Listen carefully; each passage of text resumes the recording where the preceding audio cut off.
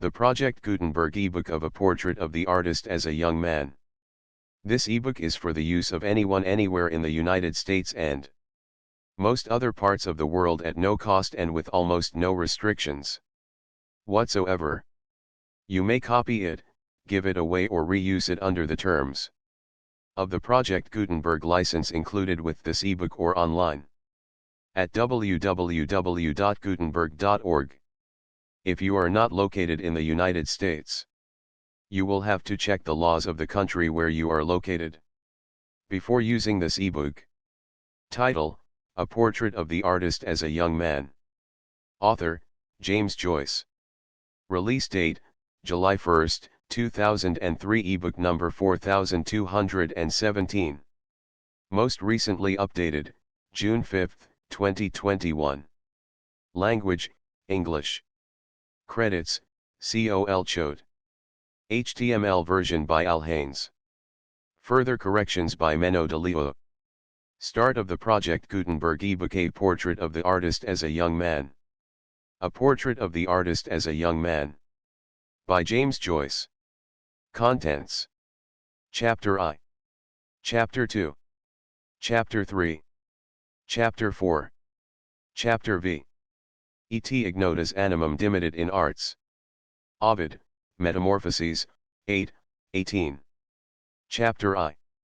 Once upon a time and a very good time there was a moo cow coming down along the road, and this moo cow that was coming down along the road met a nice little boy named Baby Tuckoo. His father told him that story. His father looked at him through a glass.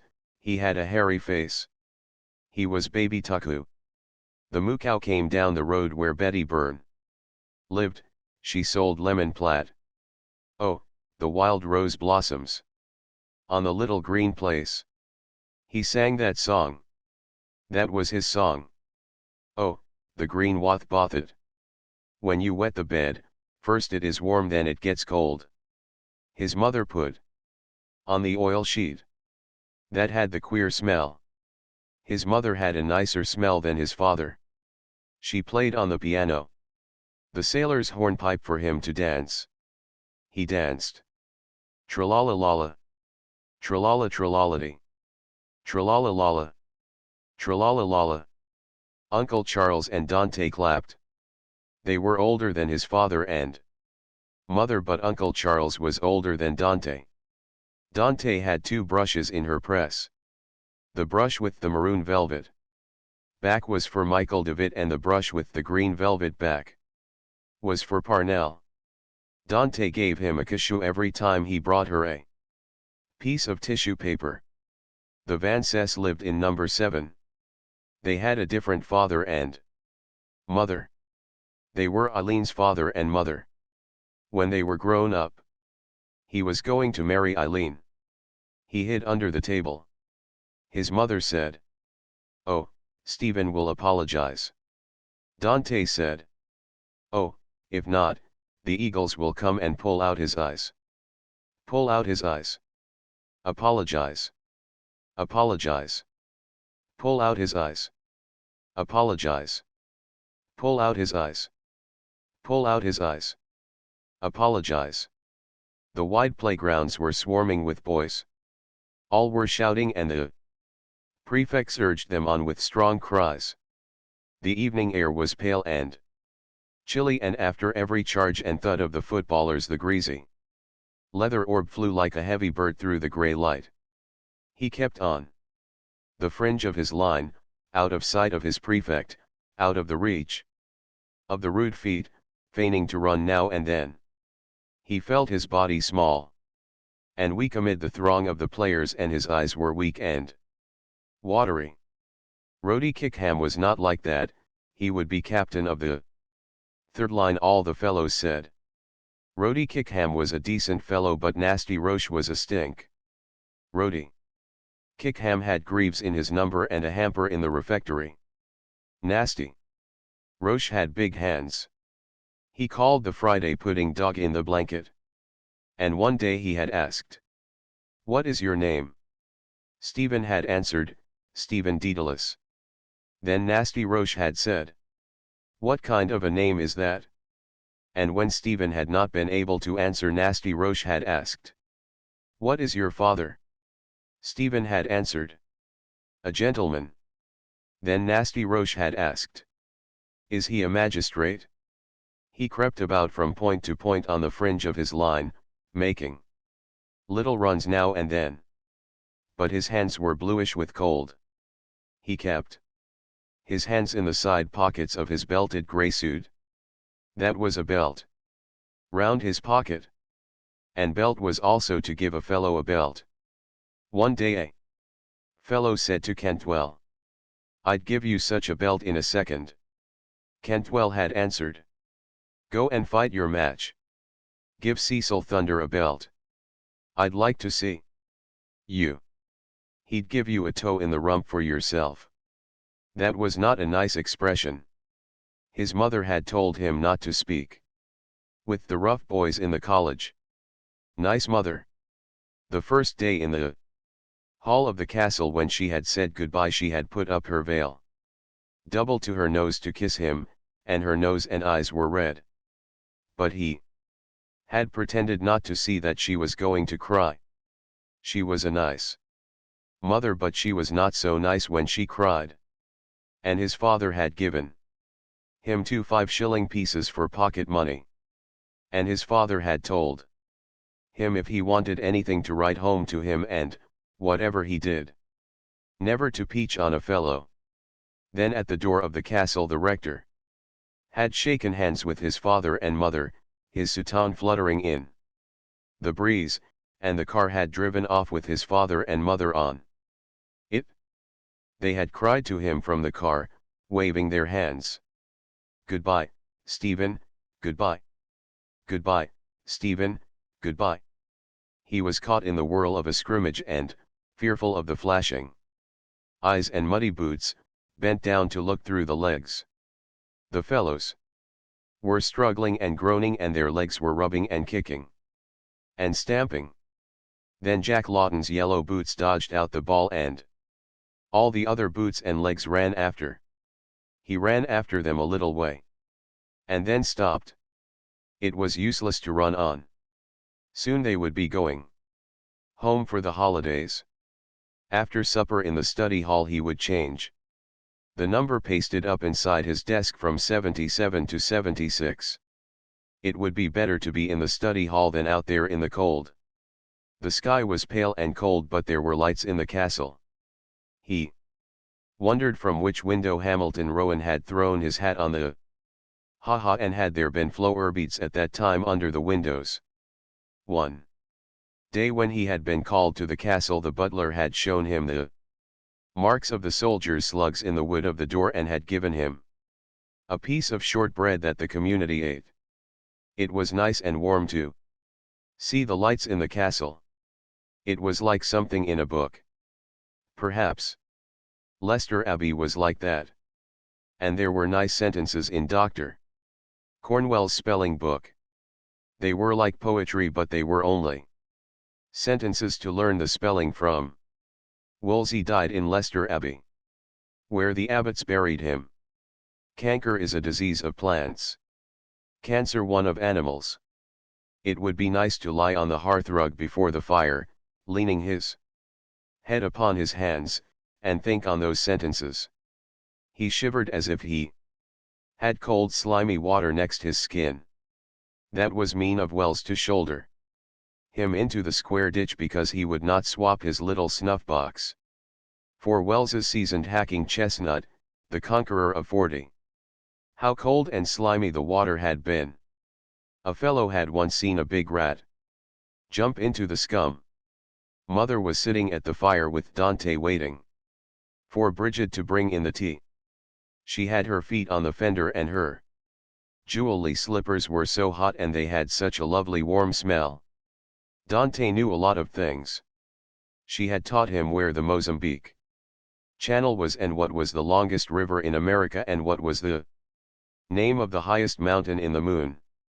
Father Arnold knew more than Dante because he was a priest, but both his father and Uncle Charles said that Dante was a clever woman and a well-read woman. And when Dante made that noise after dinner and then put up her hand to her mouth. That was heartburn.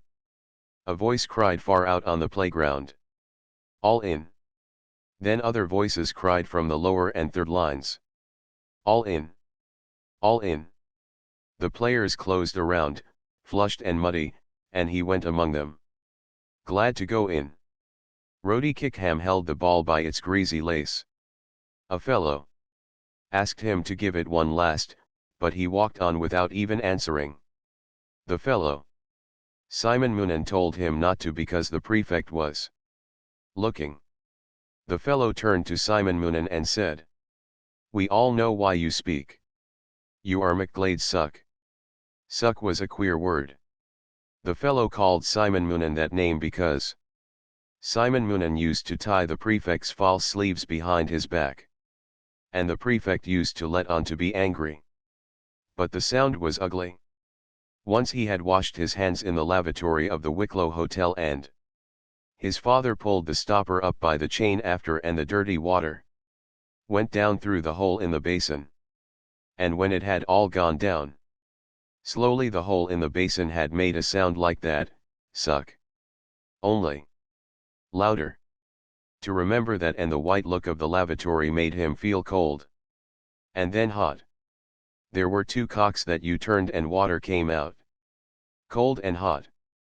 He felt cold and then a little hot, and he could see the names printed on the cocks. That was a very queer thing. And the air in the corridor chilled him too. It was queer and wettish. But soon the gas would be lit and in burning it made a light noise like a little song. Always the same, and when the fellows stopped talking in the playroom you could hear it. It was the hour for sums. Father Arnold wrote a hard sum on the board. And then said, "Now then, who will win? Go ahead, York. Go ahead, Lancaster." Stephen tried his best but the sum was too hard and he felt confused. The little silk badge with the white rose on it that was pinned on the breast of his jacket began to flutter. He was no good at sums but he tried his best so that York might not lose. Father Arnold's face looked very black but he was not in a wax, he was laughing. Then Jack Lawton cracked his fingers and Father Arnold looked at his copybook and said, "Right. Bravo Lancaster. The Red Rose wins. Come on now, York. Forge. Ahead." Jack Lawton looked over from his side. The little silk badge with the red rose on it looked very rich because he had a blue sailor top on. Stephen felt his own face red too, thinking of all the bets about who would get first place in elements, Jack Lawton or he. Some weeks Jack Lawton got the card for first and some weeks he got the card for first. His white silk badge fluttered and fluttered as he worked at the next sum and heard Father Arnold's voice. Then all his eagerness passed away. And he felt his face quite cool. He thought his face must be white. Because it felt so cool. He could not get out the answer for the sum. But it did not matter. White roses and red roses, those were beautiful colors to think of. And the cards for first place and second place and third place were beautiful colors too, pink and cream and lavender. Lavender and cream and pink roses were beautiful to think of. Perhaps a wild rose might be like those colors and he remembered the song about the wild rose blossoms on the little green place.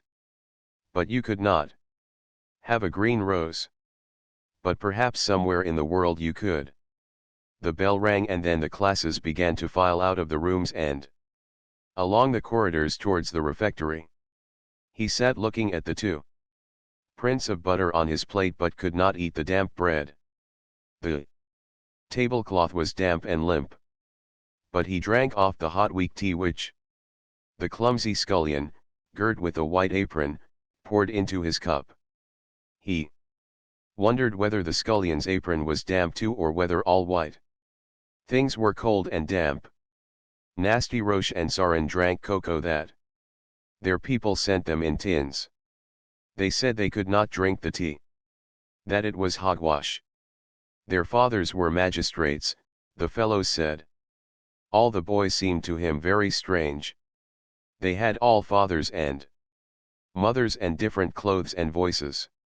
He longed to be at home and lay his head on his mother's lap. But he could not, and so he longed for the play and study and prayers to be over and to be in bed. He drank another cup of hot tea and Fleming said, "What's up? Have you a pain or what's up with you?"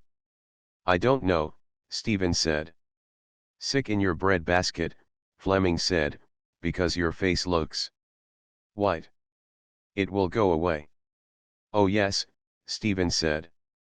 But he was not sick there. He thought that he was sick in his heart. If you could be sick in that place. Fleming was very decent to ask him. He wanted to cry. He leaned his elbows on the table and shut and opened the flaps of his ears. Then he heard the noise of the refectory every time he opened the flaps of his ears. It made a roar like a train at night. And when he closed the flaps, the roar was shut off like a train going into a tunnel. That night at Dalkey the train had roared like that, and then, when it went into the tunnel, the roar stopped. He closed his eyes and the train went on, roaring and then stopping. Roaring again, stopping. It was nice to hear it roar and stop and then roar out of the tunnel again and then stop. Then the higher line fellows began to come down along the matting in the middle of the refectory, Paddy Rath, and Jimmy McGee and the Spaniard who was allowed to smoke cigars and the little Portuguese who wore the woolly cap. And then the lower line tables and the tables of the third line.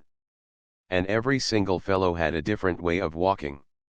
He sat in a corner of the playroom pretending to watch a game of dominoes, and once or twice he was able to hear for an instant the little song of the gas. The prefect was at the door with some boys and Simon Moonan was nodding his false sleeves. He was telling them something about Tullah Beg. Then he went away from the door and Wells came over to Stephen and said, "Tell us, Daedalus, do you kiss your mother before you go to bed?" Stephen answered, "I do." Wells turned to the other fellows and said, "Oh, I say, here's a fellow says he kisses his mother every night before he goes to bed." The other fellows stopped their game and turned round, laughing. Stephen blushed under their eyes and said, "I do not." Wells said, "Oh, I say, here's a fellow says he doesn't kiss his mother before he goes to bed." They all laughed again. Stephen tried to laugh with them. He felt his whole body hot and confused in a moment. What was the right answer to the question he had given to, and still Wells laughed. But Wells must know the right answer, for he was in third of grammar. He tried to think of Wells's mother, but he did not dare to raise his eyes to Wells's face. He did not like Wells's face. It was Wells who had shouldered him into the square ditch the day before because he would not swap his little snuff box for Wells's seasoned hacking chestnut, the Conqueror of 40. It was a mean thing to do, all the fellows said it was. And how cold and slimy the water had been. And a fellow had once seen a big rat jump plop into the scum. The cold slime of the ditch covered his whole body, and, when the bell rang for study and the lines filed out of the playrooms, he felt the cold air of the corridor and staircase inside his clothes. He still tried to think what was the right answer.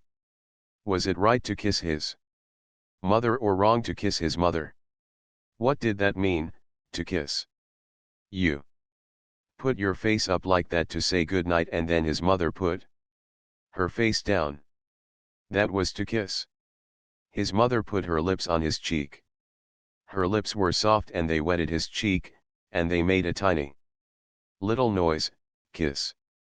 Why did people do that with their two faces? Sitting in the study hall, he opened the lid of his desk and changed the number pasted up inside from 77 to 76.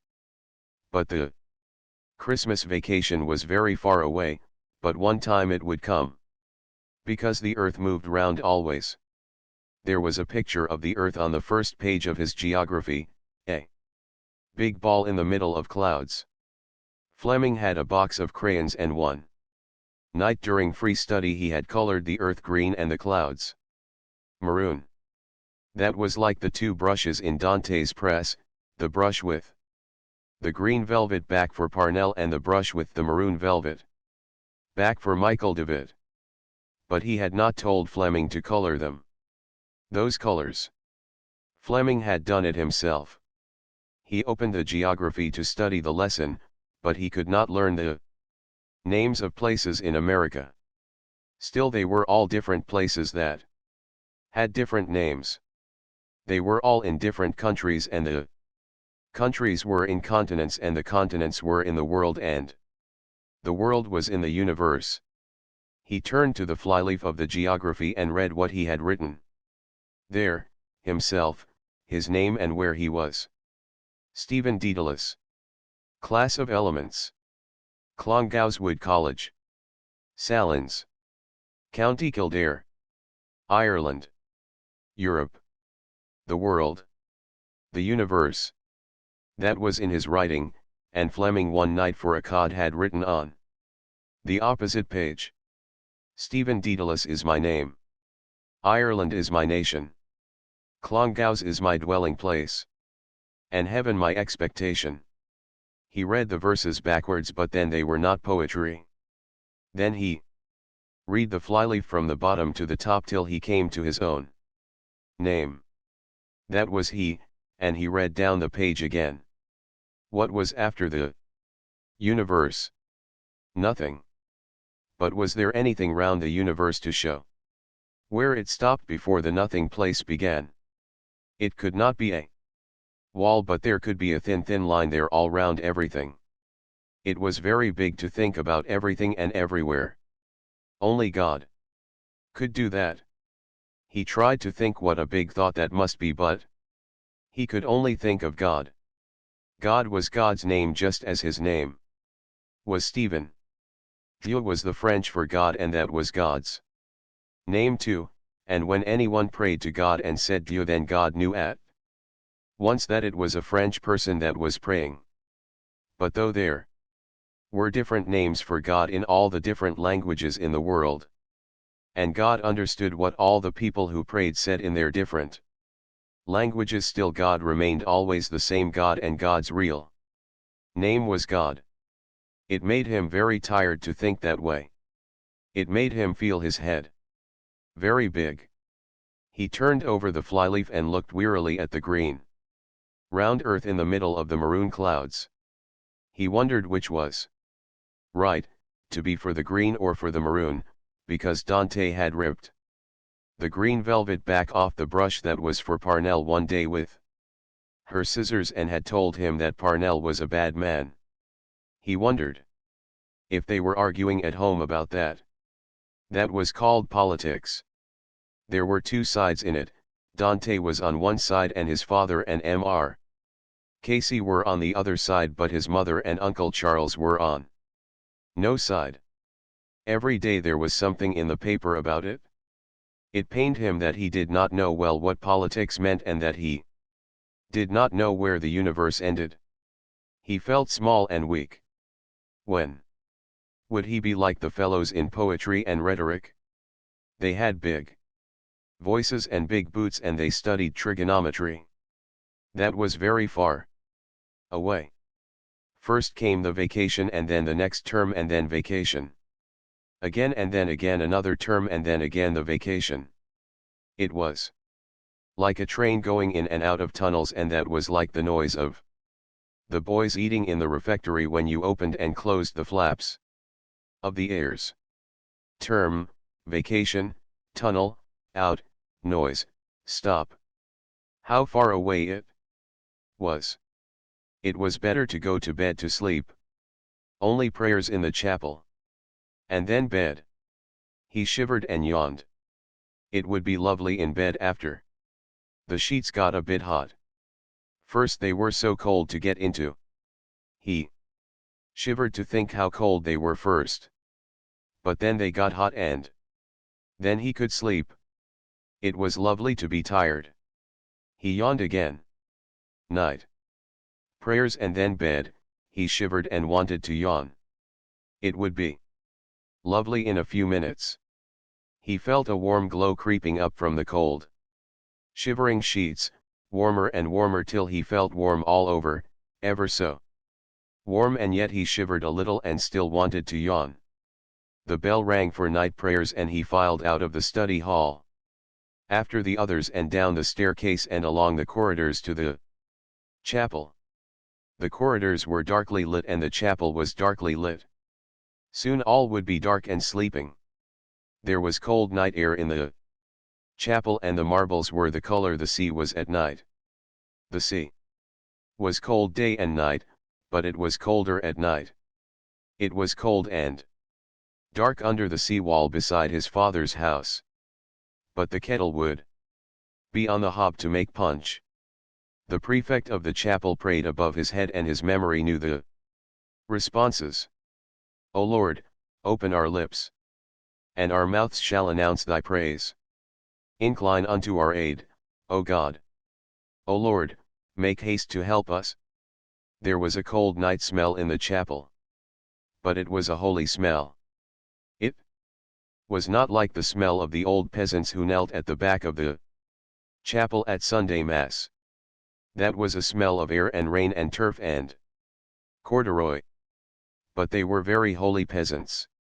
They breathed behind him on his neck and side as they prayed.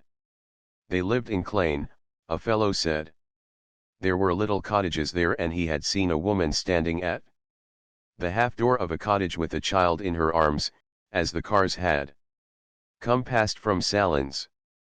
It would be lovely to sleep for one night in that cottage before the fire of smoking turf, in the dark lit by the fire, in the warm dark, breathing the smell of the peasants, air and rain and turf and corduroy. But, oh, the road there between the trees was dark. You would be lost in the dark. It made him afraid to think of how it was. He heard the voice of the prefect of the chapel saying the last prayer. He prayed it too against the dark outside under the trees. Visit, we beseech thee, O Lord, this habitation and drive away from it all the snares of the enemy. May thy holy angels dwell herein to preserve us in peace. And may thy blessing be always upon us through Christ our Lord. Amen. His fingers trembled as he undressed himself in the dormitory. He told his fingers to hurry up. He had to undress and then kneel and say his own prayers and be in bed before the gas was lowered so that he might not go to hell when he died. He rolled his stockings off and put on his nightshirt quickly and knelt trembling at his bedside and repeated his prayers quickly, fearing that the gas would go down. He felt his shoulders shaking as he murmured, God bless my father and my mother and spare them to me. God bless my little brothers and sisters and spare them to me. God bless Dante and Uncle Charles and spare them to me. He blessed himself and climbed quickly into bed and, tucking the end of the nightshirt under his feet, curled himself together under the cold white sheets, shaking and trembling. But he would not go to hell when he died, and the shaking would stop. A voice bade the boys in the dormitory good night. He peered out for an instant over the coverlet, and saw the yellow curtains round and before his bed that shut him off on all sides. The light was lowered quietly. The prefect's shoes went away. Where? Down the staircase and along the corridors or to his room at the end.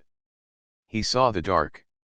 Was it true about the black dog that walked there at night with eyes as big as carriage lamps? They said it was the ghost of a murderer.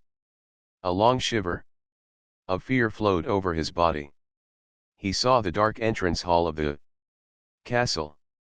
Old servants in old dress were in the ironing room above the staircase. It was long ago. The old servants were quiet. There was a fire there, but the hall was still dark.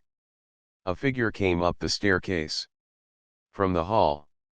He wore the white cloak of a marshal, his face was pale and strange, he held his hand pressed to his side. He looked out of strange eyes at the old servants. They looked at him and saw their master's face and cloak and knew that he had received his death wound. But only the dark was where they looked, only dark silent air. Their master had received his death wound on the battlefield of Prague far away over the sea. He was standing on the field, his hand was pressed to his side, his face was pale and strange and he wore the white cloak of a marshal. Oh, how cold and strange it was to think of that. All the dark was cold and strange. There were pale strange faces there, great eyes like carriage lamps. They were the ghosts of murderers, the figures of marshals who had received their death wound on battlefields far away over the sea. What did they wish to say that their faces were so strange? Visit, we beseech thee, O Lord, this habitation and drive away from it all. Going home for the holidays. That would be lovely, the fellows had told him.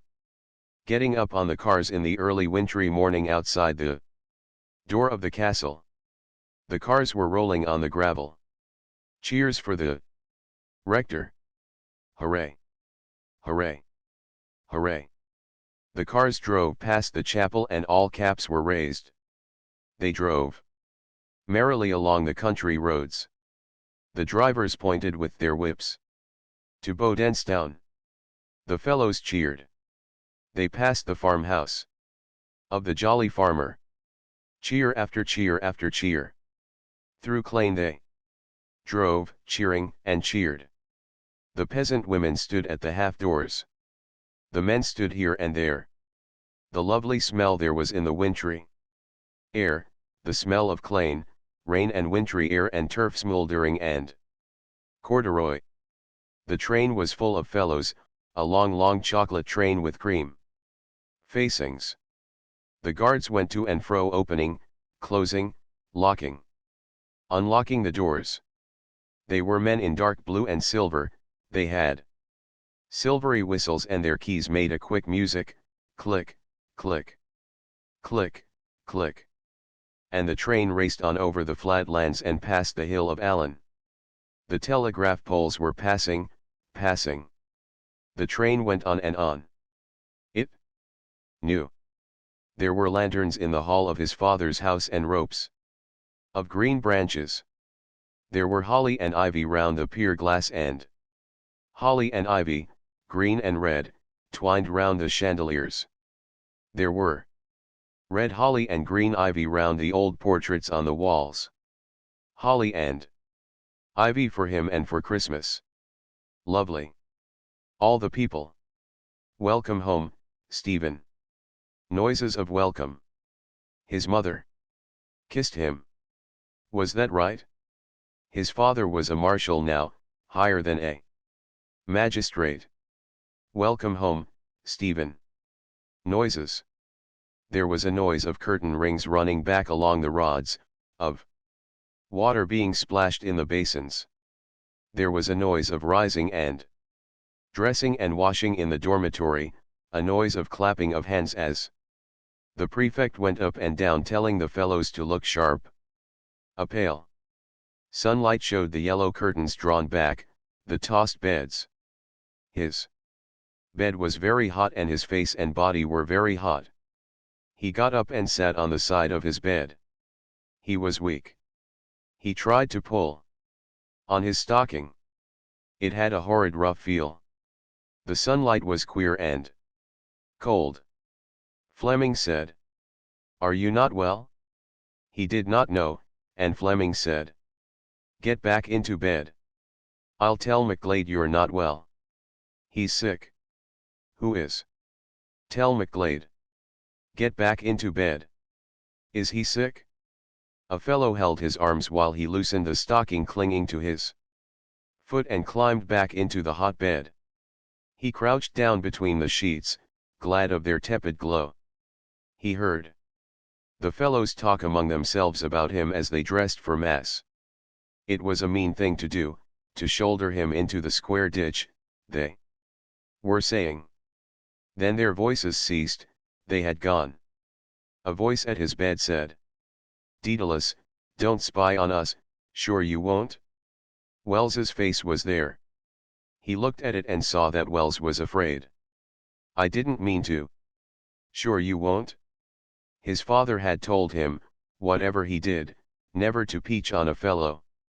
He shook his head and answered no and felt glad.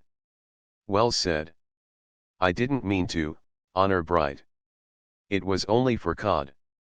I'm sorry." The face and the voice went away. Sorry because he was afraid. Afraid that it was some disease. Canker was a disease of plants and cancer one of animals, or another different. That was a long time ago then out on the playgrounds in the evening light, creeping from point to point on the fringe of his line, a heavy bird flying low through the grey light. Leicester Abbey lit up. Wolsey died there. The abbots buried him themselves. It was not Wells's face, it was the prefect's. He was not foxing. No. No, he was sick really. He was not foxing.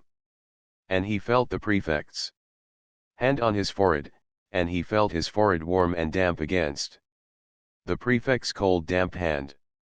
That was the way a rat felt, slimy and damp and cold. Every rat had two eyes to look out of. Sleek slimy coats, little feet tucked up to jump, black slimy eyes to look out of. They could understand how to jump. But the minds of rats could not understand trigonometry.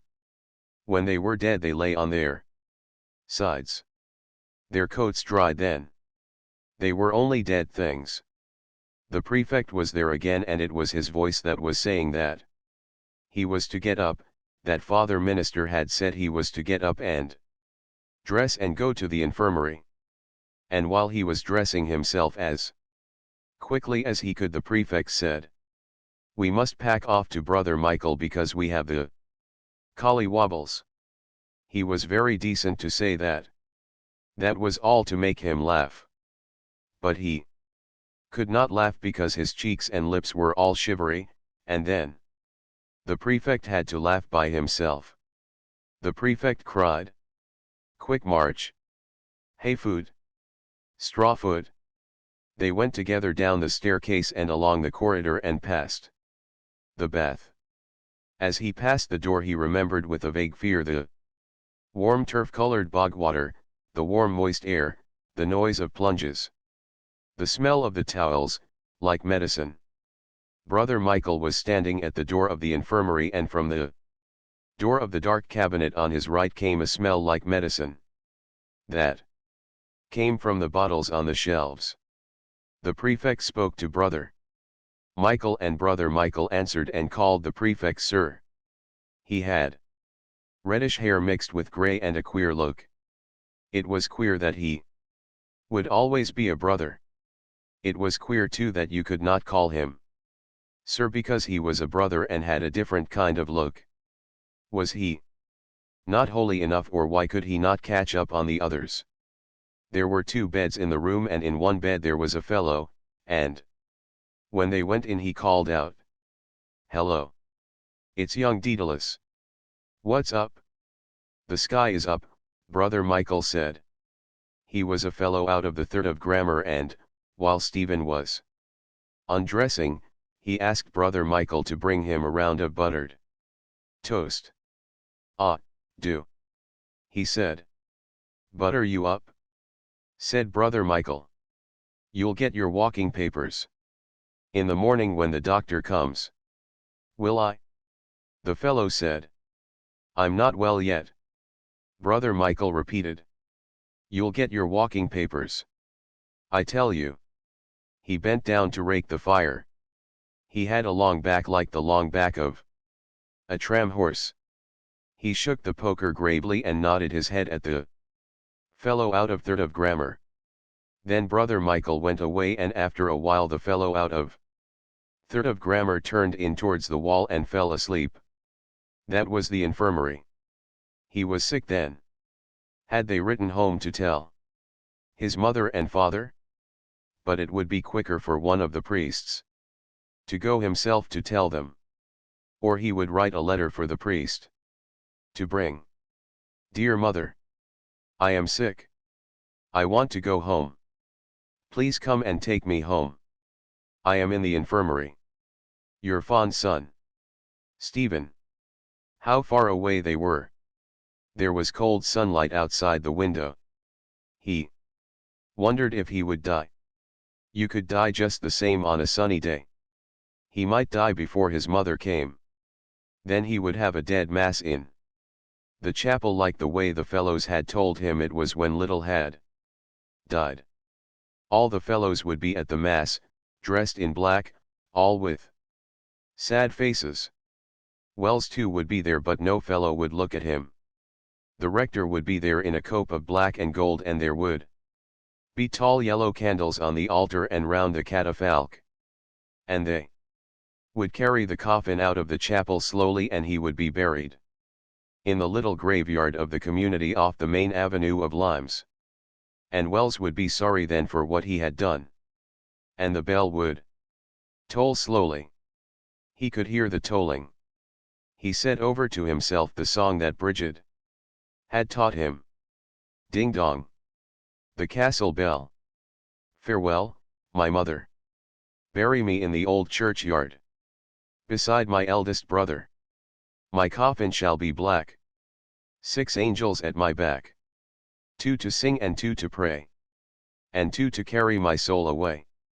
How beautiful and sad that was. How beautiful the words were where they said, bury me in the old churchyard. A tremor passed over his body. How sad and how beautiful. He wanted to cry quietly, but not for himself. For the words, so beautiful and sad, like music. The bell. The bell. Farewell. Oh, farewell. The cold sunlight was weaker, and Brother Michael was standing at his bedside with a bowl of beef tea. He was glad, for his mouth was hot and dry. He could hear them playing in the playgrounds. And the day was going on in the college just as if he were there.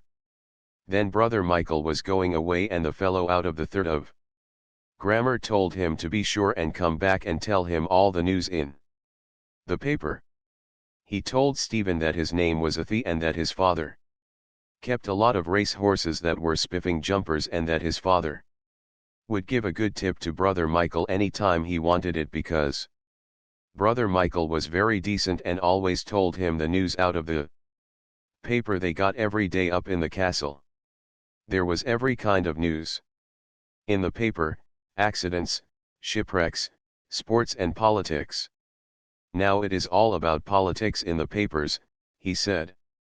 Do your people talk about that too? Yes, Stephen said. Mine too, he said. Then he thought for a moment and said, you have a queer name, Daedalus, and I have a queer name too, Athy. My name is the name of a town. Your name is like Latin. Then he asked, are you good at riddles? Stephen answered, not very good. Then he said, can you answer me this one? Why is the county of Kildare like the leg of a fellow's breeches? Stephen thought what could be the answer, and then said, I give it up. Because there is a thigh in it, he said. Do you see the joke? Athy is the town in the county Kildare, and a thigh is the other thigh. Oh, I see, Stephen said. That's an old riddle, he said. After a moment he said, I say. What? asked Stephen. You know, he said, you can ask that riddle another way. Can you? said Stephen. The same riddle, he said. Do you know the other way to ask it? No, said Stephen. Can you not think of the other way? He said. He looked at Stephen over the bedclothes as he spoke. Then he lay back on the pillow and said, there is another way, but I won't tell you what it is. Why did he not tell it? His father, who kept the race horses, must be a magistrate too, like Saren's father and Nasty Rosh's father. He thought of his own father, of how he sang songs while his mother played, and of how he always gave him a shilling when he asked for sixpence, and he felt sorry for him that he was not a magistrate like the other boys' fathers. Then why was he sent to that place with them? But his father had told him that he would be no stranger there because his granduncle had presented an address to the Liberator there 50 years before. You could know the people of that time by their old dress. It seemed to him a solemn time, and he wondered if that was the time when the fellows in Clongowes wore blue coats with brass buttons and yellow waistcoats and caps of rabbit skin, and drank beer like grown-up people, and kept greyhounds of their own to course the hares with. He looked at the window and saw that the daylight had grown weaker. There would be cloudy grey light over the playgrounds. There was no noise on the playgrounds. The class must be doing the themes, or perhaps Father Arnold was reading out of the book. It was queer that they had not given him any medicine. Perhaps Brother Michael would bring it back when he came. They said you got stinking stuff to drink when you were in the infirmary. But he felt better now than before. It would be nice getting better slowly. You could get a book then. There was a book in the library about Holland. There were lovely foreign names in it and pictures of strange-looking cities and ships. It made you feel so happy. How pale the light was at the window. But that was nice. The fire rose and fell on the wall. It was like waves. Someone had put coal on, and he heard voices. They were talking. It was the noise of the waves. Or the waves were talking among themselves as they rose and fell. He saw the sea of waves, long dark waves rising and falling, dark under the moonless night. A tiny light twinkled at the pierhead where the ship was entering, and he saw a multitude of people gathered by the water's edge to see the ship that was entering their harbor. A tall man stood on the deck, looking out towards the flat dark land, and by the light at the pierhead he saw his face, the sorrowful face of Brother Michael. He saw him lift his hand towards the people and heard him say in a loud voice of sorrow over the waters, "He is dead." We saw him lying upon the catafalque. A wail of sorrow went up from the people. "Parnell! Parnell!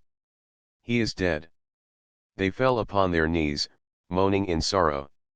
And he saw Dante in a maroon velvet dress and with a green velvet mantle hanging from her shoulders, walking proudly and silently past the people who knelt by the water's edge. A great fire, banked high and red, flamed in the grate, and under the ivy-twined branches of the chandelier the Christmas table was spread. They had come home a little late and still dinner was not ready, but it would be ready in a jiffy, his mother had said. They were waiting for the door to open and for the servants to come in, holding the big dishes covered with their heavy metal covers. All were waiting. Uncle Charles, who sat far away in the shadow of the window, Dante, and Mr. Casey, who sat in the easy chairs at either side of the hearth, Stephen, seated on a chair between them, his feet resting on the toasted boss. Mr. Dedalus looked at himself in the pier glass above the mantelpiece, waxed out his mustache ends, and then, parting his coat-tails, stood with his back to the glowing fire, and still from time to time he withdrew a hand from his coat-tail to wax out one of his mustache ends. Mr. Casey leaned his head to one side. And, smiling, tapped the gland of his neck with his fingers. And Stephen smiled too, for he knew now that it was not true that Mr. Casey had a purse of silver in his throat. He smiled to think how the silvery noise which Mr. Casey used to make had deceived him. And when he had tried to open Mr. Casey's hand to see if the purse of silver was hidden, there he had seen that the fingers could not be straightened out, and Mr. Casey had told him that he had got those 3 cramped fingers making a birthday present for Queen Victoria. Mr. Casey tapped the gland of his neck and smiled at Stephen with sleepy eyes, and Mr. Dedalus said to him, "Yes. Well now, that's all right. Oh, we had a good walk, hadn't we, John?" "Yes. I wonder if there's any likelihood of dinner this evening." "Yes." "Oh, well now, we got a good breath of ozone round the head today." "Bedad." He turned to Dante and said, "You didn't stir out at all, Mrs. Riordan?" Dante frowned and said shortly, "No." Mr. Dedalus dropped his coat-tails and went over to the sideboard. He brought forth a great stone jar of whiskey from the locker and filled the decanter slowly, bending now and then to see how much he had poured in. Then replacing the jar in the locker, he poured a little of the whiskey into 2 glasses, added a little water and came back with them to the fireplace.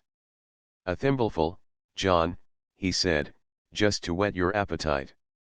Mr. Casey took the glass, drank, and placed it near him on the mantelpiece. Then he said, "Well, I can't help thinking of our friend Christopher manufacturing." He broke into a fit of laughter and coughing and added, "Manufacturing that champagne for those fellows." Mr. Dedalus laughed loudly. "Is it Christie?" he said. "There's more cunning in one of those warts on his bald head than in a pack of Jack Foxes." He inclined his head, closed his eyes, and, licking his lips profusely, began to speak with the voice of the hotel keeper. "And he has such a soft mouth when he's speaking to you, don't you?" "No. He's very moist and watery about the dewlaps, God bless him." Mr. Casey was still struggling through his fit of coughing and laughter. Stephen, seeing and hearing the hotel keeper through his father's face and voice, laughed. Mr. Dedalus put up his eyeglass and, staring down at him, said quietly and kindly, "What are you laughing at, you little puppy, you?" The servants entered and placed the dishes on the table. Mrs. Dedalus followed and the places were arranged. "Sit over," she said. Mr. Dedalus went to the end of the table and said, "Now, Mrs. Riordan, sit over. John, sit you down, my hearty." He looked round to where Uncle Charles sat and said, "Now then, sir, there's a bird here waiting for you." When all had taken their seats, he laid his hand on the cover and then said quickly, withdrawing it, "Now, Stephen." Stephen stood up in his place to say the grace before meals. "Bless us, O Lord, and these thy gifts which through thy bounty we are about to receive through Christ our Lord. Amen." All blessed themselves, and Mr. Dedalus with a sigh of pleasure lifted from the dish the heavy cover pearled around the edge with glistening drops. Stephen looked at the plump turkey which had lain, trussed and skewered, on the kitchen table. He knew that his father had paid a guinea for it in Duns of D'Olier Street, and that the man had prodded it often at the breastbone to show how good it was, and he remembered the man's voice when he had said, "Take that one, sir. That's the real Ally Daily." Why did Mr. Barrett in Clongowes call his pandabata turkey? But Clongowes was far away, and the warm heavy smell of turkey and ham and celery rose from the plates and dishes, and the great fire was banked high and red in the grate, and the green ivy and red holly made you feel So happy, and when dinner was ended the big plum pudding would be carried in, studded with peeled almonds and sprigs of holly, with bluish fire running around it and a little green flag flying from the top. It was his first Christmas dinner, and he thought of his little brothers and sisters who were waiting in the nursery, as he had often waited. Till the pudding came. The deep low collar and the Eton jacket made him feel queer and oldish, and that morning when his mother had brought him down to the parlor, dressed for Mass, his father had cried. That was because he was thinking of his own father. And Uncle Charles had said so too. Mr. Dedalus covered the dish and began to eat hungrily. Then he said, "Poor old Christy, he's nearly lopsided now with roguery." "Simon," said Mrs. Dedalus, "you haven't given Mrs. Riordan any sauce." Mr. Dedalus seized the sauce boat. "Haven't I?" he cried. "Mrs. Riordan, pity the poor blind." Dante covered her plate with her hands and said, "No, thanks." Mr. Dedalus turned to Uncle Charles. "How are you off, sir?" "Right as the mail, Simon." "You, John?" "I'm all right." "Go on yourself." "Mary?" "Here, Stephen, here's something to make your hair curl." He poured sauce freely over Stephen's plate and set the boat again on the table. Then he asked Uncle Charles, was it tender? Uncle Charles could not speak because his mouth was full, but he nodded that it was. "That was a good answer our friend made to the canon." "What?" said Mr. Dedalus. "I didn't think he had that much in him," said Mr. Casey. "I'll pay your dues, father, when you cease turning the house of God into a polling booth." "A nice answer," said Dante, "for any man calling himself a Catholic to give to his priest." "They have only themselves to blame," said Mr. Dedalus suavely. "If they took a fool's advice they would confine their attention to religion." "It is religion," Dante said. "They are doing their duty in warning the people." "We go to the house of God," Mr. Casey said, "in all humility to pray to our Maker and not to hear election addresses." "It is religion," Dante said again. "They are right. They must direct their flocks and preach politics from the altar, is it?" asked Mr. Dedalus. "Certainly," said Dante. "It is a question of public morality. A priest would not be a priest if he did not tell his flock what is right and what is wrong." Mrs. Dedalus laid down her knife and fork, saying, "For pity's sake and for pity's sake let us have no political discussion on this day of all days in the year." "Quite right, ma'am," said Uncle Charles. "Now Simon, that's quite enough now. Not another word now." "Yes, yes," said Mr. Dedalus quickly. He uncovered the dish boldly and said, "Now then, who's for more turkey?" Nobody answered. Dante said, "Nice language for any Catholic to use." "Mrs. Riordan, I appeal to you," said Mrs. Dedalus, "to let the matter drop now." Dante turned on her and said, "And am I to sit here and listen to the pastors of my church being flouted?" "Nobody is saying a word against them," said Mr. Dedalus, "so long as they don't meddle in politics." "The bishops and priests of Ireland have spoken," said Dante, "and they must be obeyed." "Let them leave politics alone," said Mr. Casey, "or the people may leave their church alone."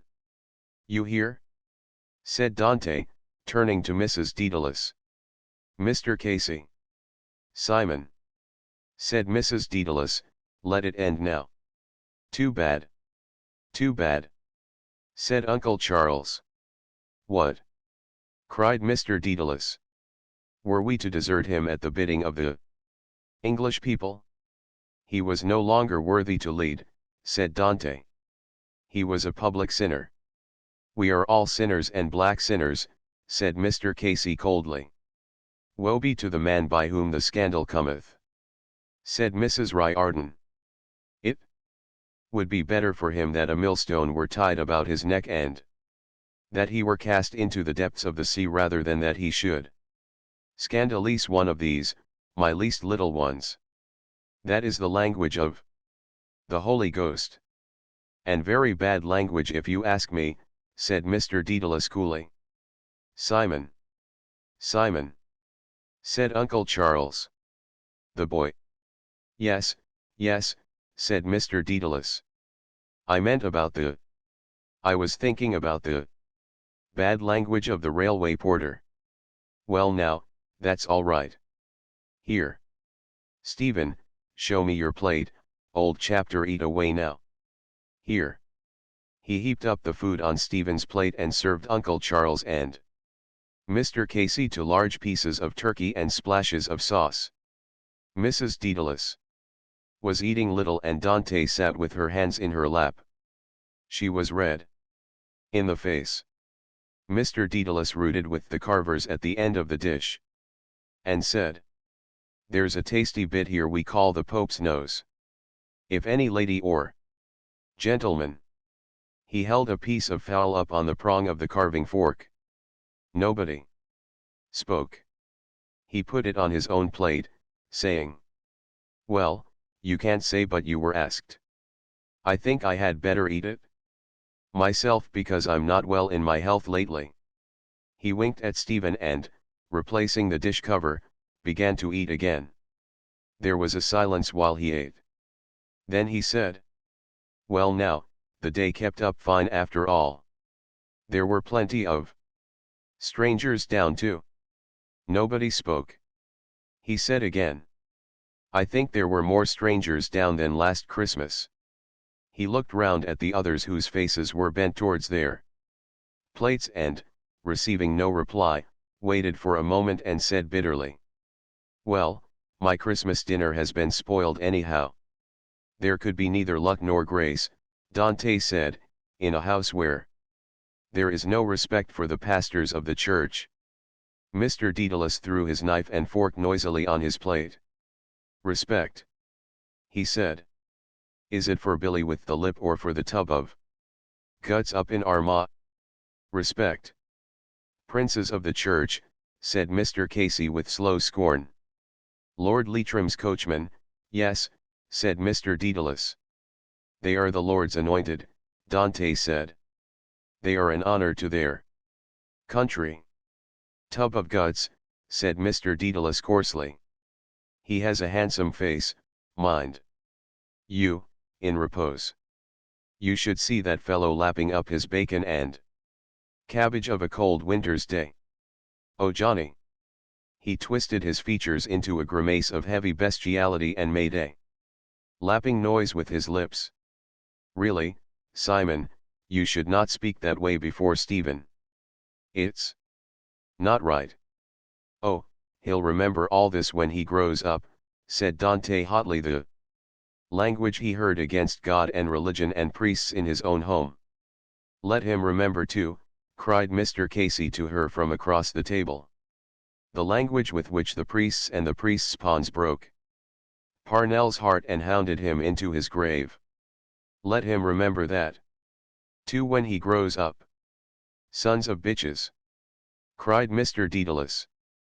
When he was down they turned on him to betray him and rend him like rats in a sewer. Low-lived dogs. And they look it. By Christ, they look it. They behaved rightly, cried Dante. They obeyed their bishops and their priests. Honor to them. Well, it is perfectly dreadful to say that not even for one day in the year, said Mrs. Dedalus, can we be free from these dreadful disputes. Uncle Charles raised his hands mildly and said, Come now, come now, come now. Can we not have our opinions whatever they are without this bad temper and this bad language? It is too bad. Surely. Mrs. Dedalus spoke to Dante in a low voice, but Dante said loudly, I will not say nothing. I will defend my church and my religion when it is insulted and spit on by renegade Catholics. Mr. Casey pushed his plate rudely into the middle of the table and, resting his elbows before him, said in a hoarse voice to his host, "Tell me, did I tell you that story about a very famous spit?" "You did not, John," said Mr. Dedalus. "Why then," said Mr. Casey, "it is a most instructive story. It happened not long ago in the county Wicklow where we are now." He broke off and, turning towards Dante, said with quiet indignation, "And I may tell you, ma'am, that I, if you mean me, am no renegade Catholic. I am a Catholic as my father was and his father before him. And his father before him again when we gave up our lives rather than sell our faith." "The more shame to you now," Dante said, "to speak as you do." "The story, John," said Mr. Dedalus smiling. "Let us have the story." "Anyhow." "Catholic indeed," repeated Dante ironically. "The blackest Protestant in the land would not speak the language I have heard this evening." Mr. Dedalus began to sway his head to and fro, crooning like a country singer. "I am no Protestant, I tell you again," said Mr. Casey, flushing. Mr. Dedalus, still crooning and swaying his head, began to sing in a grunting nasal tone. "Oh, come all you Roman Catholics that never went to Mass." He took up his knife and fork again in good humor and set to eating, saying to Mr. Casey, "Let us have the story, John. It will help us to digest." Stephen looked with affection at Mr. Casey's face, which stared across the table over his joined hands. He liked to sit near him at the fire, looking up at his dark fierce face. But his dark eyes were never fierce. And his slow voice was good to listen to. But why was he then against the priests? Because Dante must be right then. But he had heard his father say that she was a spoiled nun and that she had come out of the convent in the Alleghenies when her brother had got the money from the savages for the trinkets and the Chinese. Perhaps that made her severe against Parnell. And she did not like him to play with Eileen because Eileen was a Protestant, and when she was young she knew children that used to play with Protestants, and the Protestants used to make fun of the Litany of the Blessed Virgin. Tower of Ivory, they used to say, House of Gold. How could a woman be a Tower of Ivory or a House of Gold? Who was right then? And he remembered the evening in the infirmary in Clongowes, the dark waters, the light at the pierhead, and the moan of sorrow from the people when they had heard Eileen had long white hands. One evening when playing tig she had put her hands over his eyes, long and white and thin and cold and soft. That was ivory, a cold white thing. That was the meaning of Tower of Ivory. "The story is very short and sweet," Mr. Casey said. "It was one day down in Arklow, a cold bitter day, not long before the chief died. May God have mercy on him." He closed his eyes wearily and paused. Mr. Dedalus took a bone from his plate and tore some meat from it with his teeth, saying, "Before he was killed, you mean?" Mr. Casey opened his eyes, sighed and went on. "It was down in Arklow one day. We were down there at a meeting, and after the meeting was over we had to make our way to the railway station through the crowd. Such booing and banging, man, you never heard. They called us all the names in the world. Well, there was one old lady, and a drunken old harridan she was surely, that paid all her attention to me. She kept dancing along beside me in the mud, bawling and screaming into my face, 'Priest Hunter! The Paris funds! Mr. Fox! Kitty O'Shea!' And what did you do, John?" asked Mr. Dedalus. "I let her bawl away," said Mr. Casey. It was a cold day and to keep up my heart I had, saving your presence, ma'am, a quid of Tullamore in my mouth, and sure I couldn't say a word in any case because my mouth was full of tobacco juice. Well, John. Well. I let her bawl away, to her heart's content, Kitty O'Shea and the rest of it, till at last she called that lady a name that I won't sully this Christmas board nor your ears, ma'am, nor my own lips by repeating. He paused. Mr. Dedalus, lifting his head from the bone, asked. And what did you do, John? Do? Said Mr. Casey. She stuck her ugly old face up at me when she said it, and I had my mouth full of tobacco juice. I bent down to her. And PHTH. Says I to her like that. He turned aside and made the act of spitting. PHTH. Says I to her like that, right into her eye. He clapped his hand to his eye and gave a hoarse scream of pain. Oh Jesus, Mary and Joseph. Says she. I'm blinded. I'm blinded and drowned. He stopped in a fit of coughing and laughter, repeating. I'm blinded entirely. Mr. Dedalus laughed loudly and lay back in his chair while Uncle Charles swayed his head to and fro. Dante looked terribly angry and repeated while they laughed. Very nice. Ha! Very nice. It was not nice about the spit in the woman's eye. But what was the name the woman had called Kitty O'Shea that Mr. Casey would not repeat? He thought of Mr. Casey walking through the crowds of people and making speeches from a wagonette.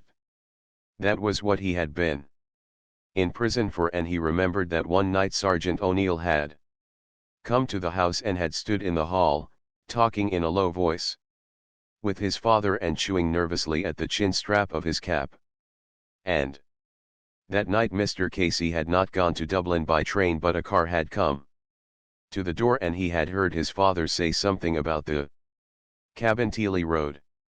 He was for Ireland and Parnell, and so was his father, and so was Dante. Too, for one night at the band on the Esplanade she had hit a gentleman on the head with her umbrella because he had taken off his hat when the band played God Save the Queen at the end. Mr. Dedalus gave a snort of contempt. Ah, John, he said. It is true for them. We are an unfortunate priest-ridden race, and always were and always will be till the end of the chapter. Uncle Charles shook his head, saying, a bad business. A bad business. Mr. Dedalus repeated. A priest-ridden, God-forsaken race. He pointed to the portrait of his grandfather on the wall to his right. Do you see that old chap up there, John? He said. He was a good Irishman when there was no money in the job. He was condemned to death as a witty boy. But he had a saying about our clerical friends, that he would never let one of them put his 2 feet under his mahogany. Dante broke in angrily. If we are a priest-ridden race, we ought to be proud of it. They are the apple of God's eye. Touch them not, says Christ, for they are the apple of my eye. And can we not love our country then? Asked Mr. Casey. Are we not to follow the man that was born to lead us? A traitor to his country, replied Dante. A traitor, an adulterer. The priests were right to abandon him. The priests were always the true friends of Ireland. Were they, Faith? Said Mr. Casey. He threw his fist on the table and, frowning angrily, protruded one finger after another. Didn't the bishops of Ireland betray us in the time of the Union, when Bishop Lanigan presented an address of loyalty to the Marquis Cornwallis? Didn't the bishops and priests sell the aspirations of their country in 1829 in return for Catholic emancipation? Didn't they denounce the Fenian movement from the pulpit and in the confession box? And didn't they disannure the ashes of Terence Bellew McManus? His face was glowing with anger, and Stephen felt the glow rise to his own cheek as the spoken words thrilled him. Mr. Dedalus uttered a guffaw. Of course, scorn. Oh, by God, he cried, I forgot little old Paul Cullen. Another apple. Of God's eye? Dante bent across the table and cried to Mr. Casey. Right? Right? They were always right? God and morality and religion. Come first. Mrs. Dedalus, seeing her excitement, said to her. Mrs. Riordan, don't excite yourself answering them. God and religion before everything. Dante cried. God and religion. Before the world. Mr. Casey raised his clenched fist and brought it down on the table with a crash. Very well then, he shouted hoarsely, if it comes to that, no God for Ireland. John. John. Cried Mr. Dedalus, seizing his guest by the coat sleeve. Dante stared across the table, her cheeks shaking. Mr. Casey struggled up from his chair and bent across the table towards her, scraping the air from before his eyes with one hand as though he were tearing aside a cobweb. No God for Ireland. He cried. We have had too much God in Ireland. Away with God. Blasphemer. Devil. Screamed Dante, starting to her feet and almost spitting in his face. Uncle Charles and Mr. Dedalus pulled Mr. Casey back into his chair again, talking to him from both sides reasonably. He stared before him out of his dark flaming eyes, repeating, away with God, I say. Dante shoved her chair violently aside and left the table, upsetting her napkin ring, which rolled slowly along the carpet and came to rest against the foot of an easy chair. Mrs. Dedalus rose quickly and followed her towards the door. At the door Dante turned round violently and shouted down the room, her cheeks flushed and quivering with rage. Devil out of hell! We won. We crushed him to death. Fiend! The door slammed behind her. Mr. Casey, freeing his arms from his holders, suddenly bowed his head on his hands with a sob of pain.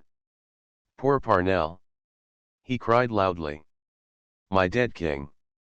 He sobbed loudly and bitterly.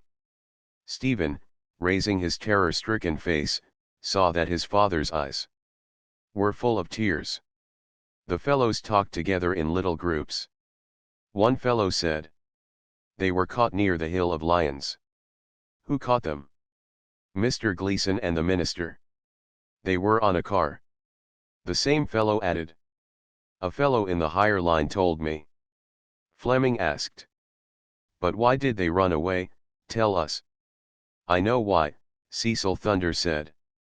Because they had fecked cash out of the rector's room. Who fecked it?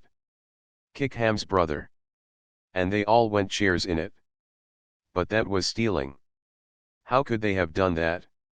A fat lot you know about it, Thunder. Wells said. I know why they. Scud. Tell us why. I was told not to, Wells said. Oh, go on, Wells, all said. You might tell us. We won't let it out. Stephen bent forward his head to hear. Wells looked round to see if anyone was coming. Then he said secretly. You know the altar wine they keep in the press in the sacristy? Yes. Well, they drank that and it was found out who did it by the smell.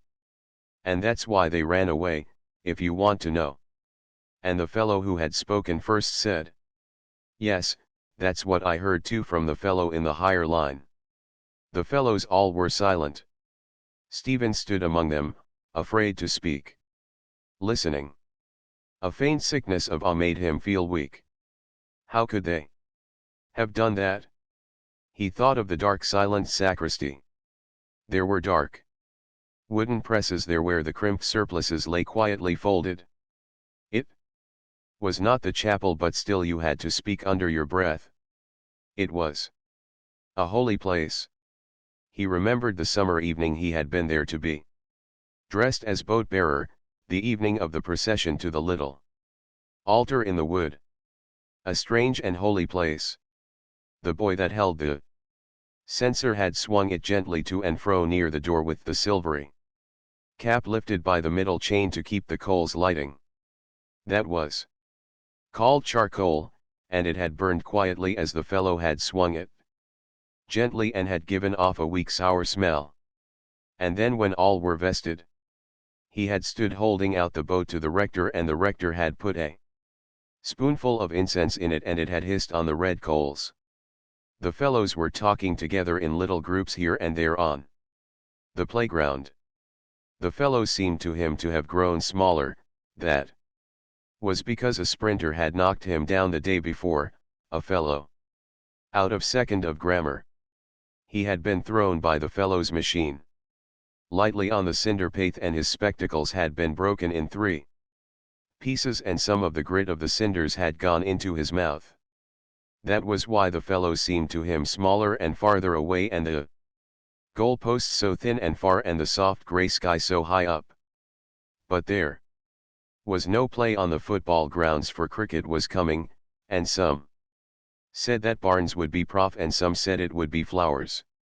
And all over the playgrounds they were playing rounders and bowling, twisters and lobs. And from here and from there came the sounds of the cricket bats through the soft grey air. They said, pick, pack, pock, puck, little drops of water in a fountain slowly falling in the brimming bowl. Athie, who had been silent, said quietly, "You are all wrong." All turned towards him eagerly. "Why?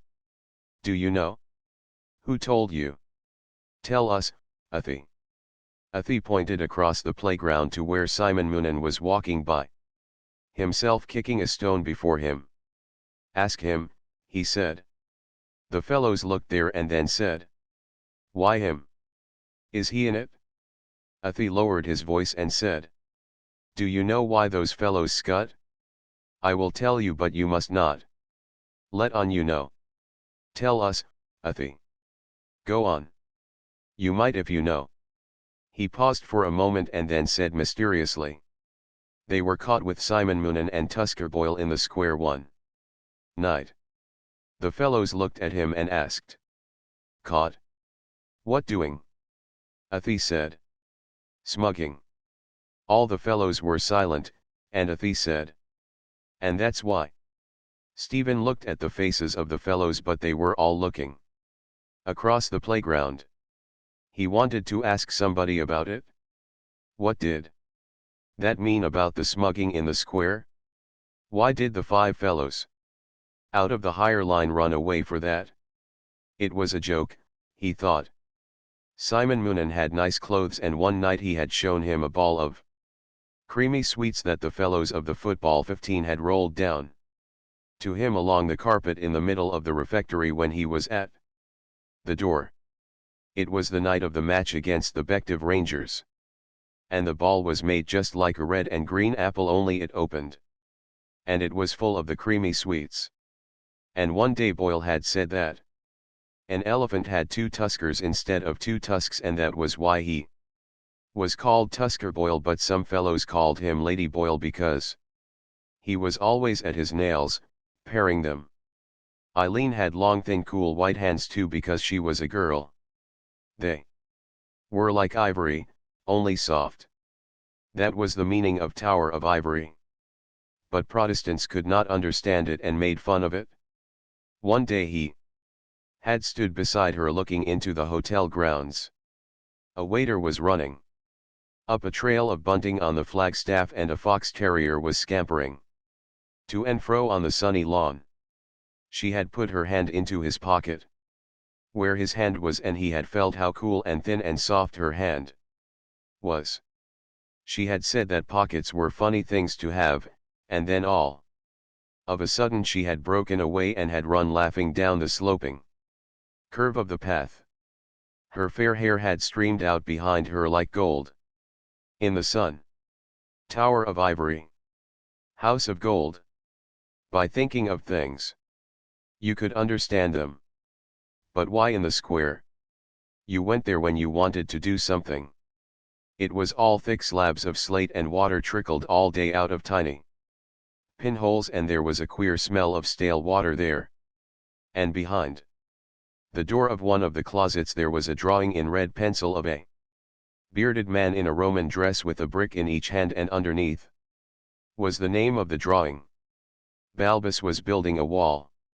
Some fellow had drawn it there for a cod. It had a funny face, but it was very like a man with a beard. And on the wall of another closet there was written in backhand in beautiful writing, Julius Caesar wrote the Calico Belly. Perhaps that was why they were there, because it was a place where some fellows wrote things for cod. But all the same it was queer what Athy said, and the way he said it. It was not a cod, because they had run away. He looked with the others across the playground and began to feel afraid. At last Fleming said, "And we are all to be punished for what other fellows did?" "I won't come back, see if I do," Cecil Thunder said. 3 days silence in the refectory, and sending us up for 6 and 8 every minute. "Yes," said Wells. "And old Barrett has a new way of twisting the note, so that you can't open it and fold it again to see how many fairly you are to get." "I won't come back too." "Yes," said Cecil Thunder, "and the prefect of studies was in second of grammar this morning." "Let us get up a rebellion," Fleming said. "Will we?" All the fellows were silent.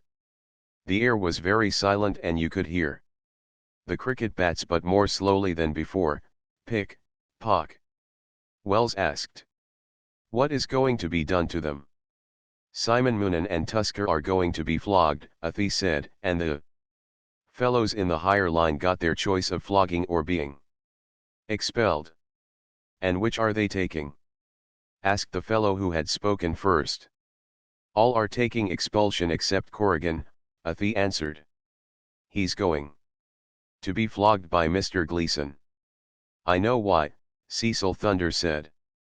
"He is right, and the other fellows are wrong, because a flogging wears off after a bit, but a fellow that has been expelled from college is known all his life on account of it.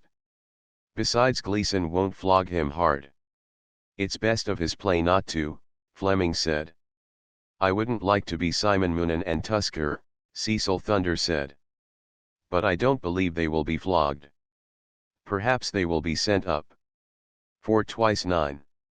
"No, no," said Athy. "They'll both get it on the vital spot." Wells rubbed himself and said in a crying voice, "Please, sir, let me off." Athy grinned and turned up the sleeves of his jacket, saying, "It can't be helped. It must be done. So down with your breeches. And out with your bum." The fellows laughed, but he felt that they were a little afraid. In the silence of the soft grey air he heard the cricket bats from here and from there, pock. That was a sound to hear, but if you were hit then you would feel a pain. The panda bat made a sound too, but not like that. The fellows said it was made of whalebone and leather with lead inside, and he wondered what was the pain like. There were different kinds of sounds. A long thin cane would have a high whistling sound, and he wondered what was that pain like. It made him shivery to think of it. And cold, and what Athy said too. But what was there to laugh at in it? It made him shivery, but that was because you always felt like a shiver when you let down your trousers. It was the same in the bath when you undressed yourself. He wondered who had to let them down, the master or the boy himself. Oh, how could they laugh about it that way? He looked at Athy's rolled up sleeves and knuckly inky hands. He had rolled up his sleeves to show how Mr. Gleason would roll up his sleeves. But Mr. Gleason had round shiny cuffs and clean white wrists and fattish white hands, and the nails of them were long and pointed. Perhaps he pared them too like Lady Boyle. But they were terribly long and pointed nails. So long and cruel they were, though the white fattish hands were not cruel but gentle. And though he trembled with cold and fright too, think of the cruel long nails and of the high whistling sound of the cane. And of the chill you felt at the end of your shirt when you undressed yourself. Yet he felt a feeling of queer quiet pleasure inside him to think of the white fattish hands, clean and strong and gentle. And he thought of what Cecil Thunder had said, that Mr. Gleason would not flog Corrigan hard. And Fleming had said he would not because it was best of his play not to. But that was not why. A voice from far out on the playground cried, "All in." And other voices cried, "All in. All in." During the writing lesson he sat with his arms folded, listening to the slow scraping of the pens. Mr. Harford went to and fro making little signs in red pencil and sometimes sitting beside the boy to show him how to hold his pen. He had tried to spell out the headline for himself, though he knew already what it was, for it was the last of the book. Zeal without prudence is like a ship adrift. But the lines of the letters were like fine invisible threads, and it was only by closing his right eye tight and staring out of the left eye that he could make out the full curves of the capital. But Mr. Harford was very decent and never got into a wax. All the other masters got into dreadful waxes. But why were they to suffer for what fellows in the higher line did? Wells had said that they had drunk some of the altar wine out of the press in the sacristy, and that it had been found out who had done it by the smell. Perhaps they had stolen a monstrance to run away with and sell it somewhere. That must have been a terrible sin, to go in there quietly at night, to open the dark press, and steal the flashing gold thing into which God was put on the altar, in the middle of flowers and candles at benediction, while the incense went up in clouds at both sides as the fellow swung the censer, and Dominic Kelly sang the first part by himself in the choir. But God was not in it, of course, when they stole it. But still it was a strange and a great sin even to touch it. He thought of it with deep awe, a terrible and strange sin. It thrilled him to think of it in the silence, when the pen scraped lightly. But to drink the altar wine out of the press and be found out by the smell was a sin too, but it was not terrible and strange. It only made you feel a little sickish on account of the smell of the wine. Because on the day when he had made his first Holy Communion in the chapel, he had shut his eyes and opened his mouth, and put out his tongue a little, and when the rector had stooped down to give him the Holy Communion, he had smelt a faint winey smell off the rector's breath after the wine of the Mass. The word was beautiful. Wine. It made you think of dark purple, because the grapes were dark purple that grew in Greece outside houses like white temples. But the faint smell of the rector's breath had made him feel a sick feeling on the morning of his first communion. The day of your first communion was the happiest day of your life. And once a lot of generals had asked Napoleon what was the happiest day of his life. They thought he would say the day he won some great battle, or the day he was made an emperor. But he said, "Gentlemen, the happiest day of my life was the day on which I made my first Holy Communion." Father Arnold came in and the Latin lesson began, and he remained still, leaning on the desk with his arms folded. Father Arnold gave out the me books, and he said that they were scandalous and that they were all to be written out again with the corrections at once. But the worst of all was Fleming's theme, because the pages were stuck together by a blot, and Father Arnold held it up by a corner and said it was an insult to any master to send him up such a theme. Then he asked Jack Lawton to decline the noun mare, and Jack Lawton stopped at the ablative singular and could not go on with the plural. "You should be ashamed of yourself," said Father Arnold sternly. "You, the leader of the class." Then he asked the next boy and the next and the next. Nobody knew. Father Arnold became very quiet, more and more quiet as each boy tried to answer it and could not. But his face was black looking and his eyes were staring though his voice was so quiet. Then he asked Fleming, and Fleming said that the word had no plural. Father Arnold suddenly shut the book and shouted at him. Kneel out there in the middle of the class. You are one of the idlest boys I ever met. Copy out your themes again, the rest of you. Fleming moved heavily out of his place and knelt between the two last benches. The other boys bent over their me books and began to write. A silence filled the classroom, and Stephen, glancing timidly at Father Arnold's dark face, saw that it was a little red from the wax he was in. Was that a sin for Father Arnold to be in a wax, or was he allowed to get into a wax when the boys were idle because that made them study better, or was he only letting on to be in a wax? It was because he was allowed, because a priest would know what a sin was and would not do it. But if he did it one time by mistake, what would he do to go to confession? Perhaps he would go to confession to the minister. And if the minister did it, he would go to the rector, and the rector to the provincial, and the provincial to the general of the Jesuits. That was called the order, and he had heard his father say that they were all clever men. They could all have become high-up people in the world if they had not become Jesuits. And he wondered what Father Arnold and Paddy Barrett would have become, and what Mr. McGlade and Mr. Gleason would have become if they had not become Jesuits. It was hard to think what, because you would have to think of them in a different way, with different colored coats and trousers, and with beards and mustaches, and different kinds of hats.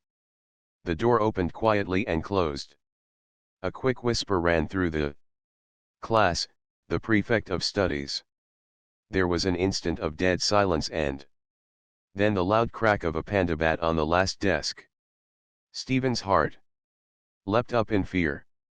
Any boys want flogging here, Father Arnold? Cried the prefect of studies. Any lazy idle loafers that want flogging in this class? He came to the middle of the class and saw Fleming on his knees. Ho ho! He cried. Who is this boy? Why is he on his knees? What is your name, boy? Fleming, sir. Ho ho, Fleming. An idler, of course. I can see it in your eye. Why is he on his knees, Father Arnold? He wrote a bad Latin theme, Father Arnold said, and he missed all the questions in grammar. Of course he did. Cried the prefect of studies, of course he did. A born idler. I can see it in the corner of his eye. He banged his panda bat down on the desk and cried. Up, Fleming. Up, my boy. Fleming stood up slowly. Hold out! Cried the prefect of studies. Fleming held out his hand. The panda bat came down on it with a loud smacking sound. 1, 2, 3, 4, 5, 6. Other hand. The panda bat came down again in 6 loud quick smacks. Kneel down! Cried the prefect of studies. Fleming knelt down, squeezing his hands under his armpits, his face contorted with pain, but Stephen knew how hard his hands were because Fleming was always rubbing rosin into them. But perhaps he was in great pain, for the noise of the panda bat was terrible. Stephen's heart was beating and fluttering. At your work, all of you! Shouted the prefect of studies. We want no lazy idle loafers here, lazy idle little schemers. At your work, I tell you. Father Dolan will be in to see you every day. Father Dolan will be in tomorrow. He poked one of the boys in the side with his panda bat, saying, You, boy. When will Father Dolan be in again? Tomorrow, sir, said Tom Furlong's voice. Tomorrow and tomorrow and tomorrow, said the prefect of studies. Make up your minds for that. Every day, Father Dolan. Right away. You. Boy, who are you? Stephen's heart jumped suddenly. Daedalus, sir. Why are you not writing like the others? My. He could not speak with fright. Why is he not writing, Father Arnold? He broke his glasses, said Father Arnold, and I exempted him from work. Broke. What is this I hear? What is this? Your name is? Said the prefect of studies. Daedalus, sir. Out here, Daedalus. Lazy little schemer. I see schemer in your face. Where did you break your glasses? Stephen stumbled into the middle of the class, blinded by fear and haste. Where did you break your glasses?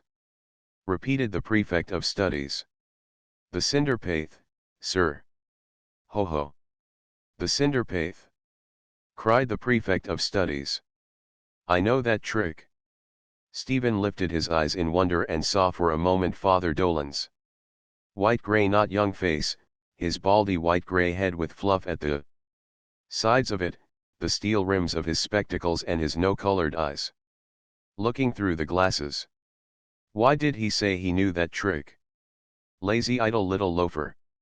Cried the prefect of studies. Broke my glasses. An old schoolboy trick. Out with your hand this moment. Stephen closed his eyes and held out in the air his trembling hand with the palm upwards. He felt the prefect of studies touch it for a moment. At the fingers to straighten it and then the swish of the sleeve of the soutane as the pandabat was lifted to strike. A hot burning stinging, tingling blow like the loud crack of a broken stick made his trembling hand crumple together like a leaf in the fire, and at the sound and the pain scalding tears were driven into his eyes. His whole body was shaking.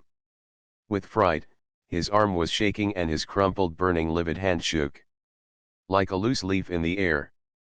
A cry sprang to his lips, a prayer to be let off. But though the tears scalded his eyes and his limbs quivered with pain and fright, he held back the hot tears and the cry that scalded his throat. Other hand! Shouted the prefect of studies. Stephen drew back his maimed and quivering right arm and held out his left hand. The soutane sleeve swished again as the pandabat was lifted. And a loud crashing sound and a fierce maddening tingling burning pain made his hand shrink together with the palms and fingers in a livid, quivering mass. The scalding water burst forth from his eyes and, burning with shame and agony and fear, he drew back his shaking arm in terror and burst out into a whine of pain. His body shook with a palsy of fright, and in shame and rage he felt the scalding cry come from his throat and the scalding tears falling out of his eyes and down his flaming cheeks. Kneel down, cried the prefect of studies. Stephen knelt down quickly, pressing his beaten hands to his sides. 2. Think of them beaten and swollen with pain all in a moment made him feel so sorry for them, as if they were not his own but someone else's, that he felt sorry for. And as he knelt, calming the last sobs in his throat and feeling the burning tingling pain pressed into his sides, he thought of the hands which he had held out in the air with the palms up, and of the firm touch of the prefect of studies when he had steadied the shaking fingers, and of the beaten swollen reddened mass of palm and fingers that shook helplessly in the air.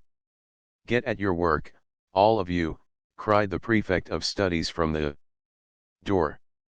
Father Dolan will be in every day to see if any boy, any lazy, idle little loafer wants flogging. Every day. Every day. The door closed behind him. The hushed class continued to copy out the themes. Father Arnold rose from his seat and went among them, helping the boys with gentle words, and telling them the mistakes they had made. His voice was very gentle and soft. Then he returned to his seat and said to Fleming and Stephen, You may return to your places, you two. Fleming and Stephen rose and, walking to their seats, sat down. Stephen, scarlet with shame, opened a book quickly with one weak hand. And bent down upon it, his face close to the page. It was unfair and cruel because the doctor had told him not to read. Without glasses, and he had written home to his father that morning to send him a new pair. And Father Arnold had said that he need not study till the new glasses came. Then to be called a schemer before the class. And to be punted when he always got the card for first or second and was the leader of the Yorkists. How could the prefect of studies know that it was a trick?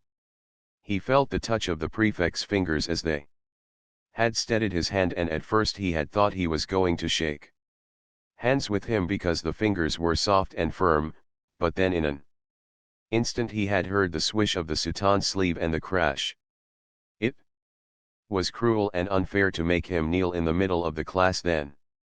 And Father Arnold had told them both that they might return to their places without making any difference between them. He listened to Father Arnold's low and gentle voice as he corrected the themes. Perhaps he was sorry now and wanted to be decent. But it was unfair and cruel. The prefect of studies was a priest, but that was cruel and unfair.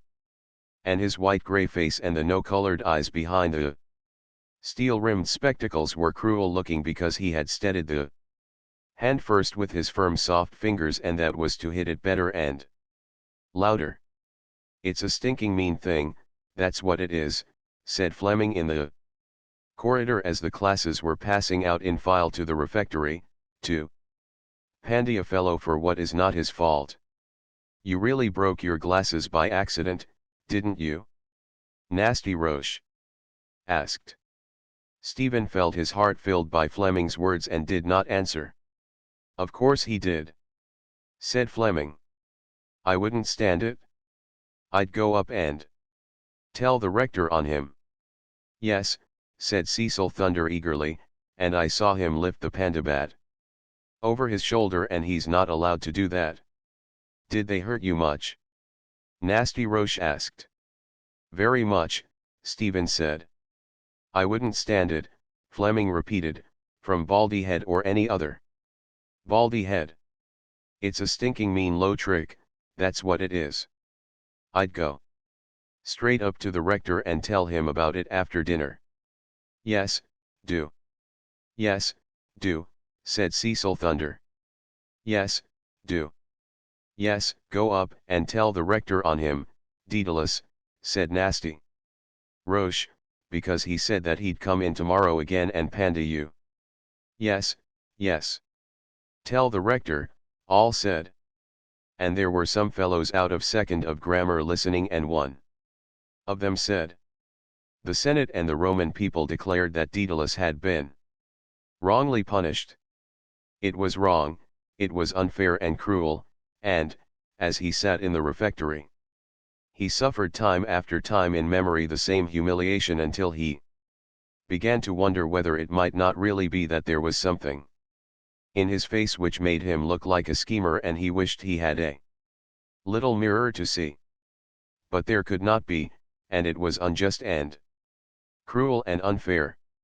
He could not eat the blackish fish fritters they got on Wednesdays in Lent, and one of his potatoes had the mark of the spade in it. Yes, he would do what the fellows had told him. He would go up and tell the rector that he had been wrongly punished. A thing like that had been done before by somebody in history, by some great person whose head was in the books of history. And the rector would declare that he had been wrongly punished because the Senate and the Roman people always declared that the men who did that had been wrongly punished. Those were the great men whose names were in Richmal Magnall's questions.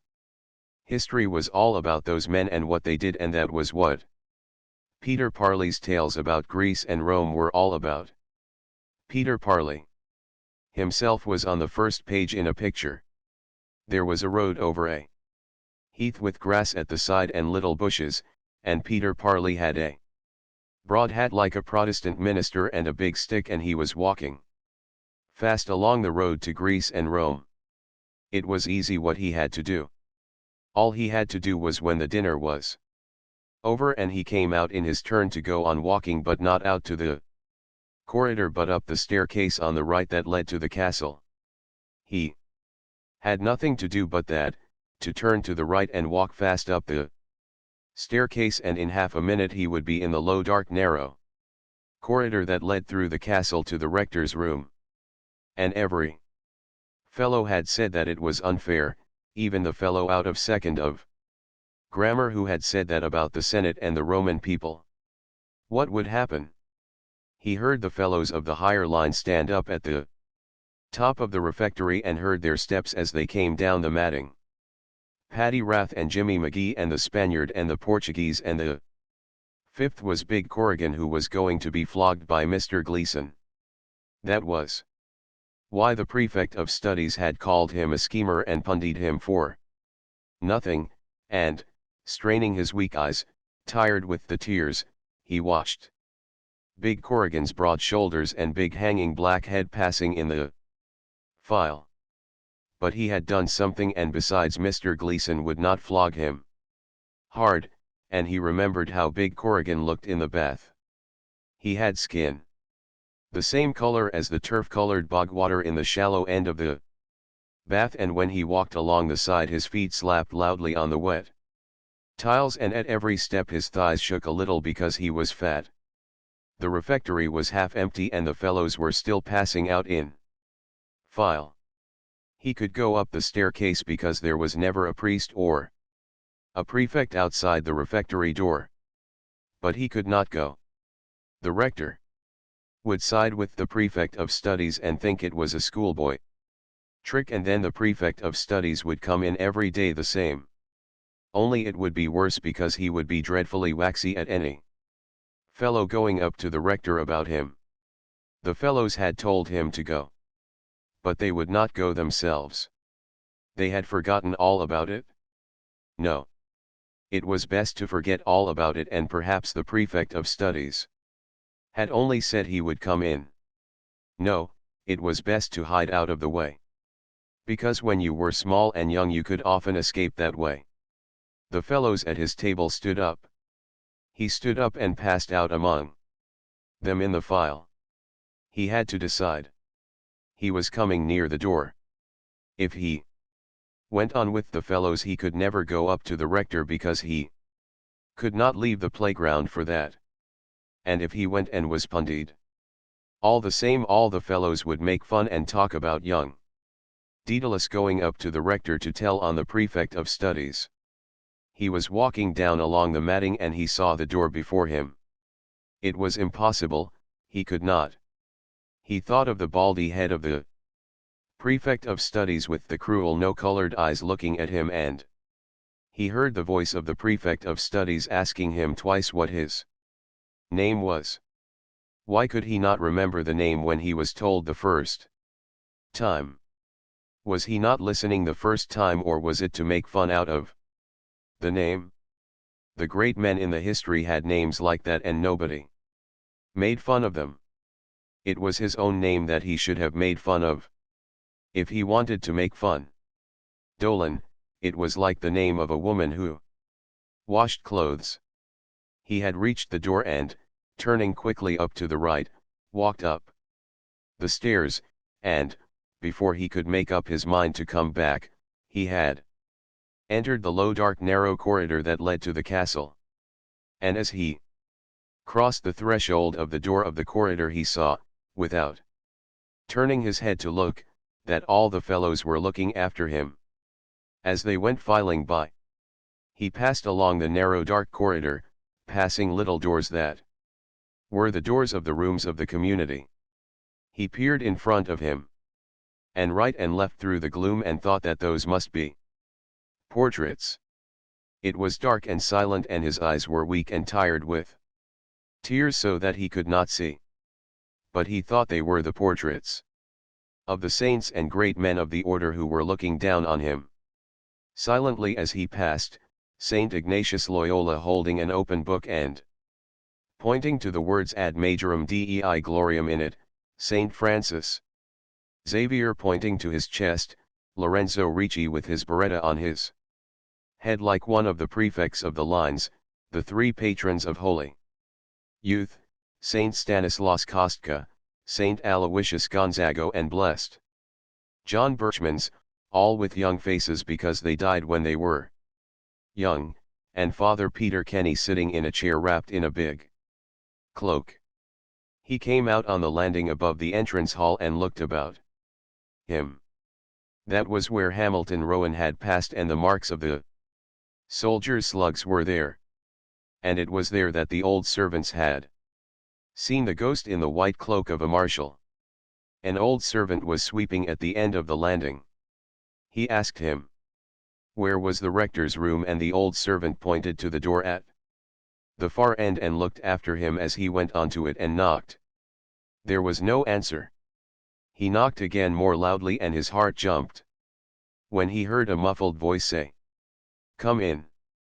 He turned the handle and opened the door and fumbled for the handle of the green baize door inside. He found it and pushed it open and went in. He saw the rector sitting at a desk writing. There was a skull on the desk and a strange solemn smell in the room like the old leather of chairs. His heart was beating fast on account of the solemn place he was in and the silence of the room, and he looked at the skull and at the rector's kind-looking face. "Well, my little man," said the rector, "what is it?" Stephen swallowed down the thing in his throat and said, "I broke my glasses, sir." The rector opened his mouth and said, "Oh." Then he smiled and said, "Well, if we broke our glasses we must write home for a new pair." "I wrote home, sir," said Stephen, "and Father Arnold said I am not to study till they come." "Quite right," said the rector. Stephen swallowed down the thing again and tried to keep his legs and his voice from shaking. "But, sir." "Yes?" "Father Dolan came in today and pundied me because I was not writing my theme." The rector looked at him in silence and he could feel the blood rising to his face and the tears about to rise to his eyes. The rector said, "Your name is Daedalus, isn't it?" "Yes, sir." "And where did you break your glasses?" "On the cinder path, sir. A fellow was coming out of the bicycle house and I fell and they got broken. I don't know the fellow's name." The rector looked at him again in silence. Then he smiled and said, "Oh, well, it was a mistake, I am sure Father Dolan did not know. But I told him I broke them, sir, and he pundied me." "Did you tell him that you had written home for a new pair?" the rector asked. "No, sir." "Oh well then," said the rector, "Father Dolan did not understand. You can say that I excuse you from your lessons for a few days." Stephen said quickly for fear his trembling would prevent him. "Yes, sir, but Father Dolan said he will come in tomorrow to pandy me again for it." "Very well," the rector said, "it is a mistake and I shall speak to Father Dolan myself. Will that do now?" Stephen felt the tears wetting his eyes and murmured, "Oh yes sir, thanks." The rector held his hand across the side of the desk where the skull was and Stephen, placing his hand in it for a moment, felt a cool moist palm. "Good day now," said the rector, withdrawing his hand and bowing. "Good day, sir," said Stephen. He bowed and walked quietly out of the room, closing the doors carefully and slowly. But when he had passed the old servant on the landing and was again in the low narrow dark corridor he began to walk faster and faster. Faster and faster he hurried on through the gloom excitedly. He bumped his elbow against the door at the end and, hurrying down the staircase, walked quickly through the two corridors and out into the air. He could hear the cries of the fellows on the playgrounds. He broke into a run and, running quicker and quicker, ran across the cinder path. and reached the third-line playground, panting. The fellows had seen him running. They closed round him in a ring, pushing one against another to hear. "Tell us! Tell us! What did he say?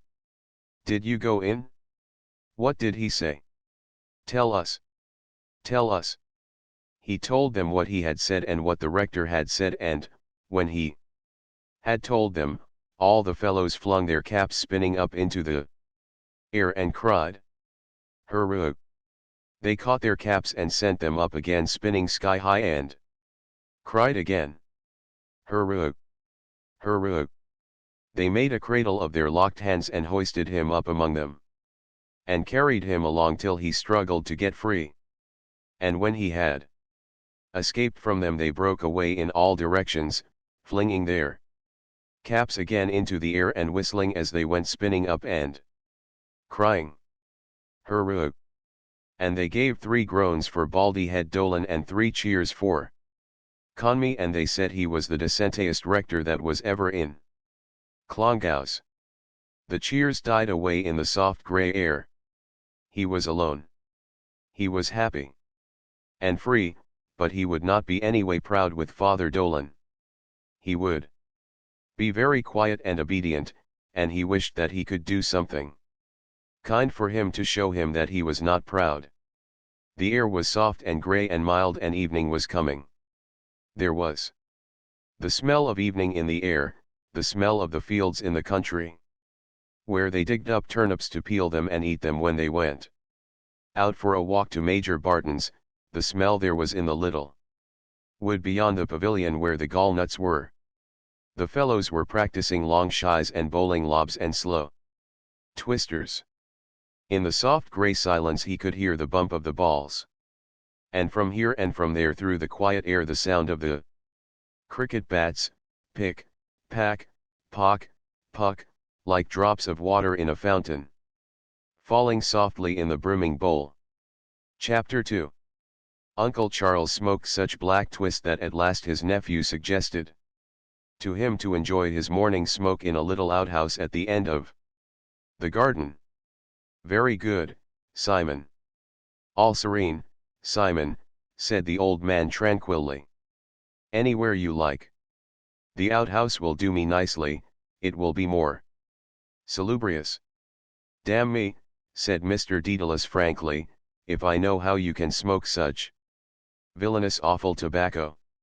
It's like gunpowder, by God." "It's very nice, Simon," replied the old man. "Very cool and mollifying." Every morning, therefore, Uncle Charles repaired to his outhouse, but not before he had greased and brushed scrupulously his back hair and brushed and put on his tall hat. While he smoked, the brim of his tall hat and the bowl of his pipe were just visible beyond the jambs of the outhouse door. His arbor, as he called the reeking outhouse which he shared with the cat and the garden tools, served him also as a sounding box, and every morning he hummed contentedly one of his favorite songs, "Oh, twine me a bower o'er blue eyes and golden hair o'er the groves of Blarney," while the grey and blue coils of smoke rose slowly from his pipe and vanished in the pure air. During the first part of the summer in Blackrock, Uncle Charles was Stephen's constant companion. Uncle Charles was a hale old man with a well-tanned skin, rugged features, and white side whiskers.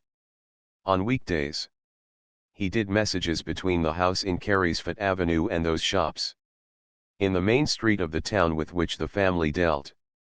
Stephen was glad to go with him on these errands, for Uncle Charles helped him very liberally to handfuls of whatever was exposed in open boxes and barrels. Outside the counter, he would seize a handful of grapes and sawdust, or 3 or 4 American apples, and thrust them generously into his grandnephew's hand, while the shopman smiled uneasily, and, on Stephen's feigning reluctance to take them, he would frown and say, "Take them, sir. Do you hear me, sir?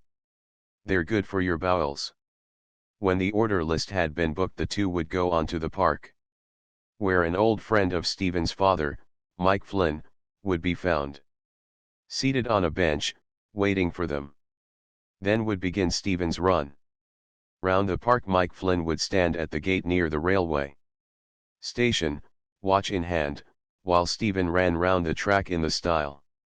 Mike Flynn favored, his head high lifted, his knees well lifted and his hands held straight down by his sides. When the morning practice was over, the trainer would make his comments and sometimes illustrate them by shuffling along for a yard or so comically in an old pair of blue canvas shoes. A small ring of wonder-struck children and nursemaids would gather to watch him and linger even when he and Uncle Charles had sat down again and were talking athletics and politics.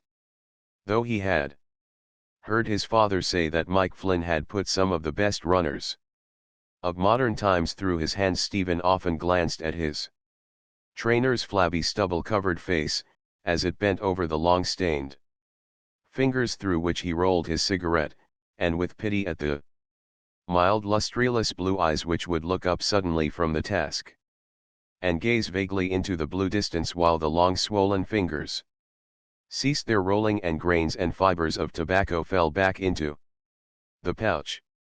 On the way home Uncle Charles would often pay a visit to the chapel. And, as the font was above Stephen's reach, the old man would dip his hand and then sprinkle the water briskly about Stephen's clothes and on the floor of the porch.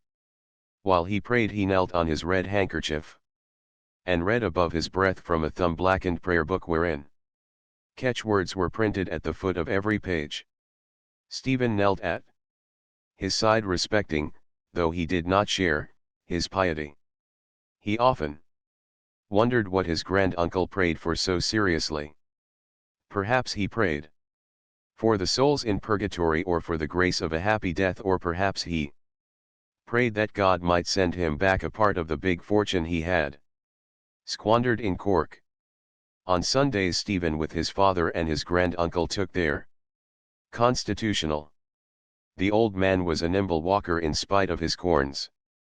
And often 10 or 12 miles of the road were covered. The little village of Stillorgan was the parting of the ways.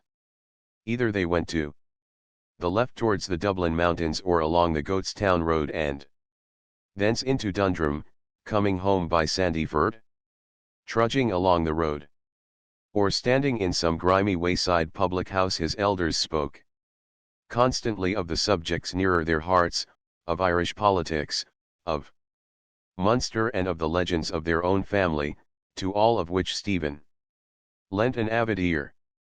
Words which he did not understand he said over and over to himself till he had learnt them by heart, and through them he had glimpses of the real world about them. The hour when he too would take part in the life of that world seemed drawing near, and in secret he began to make ready for the great part which he felt awaited him, the nature of which he only dimly apprehended. His evenings were his own, and he pored over a ragged translation of the Count of Monte Cristo.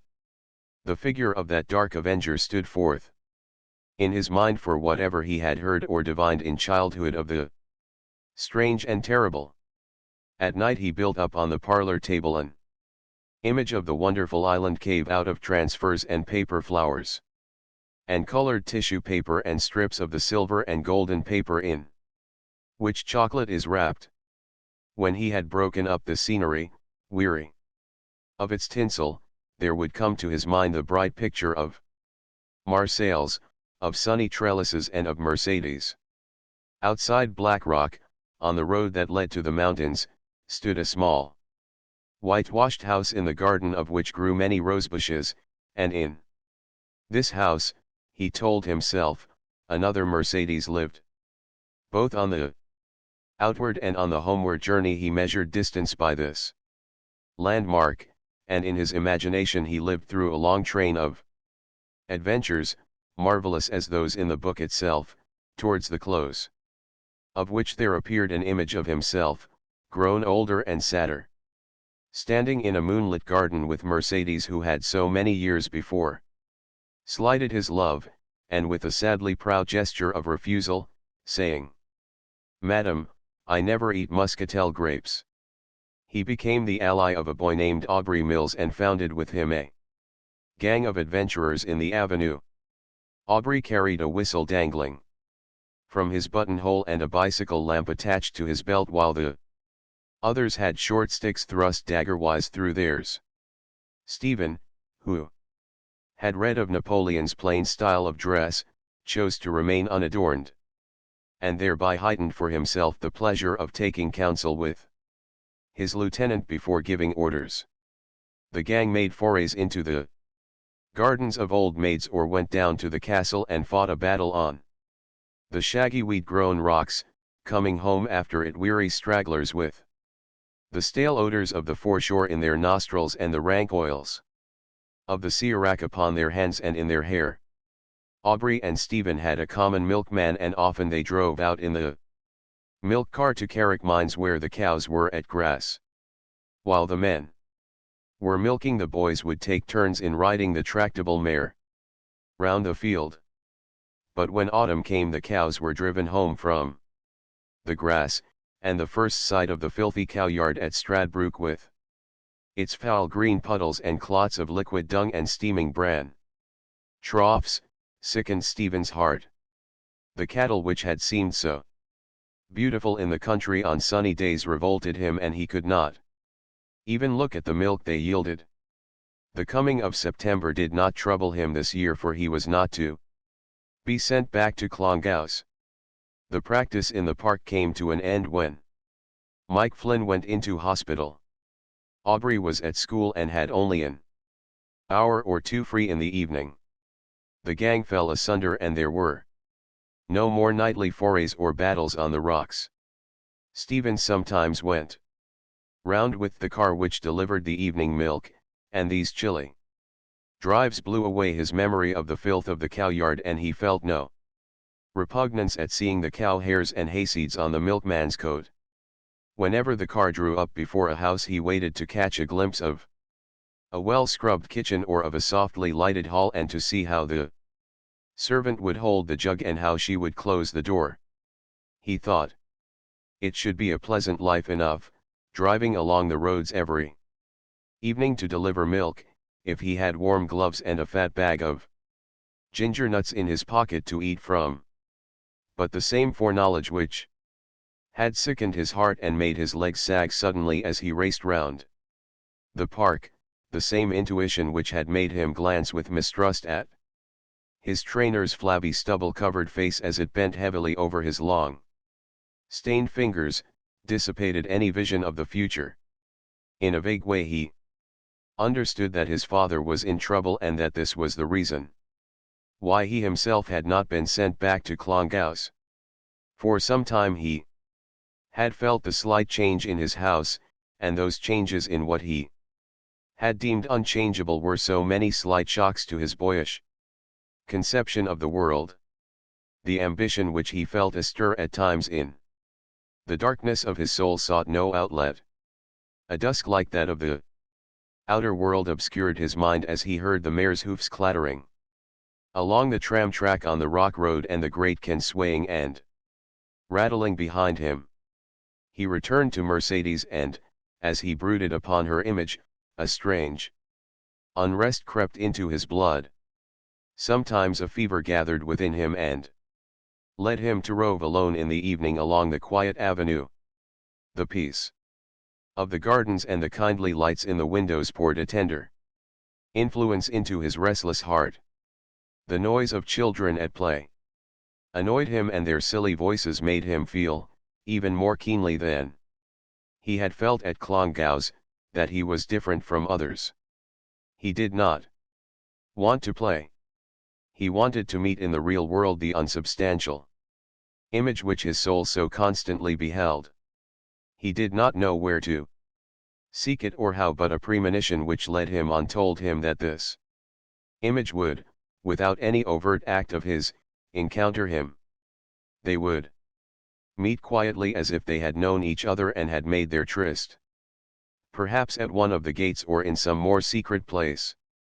They would be alone, surrounded by darkness and silence, and in that moment of supreme tenderness he would be transfigured.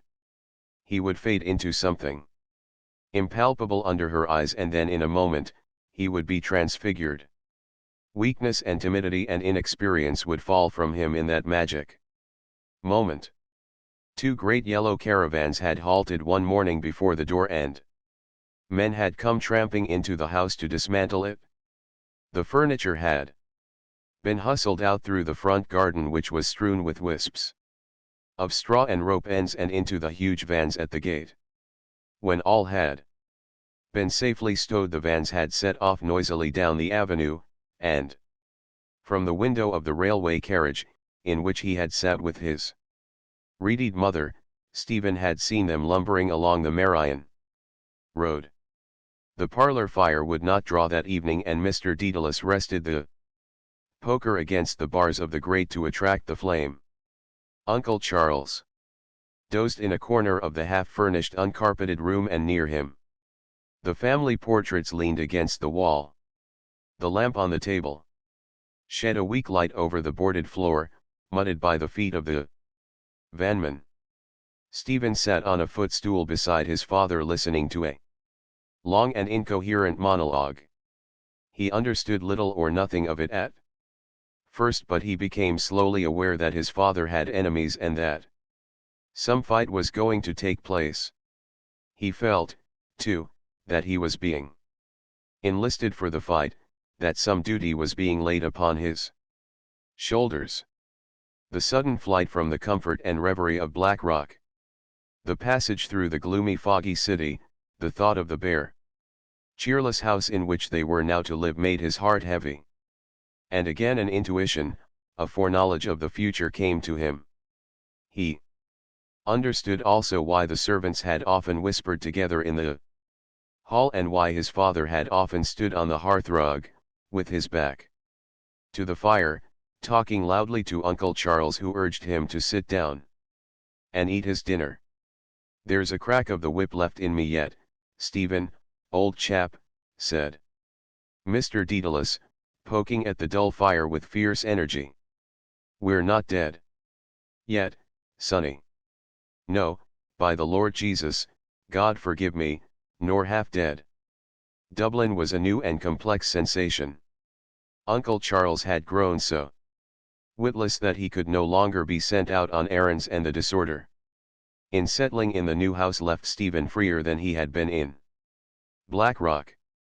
In the beginning he contented himself with circling timidly round the neighboring square, or, at most, going halfway down one of the side streets, but when he had made a skeleton map of the city in his mind, he followed boldly one of its central lines until he reached the Custom House.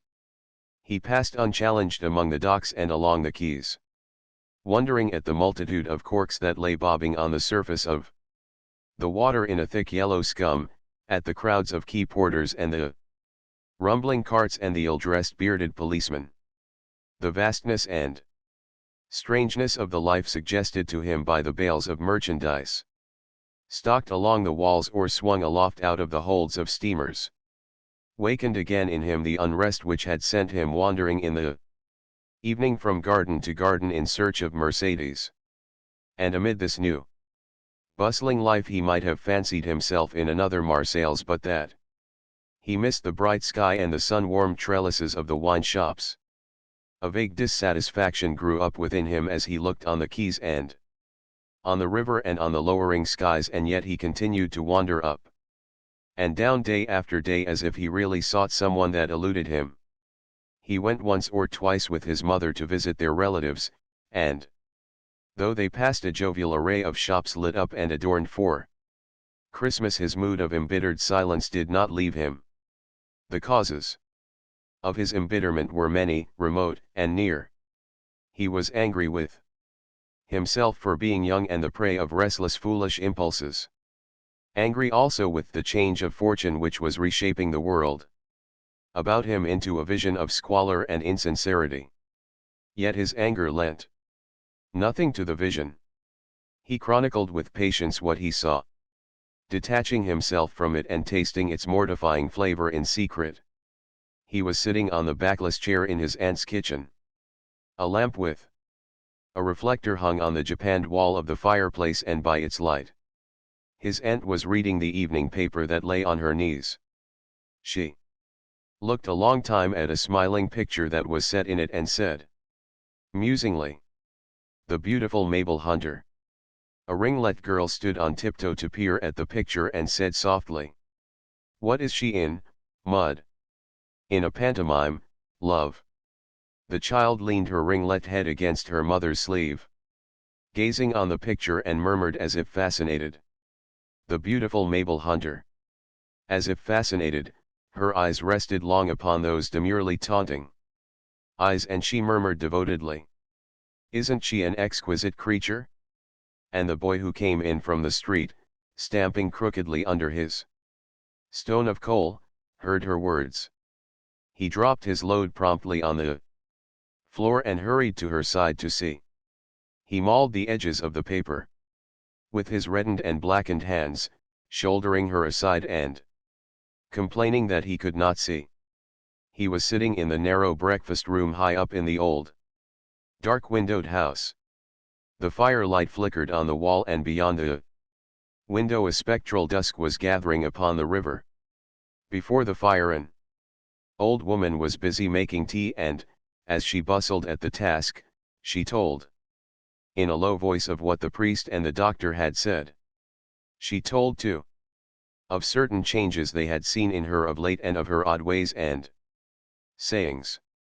He sat listening to the words and following the ways of adventure that lay open in the coals, arches and vaults and winding galleries and jagged caverns. Suddenly he became aware of something in the doorway. A skull appeared, suspended in the gloom of the doorway.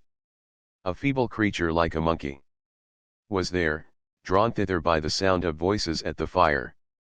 A whining voice came from the door asking, "Is that Josephine?" The old bustling woman answered cheerily from the fireplace, "No, Ellen, it's Stephen." "Oh, oh, good evening, Stephen." He answered the greeting and saw a silly smile break over the face in the doorway. "Do you want anything, Ellen?" asked the old woman at the fire. But she did not answer the question and said, "I thought it was Josephine. I thought you were Josephine, Stephen." And, repeating this several times, she fell to laughing feebly. He was sitting in the midst of a children's party at Harold's Cross. His silent, watchful manner had grown upon him, and he took little part in the games. The children, wearing the spoils of their crackers, danced and romped noisily, and, though he tried to share their merriment, he felt himself a gloomy figure amid the gay cocked hats and sunbonnets. But when he had sung his song and withdrawn into a snug corner of the room, he began to taste the joy of his loneliness. The mirth, which in the beginning of the evening had seemed to him false and trivial, was like a soothing air to him, passing gaily by his senses, hiding from other eyes the feverish agitation of his blood, while through the circling of the dancers and amid the music and laughter her glance traveled to his corner, flattering, taunting, searching, exciting his heart. In the hall the children who had stayed latest were putting on their things. The party was over. She had thrown a shawl about her, and, as they went together towards the tram, sprays of her fresh warm breath flew gaily above her cowled head, and her shoes tapped blithely on the glassy road. It was the last tram. The lank brown horses knew it and shook their bells to the clear night in admonition.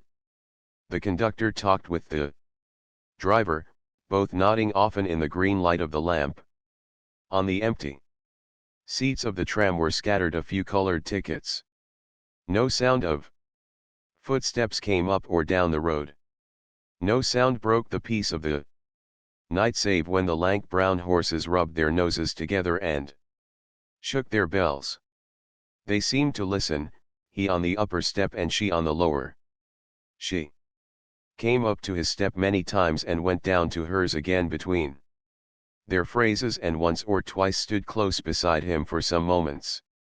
On the upper step, forgetting to go down, and then went down. His heart danced upon her movements like a cork upon a tide.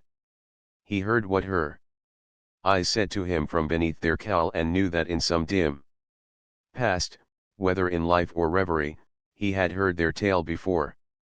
He saw her urge her vanities, her fine dress and sash and long black stockings, and knew that he had yielded to them 1,000 times. Yet a voice within him spoke above the noise of his dancing heart, asking him, would he take her gift, to which he had only to stretch out his hand? And he remembered the day when he and Eileen had stood looking into the hotel grounds, watching the waiters running up a trail of bunting on the flagstaff and the fox terrier scampering to and fro on the sunny lawn, and how, all of a sudden, she had broken out into a peal of laughter and had run down the sloping curve of the path. Now, as then, he stood listlessly in his place, seemingly a tranquil watcher of the scene before him. She too wants me to catch hold of her, he thought. That's why she came with me to the tram. I could easily catch hold of her when she comes up to my step, nobody is looking. I could hold her and kiss her. But he did neither, and, when he was sitting alone in the deserted tram, he tore his ticket into shreds and stared gloomily at the corrugated footboard. The next day he sat at his table in the bare upper room for many hours. Before him lay a new pen, a new bottle of ink and a new emerald. Exercise. From force of habit he had written at the top of the first page the initial letters of the Jesuit motto, AMDG. On the first line of the page appeared the title of the verses he was trying to write, to EC. He knew it was right to begin so, for he had seen similar titles in the collected poems of Lord Byron. When he had written this title and drawn an ornamental line underneath, he fell into a daydream and began to draw diagrams on the cover of the book. He saw himself sitting at his table in Bray the morning after the discussion. At the Christmas dinner table, trying to write a poem about Parnell on the back of one of his father's second moiety notices. But his brain had then refused to grapple with the theme, and, desisting, he had covered the page with the names and addresses of certain of his classmates: Roderick Kickham, John Lawton, Anthony Maxwiney, Simon Moonan. Now it seemed as if he would fail again, but, by dint of brooding on the incident, he thought himself into confidence. During this process all those elements which he deemed common and insignificant fell out of the scene. There remained no trace of the tram itself, nor of the tramman, nor of the horses, nor did he and she appear vividly. The verses told only of the night and the balmy breeze and the maiden luster of the moon. Some undefined sorrow was hidden in the hearts of the protagonists as they stood in silence beneath the leafless trees, and when the moment of farewell had come, the kiss, which had been withheld by one, was given by both. After this the letters LDS were written at the foot of the page, and, having hidden the book, he went into his mother's bedroom and gazed at his face for a long time in the mirror of her dressing table. But his long spell of leisure and liberty was drawing to its end. One evening his father came home full of news which kept his tongue busy all through dinner. Stephen had been awaiting his father's return, for there had been mutton hash that day, and he knew that his father would make him dip his bread in the gravy. But he did not relish the hash, for the mention of Clongowes had coated his palate with a scum of disgust. I walked bang into him, said Mr. Dedalus for the fourth time, just at the corner of the square. Then I suppose, said Mrs. Dedalus, he will be able to arrange it. I mean about Belvedere. Of course he will, said Mr. Daedalus. Don't I tell you he's provincial? Of the order now? I never liked the idea of sending him to the Christian Brothers. Myself, said Mrs. Daedalus. Christian Brothers be damned, said Mr. Daedalus. Is it with Patty? Stink and Mickey Mud? No, let him stick to the Jesuits in God's name. Since he began with them, they'll be of service to him in after years. Those are the fellows that can get you a position. And they're a very rich order, aren't they, Simon? Rather. They live well, I tell you. You saw their table at Clongowes.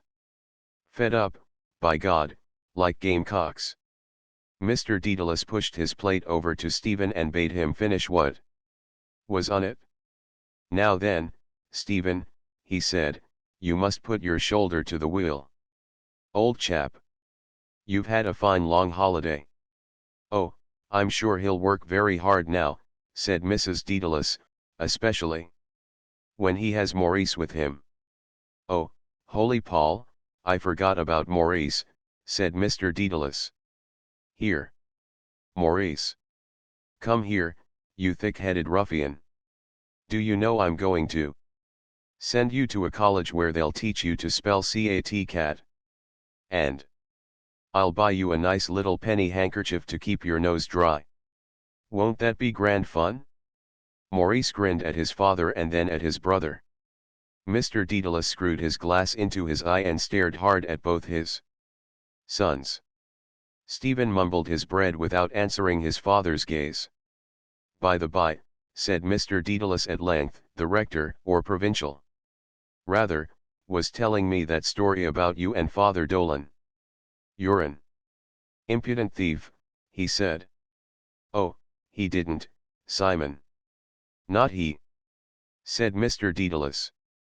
But he gave me a great account of the whole affair.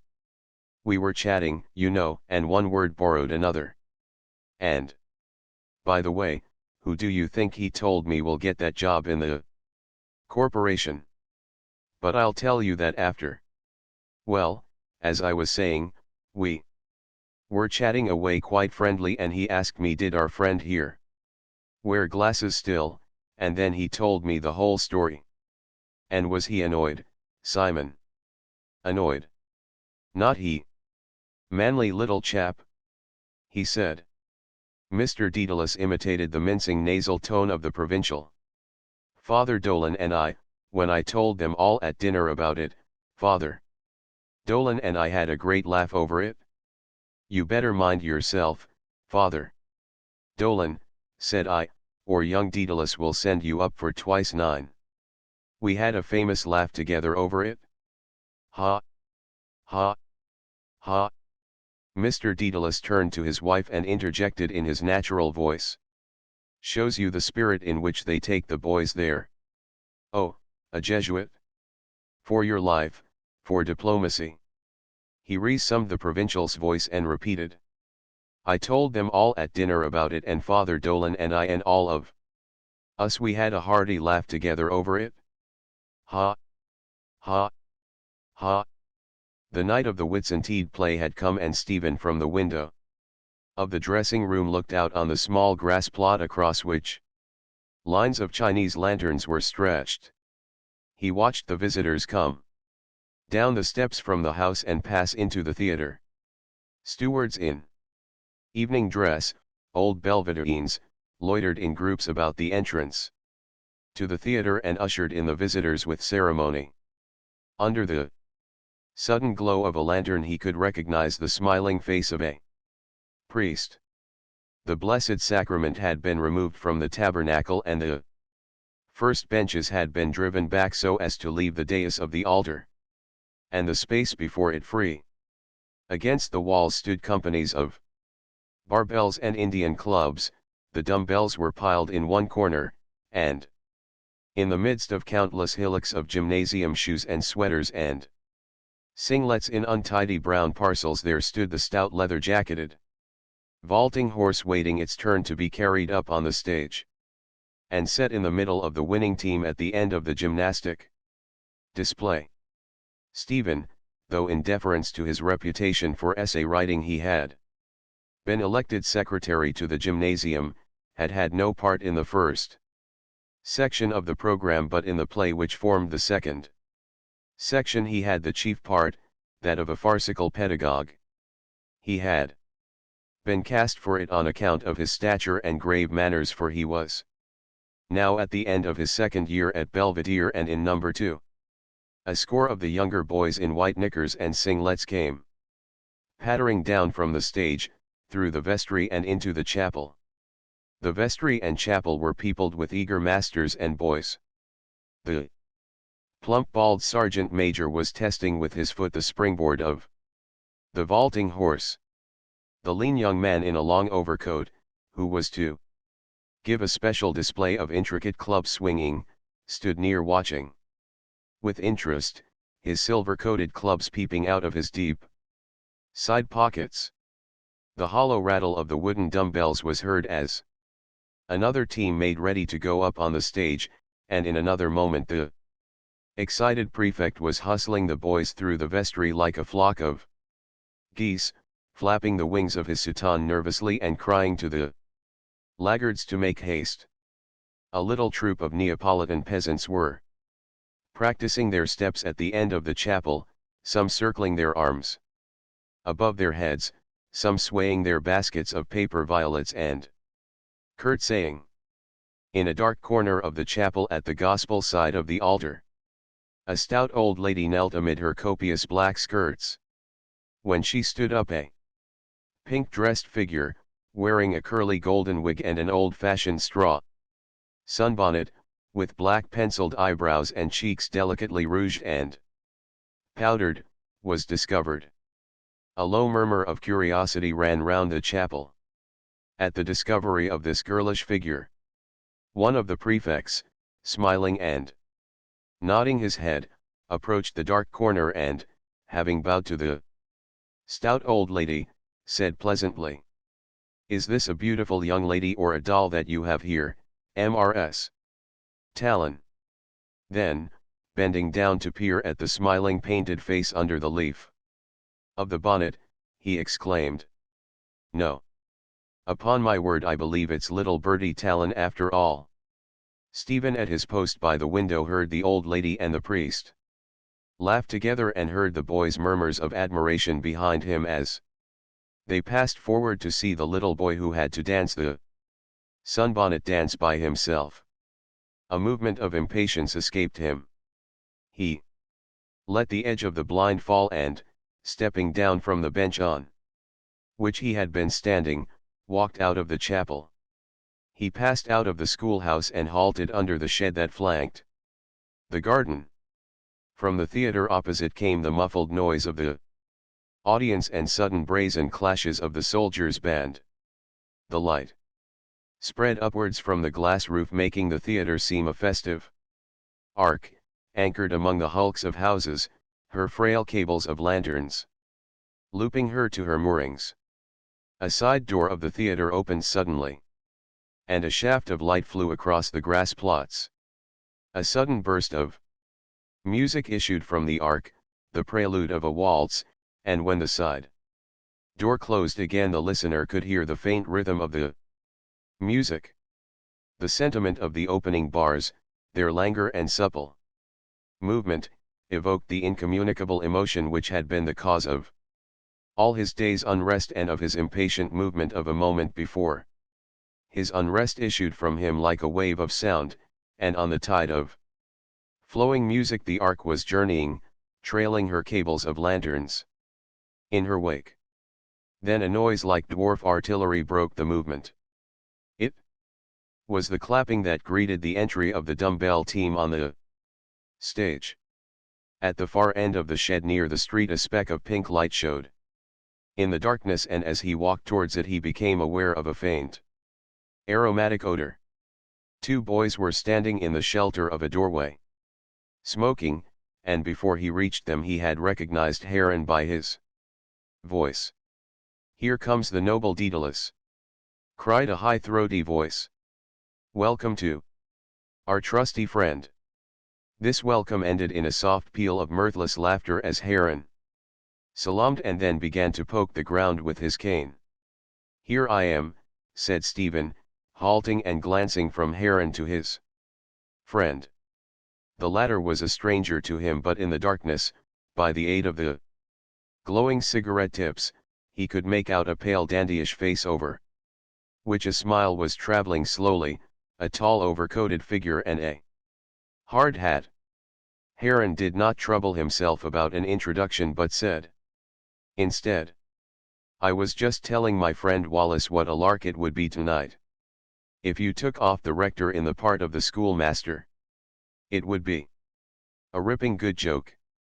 Heron made a poor attempt to imitate for his friend Wallace the rector's pedantic bass and then, laughing at his failure, asked Stephen to do it. "Go on, Daedalus," he urged, "you can take him off ripplingly. He that will not hear the church'll let him be to Thea as the Hetina and the Publicana." The imitation was prevented by a mild expression of anger from Wallace, in whose mouthpiece the cigarette had become too tightly wedged. "Damn this blankety-blank holder," he said, taking it from his mouth, and smiling and frowning upon it tolerantly. "It's always getting stuck. Like that. Do you use a holder?" "I don't smoke," answered Stephen. "No," said Heron, "Daedalus is a model youth. He doesn't smoke and he doesn't go to bazaars and he doesn't flirt and he doesn't damn anything. Or damn all."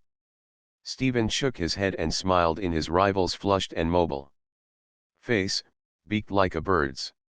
He had often thought it strange that Vincent Heron had a bird's face as well as a bird's name. A shock of pale hair lay on the forehead like a ruffled crest.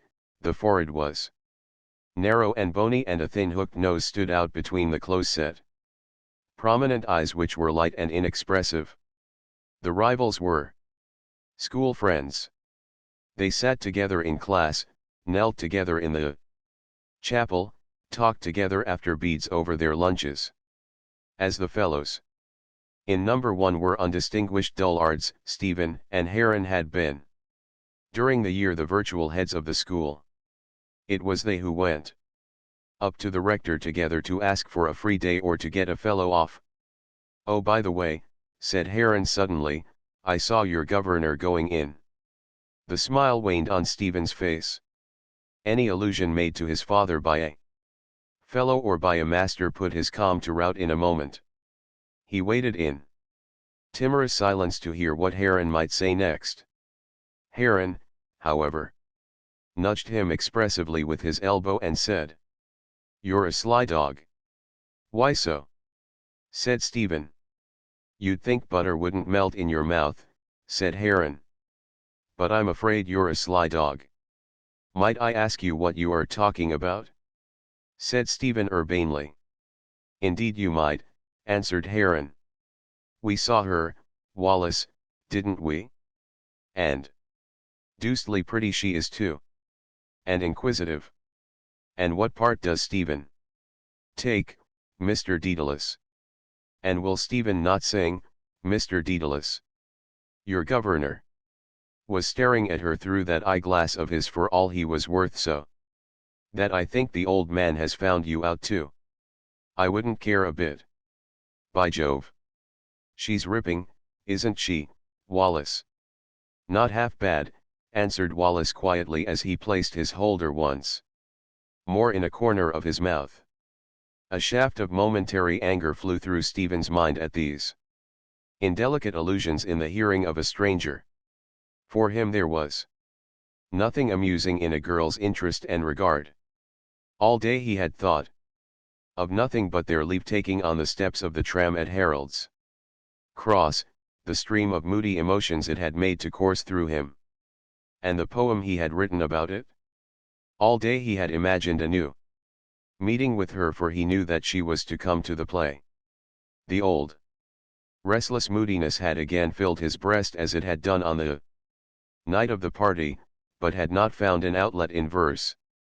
The growth and knowledge of 2 years of boyhood stood between then and now.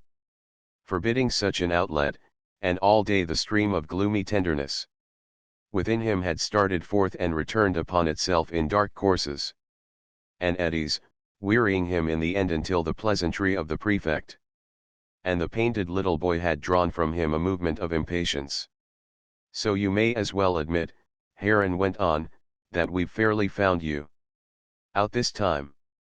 You can't play the saint on me any more, that's one sure." 5. A soft peal of mirthless laughter escaped from his lips and, bending down as before, he struck Stephen lightly across the calf of the leg with his cane, as if in jesting reproof. Stephen's moment of anger had already passed. He was neither flattered nor confused but simply wished the banter to end.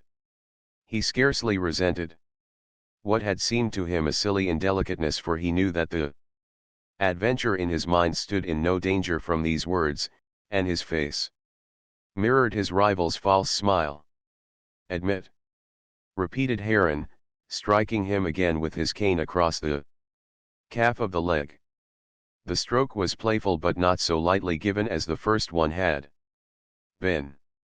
Stephen felt the skin tingle and glow slightly and almost painlessly, and, bowing submissively, as if to meet his companion's jesting mood, began to recite the Confiter. The episode ended well, for both Heron and Wallace laughed indulgently at the irreverence. The confession came only from Stephen's lips, and, while they spoke the words, a sudden memory had carried him to another scene called up, as if by magic, at the moment when he had noted the faint cruel dimples at the corners of Heron's smiling lips and had felt the familiar stroke of the cane against his calf and had heard the familiar word of admonition. "Admit." It was towards the close of his first term in the college, when he was in number 6. His sensitive nature was still smarting under the lashes of an undivined and squalid way of life. His soul was still disquieted and cast down by the dull phenomenon of Dublin. He had emerged from a 2 years' spell of reverie to find himself in the midst of a new scene, every event and figure of which affected him intimately, disheartened him or allured, and, whether alluring or disheartening, filled him always with unrest and bitter thoughts. All the leisure which his school life left him was passed in the company of subversive writers, whose jibes and violence of speech set up a ferment in his brain before they passed out of it into his crude writings. The essay was for him the chief labor of his week, and every Tuesday, as he marched from home to the school, he read his fate in the incidents of the way, pitting himself against some figure ahead of him, and quickening his pace to outstrip it before a certain goal was reached, or planting his steps scrupulously in the spaces of the patchwork of the pathway and telling himself that he would be first and not first in the weekly essay. On a certain Tuesday the course of his triumphs was rudely broken. Mr. Tate, the English master, pointed his finger at him and said bluntly, "This fellow has heresy in his essay." A hush fell on the class. Mr. Tate did not break it but dug with his hand between his thighs while his heavily starched linen creaked about his neck and wrists. Stephen did not look up. It was a raw spring morning and his eyes were still smarting and weak. He was conscious of failure and of detection, of the squalor of his own mind and home, and felt against his neck the raw edge of his turned and jagged collar. A short loud laugh from Mr. Tate set the class more at ease. "Perhaps you didn't know that," he said. "Where?" asked Stephen. Mr. Tate withdrew his delving hand and spread out the essay. "Here. It's about the Creator and the soul. RRM. RRM, RRM. Ah. Without a possibility of ever approaching nearer. That's heresy." Stephen murmured. "I meant without a possibility of ever reaching." It was a submission, and Mr. Tate, appeased, folded up the essay and passed it across to him, saying, "Oh. Ah. Ever reaching? That's another story. But the class was not so soon appeased. Though nobody spoke to him of the affair after class, he could feel about him a vague general malignant joy. A few nights after this public chiding, he was walking with a letter along the Drumcondra road when he heard a voice cry, "Halt!" He turned and saw 3 boys of his own class coming towards him in the dusk.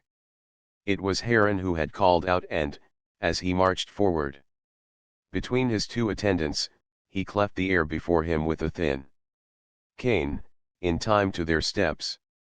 Boland, his friend, marched beside him, a large grin on his face, while Nash came on a few steps behind, blowing from the pace and wagging his great red head. As soon as the boys had turned into Clonliffe Road together, they began to speak about books and writers, saying what books they were reading, and how many books there were in their fathers' bookcases at home. Stephen listened to them in some wonderment, for Boland was the dunce, and Nash the idler of the class.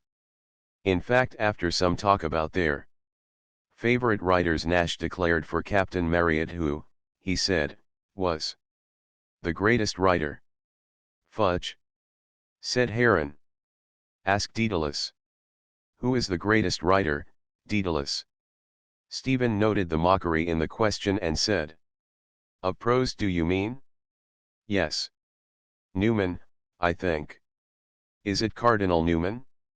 asked Boland. "Yes," answered Stephen.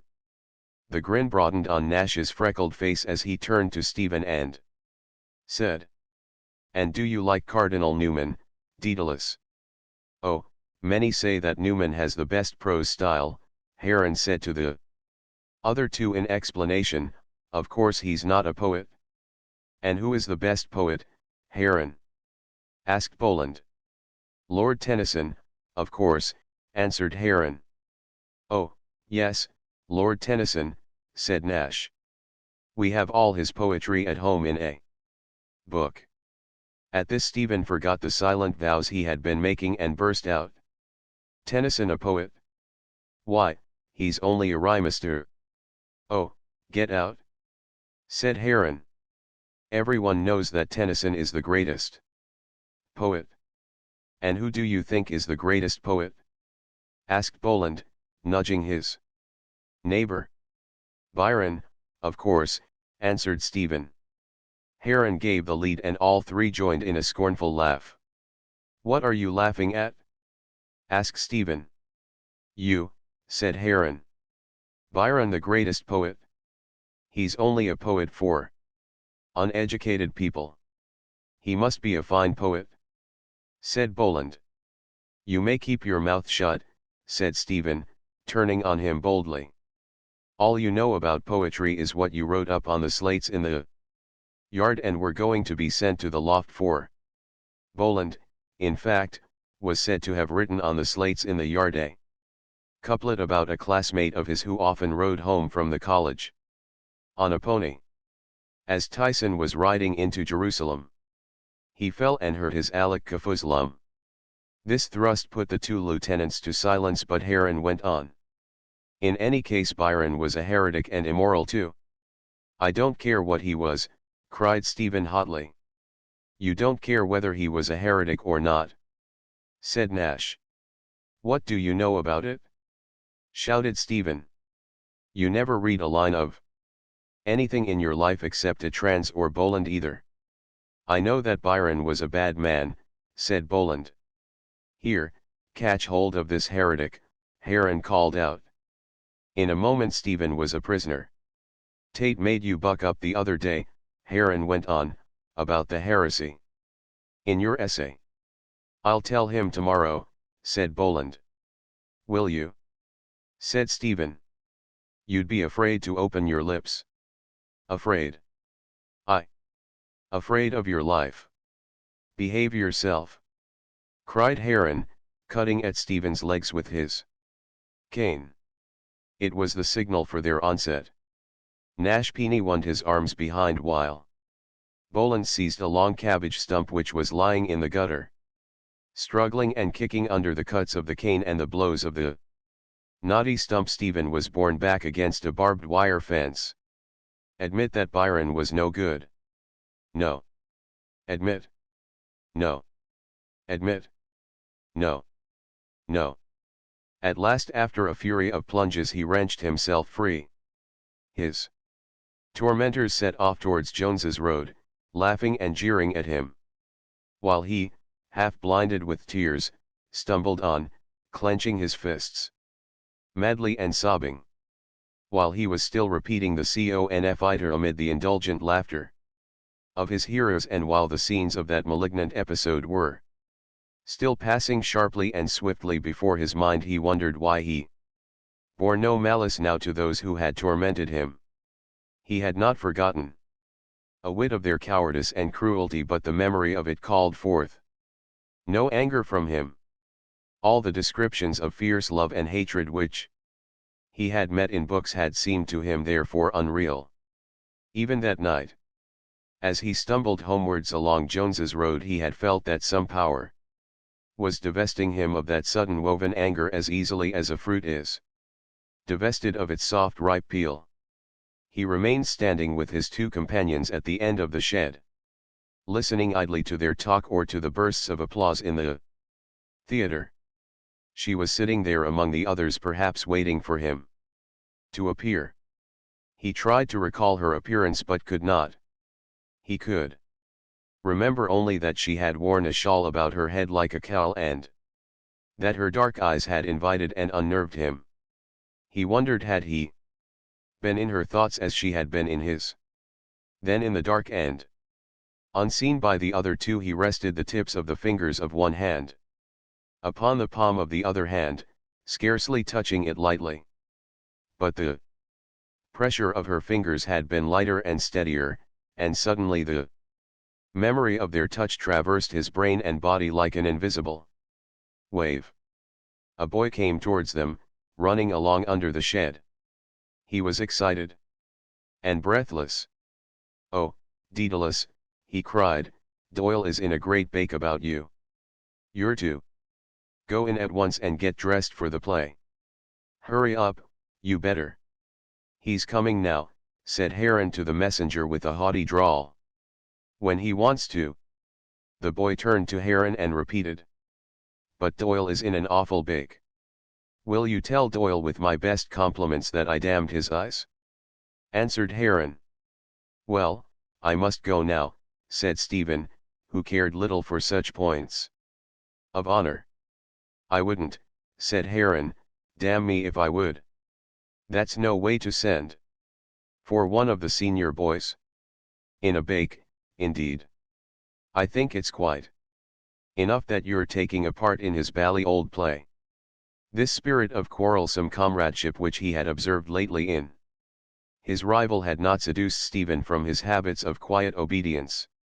He mistrusted the turbulence and doubted the sincerity of such comradeship, which seemed to him a sorry anticipation of manhood. The question of honor here raised was, like all such questions, trivial to him. While his mind had been pursuing its intangible phantoms and turning in irresolution from such pursuit, he had heard about him the constant voices of his father and of his masters, urging him to be a gentleman above all things, and urging him to be a good Catholic above all things. These voices had now come to be hollow sounding in his ears. When the gymnasium had been opened, he had heard another voice urging him to be strong and manly and healthy, and when the movement towards national revival had begun to be felt in the college, yet another voice had bidden him be true to his country and help to raise up her language and tradition. In the profane world, as he foresaw, a worldly voice would bid him raise up his father's fallen state by his labors, and, meanwhile, the voice of his school comrades urged him to be a decent fellow, to shield others from blame, or to beg them off, and to do his best to get free days for the school. And it was the din of all these hollow-sounding voices that made him halt irresolutely in the pursuit of phantoms. He gave them Here only for a time, but he was happy only when he was far from them. Beyond their call, alone or in the company of phantasmal comrades. In the vestry a plump fresh-faced Jesuit and an elderly man, in shabby blue clothes, were dabbling in a case of paints and chalks. The boys who had been painted walked about or stood still awkwardly, touching their faces in a gingerly fashion with their furtive fingertips. In the middle of the vestry a young Jesuit, who was then on a visit to the college, stood rocking himself rhythmically from the tips of his toes to his heels and back again, his hands thrust well forward into his side pockets. His small head set off with glossy red curls and his newly shaven face agreed well with the spotless decency of his soutane, and with his spotless shoes. As he watched this swaying form and tried to read for himself the legend of the priest's mocking smile, there came into Stephen's memory a saying which he had heard from his father before he had been sent to Clongowes, that you could always tell a Jesuit by the style of his clothes. At the same moment he thought he saw a likeness between his father's mind and that of this smiling well-dressed priest, and he was aware of some desecration of the priest's office or of the vestry itself, whose silence was now rooted by loud talk and joking, and its air pungent with the smells of the gas jets and the grease. While his forehead was being wrinkled and his jaws painted black and blue by the elderly man, he listened distractedly to the voice of the plump young Jesuit which bade him speak up and make his points clearly. He could hear the band playing the Lily of Killarney and knew that in a few moments the curtain would go up. He felt no stage fright, but the thought of the part he had to play humiliated him. A remembrance of some of his lines made a sudden flush rise to his painted cheeks. He saw her serious alluring eyes watching him from among the audience, and their image at once swept away his scruples, leaving his will compact. Another nature seemed to have been lent him, the infection of the excitement and youth about him entered into and transformed his moody mistrustfulness. For one rare moment he seemed to be clothed in the real apparel of boyhood, and, as he stood in the wings among the other players, he shared the common mirth amid which the drop scene was hauled upwards by two able-bodied priests with violent jerks and all awry. A few moments after he found himself on the stage amid the garish gas and the dim scenery, acting before the innumerable faces of the void. It surprised him to see that the play which he had known at rehearsals for a disjointed lifeless thing had suddenly assumed a life of its own. It seemed now to play itself, he and his fellow actors aiding it with their parts. When the curtain fell on the last scene he heard the void filled with applause and, through a rift in a side scene, saw the simple body before which he had acted magically deformed, the void of faces breaking at all points and falling asunder into busy groups. He left the stage quickly and rid himself of his mummery and passed out through the chapel into the college garden. Now that the play was over, his nerves cried for some further adventure. He hurried onwards as if to overtake it. The doors of the theatre were all open and the audience had emptied out. On the lines which he had fancied the moorings of an arc a few lanterns swung in the night breeze, flickering cheerlessly. He mounted the steps from the garden in haste, eager that some prey should not elude him, and forced his way through the crowd in the hall, and past the two Jesuits who stood watching the exodus and bowing and shaking hands with the visitors. He pushed onward nervously, feigning a still greater haste and faintly conscious of the smiles and stares and nudges which his powdered head left in its wake. When he came out on the steps he saw his family waiting for him at the first lamp. In a glance he noted that every figure of the group was familiar and ran down the steps angrily. "I have to leave a message down in George's Street," he said to his father quickly. "I'll be home after you." Without waiting for his father's questions he ran across the road and began to walk at breakneck speed down the hill. He hardly knew where he was walking. Pride and hope and desire like crushed herbs in his heart sent up vapors of maddening incense before the eyes of his mind. He strode down the hill amid the tumult of sudden risen vapors of wounded pride and fallen hope and baffled desire. They streamed upwards before his anguished eyes in dense and maddening fumes and passed away above him till at last the air was clear and cold again. A film still veiled his eyes, but they burned no longer. A power, akin to that which had often made anger or resentment fall from him, brought his steps to rest. He stood still and gazed up at the somber porch of the morgue and from that to the dark cobbled laneway at its side. He saw the word lots on the wall of the lane and breathed slowly the rank heavy air. That is horse piss and rotted straw, he thought. It is a good odor to breathe. It will calm my heart. My heart is quite calm now. I will go back.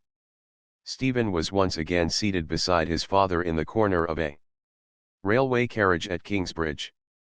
He was travelling with his father by the night mail to Cork.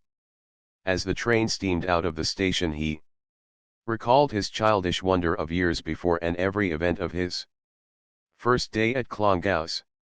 But he felt no wonder now.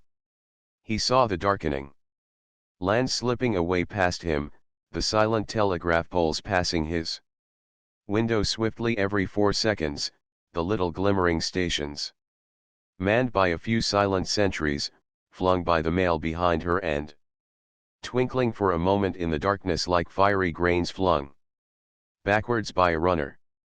He listened without sympathy to his father's evocation of Cork and of scenes of his youth, a tale broken by sighs or draughts from his pocket flask whenever the image of some dead friend appeared in it or whenever the evoker remembered suddenly the purpose of his actual visit.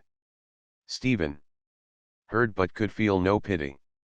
The images of the dead were all strangers to him save that of Uncle Charles, an image which had lately been fading out of memory. He knew, however, that his father's property was going to be sold by auction, and in the manner of his own dispossession.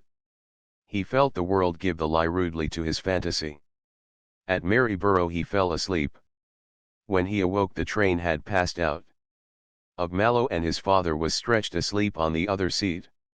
The cold light of the dawn lay over the country, over the unpeopled fields and the closed cottages.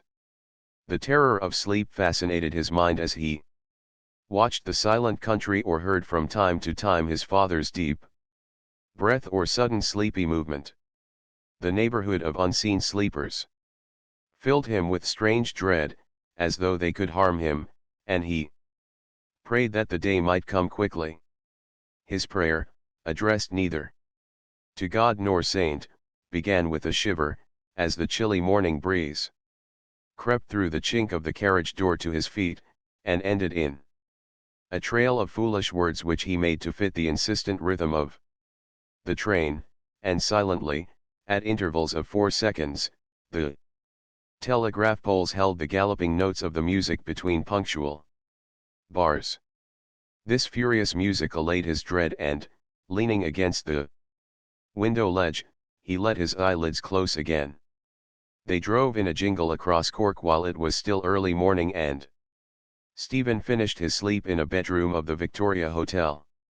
The bright warm sunlight was streaming through the window and he could hear the din of traffic. His father was standing before the dressing table, examining his hair and face and mustache with great care, craning his neck across the water jig and drawing it back sideways to see the better. While he did so he sang softly to himself with quaint accent and phrasing. "'Tis youth and folly makes young men merry. So here, my love, I'll no longer stay. What can't be cured, sure, must be injured, sure. So I'll go to America. My love she's handsome. My love she's bony. She's like good whiskey when it is new. But when 'tis old, And growing cold. It fades and dies like the mountain dew. The consciousness of the warm sunny city outside his window and the tender tremors with which his father's voice festooned the strange sad, happy air, drove off all the mists of the night's ill humor from Stephen's brain. He got up quickly to dress and, when the song had ended, said, "That's much prettier than any of your other come-all-yous." "Do you think so?" asked Mr. Dedalus. "I like it," said Stephen. "It's a pretty old air," said Mr. Dedalus, twirling the points of his mustache. "Ah, but you should have heard Mick Lacy sing it." "Poor Mick Lacy. He had little turns for it," Grace notes that he used to put in. "That I haven't got. That was the boy who could sing a come all you. If you like." Mr. Dedalus had ordered dreyashines for breakfast, and during the meal he cross-examined the waiter for local news. For the most part they spoke at cross purposes when a name was mentioned, the waiter having in mind the present holder and Mr. Dedalus his father or perhaps his grandfather. "Well, I hope they haven't moved the Queen's College anyhow," said Mr. Dedalus, "for I want to show it to this youngster of mine." Along the Mardyke the trees were in bloom. They entered the grounds of the college and were led by the garrulous porter across the quadrangle. But their progress across the gravel was brought to a halt after every dozen or so paces by some reply of the porter's. "Ah, do you tell me so? And is poor Pot Levelly dead?" "Yes, sir." "Dead, sir." During these halts Stephen stood awkwardly behind the two men, weary of the subject and waiting restlessly for the slow march to begin again. By the time they had crossed the quadrangle his restlessness had risen to fever. He wondered how his father, whom he knew for a shrewd, suspicious man, could be duped by the servile manners of the porter, and the lively southern speech which had entertained him all the morning now irritated his ears. They passed into the anatomy theatre where Mr. Dedalus, the porter, aiding him, searched the desks for his initials. Stephen remained in the background, depressed more than ever by the darkness and silence of the theatre and by the air it wore of jaded and formal study. On the desk he read the word foetus cut several times in the dark-stained wood. The sudden legend startled his blood. He seemed to feel the absent students of the college about him and to shrink from their company. A vision of their life, which his father's words had been powerless to evoke, sprang up before him out of the word cut in the desk. A broad-shouldered student with a mustache was cutting in the letters with a jackknife, seriously.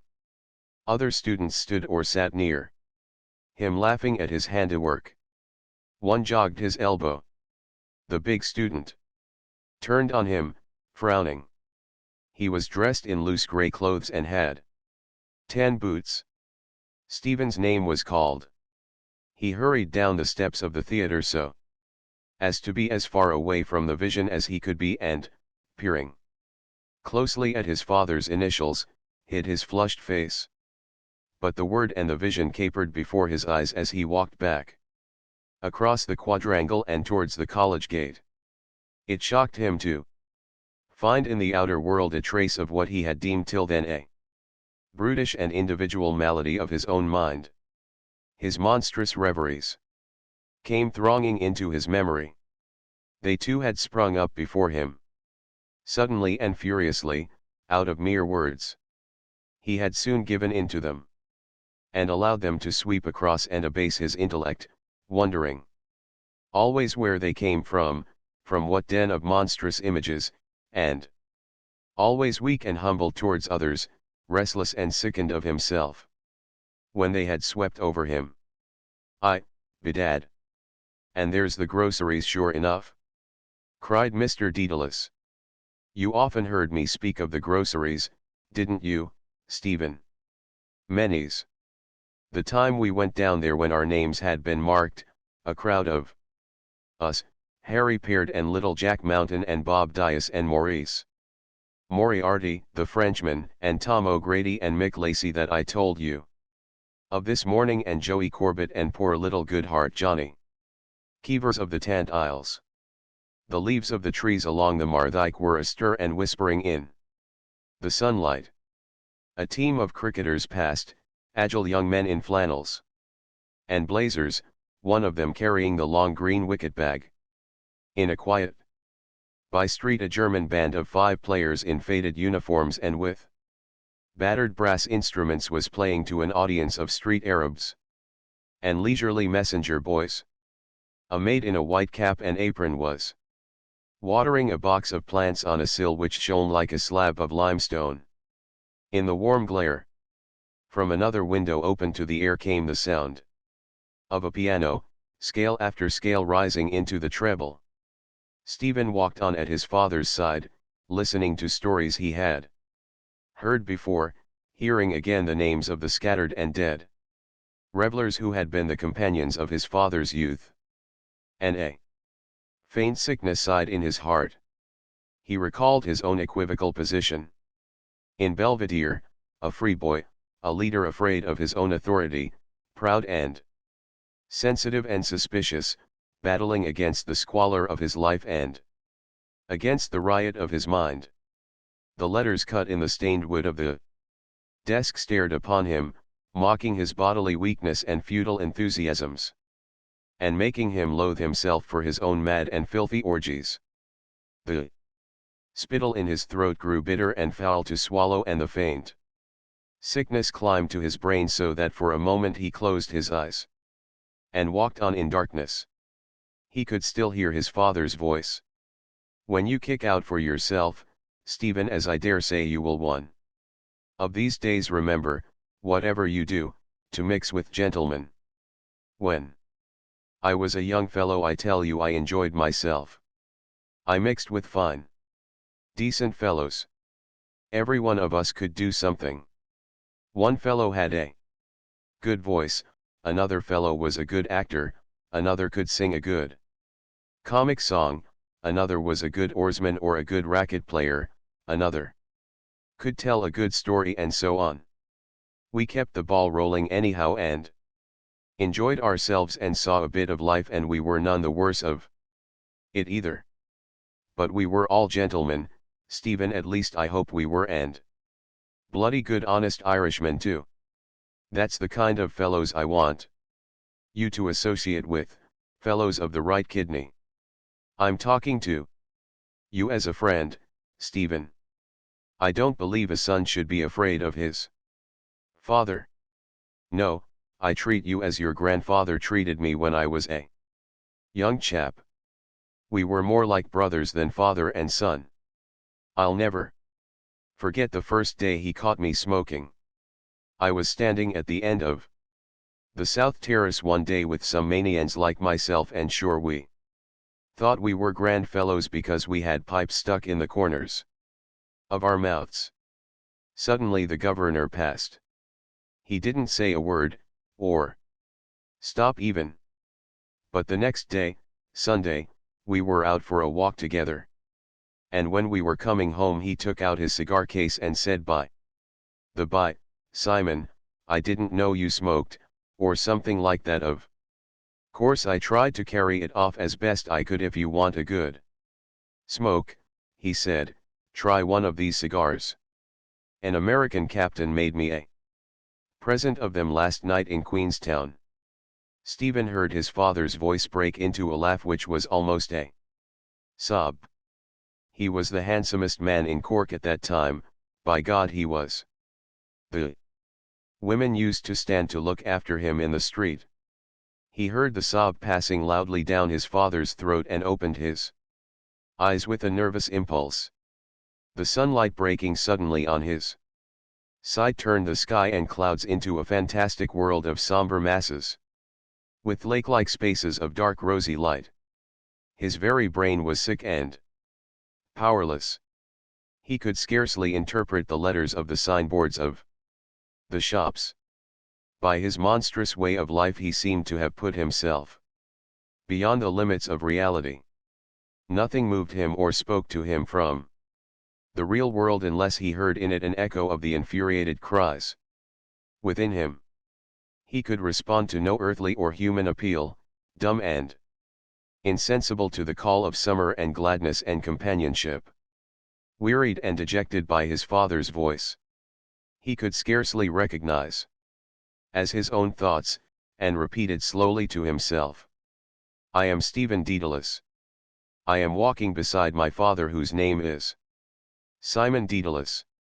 We are in Cork, in Ireland. Cork is a city. Our room is in the Victoria Hotel. Victoria and Stephen and Simon. Simon and Stephen and Victoria. Names." The memory of his childhood suddenly grew dim. He tried to call forth some of its vivid moments but could not. He recalled only names. Dante, Parnell, Klein, Clonghouse. A little boy had been taught geography by an old woman who kept 2 brushes in her wardrobe. Then he had been sent away from home to a college. He had made his first communion and eaten Slim Jim out of his cricket cap and watched the firelight leaping and dancing on the wall of a little bedroom in the infirmary and dreamed of being dead, of mass being said for him by the rector in a black and gold cope, of being buried then in the little graveyard of the community off the main avenue of limes. But he had not died then.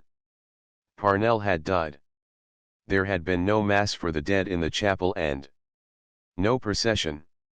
He had not died but he had faded out like a film in the sun. He had been lost or had wandered out of existence for he no longer existed. How strange to think of him passing out of existence in such a way, not by death but by fading out in the sun or by being lost and forgotten somewhere in the universe. It was strange to see his small body appear again for a moment, a little boy in a grey belted suit. His hands were in his side pockets and his trousers were tucked in at the knees by elastic bands. On the evening of the day on which the property was sold, Stephen followed his father meekly about the city from bar to bar, to the sellers in the market, to the barmen and barmaids, to the beggars who importuned him for a lob. Mr. Dedalus told the same tale, that he was an old Corkinian, that he had been trying for 30 years to get rid of his Cork accent up in Dublin, and that Peter Pickackafax beside him was his eldest son, but that he was only a Dublin Jackeen. They had set out early in the morning from Newcomb's coffee house, where Mr. Dedalus' cup had rattled noisily against its saucer, and Stephen had tried to cover that shameful sign of his father's drinking bout of the night before by moving his chair and coughing. One humiliation had succeeded another: the false smiles of the market sellers, the curvetings and oglings of the barmaids with whom his father flirted, the compliments and encouraging words of his father's friends. They had told him that he had a great look of his grandfather, and Mr. Dedalus had agreed that he was an ugly likeness. They had unearthed traces of a Cork accent in his speech and made him admit that the Lee was a much finer river than the Liffey. One of them, in order to put his Latin to the proof, had made him translate short passages from Delectus and asked him whether it was correct to say, tempora mutantur nos et mutimer in illis, or tempora mutantur et nos mutimer in illis. Another, a brisk old man, whom Mr. Dedalus called Johnny Cashman, had covered him with confusion by asking him to say which were prettier, the Dublin girls or the Cork girls. "He's not that way built," said Mr. Dedalus. "Leave him alone. He's a level-headed thinking boy who doesn't bother his head about that kind of nonsense." "Then he's not his father's son," said the little old man. "I don't know, I'm sure," said Mr. Dedalus, smiling complacently. "Your father," said the little old man to Stephen, "was the boldest flirt in the city of Cork in his day. Do you know that?" Stephen looked down and studied the tiled floor of the bar into which they had drifted. "Now don't be putting ideas into his head," said Mr. Dedalus. "Leave him to his maker." "Yeah, sure, I wouldn't put any ideas into his head. I'm old enough to be his grandfather." "And I am a grandfather," said the little old man to Stephen. "Do you know that?" "Are you?" asked Stephen. "Bedad I am," said the little old man. "I have 2 bouncing grandchildren out at Sundays. Well, now, then, what age do you think I am? And I remember seeing your grandfather in his red coat riding out to hounds. That was before you were born." Or thought of," said Mr. Dedalus. "Bedad I did," repeated the little old man. "And, more than that, I can remember even your great-grandfather, old John Stephen Dedalus, and a fierce old fire-eater he was. Now, then, there's a memory for you." "That's 3 generations, 4 generations," said another of the company. "Why, Johnny Cashman, you must be nearing the century." "Well, I'll tell you the truth," said the little old man. "I'm just 27 years of age." "We're as old as we feel, Johnny," said Mr. Dedalus. "And just finish what you have there and we'll have another. Here, Tim or Tom or whatever your name is, give us the same again here. By God, I don't feel more than 18 myself. There's that son of mine there not half my age and I'm a better man than he is any day of the week. Draw it mild now, Dedalus. I think it's time for you to take a back seat," said the gentleman who had spoken before. "No, by God," asserted Mr. Dedalus. "I'll sing a tenor song against him. Or I'll vault a 5-barred gate against him, or I'll run with him after the hounds across the country as I did 30 years ago along with the carry boy and the best man for it. But he'll beat you here," said the little old man, tapping his forehead and raising his glass to drain it. "Well, I hope he'll be as good a man as his father. That's all I can say," said Mr. Dedalus. "If he is, he'll do," said the little old man. "And thanks be to God, Johnny," said Mr. Dedalus, "that we lived so long and did so little harm." "But did so much good, Simon," said the little old man gravely. "Thanks be to God we lived so long and did so much good." Stephen watched the 3 glasses being raised from the counter as his father and his 2 cronies drank to the memory of their past. An abyss of fortune or of temperament sundered him from them. His mind seemed older than theirs, it shone coldly on their strifes and happiness and regrets like a moon upon a younger earth. No life or youth stirred in him as it had stirred in them. He had known neither the pleasure of companionship with others nor the vigor of rude male health nor filial piety.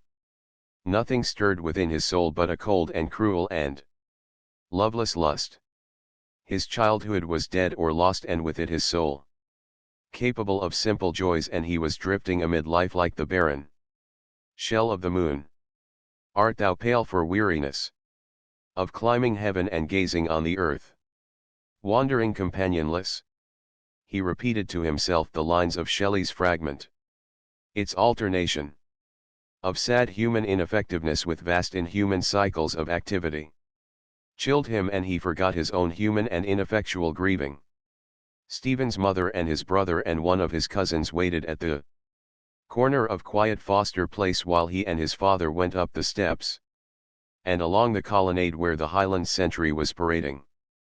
When they had passed into the great hall and stood at the counter, Stephen drew forth his orders on the governor of the Bank of Ireland for £30 and £3, and these sums, the moneys of his exhibition and essay prize, were paid over to him rapidly by the teller in notes and in coin respectively. He bestowed them in his pockets with feigned composure and suffered the friendly teller, to whom his father chatted, to take his hand across the broad counter and wish him a brilliant career in after life. He was impatient of their voices and could not keep his feet at rest. But the teller still deferred the serving of others to say he was living in changed times and that there was nothing like giving a boy the best education that money could buy.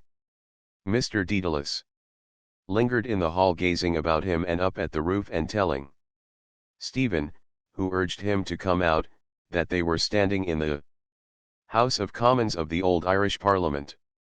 God help us, he said piously, to think of the men of those times. Stephen, Hely Hutchinson, and Flood and Henry Grattan and Charles Kendall Bushy, and the noblemen we have now, leaders of the Irish people at home and abroad. Why, by God, they wouldn't be seen dead in a 10-acre field with them. No, Stephen, old chap, I'm sorry to say that they are. Only as I roved out one fine May morning in the merry month of sweet July, a keen October wind was blowing round the bank. The three figures standing at the edge of the muddy path had pinched cheeks and watery eyes. Stephen looked at his thinly clad mother and remembered that a few days before he had seen a mantle priced at 20 guineas in the windows of Barnardo's.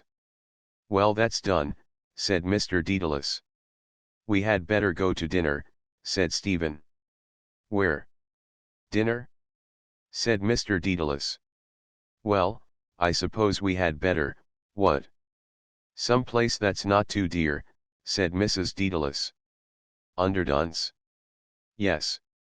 Some quiet place. Come along, said Stephen quickly. It doesn't matter about the dearness. He walked on before them with short nervous steps, smiling. They tried to keep up with him, smiling also at his eagerness. Take it easy like a good young fellow, said his father. We're not out for the half-mile, are we? For a swift season of merry-making the money of his prizes ran through Stephen's fingers. Great parcels of groceries and delicacies and dried fruits arrived from the city. Every day he drew up a bill of fare for the family and every night led a party of 3 or 4 to the theatre to see Ingomar or the Lady of Lyons. In his coat pockets he carried squares of Vienna chocolate for his guests while his trousers pocket bulged with masses of silver and copper coins.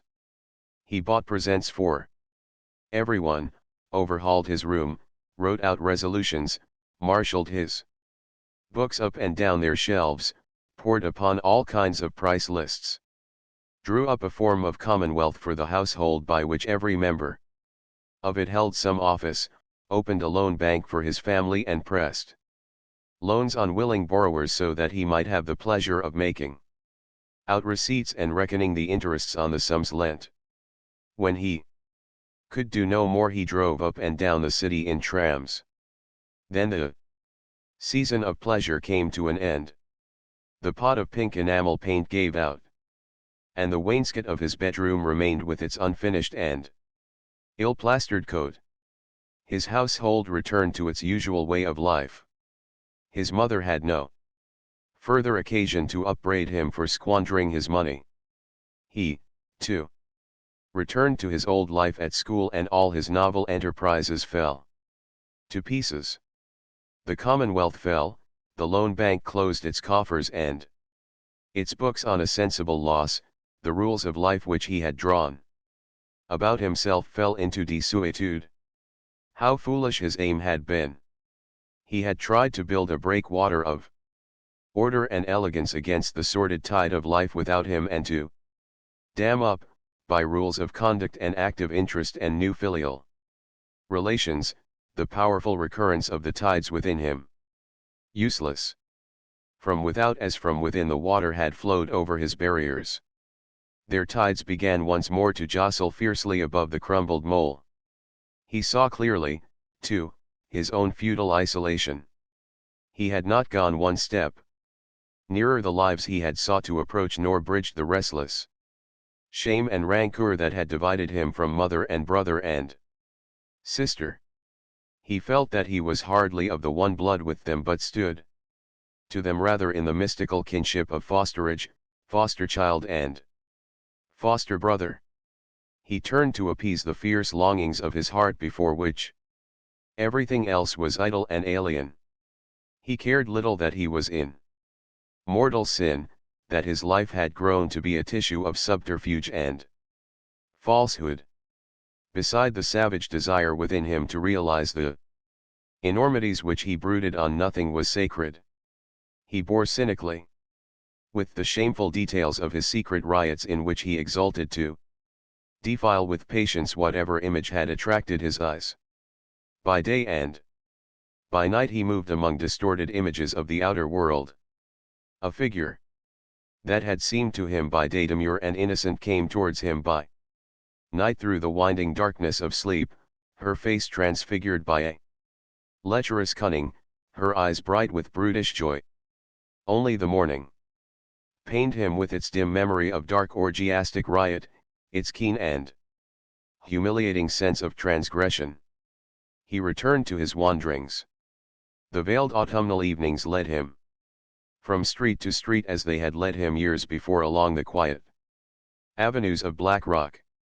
But no vision of trim front gardens or of kindly lights in the windows poured a tender influence upon him now. Only at times, in the pauses of his desire, when the luxury that was wasting him gave room to a softer languor, the image of Mercedes traversed the background of his memory. He saw again the small white house and the garden of rosebushes on the road that led to the mountains, and he remembered the sadly proud gesture of refusal which he was to make. There, standing with her in the moonlit garden after years of estrangement and adventure. At those moments the soft speeches of Claude Melnot rose to his lips and eased his unrest. A tender premonition touched him of the tryst he had then looked forward to, and in spite of the horrible reality which lay between his hope of then and now, of the holy encounter he had then imagined, at which weakness and timidity and inexperience were to fall from him. Such moments passed and the wasting fires of lust sprang up again. The verses passed from his lips and the inarticulate cries and the unspoken brutal words rushed forth from his brain to force a passage. His blood was in revolt. He wandered up and down the dark slimy streets, peering into the gloom of lanes and doorways, listening eagerly for any sound. He moaned to himself like some baffled prowling beast. He wanted to sin with another of his kind, to force another being to sin with him and to exult with her in sin. He felt some dark presence moving irresistibly upon him from the darkness, a presence subtle and murmurous as a flood, filling him wholly with itself. Its murmur besieged his ears like the murmur of some multitude in sleep, its subtle streams penetrated his being. His hands clenched convulsively and his teeth set together as he suffered the agony of its penetration. He stretched out his arms in the street to hold fast the frail swooning form that eluded him and incited him, and the cry that he had strangled for so long in his throat issued from his lips. It broke from him like a wail of despair from a hell of sufferers, and died in a wail of furious entreaty, a cry for an iniquitous abandonment, a cry which was but the echo of an obscene scrawl which he had read on the oozing wall of a urinal. He had wandered into a maze of narrow and dirty streets. From the foul laneways he heard bursts of hoarse riot and wrangling and the drawling of drunken singers. He walked onward, undismayed, wondering whether he had strayed into the quarter of the Jews. Women and girls dressed in long vivid gowns traversed the street from house to house. They were leisurely and perfumed. A trembling seized him and his eyes grew dim. The yellow gas flames arose before his troubled vision against the vapory sky, burning as if before an altar. Before the doors and in the Lighted halls groups were gathered arrayed as for some rite. He was in another world, he had awakened from a slumber of centuries. He stood still in the middle of the roadway, his heart clamouring against his bosom in a tumult. A young woman dressed in a long pink gown laid her hand on his arm to detain him and gazed into his face. She said gaily, "Good night, Willie dear." Her room was warm and lightsome. A huge doll sat with her legs apart in the copious easy chair beside the bed. He tried to bid his tongue speak, that he might seem at ease, watching her as she undid her gown, noting the proud conscious movements of her perfumed head. As he stood silent in the middle of the room, she came over to him and embraced him gaily and gravely. Her round arms held him firmly to her. And he, seeing her face lifted to him in serious calm and feeling the warm calm rise and fall of her breast, all but burst into hysterical weeping. Tears of joy and relief shone in his delighted eyes, and his lips parted though they would not speak. She passed her tinkling hand through his hair, calling him a little rascal. "Give me a kiss," she said. His lips would not bend to kiss her. He wanted to be held firmly in her arms, to be caressed slowly, slowly, slowly. In her arms he felt that he had suddenly become strong and fearless and sure of himself. But his lips would not bend to kiss her. With a sudden movement she bowed his head and joined her lips to his. And he read the meaning of her movements in her frank uplifted eyes. It was too much for him. He closed his eyes, surrendering himself to her body and mind, conscious of nothing in the world but the dark pressure of her softly parting lips. They pressed upon his brain as upon his lips, as though they were the vehicle of a vague speech, and between them he felt an unknown and timid pressure, darker than the swoon of sin, softer than sound or odor. Chapter 3. The swift December dusk had come tumbling clownishly after its dull day. And as he stared through the dull square of the window of the schoolroom, he felt his belly crave for its food.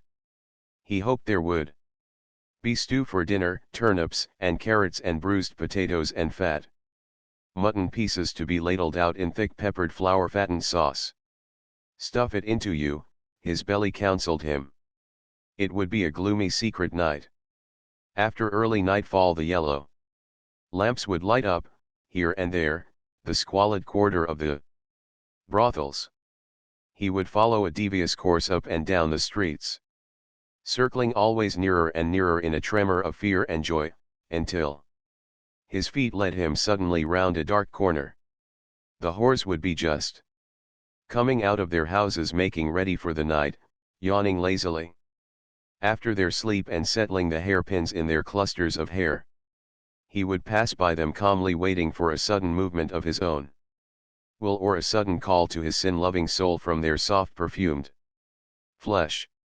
Yet as he prowled in quest of that call, his senses, stultified only by his desire, would note keenly all that wounded or shamed them.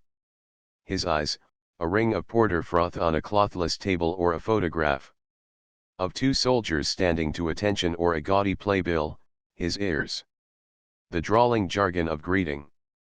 "Hello, Bertie, any good in your mind? Is that you, pigeon? Number 10. Fresh Nellie is waiting on you. Good night, husband. Coming in to have a short time?" The equation on the page of his scribbler began to spread out a widening tail, eyed and starred like a peacock's, and, when the eyes and stars of its indices had been eliminated, began slowly to fold itself together again. The indices appearing and disappearing were eyes opening and closing, the eyes opening and closing were stars being born and being quenched. The vast cycle of starry life bore his weary mind outward to its verge and inward to its center, a distant music accompanying him outward and inward. What music? The music came nearer, and he recalled the words of Shelley's fragment upon the Moon wandering companionless, pale for weariness. The stars began to crumble and a cloud of fine stardust fell through space. The dull light fell more faintly upon the page whereon another equation began to unfold itself slowly and to spread abroad its widening tail. It was his own soul going forth to experience, unfolding itself sin by sin, spreading abroad the bale fire of its burning stars and folding back upon itself, fading slowly, quenching its own lights and fires. They were quenched, and the cold darkness filled chaos. A cold lucid indifference reigned in his soul. At his first violent sin, he had felt a wave of vitality pass out of him and had feared to find his body or his soul maimed by the excess. Instead, the vital wave had carried him on its bosom out of himself and back again when it receded. And no part of body or soul had been maimed, but a dark peace had been established between them. The chaos in which his ardour extinguished itself was a cold indifferent knowledge of himself. He had sinned mortally not once but many times, and he knew that, while he stood in danger of eternal damnation for the first sin alone, by every succeeding sin he multiplied his guilt and his punishment. His days and works and thoughts could make no atonement for him, the fountains of sanctifying grace having ceased to refresh his soul. At most, by an alms given to a beggar whose blessing he fled from, he might hope wearily to win for himself some measure of actual grace. Devotion had gone by the board. What did it avail to pray when he knew that his soul lusted after its own destruction? A certain pride, a certain awe, withheld him from offering to God even one prayer at night, though he knew it was in God's power to take away his life while he slept and hurl his soul hellward ere he could beg for mercy. His pride in his own sin, his loveless awe of God, told him that his offense was too grievous to be atoned for in whole or in part by a false homage to the all-seeing and all-knowing. Well now, Ennis, I declare you have a head and so has my stick. Do you mean to say that you are not able to tell me what a cert is? The blundering answer stirred the embers of his contempt of his fellows. Towards others he felt neither shame nor fear. On Sunday mornings as he passed the church door he glanced coldly at the worshippers who stood bareheaded, 4 deep, outside the church, morally present at the Mass which they could neither see nor hear. Their dull piety and the sickly smell of the cheap hair oil with which they had anointed their heads repelled him from the altar they prayed at. He stooped to the evil of hypocrisy with others, sceptical of their innocence which he could cajole so easily. On the wall of his bedroom hung an illuminated scroll, the certificate of his prefecture in the College of the Sodality of the Blessed Virgin Mary. On Saturday mornings when the Sodality met in the chapel to recite the little office, his place was a cushioned kneeling desk at the right of the altar, from which he led his wing of boys through the responses. The falsehood of his position did not pain him. If at moments he felt an impulse to rise from his post of honor and, confessing before them all his unworthiness, to leave the chapel, a glance at their faces restrained him. The imagery of the Psalms of prophecy soothed his barren pride.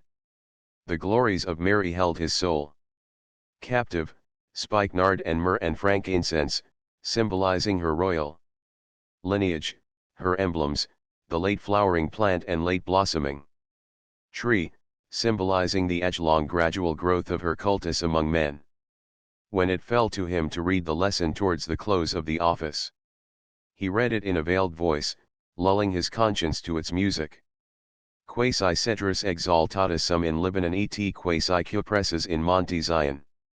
Quasi palma exaltatus sum in Gades et quasi plantatio rossi in Jericho. Quasi ulava speciosa in campis et quasi platanus exaltatus sum juxta aquam in Platius. Sicut cinnamomum et balsamum aromatizans odorum dedi.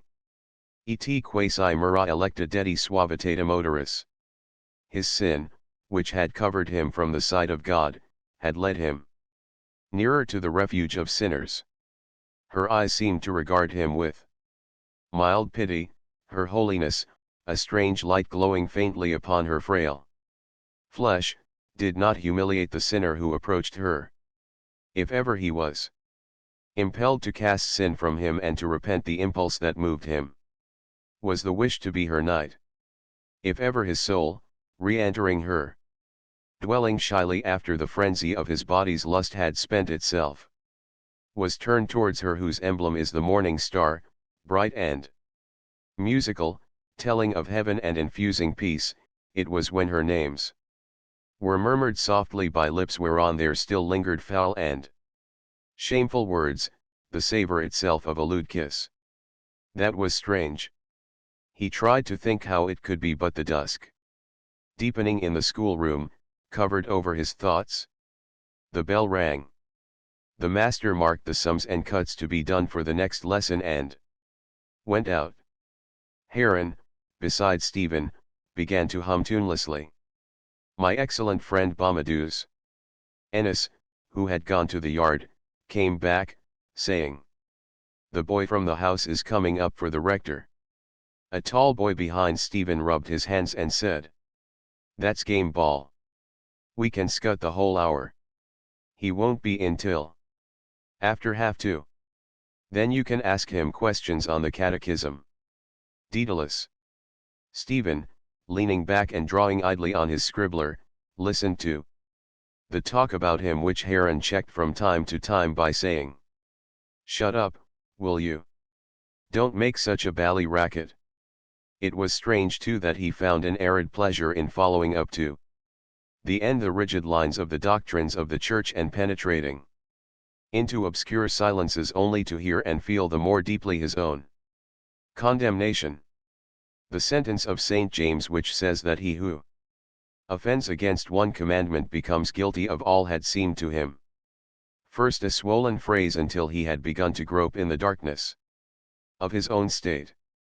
From the evil seed of lust all other deadly sins had sprung forth, pride in himself and contempt of others, covetousness in using money for the purchase of unlawful pleasures, envy of those whose vices he could not reach to, and calumnious murmuring against the pious, gluttonous enjoyment of food. The dull glowering anger amid which he brooded upon his longing, the swamp of spiritual and bodily sloth in which his whole being had sunk.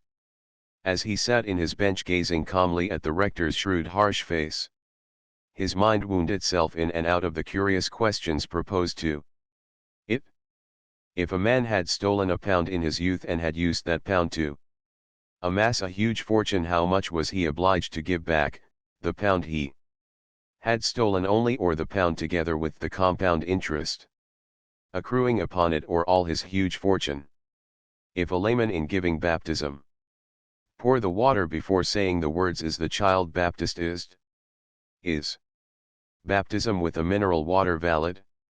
How comes it that while the first beatitude promises the kingdom of heaven to the poor of heart, the second beatitude promises also to the meek that they shall possess the land?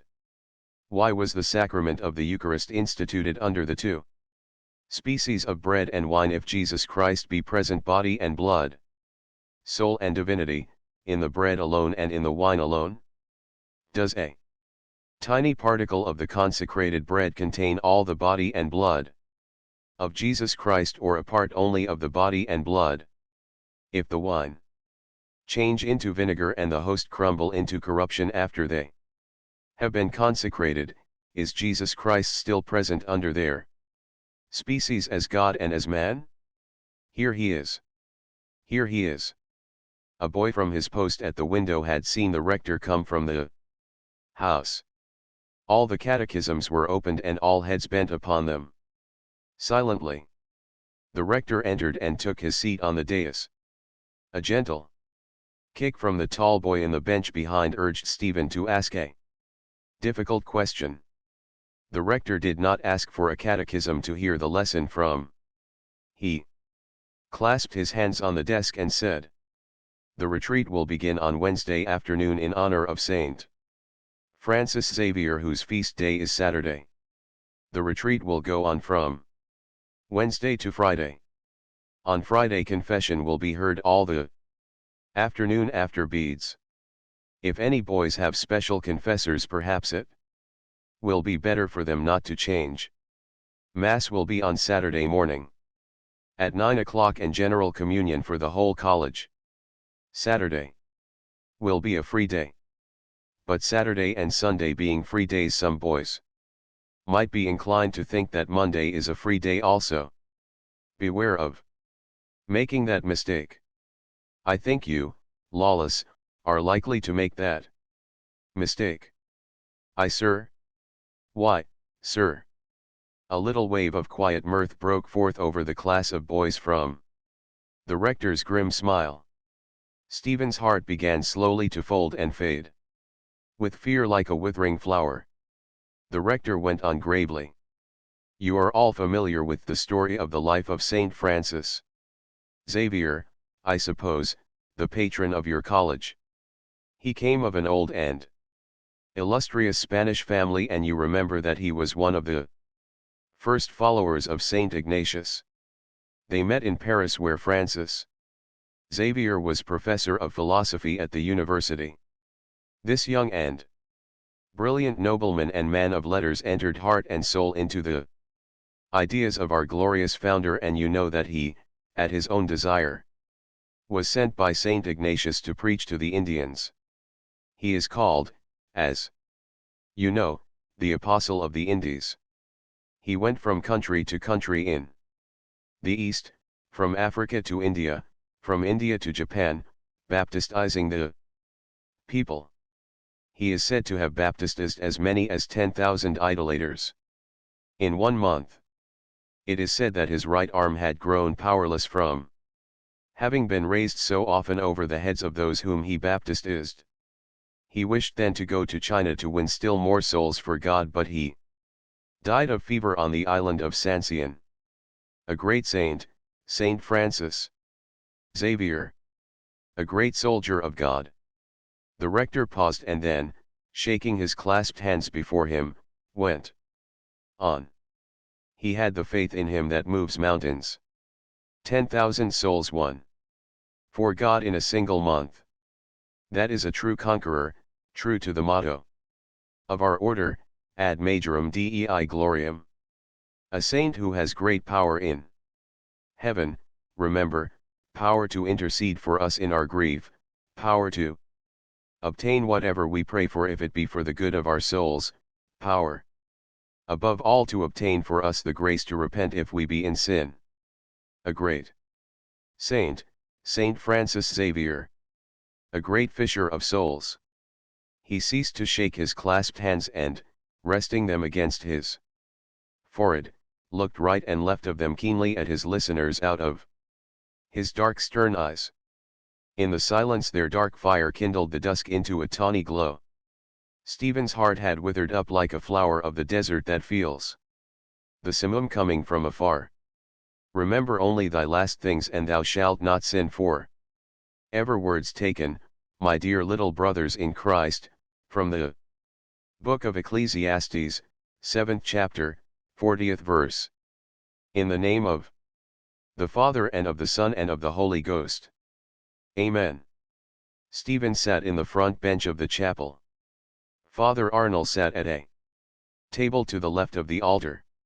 He wore about his shoulders a heavy cloak, his pale face was drawn and his voice broken with rheum.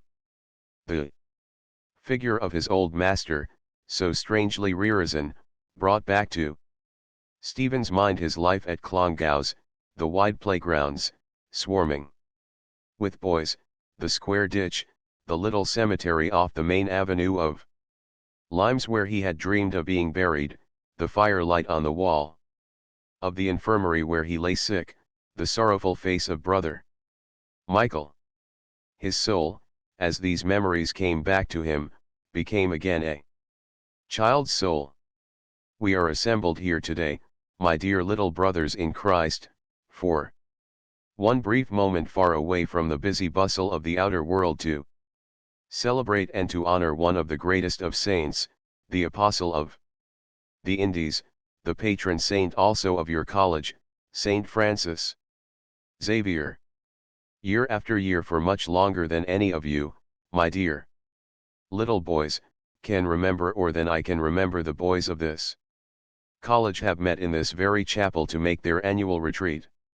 Before the feast day of their patron saint. Time has gone on and brought with it its changes. Even in the last few years, what changes? Can most of you not remember?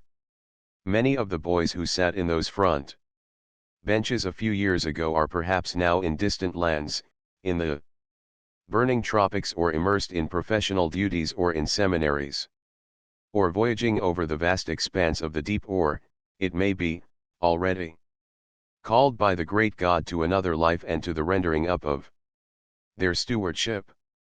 And still as the years roll by, bringing with them changes for good and bad, the memory of the great saint is honored by the boys of this college, who make every year their annual retreat on the days preceding the feast day set apart by our Holy Mother the Church, to transmit to all the ages the name and fame of one of the greatest sons of Catholic Spain. Now, what is the meaning of this word retreat, and why is it allowed on all hands to be a most salutary practice for all who desire to lead before God and in the eyes of men a truly Christian life? A retreat, my dear boys, signifies a withdrawal for a while from the cares of our life, the cares of this workaday world, in order to examine the state of our conscience, to reflect on the mysteries of holy religion, and to understand better why we are here in this world. During these few days, I intend to put before you some thoughts concerning the four last things. They are, as you know from your catechism, death, judgment, hell and heaven. We shall try to understand them fully during these few days, so that we may derive from the understanding of them a lasting benefit to our souls. And remember, my dear boys, that we have been sent into this world for one thing and for one thing alone, to do God's holy will and to save our immortal souls. All else is worthless. One thing alone is needful, the salvation of one's soul. What doth it profit a man to gain the whole world if he suffer the loss of his immortal soul? Ah, my dear boys, believe me, there is nothing in this wretched world that can make up for such a loss. I will ask you, therefore, my dear boys, to put away from your minds during these few days all worldly thoughts, whether of study or pleasure or ambition, and to give all your attention to the state of your souls. I need hardly remind you that during the days of the retreat all boys are expected to preserve a quiet and pious demeanor, and to shun all loud unseemly pleasure. The elder boys, of course, will see that this custom is not infringed, and I look especially to the prefects and officers of the sodality of Our Blessed Lady and of the sodality of the holy angels to set a good example to their fellow students. Let us try, therefore, to make this retreat in honor of Saint Francis with our whole heart and our whole mind. God's blessing will then be upon all your year's studies. But, above and beyond all, let this retreat be one to which you can look back in after years when, maybe, you are far from this college and among very different surroundings, to which you can look back with joy and thankfulness and give thanks to God for having granted you this occasion of laying the first foundation of a pious, honorable, zealous Christian life. And if, as may so happen, there be at this moment in these benches any poor soul who has had the unutterable misfortune to lose God's holy grace, and to fall into grievous sin, I fervently trust and pray that this retreat may be the turning point in the life of that soul. I pray to God through the merits of his zealous servant Francis Xavier, that such a soul may be led to sincere repentance, and that the Holy Communion on Saint Francis's day of this year may be a lasting covenant between God and that soul. for just and unjust, for saint and sinner alike, may this retreat be a memorable one. Help me, my dear little brothers in Christ. Help me by your pious attention, by your own devotion, by your outward demeanor. Banish from your minds all worldly thoughts and think only of the last things. Death, judgment, hell and heaven. He who remembers these things, says Ecclesiastes, shall not sin forever. He who remembers the last things will act and think with them always before his eyes. He will live a good life and die a good death, believing and knowing that, if he has sacrificed much in this earthly life, it will be given to him a hundredfold and 1,000-fold more in the life to come, in the kingdom. Without end of blessing, my dear boys, which I wish you from my heart. One and all, in the name of the Father and of the Son and of the Holy Ghost. Amen. As he walked home with silent companions, a thick fog seemed to compass his mind. He waited in stupor of mind till it should lift and reveal what it had hidden. He ate his dinner with surly appetite, and when the meal was over and the grease-strewn plates lay abandoned on the table, he rose and went to the window, clearing the thick scum from his mouth with his tongue and licking it from his lips. So he had sunk to the state of a beast that licks his chaps after meat. This was the end, and a faint glimmer of fear began to pierce the fog of his mind. He pressed his face against the pane of the window and gazed out into the darkening street. Forms passed this way and that through the dull light. And that was life. The letters of the name of Dublin lay heavily upon his mind, pushing one another surlily hither and thither with slow, boorish insistence. His soul was fattening and congealing into a gross grease, plunging ever deeper in its dull fear into a somber threatening dusk, while the body that was his stood, listless and discyanured, gazing out of darkened eyes, helpless, perturbed and human for a bovine god to stare upon. The next day brought death and judgment, stirring his soul slowly from its listless despair. The faint glimmer of fear became a terror of spirit as the hoarse voice of the preacher blew death into his soul. He suffered its agony. He felt the death chill touch the extremities and creep onward towards the heart, the film of death veiling the eyes, the bright centers of the brain extinguished one by one like lamps, the last sweat oozing upon the skin, the powerlessness of the dying limbs, the speech thickening and wandering and failing, the heart throbbing faintly and more faintly, all but vanquished, the breath, the poor breath, the poor helpless human spirit, sobbing and sighing, gurgling and rattling in the throat. No help. No help. He himself, his body to which he had yielded, was dying. Into the grave with it. Nail it down into a wooden box, the corpse. Carry it out of the house on the shoulders of hirelings. Thrust it out of men's sight into a long hole in the ground, into the grave, to rot, to feed the mass of its creeping worms and to be devoured by scuttling plump-bellied rats. And while the friends were still standing in tears by the bedside, the soul of the sinner was judged. At the last moment of consciousness the whole earthly life passed before the vision of the soul, and, ere it had time to reflect, the body had died and the soul stood terrified before the judgment seat. God, who had long been merciful, would then be just. He had long been patient, pleading with the sinful soul, giving it time to repent, sparing it yet a while. But that time had gone. Time was to sin and to enjoy, time was to scoff at God and at the warnings of his holy church, time was to defy his majesty, to disobey his commands, to hoodwink one's fellow men, to commit sin after sin, and to hide one's corruption from the sight of men. But that time was over.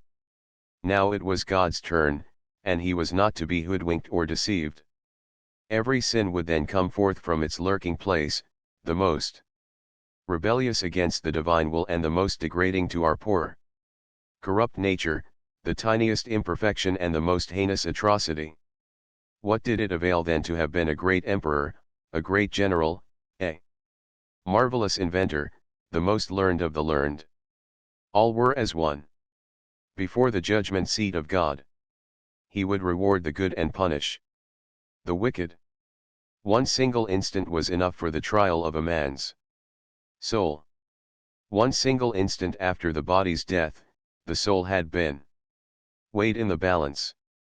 The particular judgment was over and the soul had passed to the abode of bliss or to the prison of purgatory or had been hurled howling into hell.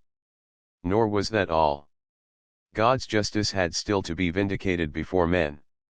After the particular there still remained the general judgment. The last day had come. Doomsday was at hand. The stars of heaven were falling upon the earth like the figs cast by the fig tree which the wind has shaken. The sun, the great luminary of the universe, had become as sackcloth of hair. The moon was blue dread. The firmament was as a scroll rolled away. The archangel Michael, the prince of the heavenly host, appeared glorious and terrible against the sky. With 1 foot on the sea and 1 foot on the land he blew from the archangelical trumpet the brazen death of time. The 3 blasts of the angel filled all the universe. Time is, time was, but time shall be no more. At the last blast the souls of universal humanity thronged towards the valley of Jehoshaphat, rich and poor, gentle and simple, wise and foolish, good and wicked. The soul of every human being that has ever existed, the souls of all those who shall yet be born, all the sons and daughters of Adam, all are assembled on that supreme day. And lo, the supreme judge is coming. No longer the lowly Lamb of God, no longer the meek Jesus of Nazareth, no longer the man of sorrows, no longer the good shepherd, he is seen now coming upon the clouds, in great power and majesty, attended by 9 choirs of angels, and archangels. Principalities, powers, and virtues, thrones and dominations, cherubim and seraphim, God omnipotent, God everlasting. He speaks, and his voice is heard even at the farthest limits of space, even in the bottomless abyss. Supreme Judge, from his sentence there will be and can be no appeal. He calls the just to his side, bidding them enter into the kingdom, the eternity of bliss prepared for them. The unjust he casts from him, crying in his offended majesty, "Depart from me, ye accursed," into everlasting fire which was prepared for the devil and his angels. Oh, what agony then for the miserable sinners! Friend is torn apart from friend, children are torn from their parents, husbands from their wives. The poor sinner holds out his arms to those who were dear to him in this earthly world, to those whose simple piety perhaps he made a mock of, to those who counseled him and tried to lead him on the right path, to a kind brother, to a loving sister, to the mother and father who loved him so dearly. But it is too late, the just turn away from the wretched damned souls which now appear before the eyes of all in their hideous and evil character. O you hypocrites, O you whited sepulchres, O you who present a smooth smiling face to the world while your soul within is a foul swamp of sin, how will it fare with you in that terrible day? And this day will come, shall come, must come, the day of death and the day of judgment. It is appointed unto man to die, and after death the judgment. Death is certain. The time and manner are uncertain, whether from long disease or from some unexpected accident, the Son of God cometh at an hour when you little expect him. Be therefore ready every moment, seeing that you may die at any moment. Death is the end of us all. Death and judgment, brought into the world by the sin of our first parents, are the dark portals that close our earthly existence. The portals that open into the unknown and the unseen, portals through which every soul must pass, alone, unaided save by its good works. Without friend or brother or parent or master to help it, alone and trembling. Let that thought be ever before our minds, and then we cannot sin. Death, a cause of terror to the sinner, is a blessed moment for him who has walked in the right path, fulfilling the duties of his station in life, attending to his morning and evening prayers, approaching the Holy Sacrament frequently, and performing good and merciful works. For the pious and believing Catholic, for the just man, death is no cause of terror. Was it not Addison, the great English writer, who, when on his deathbed, sent for the wicked young Earl of Warwick to let him see how a Christian can meet his end? He it is, and he alone, the pious and believing Christian, who can say in his heart, O grave, where is thy victory? O death, where is thy sting? Every word of it was for him. Against his sin, foul and secret, the whole wrath of God was aimed. The preacher's knife had probed deeply into his disclosed conscience, and he felt now that his soul was festering in sin. Yes, the preacher was right. God's turn had come. Like a beast in its lair, his soul had lain down in its own filth, but the blasts of the angel's trumpet had driven him forth from the darkness of sin into the light. The words of doom cried by the angel shattered in an instant his presumptuous peace.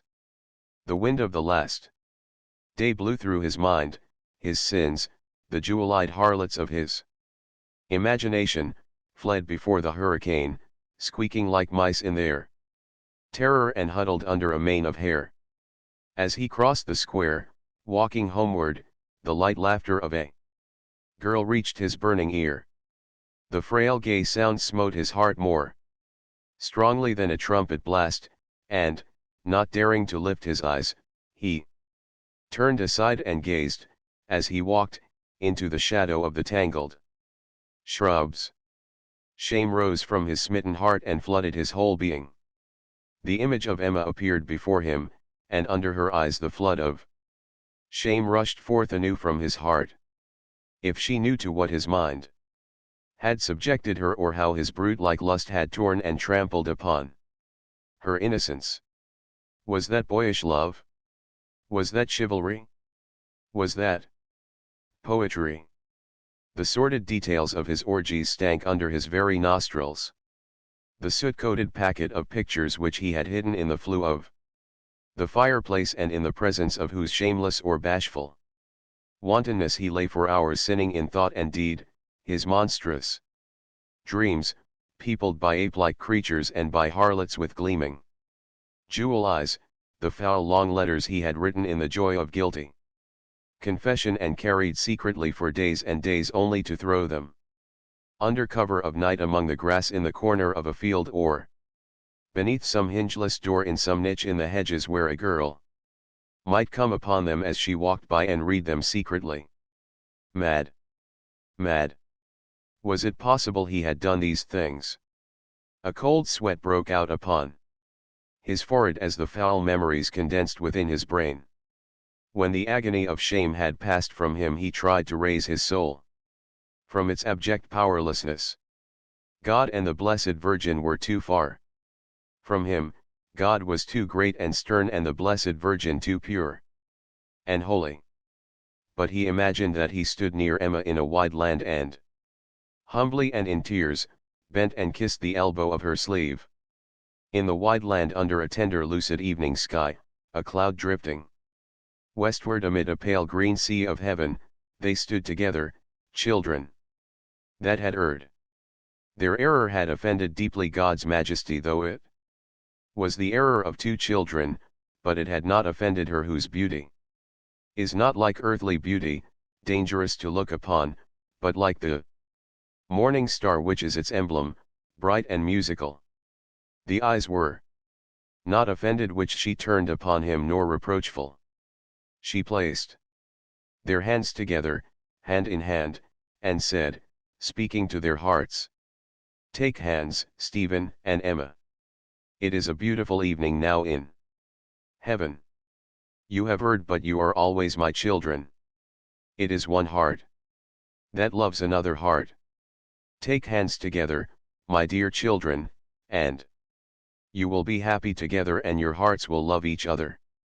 The chapel was flooded by the dull scarlet light that filtered through the lowered blinds, and through the fissure between the last blind and the sash a shaft of wan light entered like a spear and touched the embossed brasses of the candlesticks upon the altar that gleamed like the battle-worn mail armor of angels. Rain was falling on the chapel, on the garden, on the college. It would rain forever, noiselessly. The water would rise inch by inch, covering the grass and shrubs, covering the trees and houses, covering the monuments and the mountain tops. All life would be choked off.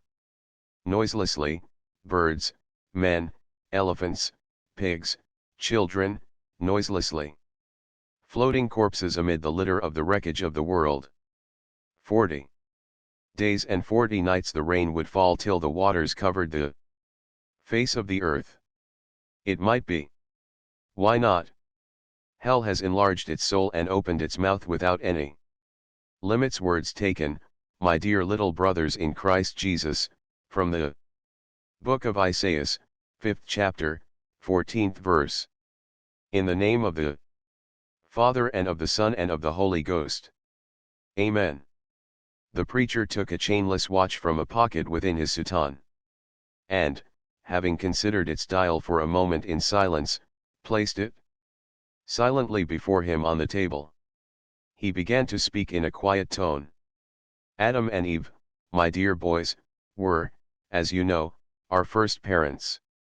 And you will remember that they were created by God in order that the seats in heaven left vacant by the fall of Lucifer and his rebellious angels might be filled again. Lucifer, we are told, was a son of the morning, a radiant and mighty angel, yet he fell and there fell with him a third part of the host of heaven. He fell and was hurled with his rebellious angels into hell. What his sin was we cannot say. Theologians consider that it was the sin of pride, the sinful thought conceived in an instant, non serviam, I will not serve. That instant was his ruin. He offended the majesty of God by the sinful thought of one instant, and God cast him out of heaven into hell forever. Adam and Eve were then created by God and placed in Eden, in the plain of Damascus, that lovely garden resplendent with sunlight and color, teeming with luxuriant vegetation. The fruitful earth gave them her bounty, beasts and birds were their willing servants, they knew not. The ills our flesh is heir to, disease and poverty and death, all that a great and generous God could do for them was done. But there was one condition imposed on them by God, obedience to his word. They were not to eat of the fruit of the forbidden tree. Alas, my dear little boys, they too fell. The devil, once a shining angel, a son of the morning, now a foul fiend, came in the shape of a serpent, the subtlest of all the beasts of the field. He envied them. He, the fallen great one, could not bear to think that man, a being of clay, should possess the inheritance which he by his sin had forfeited forever. He came to the woman, the weaker vessel, and poured the poison of his eloquence into her ear, promising her, oh, the blasphemy of that promise, that if she and Adam ate of the forbidden fruit they would become as gods, nay as God himself. Eve yielded to the wiles of the arch-tempter. She ate the apple and gave it also to Adam who had not the moral courage to resist her. The poison tongue of Satan had done its work. They fell. And then the voice of God was heard in that garden, calling his creature man to account, and Michael, prince of the heavenly host, with a sword of flame in his hand, appeared before the guilty pair and drove them forth from Eden into the world of sickness and striving, of cruelty and disappointment, of labor and hardship, to earn their bread in the sweat of their brow. But even then how merciful was God! He took pity on our poor degraded parents and promised that in the fullness of time he would send down from heaven one who would redeem them, make them once more children of God and heirs to the kingdom of heaven, and that one, that Redeemer of fallen man, was to be God's only begotten Son, the second person of the most blessed Trinity, the eternal Word. He came. He was born of a virgin pure, Mary the Virgin Mother. He was born in a poor cowhouse in Judea and lived as a humble carpenter for 30 years until the hour of his mission had come. And then, filled with love for men, he went forth and called to men to hear the new gospel. Did they listen? Yes, they listened but would not hear. He was seized and bound like a common criminal, mocked at as a fool, set aside to give place to a public robber, scourged with 5,000 lashes, crowned with a crown of thorns, hustled through the streets by the Jewish rabble and the Roman soldiery, stripped of his garments and hanged upon a gibbet, and his side was pierced with a lance, and from the wounded body of our Lord water and blood issued continually. Yet even then, in that hour of supreme agony, our merciful Redeemer had pity for mankind. Yet even there, on the hill of Calvary, he founded the Holy Catholic Church, against which, it is promised, the gates of hell shall not prevail.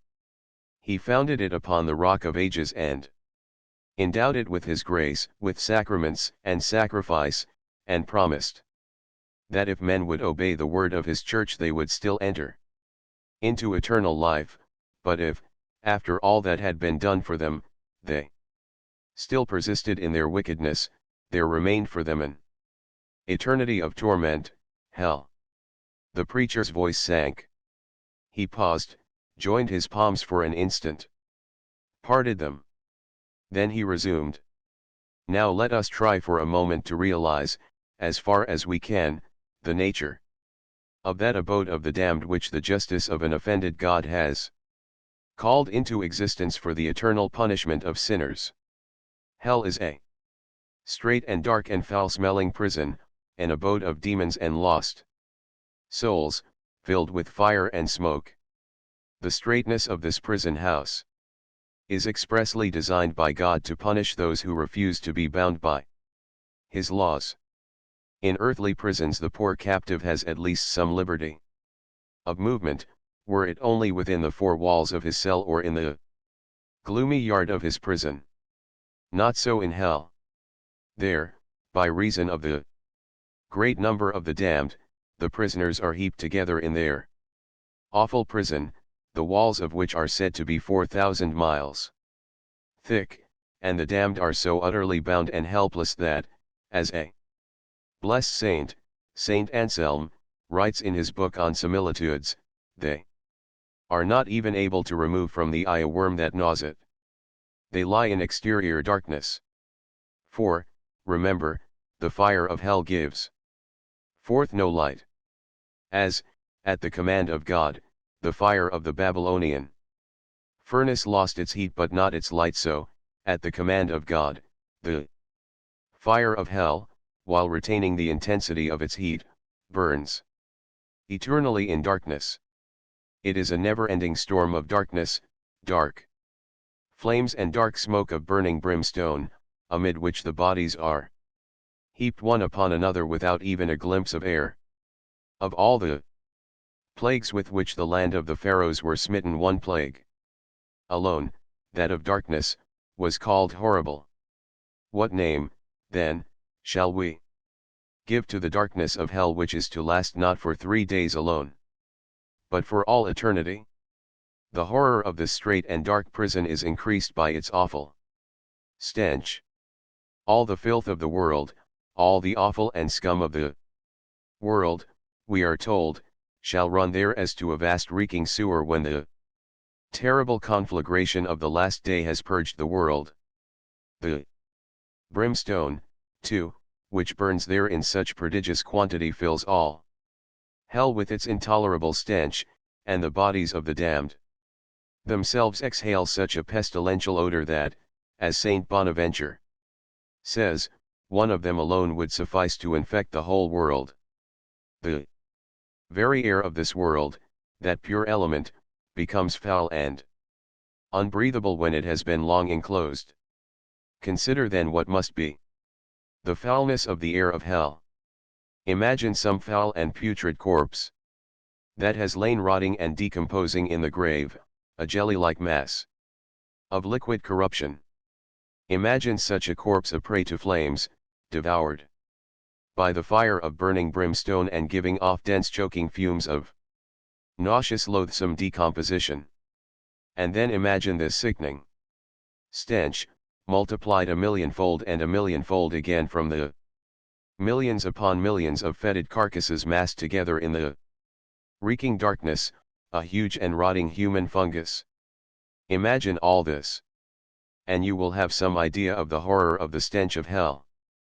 But this stench is not, horrible though it is, the greatest physical torment to which the damned are subjected. The torment of fire is the greatest torment to which the tyrant has ever subjected his fellow creatures. Place your finger for a moment in the flame of a candle and you will feel the pain of fire. But our earthly fire was created by God for the benefit of man, to maintain in him the spark of life and to help him in the useful arts, whereas the fire of hell is of another quality and was created by God to torture and punish the unrepentant sinner. Our earthly fire also consumes more or less rapidly according as the object which it attacks is more or less combustible, so that human ingenuity has even succeeded in inventing chemical preparations to check or frustrate its action. But the sulphurous brimstone which burns in hell is a substance which is specially designed to burn for ever and forever with unspeakable fury. Moreover, our earthly fire destroys at the same time as it burns, so that the more intense it is, the shorter is its duration, but the fire of hell has this property, that it preserves that which it burns, and though it rages with incredible intensity, it rages forever. Our earthly fire again, no matter how fierce or widespread it may be, is always of a limited extent, but the lake of fire in hell is boundless, shoreless, and bottomless. It is on record that the devil himself, when asked the question by a certain soldier, was obliged to confess that if a whole mountain were thrown into the burning ocean of hell, it would be burned up in an instant like a piece of wax. And this terrible fire will not afflict the bodies of the damned only from without, but each lost soul will be a hell unto itself, the boundless fire raging in its very vitals. Oh, how terrible is the lot of those wretched beings!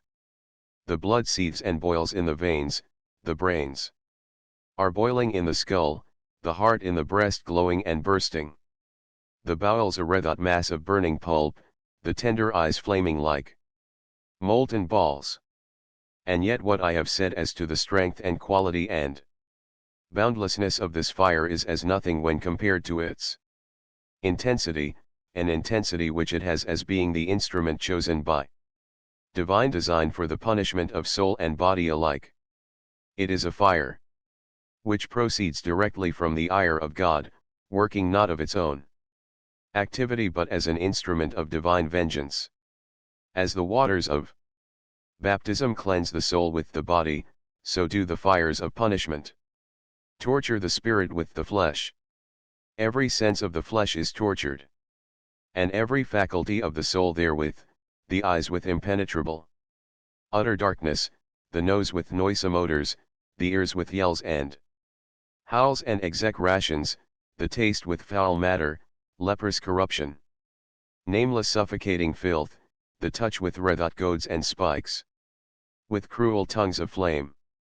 And through the several torments of the senses the immortal soul is tortured eternally in its very essence amid the leagues upon leagues of glowing fires kindled in the abyss by the offended majesty of the omnipotent God and fanned into everlasting and ever-increasing fury by the breath of the anger of the Godhead. Consider finally that the torment of this infernal prison is increased by the company of the damned themselves. Evil company on earth is so noxious that the plants, as if by instinct, withdraw from the company of whatsoever is deadly or hurtful to them. In hell all laws are overturned. There is no thought of family or country, of ties, of relationships. The damned howl and scream at one another. Their torture and rage intensified by the presence of beings tortured and raging like themselves. All sense of humanity is forgotten. The yells of the suffering sinners fill the remotest corners of the vast abyss. The mouths of the damned are full of blasphemies against God and of hatred for their fellow sufferers and of curses against those souls which were their accomplices in sin. In olden times it was the custom to punish the parricide, the man who had raised his murderous hand against his father, by casting him into the depths of the sea in a sack, in which were placed a cock, a monkey, and a serpent. The intention of those lawgivers who framed such a law, which seems cruel in our times, was to punish the criminal by the company of hurtful and hateful beasts. But what is the fury of those dumb beasts compared with the fury of execration which bursts from the parched lips and aching throats of the damned in hell when they behold in their companions in misery those who aided and abetted them in sin, those whose words sowed the first seeds of evil thinking and evil living in their minds, those whose immodest suggestions led them on to sin, those whose eyes tempted and allured them from the path of virtue. They turn upon those accomplices and upbraid them and curse them. But they are helpless and hopeless. It is too late now for repentance. Last of all, consider the frightful torment to those damned souls, tempters and tempted alike, of the company of the devils. These devils will afflict the damned in two ways, by their presence and by their reproaches. We can have no idea of how horrible these devils are. Saint Catherine of Siena once saw a devil, and she has written that, rather than look again for one single instant on such a frightful monster, she would prefer to walk until the end of her life along a track of red coals. These devils, who were once beautiful angels, have become as hideous and ugly as they once were beautiful. They mock and jeer at the lost souls whom they dragged down to ruin. It is they, the foul demons, who are made in hell the voices of conscience. Why did you sin? Why did you lend an ear to the temptings of friends? Why did you turn aside from your pious practices and good works? Why did you not shun the occasions of sin? Why did you not leave that evil companion? Why did you not give up that lewd habit, that impure habit? Why did you not listen to the counsels of your confessor? Why did you not, even after you had fallen the first or the second or the third or the fourth or the 100th time, repent of your evil ways and turn to God, who only waited for your repentance to absolve you of your sins? Now the time for repentance has gone by. Time is, time was, but time shall be no more. Time was to sin in secrecy, to indulge in that sloth and pride, to covet the unlawful, to yield to the promptings of your lower nature, to live like the beasts of the field, nay, worse than the beasts of the field, for they, at least, are but brutes and have no reason to guide them. Time was, but time shall be no more. God spoke to you by so many voices, but you would not hear.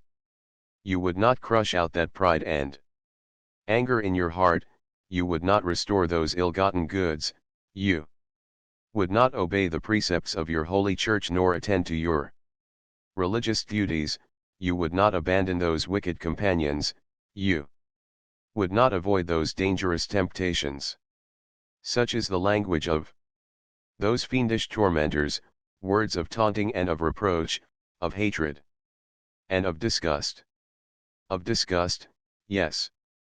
For even they, the very devils, when they sinned by such a sin as alone was compatible with such angelical natures, a rebellion of the intellect, and they, even they, the foul devils must turn away, revolted and disgusted, from the contemplation of those unspeakable sins by which degraded man outrages and defiles the temple of the Holy Ghost, defile and pollutes himself.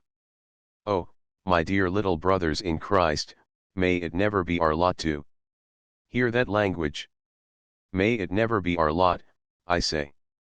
In the last day of terrible reckoning I pray fervently to God that not a single soul of those who are in this chapel today may be found among those miserable beings whom the great Judge shall command to depart forever from his sight, that not one of us may ever hear ringing in his ears the awful sentence of rejection, depart from me, ye cursed, into everlasting fire which was prepared for the devil and his angels. He came down the aisle of the chapel, his legs shaking and the scalp of his head trembling as though it had been touched by ghostly fingers. He passed up the staircase and into the corridor along the walls of which the overcoats and waterproofs hung like gibbeted malefactors, headless and dripping and shapeless. And at every step he feared that he had already died, that his soul had been wrenched forth of the sheath of his body, that he was plunging headlong through space. He could not grip the floor with his feet and sat heavily at his desk, opening one of his books at random and poring over it. Every word for him. It was true. God was almighty. God could call him now, call him as he sat at his desk, before he had time to be conscious of the summons. God had called him. Yes. What? Yes. His flesh shrank together as it felt the approach of the ravenous tongues of flames, dried up as it felt about it the swirl of stifling air. He had died. Yes. He was judged. A wave of fire swept through his body, the first. Again a wave. His brain began to glow. Another. His brain was simmering and bubbling. Within the cracking tenement of the skull, flames burst forth from his skull like a corolla, shrieking like voices. Hell! Hell! Hell! Hell! Hell! Voices spoke near him. On hell. I suppose he rubbed it into you well. You bet he did. He put us all into a blue funk. That's what you fellows want, and plenty of it to make you work. He leaned back weakly in his desk. He had not died. God had spared him. Still. He was still in the familiar world of the school. Mr. Tate and Vincent Heron stood at the window, talking, jesting, gazing out at the bleak rain, moving their heads. I wish it would clear up. I had arranged to go for a spin on the bike with some fellows out by Malahide. But the roads must be knee-deep. It might clear up, sir. The voices that he knew so well, the common words, the quiet of the classroom when the voices paused and the silence was filled by the sound of softly browsing cattle as the other boys munched their lunches, tranquilly, lulled his aching soul. There was still time. O Mary, refuge of sinners, intercede for him. O Virgin undefiled, save him from the gulf of death. The English lesson began with the hearing of the history. Royal persons, favorites, intriguers, bishops, passed like mute phantoms. Behind their veil of names. All had died, all had been judged. What did it profit a man to gain the whole world if he lost his soul? At last he had understood, and human life lay around him, a plain of peace whereon ant-like men labored in brotherhood, their dead sleeping under quiet mounds. The elbow of his companion touched him and his heart was touched, and when he spoke to answer a question of his master he heard his own voice full of the quietude of humility and contrition.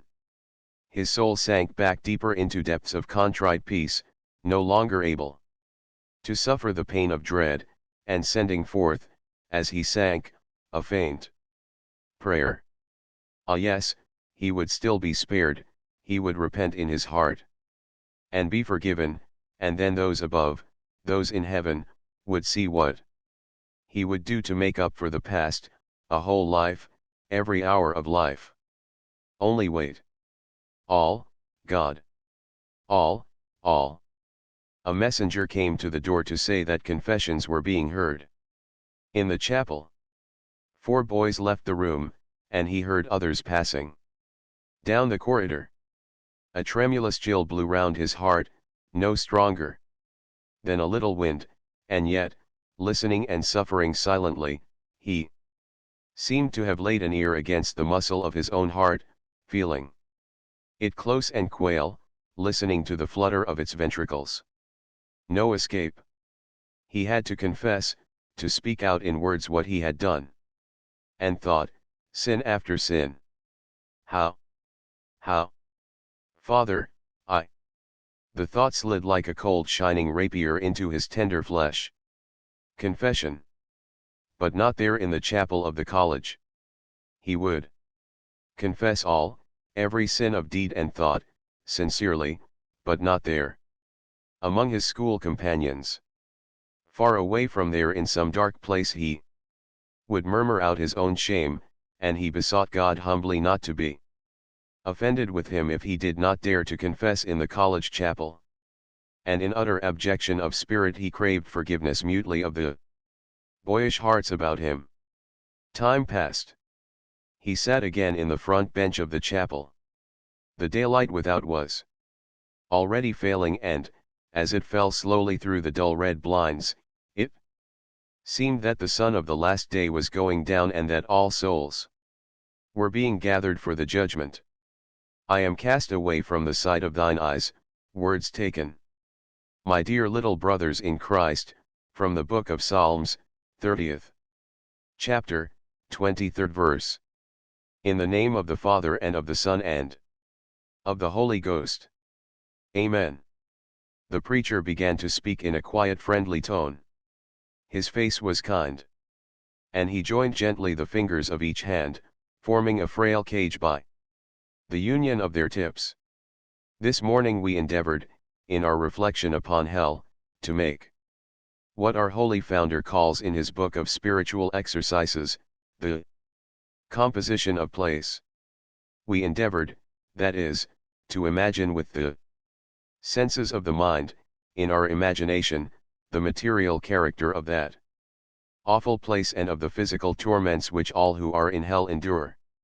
This evening we shall consider for a few moments the nature of the spiritual torments of hell.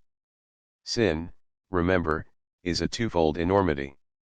It is a base consent to the promptings of our corrupt nature to the lower instincts, to that which is gross and beast-like, and it is also a turning away from the counsel of our higher nature, from all that is pure and holy, from the holy God Himself.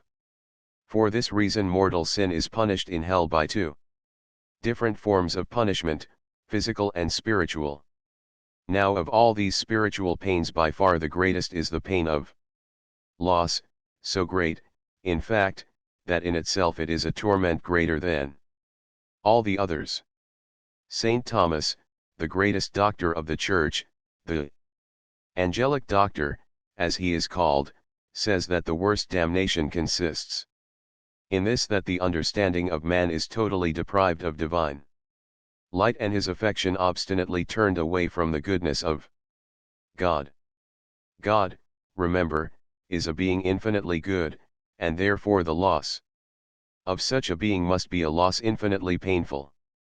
In this life we have not a very clear idea of what such a loss must be, but the damned in hell, for their greater torment, have a full understanding of that which they have lost, and understand that they have lost it through their own sins and have lost it forever. At the very instant of death, the bonds of the flesh are broken asunder and the soul at once flies towards God as towards the center of her existence. Remember, my dear little boys, our souls long to be with God. We come from God, we live by God, we belong to God, we are His, inalienably His. God loves with a divine love every human soul, and every human soul lives in that love. How could it be otherwise? Every breath that we draw, every thought of our brain, every instant of life proceeds from God's inexhaustible goodness. And if it be pain for a mother to be parted from her child, for a man to be exiled from hearth and home, for friend to be sundered from friend, oh think what pain, what anguish it must be for the poor soul to be spurned from the presence of the supremely good and loving Creator, who has called that soul into existence from nothingness and sustained it in life and loved it with an immeasurable love. This, then, to be separated forever from its greatest good, from God, and to feel the anguish of that separation, knowing full well that it is unchangeable, this is the greatest torment which the created soul is capable of bearing, pona damna, the pain of loss. The second pain which will afflict the souls of the damned in hell is the pain of conscience. Just as in dead bodies worms are engendered by putrefaction, so in the souls of the lost there arises a perpetual remorse from the putrefaction of sin, the sting of conscience, the worm, as Pope Innocent III calls it, of the triple sting. The first sting inflicted by this cruel worm will be the memory of past pleasures. Oh, what a dreadful memory will that be! In the lake of all-devouring flame the proud king will remember the pomps of his court, the wise but wicked man his libraries and instruments of research, the lover of artistic pleasures his marbles and pictures and other art treasures, he who delighted in the pleasures of the table his gorgeous feasts, his dishes prepared with such delicacy, his choice wines, the miser will remember his hoard of gold, the robber his ill-gotten wealth, the angry and revengeful and merciless murderers their deeds of blood and violence in which they revelled, the impure and adulterous the unspeakable and filthy pleasures in which they delighted. They will remember all this and loathe themselves and their sins. For how miserable will all those pleasures seem to the soul condemned to suffer in hell fire for ages and ages. How they will rage and fume to think that they have lost the bliss of heaven for the dross of earth, for a few pieces of metal, for vain honors, for bodily comforts, for a tingling of the nerves. They will repent indeed, and this is the second sting of the worm of conscience, a late and fruitless sorrow for sins committed. Divine justice insists that the understanding of those miserable wretches be fixed continually on the sins of which they were guilty, and moreover, as Saint Augustine points out, God will impart to them his own knowledge of sin, so that sin will appear to them in all its hideous malice as it appears to the eyes of God himself. They will behold their sins in all their foulness and repent, but it will be too late, and then they will bewail the good occasions which they neglected. This is the last and deepest and most cruel sting of the worm of conscience. The conscience will say, you had time and opportunity to repent and would not. You were brought up religiously by your parents. You had the sacraments and grace and indulgences of the Church to aid you. You had the minister of God to preach to you, to call you back when you had strayed, to forgive you your sins, no matter how many, how abominable, if only you had confessed and repented. No. You would not. You flouted the ministers of holy religion, you turned your back on the confessional, you wallowed deeper and deeper in the mire of sin. God appealed to you, threatened you, entreated you to return to him. Oh, what shame, what misery! The ruler of the universe entreated you, a creature of clay, to love him who made you and to keep his law. No. You would not. And now, though you were to flood all hell with your tears if you could still weep, all that sea of repentance would not gain for you what a single tear of true repentance shed during your mortal life would have gained for you.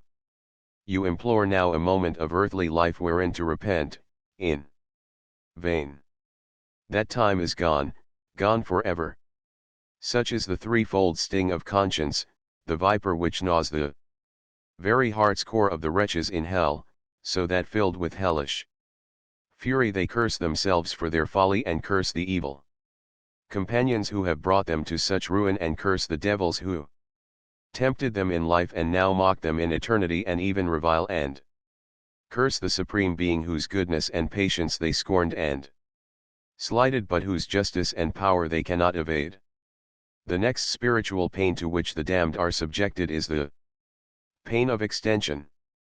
Man, in this earthly life, though he be capable of many evils, is not capable of them all at once, inasmuch as one evil corrects and counteracts another just as one poison frequently corrects another.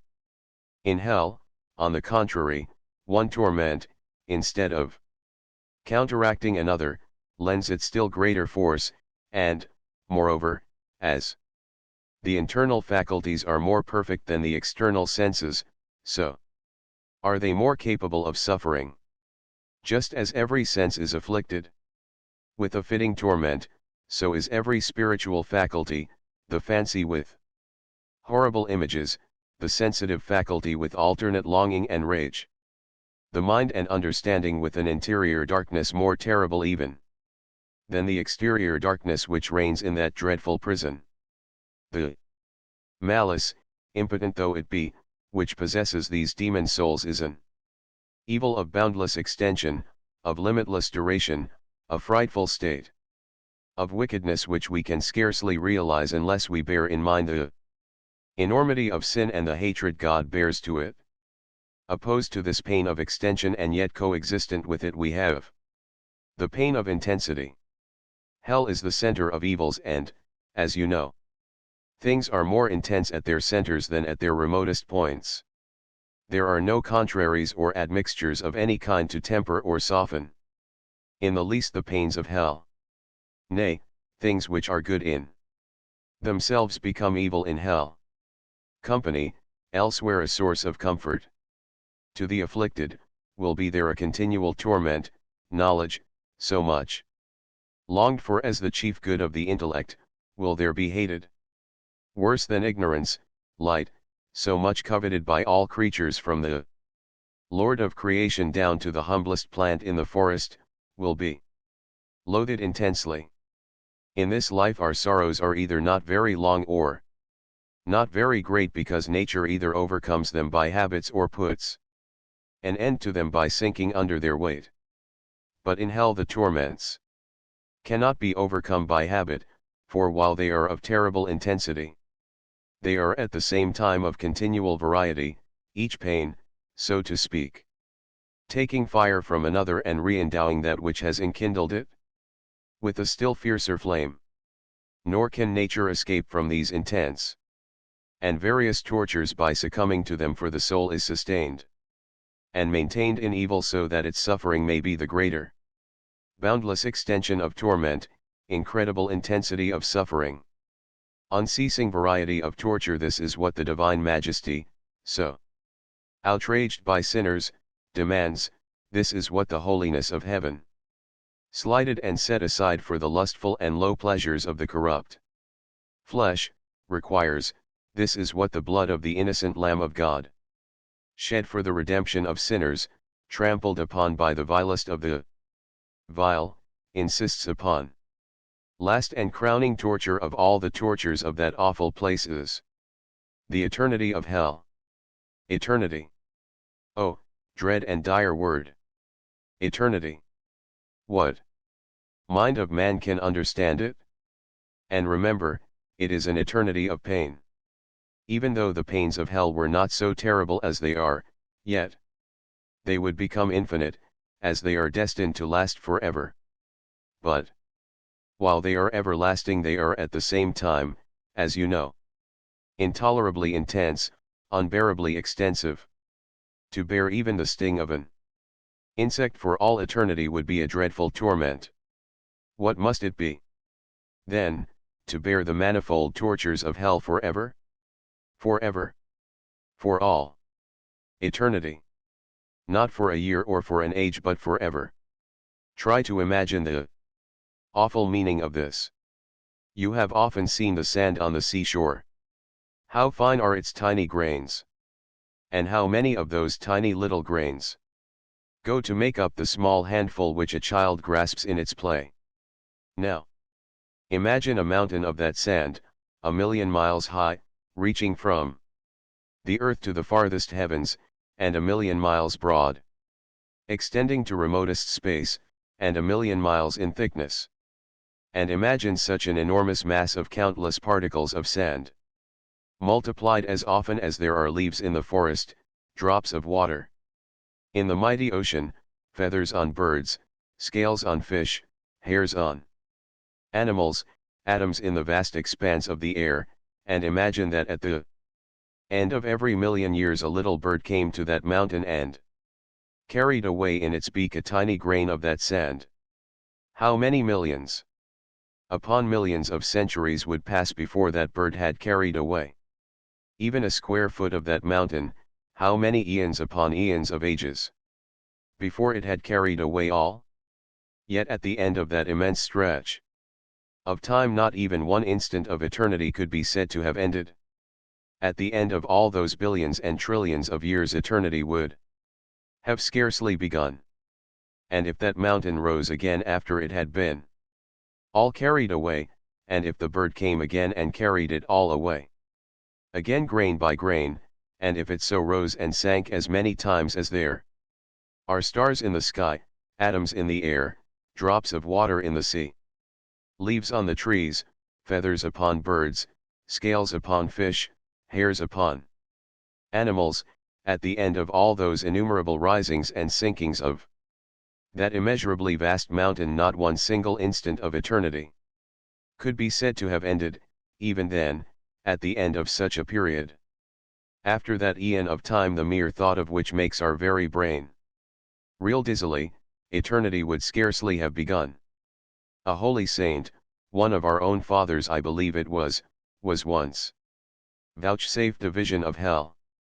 It seemed to him that he stood in the midst of a great hall, dark and silent save for the ticking of a great clock. The ticking went on unceasingly, and it seemed to the saint that the sound of the ticking was the ceaseless repetition of the words, ever, never, ever, never. Ever to be in hell, never to be in heaven. Ever to be shut off from the presence of God, never to enjoy the beatific vision, ever to be eaten with flames, gnawed by vermin, goaded with burning spikes, never to be free from those pains, ever to have the conscience upbraid one, the memory enrage, the mind filled with darkness and despair, never to escape, ever to curse and revile the foul demons who gloat fiendishly over the misery of their dupes, never to behold the shining raiment of the blessed spirits, ever to cry out of the abyss of fire to God for an instant, a single instant, of respite from such awful agony, never to receive, even for an instant, God's pardon, ever to suffer, never to enjoy, ever to be damned, never to be saved, ever, never, ever, never. Oh, what a dreadful punishment! an eternity of endless agony, of endless bodily and spiritual torment. Without one ray of hope, without one moment of cessation, of agony.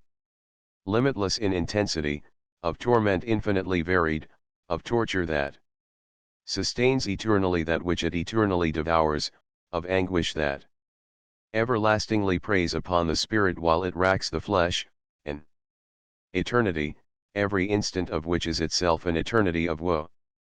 Such is the terrible punishment decreed for those who die in mortal sin by an almighty and a just God.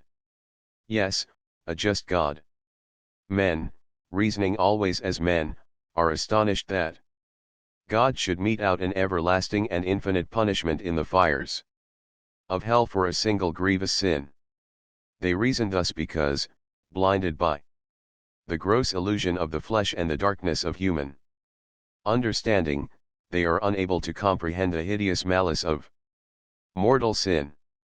They reason thus because they are unable to comprehend that even venial sin is of such a foul and hideous nature that even if the omnipotent Creator could end all the evil and misery in the world, the wars, the diseases, the robberies, the crimes, the deaths, the murders, on condition that he allowed a single venial sin to pass unpunished, a single venial sin, a lie, an angry look, a moment of willful sloth, the great omnipotent God could not do so because sin, be it in thought or deed, is a transgression of his law, and God would not be God if he did not punish the transgressor. A sin, an instant of rebellious pride of the intellect, made Lucifer and a third part of the cohort of angels fall from their glory. A sin, an instant of folly and weakness, drove Adam and Eve out of Eden and brought death and suffering into the world. To retrieve the consequences of that sin, the only begotten Son of God came down to earth, lived and suffered and died a most painful death, hanging for 3 hours on the cross. Oh, my dear little brethren in Christ Jesus, will we then offend that good Redeemer and provoke his anger? Will we trample again upon that torn and mangled corpse? Will we spit upon that face so full of sorrow and love? Will we too, like the cruel Jews and the brutal soldiers, mock that gentle and compassionate Savior who trod alone for our sake the awful winepress of sorrow? Every word of sin is a wound in his tender side. Every sinful act is a thorn piercing his head. Every impure thought, deliberately yielded to, is a keen lance transfixing that sacred and loving heart. No, no. It is impossible for any human being to do that which offends so deeply the divine majesty, that which is punished by an eternity of agony, that which crucifies again the Son of God and makes a mockery of him. I pray to God that my poor words may have availed today to confirm in holiness those who are in a state of grace, to strengthen the wavering, to lead back to the state of grace the poor soul that has strayed, if any such be among you. I pray to God, and do you pray with me, that we may repent of our sins. I will ask you now, all of you, to repeat after me the act of contrition, kneeling here in this humble chapel in the presence of God. He is there in the tabernacle burning with love for mankind, ready to comfort the afflicted. Be not afraid. No matter how many or how foul the sins, if you only repent of them, they will be forgiven you. Let no worldly shame hold you back. God is still the merciful Lord, who wishes not the eternal death of the sinner, but rather that he be converted and live. He calls you to him. You are his. He made you out of nothing. He loved you as only a God can love. His arms are open to receive you even though you have sinned against him. Come to him, poor sinner, poor vain and erring sinner. Now is the acceptable time. Now is the hour. The priest rose and, turning towards the altar, knelt upon the step before the tabernacle in the fallen gloom. He waited till all in the chapel had knelt and every least noise was still. Then, raising his head, he repeated the act of contrition, phrase by phrase, with fervor. The boys answered him phrase by phrase. Stephen, his tongue cleaving to his palate, bowed his head, praying with his heart. O my God! O my God! I am heartily sorry. I am heartily sorry. For having offended thee. For having offended thee. And I detest my sins. And I detest my sins. Above every other evil. Above every other evil. Because they displease thee, my God. Because they displease thee, my God.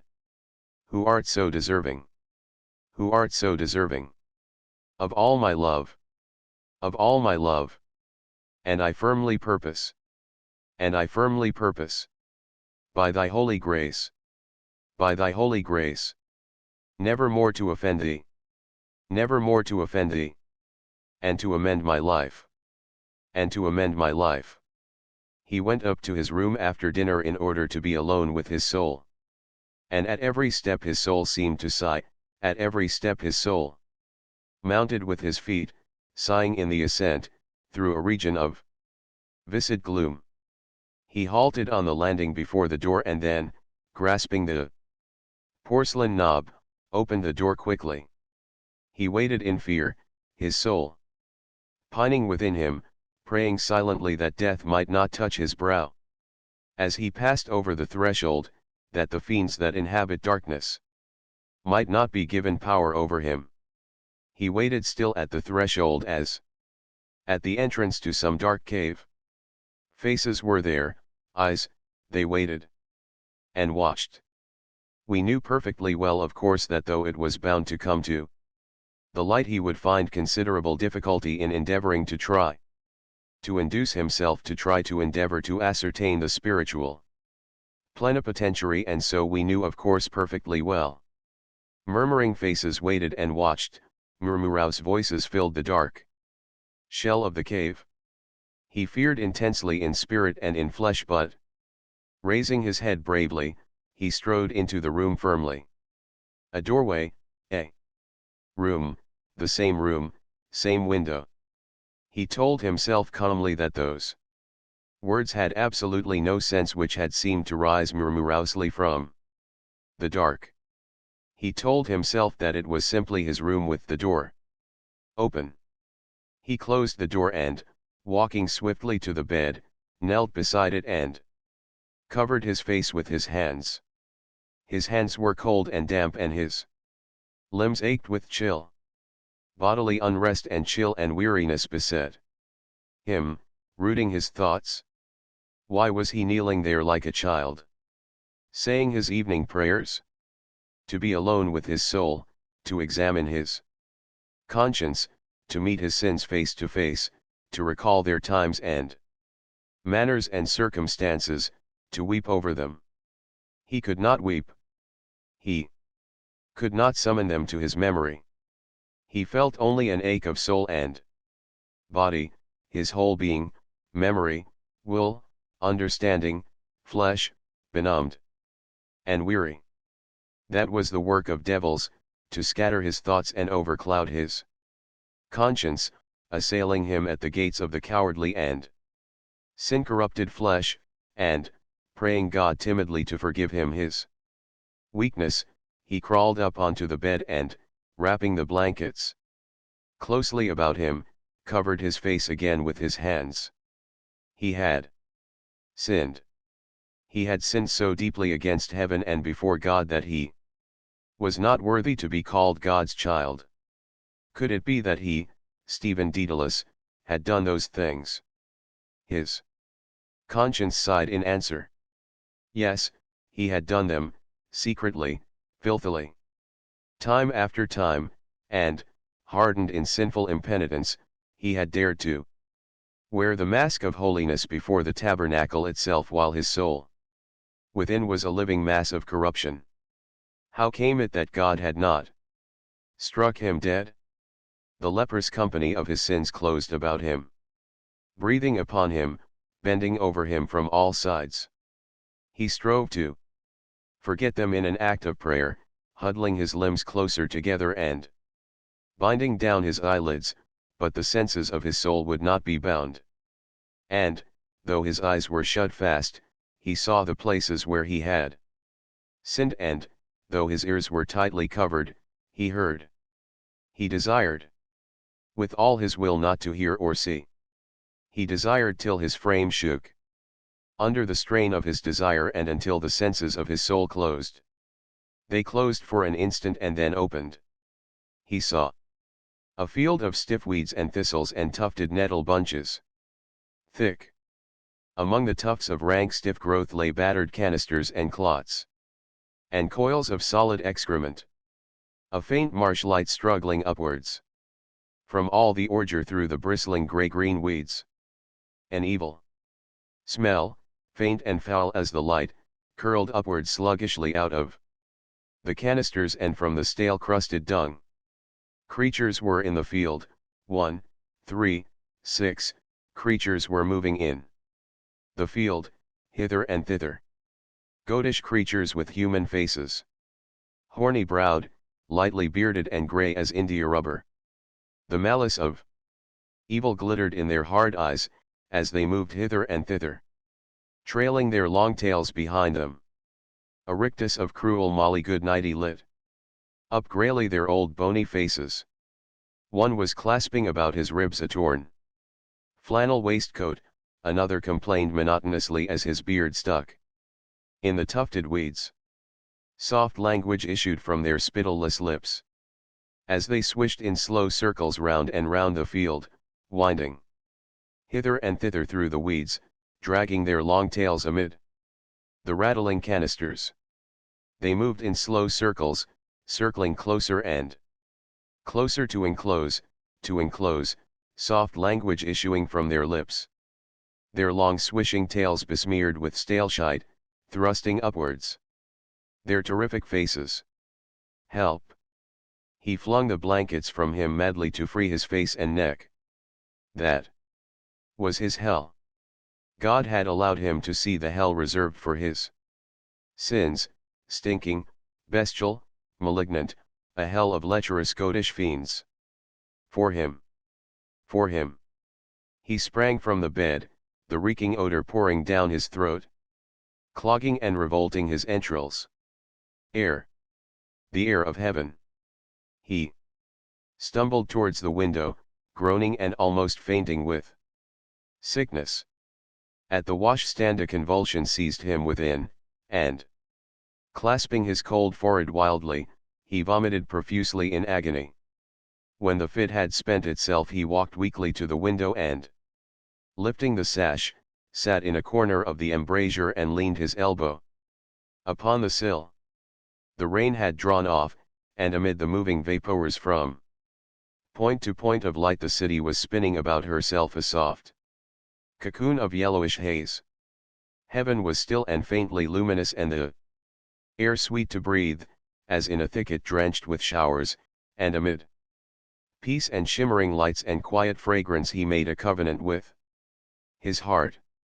He prayed. He once had meant to come on earth in heavenly glory, but we sinned, and then he could not safely visit us but with a shrouded majesty and a bedimmed radiance, for he was God. So he came himself in weakness, not in power, and he sent thee, a creature in his stead, with a creature's comeliness and lustre suited to our state. And now thy very face and form, dear mother, speak to us of the eternal, not like earthly beauty, dangerous to look upon, but like the morning star which is thy emblem. Bright and musical, breathing purity, telling of heaven and infusing peace. O harbinger of day! O light of the pilgrim! Lead us still as thou hast led. In the dark night, across the bleak wilderness guide us. Unto our Lord Jesus, guide us home. His eyes were dimmed with tears and, looking humbly up to heaven, he wept for the innocence he had lost. When evening had fallen he left the house, and the first touch of the Damp dark air and the noise of the door as it closed behind him made ache again his conscience, lulled by prayer and tears. Confess. Confess. It was not enough to lull the conscience with a tear and a prayer. He had to kneel before the minister of the Holy Ghost and tell over his hidden sins truly and repentantly. Before he heard again the footboard of the house or trail over the threshold as it opened to let him in, before he saw again the table in the kitchen set for supper, he would have knelt and confessed. It was quite simple. The ache of conscience ceased and he walked onward swiftly through the dark streets. There were so many flagstones on the footpath of that street and so many streets in that city and so many cities in the world. Yet eternity had no end. He was in mortal sin. Even once was a mortal sin. It could happen in an instant. But how so quickly? By seeing or by thinking of seeing. The eyes see the thing, without having wished first to see. Then in an instant it happens. But does that part of the body understand or what? The serpent, the most subtle beast of the field. It must understand when it desires in one instant and then prolongs its own desire instant after instant, sinfully. It feels and understands and desires. What a horrible thing! Who made it to be like that, a bestial part of the body able to understand bestially and desire bestially? Was that then he or an inhuman thing moved by a lower soul? His soul sickened at the thought of a torpid snaky life feeding itself out of the tender marrow of his life and fattening upon the slime of lust. Oh, why was that so? Oh, why? He cowered in the shadow of the thought, abasing himself in the awe of God who had made all things and all men. Madness! Who could think such a thought? And, cowering in darkness and abject, he prayed mutely to his guardian angel to drive away with his sword the demon that was whispering to his brain. The whisper ceased and he knew then clearly that his own soul had sinned in thought and word and deed willfully through his own body. Confess. He had to confess every sin. How could he utter in words to the priest what he had done? Must. Or how could he explain without dying of shame? Or how could he have done such things without shame? A madman. Confess. Oh, he would indeed to be free and sinless. Again. Perhaps the priest would know. Oh dear God. He walked on and on through ill-lit streets, fearing to stand still for a moment lest it might seem that he held back from what awaited him. Fearing to arrive at that towards which he still turned with longing. How beautiful must be a soul in the state of grace when God looked upon it with love. Frosy girls sat along the curbstones before their baskets. Their dank hair hung trailed over their brows. They were not beautiful to see as they crouched in the mire. But their souls were seen by God, and if their souls were in a state of grace they were radiant to see, and God loved them, seeing them. A wasting breath of humiliation blew bleakly over his soul to think of how he had fallen, to feel that those souls were dearer to God than his. The wind blew over him and passed on to the myriads and myriads of other souls on whom God's favor shone now more and now less, stars. Now brighter and now dimmer, sustained and failing. And the glimmering souls passed away, sustained and failing, merged in a moving breath. One soul was lost, a tiny soul, his. It flickered once and went out. Forgotten, lost. The end, black, cold, void waste. Consciousness of place came ebbing back to him slowly over a vast tract of time unlit, unfelt, unlived. The squalid scene composed itself. Around him, the common accents, the burning gas jets in the shops. Odors of fish and spirits and wet sawdust, moving men and women. An old woman was about to cross the street, an oil can in her hand. He bent down and asked her, was there a chapel near? A chapel, sir? Yes, sir. Church Street Chapel. Church? She shifted the can to her other hand and directed him, and, as she held out her reeking withered right hand under its fringe of shawl, he bent lower towards her, saddened and soothed by her voice. Thank you. You are quite welcome, sir. The candles on the high altar had been extinguished, but the fragrance of incense still floated down the dim nave. Bearded workmen with pious faces were guiding a canopy out through a side door, the sacristan aiding them with quiet gestures and words. A few of the faithful still lingered praying before one of the side altars or kneeling in the benches near the confessionals. He approached timidly and knelt at the last bench in the body, thankful for the peace and silence and fragrant shadow of the church. The board on which he knelt was narrow and worn, and those who knelt near him were humble followers of Jesus. Jesus too had been born in poverty and had worked in the shop of a carpenter, cutting boards and planing them, and had first spoken of the kingdom of God to poor fishermen, teaching all men to be meek and humble of heart. He bowed his head upon his hands, bidding his heart be meek and humble, that he might be like those who knelt beside him and his prayer as acceptable as theirs. He prayed beside them, but it was hard. His soul was foul with sin, and he dared not ask forgiveness with the simple trust of those whom Jesus, in the mysterious ways of God, had called first to his side, the carpenters, the fishermen, poor and simple people following a lowly trade, handling and shaping the wood of trees, mending their nets with patience. A tall figure came down the aisle, and the penitents stirred, and at the last moment, glancing up swiftly, he saw a long grey beard and the brown habit of a Capuchin. The priest entered the box and was hidden. Two penitents rose and entered the confessional at either side. The wooden slide was drawn back, and the faint murmur of a voice troubled the silence. His blood began to murmur in his veins, murmuring like a sinful city summoned from its sleep to hear its doom. Little flakes of fire fell, and powdery ashes fell softly, alighting on the houses of men.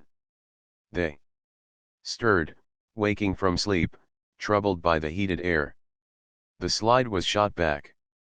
The penitent emerged from the side of the box. The farther side was drawn. A woman entered quietly and deftly where the first penitent had knelt. The faint murmur began again. He could still leave the chapel. He could stand up, put one foot before the other and walk out softly, and then run swiftly through the dark streets. He could still escape from the shame. Had it been any terrible crime but that one sin? Had it been murder? Little fiery flakes fell and touched him at all points, shameful thoughts, shameful words, shameful acts. Shame covered him wholly like fine glowing ashes, falling continually. To say it in words, his soul, stifling and helpless, would cease to be. The slide was shot back. A penitent emerged from the farther side of the box. The near slide was drawn. A penitent entered where the other penitent had come out. A soft whispering noise floated in vaporous cloudlets out of the box. It was the woman, soft whispering cloudlets. Soft whispering vapor, whispering and vanishing. He beat his breast with his fist humbly, secretly under cover of the wooden armrest. He would be at one with others and with God. He would love his neighbor. He would love God who had made and loved him. He would kneel and pray with others and be happy. God would look down on him and on them and would love them all. It was easy to be good. God's yoke was sweet and light. It was better never to have sinned, to have remained always a child, for God loved little children and suffered them to come to him. It was a terrible and a sad thing to sin. But God was merciful to poor sinners who were truly sorry. How true that was! That was indeed goodness. The slide was shot to suddenly. The penitent came out. He was next. He stood up in terror and walked blindly into the box. At last it had come. He knelt in the silent gloom and raised his eyes to the white crucifix suspended above him. God could see that he was sorry. He would tell all his sins. His confession would be long, long. Everybody in the chapel would know then what a sinner he had been. Let them know. It was true. But God had promised to forgive him if he was sorry. He was sorry. He clasped his hands and raised them towards the white form, praying with his darkened eyes, praying with all his trembling body, swaying his head to and fro like a lost creature. Praying with whimpering lips. Sorry. Sorry. Oh sorry. The slide clicked back and his heart bounded in his breast. The face of an old priest was at the grating, averted from him, leaning upon a hand. He made the sign of the cross and prayed of the priest to bless him for he had sinned. Then, bowing his head, he repeated the Confiteor. In fright at the words my most grievous fault he ceased, breathless. How long is it since your last confession, my child? A long time, Father. A month, my child. Longer, Father. 3 months, my child. Longer, Father. 6 months. 8 months, Father. He had begun. The priest asked. And what do you remember since that time? He began to confess his sins, masses missed, prayers not said, lies. Anything else, my child? Sins of anger, envy of others, gluttony, vanity, disobedience. Anything else, my child? There was no help. He murmured. I committed sins of impurity, Father. The priest did not turn his head. With yourself, my child. And, with others. With women, my child. Yes, Father. Were they married women, my child? He did not know. His sins trickled from his lips, one by one, trickled in shameful drops from his soul, festering and oozing like a sore, a squalid stream of vice. The last sins oozed forth, sluggish, filthy. There was no more to tell. He bowed his head, overcome. The priest was silent. Then he asked. How old are you, my child? 16, Father. The priest passed his hand several times over his face. Then, resting his forehead against his hand, he leaned towards the grating and, with eyes still averted, spoke slowly. His voice was weary and old. You are very young, my child, he said, and let me implore of you to give up that sin. It is a terrible sin. It kills the body and it kills the soul. It is the cause of many crimes and misfortunes. Give it up, my child, for God's sake. It is dishonorable and unmanly. You cannot know where that wretched habit will lead you or where it will come against you. As long as you commit that sin, my poor child, you will never be worth 1 farthing to God. Pray to our Mother Mary to help you. She will help you, my child. Pray to our Blessed Lady when that sin comes into your mind. I am sure you will do that, will you not? You repent of all those sins. I am sure you do. And you will promise God now that by His holy grace you will never offend Him any more by that wicked sin. You will make that solemn promise to God, will you not? Yes, Father. The old and weary voice fell like sweet rain upon his quaking parching heart. How sweet and sad. Do so, my poor child. The devil has led you astray. Drive him back to hell when he tempts you to dishonor your body in that way, the foul spirit who hates our Lord. Promise God now that you will give up that sin, that wretched sin.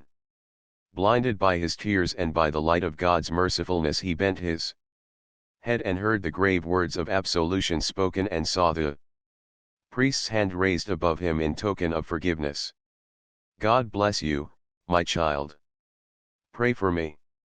He knelt to say his penance, praying in a corner of the dark nave, and his prayers ascended to heaven from his purified heart like perfume, streaming upwards from a heart of white rose. The muddy streets were gay. He strode homeward, conscious of an invisible grace pervading and making light his limbs. In spite of all, he had done it. He had confessed and God had pardoned him. His soul was made fair and holy once more, holy and happy. It would be beautiful to die if God so willed. It was beautiful to live in grace a life of peace and virtue and forbearance with others. He sat by the fire in the kitchen, not daring to speak for happiness. Till that moment he had not known how beautiful and peaceful life could be. The green square of paper pinned round the lamp cast down a tender shade. On the dresser was a plate of sausages and white pudding, and on the shelf there were eggs. They would be for the breakfast in the morning after the communion in the college chapel. White pudding and eggs and sausages and cups of tea. How simple and beautiful was life, after all. And life lay all before him. In a dream he fell asleep. In a dream he rose and saw that it was morning. In a waking dream he went through the quiet morning towards the college. The boys were all there, kneeling in their places. He knelt among them, happy and shy. The altar was heaped with fragrant masses of white flowers, and in the morning light the pale flames of the candles among the white flowers were clear and silent as his own soul. He knelt before the altar with his classmates, holding the altar cloth with them over a living rail of hands. His hands were trembling and his soul trembled as he heard the priest pass with the ciborium from communicant to communicant. Corpus Domini Nostri. Could it be? He knelt there sinless and timid, and he would hold upon his tongue the host, and God would enter his purified body. In vitam aeternam. Amen. Another life. A life of grace and virtue and happiness. It was true. It was not a dream from which he would wake. The past was past. Corpus Domini Nostri. The ciborium had come to him. Chapter 4. Sunday was dedicated to the mystery of the Holy Trinity, Monday to the Holy Ghost, Tuesday to the guardian angels, Wednesday to Saint Joseph, Thursday to the most blessed sacrament of the altar, Friday to the suffering Jesus, Saturday to the Blessed Virgin Mary. Every morning he hallowed himself anew in the presence of some holy image or mystery. His day began with an heroic offering of its every moment of thought or action for the intentions of the sovereign pontiff, and with an early mass. The raw morning air whetted his resolute piety, and often as he knelt among the few worshippers at the side altar, following with his interleaved prayer book the murmur of the priest, he glanced up for an instant towards the vested figure standing in the gloom between the two candles, which were the Old and the New Testaments, and imagined that he was kneeling at Mass in the catacombs. His daily life was laid out in devotional areas. By means of ejaculations and prayers he stored up ungrudgingly for the souls in purgatory centuries of days and quarantines and years, yet the spiritual triumph which he felt in achieving with ease so many fabulous Ages of canonical penances did not wholly reward his zeal of prayer, since he could never know how much temporal punishment he had remitted. By way of suffrage for the agonizing souls, and fearful lest in the midst of the purgatorial fire, which differed from the infernal only in that it was not everlasting, his penance might avail no more than a drop of moisture, he drove his soul daily through an increasing circle of works of supererogation. Every part of his day, divided by what he regarded now as the duties of his station in life, circled about its own center of spiritual energy. His life seemed to have drawn near to eternity, every thought, word, and deed, every instance of consciousness could be made to revibrate radiantly in heaven, and at times his sense of such immediate repercussion was so lively that he seemed to feel his soul in devotion, pressing like fingers the keyboard of a great cash register, and to see the amount of his purchase start forth immediately in heaven, not as a number but as a frail column of incense or as a slender flower. The rosaries, too, which he said constantly, for he carried his beads loose in his trousers pockets that he might tell them as he walked the streets, transformed themselves into coronals of flowers of such vague, unearthly texture that they seemed to him as hueless and odorless as they were nameless. He offered up each of his 3 daily chaplets that his soul might grow strong in each of the 3 theological virtues, in faith in the Father who had created him, in hope in the Son who had redeemed him, and in love of the Holy Ghost who had sanctified him, and this thrice triple prayer he offered to the 3 persons through Mary, in the name of her joyful and sorrowful and glorious mysteries. On each of the 7 days of the week he further prayed that one of the 7 gifts of the Holy Ghost might descend upon his soul and drive out of it day by day the 7 deadly sins which had defiled it in the past, and he prayed for each gift on its appointed day, confident that it would descend upon him, though it seemed strange to him at times that wisdom and understanding and knowledge were so distinct in their nature that each should be prayed for apart from the others. Yet he believed that at some future stage of his spiritual progress this difficulty would be removed when his sinful soul had been raised up from its weakness and enlightened by the 3rd person of the most blessed Trinity.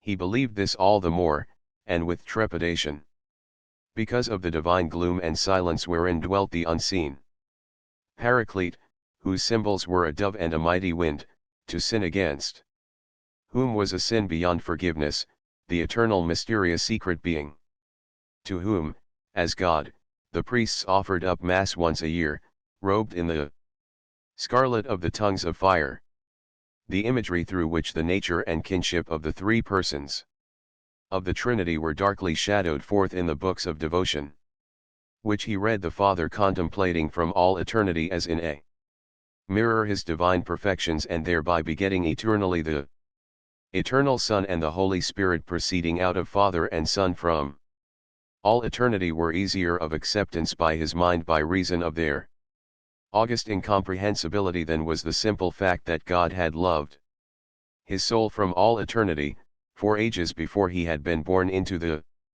world, 4 ages before the world itself had existed. He had heard the names of the passions of love and hate pronounced solemnly on the stage and in the pulpit, had found them set forth solemnly in books, and had wondered why his soul was unable to harbor them for any time, or to force his lips to utter their names with conviction. A brief anger had often invested him, but he had never been able to make it an abiding passion, and had always felt himself passing out of it as if his very body were being divested with ease of some outer skin or peel. He had felt a subtle, dark, and murmurous presence penetrate his being and fire him with a brief iniquitous lust. It, too, had slipped beyond his grasp, leaving his mind lucid and indifferent. This, it seemed, was the only love, and that the only hate his soul would harbor. But he could no longer disbelieve in the reality of love, since God himself had loved his individual soul with divine love from all eternity. Gradually, as his soul was enriched with spiritual knowledge, he saw the whole world forming one vast symmetrical expression of God's power and love. Life became a divine gift for every moment and sensation of which, were it even the sight of a single leaf hanging on the twig of a tree, his soul should praise and thank the giver. The world for all its solid substance and complexity no longer existed for his soul save as a theorem of divine power and love and universality.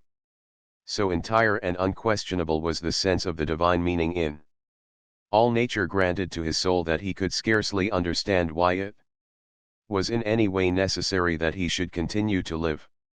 Yet that was part of the divine purpose, and he dared not question its use, he above all others who had sinned so deeply and so foully against the divine purpose. Meek and abased by this consciousness of the one eternal, omnipresent perfect reality, his soul took up again her burden of pieties, masses, and prayers and sacraments and mortifications, and only then for the first time since he had brooded on the great mystery of love did he feel within him a warm movement like that of some newly born life or virtue of the soul itself. The attitude of rapture in sacred art, the raised and parted hands, the parted lips and eyes as of one about to swoon, became for him an image of the soul in prayer, humiliated and faint before her Creator. But he had been forewarned of the dangers of spiritual exaltation and did not allow himself to desist from even the least or lowliest devotion, striving also by constant mortification to undo the sinful past rather than to achieve a saintliness fraught with peril. Each of his senses was brought under a rigorous discipline. In order to mortify the sense of sight, he made it his rule to walk in the street with downcast eyes, glancing neither to right nor left and never behind him. His eyes shunned every encounter with the eyes of women. From time to time also he balked them by a sudden effort of the will, as by lifting them suddenly in the middle of an unfinished sentence and closing the book. To mortify his hearing he exerted no control over his voice, which was then breaking, neither sang nor whistled, and made no attempt to flee from noises which caused him painful nervous irritation, such as the sharpening of knives on the knife board, the gathering of cinders on the fire shovel, and the twigging of the carpet. To mortify his smell was more difficult, as he found in himself no instinctive repugnance to bad odors, whether they were the odors of the outdoor world, such as those of dung or tar, or the odors of his own person, among which he had made many curious comparisons and experiments.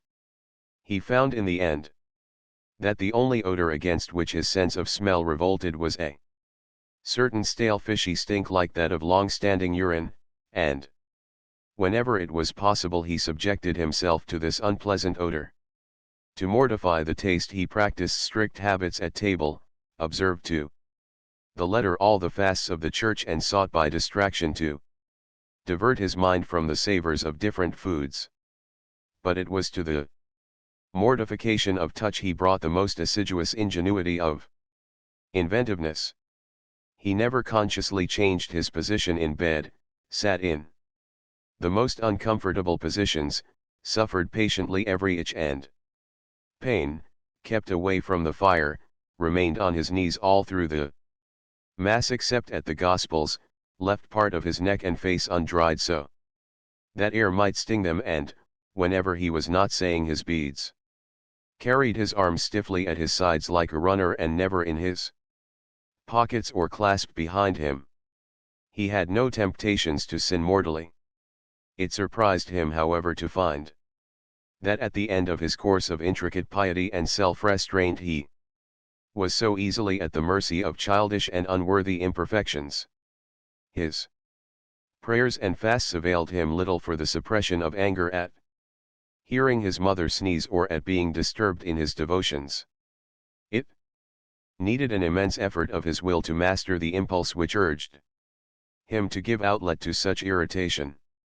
Images of the outbursts of Trivial anger which he had often noted among his masters, their twitching mouths, close-shut lips, and flushed cheeks, recurred to his memory, discouraging him, for all his practice of humility, by the comparison. To merge his life in the common tide of other lives was harder for him than any fasting or prayer, and it was his constant failure to do this to his own satisfaction which caused in his soul at last a sensation of spiritual dryness together with a growth of doubts and scruples. His soul traversed a period of desolation in which the sacraments themselves seemed to have turned into dried-up sources. His confession became a channel for the escape of scrupulous and unrepented imperfections. His actual reception of the Eucharist did not bring him the same dissolving moments of virginal self-surrender as did those spiritual communions made by him sometimes at the close of some visit to the Blessed Sacrament. The book which he used for these visits was an old neglected book written by Saint Alphonsus Liguori, with fading characters and sere fox-papered leaves. A faded world of fervent love and virginal responses seemed to be evoked for his soul by the reading of its pages, in which the imagery of the canticles was interwoven with the communicant's prayers. An inaudible voice seemed to caress the soul, telling her names and glories, bidding her arise as for espousal, and come away, bidding her look forth, a spouse, from Amana and from the mountains of the leopards, and the soul seemed to answer with the same inaudible voice, surrendering herself, inter ubera mea. Camera bitter. This idea of surrender had a perilous attraction for his mind now that he felt his soul beset once again by the insistent voices of the flesh, which began to murmur to him again during his prayers and meditations. It gave him an intense sense of power to know that he could, by a single act of consent, in a moment of thought, undo all that he had done. He seemed to feel a flood slowly advancing towards his naked feet, and to be waiting for the first faint timid noiseless wavelet to touch his fevered skin. Then, almost at the instant of that touch, almost at the verge of sinful consent, he found himself standing far away from the flood upon a dry shore, saved by a sudden act of the will or a sudden ejaculation, and, seeing the silver line of the flood far away, and beginning again its slow advance towards his feet, a new thrill of power and satisfaction shook his soul to know that he had not yielded, nor undone all. When he had eluded the flood of temptation many times in this way, he grew troubled and wondered whether the grace which he had refused to lose was not being filched from him little by little. The clear certitude of his own immunity grew dim, and to it succeeded a vague fear that his soul had really fallen unawares. It was with difficulty that he won back his old consciousness of his state of grace by telling himself that he had prayed to God at every temptation, and that the grace which he had prayed for must have been given to him inasmuch as God was obliged to give it. The very frequency and violence of temptations showed him at last the truth of what he had heard about the trials of the saints. Frequent and violent temptations were a proof that the citadel of the soul had not fallen, and that the devil raged to make it fall. Often when he had confessed his doubts and scruples, some momentary inattention at prayer, a movement of trivial anger in his soul, or a subtle willfulness in speech or act, he was bidden by his confessor to name some sin of his past life before absolution was given him. He named it with humility and shame, and repented of it once more. It humiliated and shamed him to think that he would never be freed from it. Holy, however holily he might live, or whatever virtues or perfections he might attain, a restless feeling of guilt would always be present. With him, he would confess and repent and be absolved, confess and repent again and be absolved again, fruitlessly. Perhaps that first hasty confession wrung from him by the fear of hell had not been good. Perhaps, concerned only for his imminent doom, he had not had sincere sorrow for his sin? But the surest sign that his confession had been good and that he had had sincere sorrow for his sin was, he knew, the amendment of his life. I have amended my life, have I not? He asked himself. The director stood in the embrasure of the window, his back to the light, leaning an elbow on the brown cross blind, and, as he spoke and smiled, slowly dangling and looping the cord of the other blind.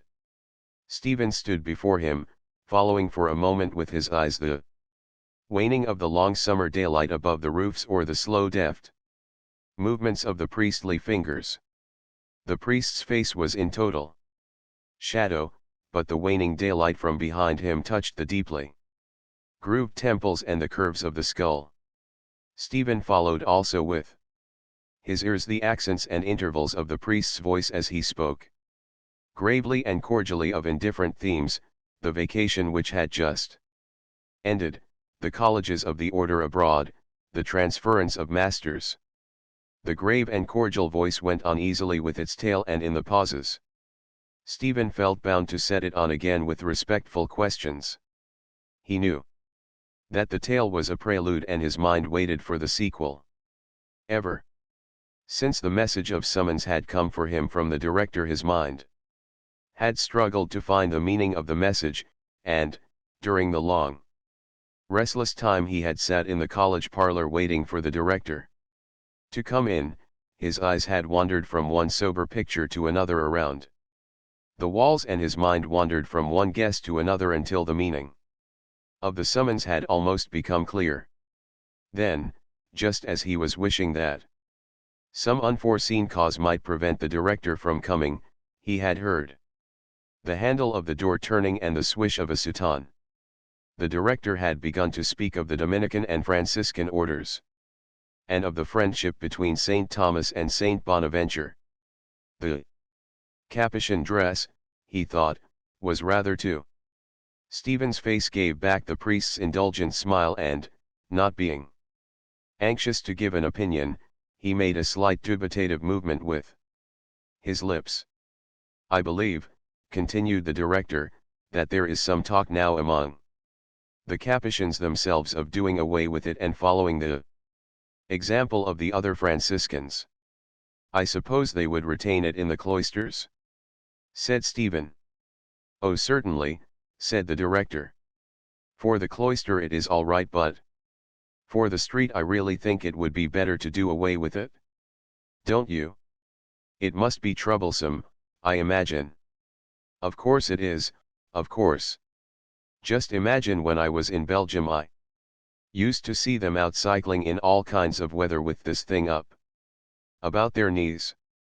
It was really ridiculous. Les jupes, they call them in Belgium. The vowel was so modified as to be indistinct. What do they call them? Les jupes. Oh. Stephen smiled again in answer to the smile which he could not see on the priest's shadowed face, its image or spectre only passing rapidly across his mind as the low discreet accent fell upon his ear. He gazed calmly before him at the waning sky, glad of the cool of the evening, and of the faint yellow glow which hid the tiny flame kindling upon his cheek. The names of articles of dress worn by women or of certain soft and delicate stuffs used in their making brought always to his mind a delicate and sinful perfume.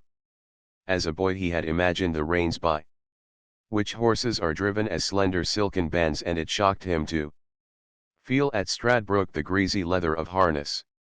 It had shocked him, too, when he had felt for the first time beneath his tremulous fingers the brittle texture of a woman's stocking, for, retaining nothing of all he read save that which seemed to him an echo or a prophecy of his own state, it was only amid soft-worded phrases or within rose-soft stuffs that he dared to conceive of the soul or body of a woman moving with tender life. But the phrase on the priest's lips was disingenuous, for he knew that a priest should not speak lightly on that theme. The phrase had been Spoken lightly with design, and he felt that his face was being searched by the eyes in the shadow. Whatever he had heard or read of the craft of Jesuits he had put aside frankly as not borne out by his own experience. His masters, even when they had not attracted him, had seemed to him always intelligent and serious priests, athletic and high-spirited prefects. He thought of them as men who washed their bodies briskly with cold water and wore clean cold linen. During all the years he had lived among them in Clongowes and in Belvedere he had received only 2 pandas, and, though these had been dealt him in the wrong, he knew that he had often escaped punishment. During all those years he had never heard from any of his masters a flippant word. It was they who had taught him Christian doctrine and urged him to live a good life, and, when he had fallen into grievous sin, it was they who had led him back to grace. Their presence had made him diffident of himself when he was a muff in Clongowes, and it had made him diffident of himself also while he had held his equivocal position in Belvedere. A constant sense of this had remained with him up to the last year of his school life. He had never once disobeyed or allowed turbulent companions to seduce him from his habit of quiet obedience. And, even when he doubted some statement of a master, he had never presumed to doubt openly. Lately some of their judgments had sounded a little childish in his ears, and had made him feel a regret and pity, as though he were slowly passing out of an accustomed world and were hearing its language for the last time. One day when some boys had gathered round a priest under the shed near the chapel, he had heard the priest say, "I believe that Lord Macaulay was a man who probably never committed a mortal sin in his life, that is to say, a deliberate mortal sin." Some of the boys had then asked the priest if Victor Hugo were not the greatest French writer.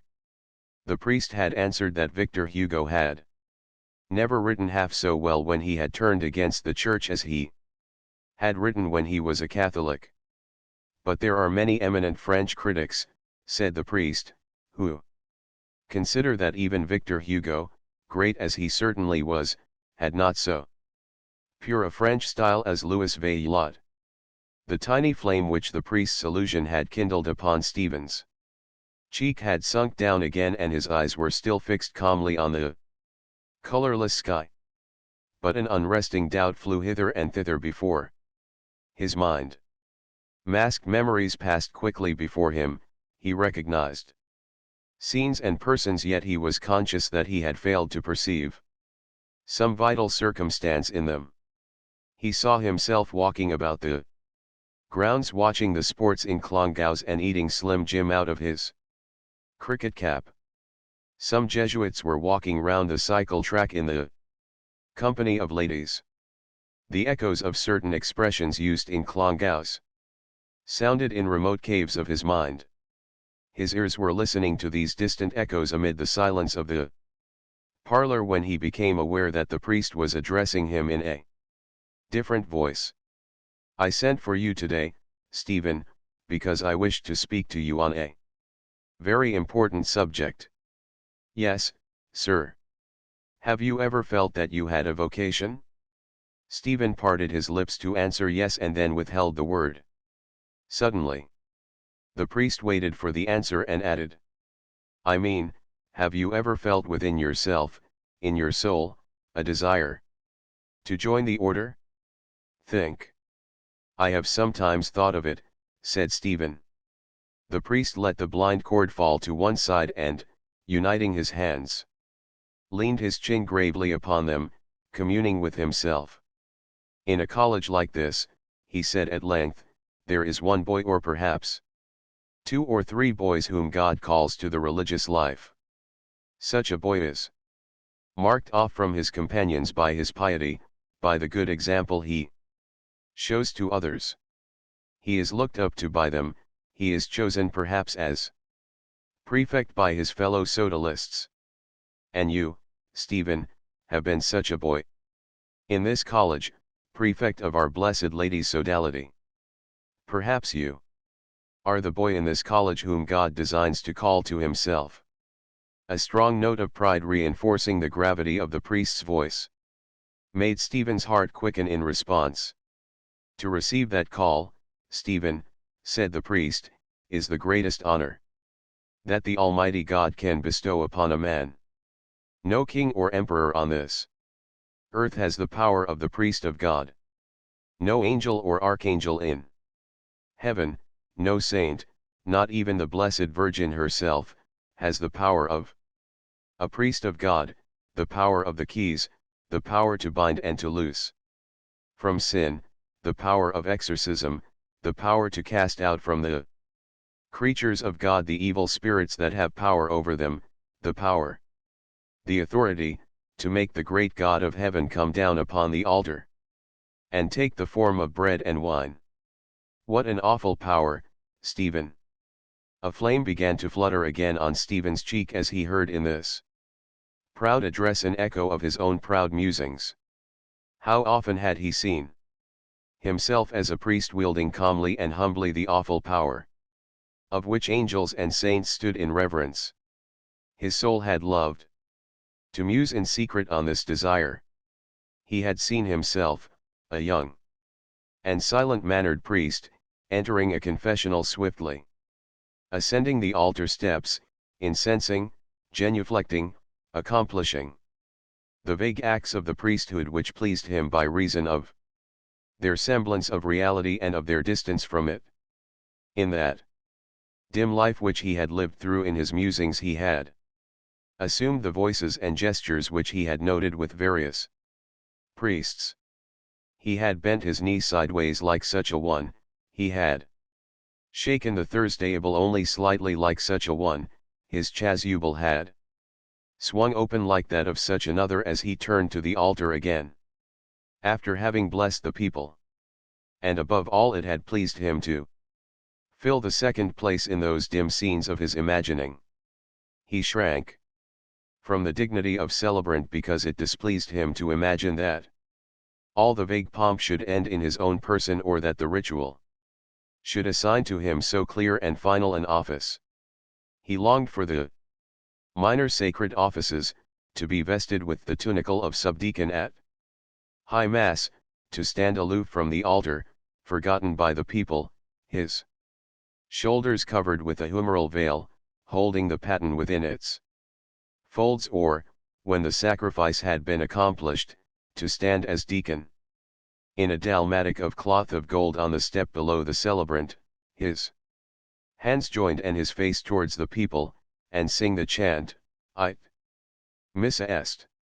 If ever he had seen himself celebrant it was as in the pictures of the Mass in his child's Mass book, in a church without worshippers, save for the angel of the sacrifice, at a bare altar, and served by an acolyte scarcely more boyish than himself. In vague sacrificial or sacramental acts alone his will seemed drawn to go forth to encounter reality, and it was partly the absence of an appointed rite which had always constrained him to inaction, whether he had allowed silence to cover his anger or pride or had suffered only an embrace he longed to give. He listened in reverent silence now to the priest's appeal, and through the words he heard even more distinctly a voice bidding him approach, offering him secret knowledge and secret power. He would know then what was the sin of Simon Magus and what the sin against the Holy Ghost, for which there was no forgiveness. He would know obscure things, hidden from others, from those who were conceived and born children of wrath. He would know the sins, the sinful longings and sinful thoughts and sinful acts, of others, hearing them murmured into his ears in the confessional under the shame of a darkened chapel by the lips of women and of girls, but rendered immune mysteriously at his ordination by the imposition of hands. His soul would pass again uncontaminated to the white peace of the altar. No touch of sin would linger upon the hands with which he would elevate and break the host, no touch of sin would linger on his lips in prayer to make him eat and drink damnation to himself, not discerning the body of the Lord. He would hold his secret knowledge and secret power, being as sinless as the innocent, and he would be a priest forever according to the order of Melchizedek.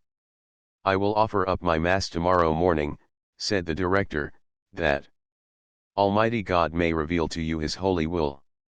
And let you, Stephen, make a novena to your holy patron saint, the first martyr, who is very powerful with God, that God may enlighten your mind. But you must be quite sure, Stephen, that you have a vocation, because it would be terrible if you found afterwards that you had none. Once a priest, always a priest, remember. Your catechism tells you that the sacrament of holy orders is one of those which can be received only once, because it imprints on the soul an indelible spiritual mark which can never be effaced. It is before you must weigh well, not after. It is a solemn question, Stephen, because on it may depend the salvation of your eternal soul. But we will pray to God together. He held open the heavy hall door and gave his hand as if already to a companion in the spiritual life. Stephen passed out onto the wide platform above the steps and was conscious of the caress of mild evening air. Towards Findlaters Church a quartet of young men were striding along with linked arms, swaying their heads and stepping to the agile melody of their leader's concertina. The music passed in an instant, as the first bars of sudden music always did, over the fantastic fabrics of his mind, dissolving them painlessly and noiselessly as a sudden wave dissolves the sand-built turrets of children. Smiling at the trivial air, he raised his eyes to the priest's face and, seeing in it a mirthless reflection of the sunken day, detached his hand slowly, which had acquiesced faintly in that companionship. As he descended the steps, the impression which effaced his troubled self-communion was that of a mirthless mask reflecting a sunken day. From the threshold of the college, the shadow, then, of the life of the college passed gravely over his consciousness. It was a grave and ordered and passionless life that awaited him, a life without material cares. He wondered how he would pass the first night in the novitiate, and with what dismay he would wake the first morning in the dormitory. The troubling odor of the long corridors of Clongowes came back to him, and he heard the discreet murmur of the burning gas flames. At once from every part of his being unrest began to irradiate. A feverish quickening of his pulses followed, and a din of meaningless words drove his reasoned thoughts hither and thither confusedly.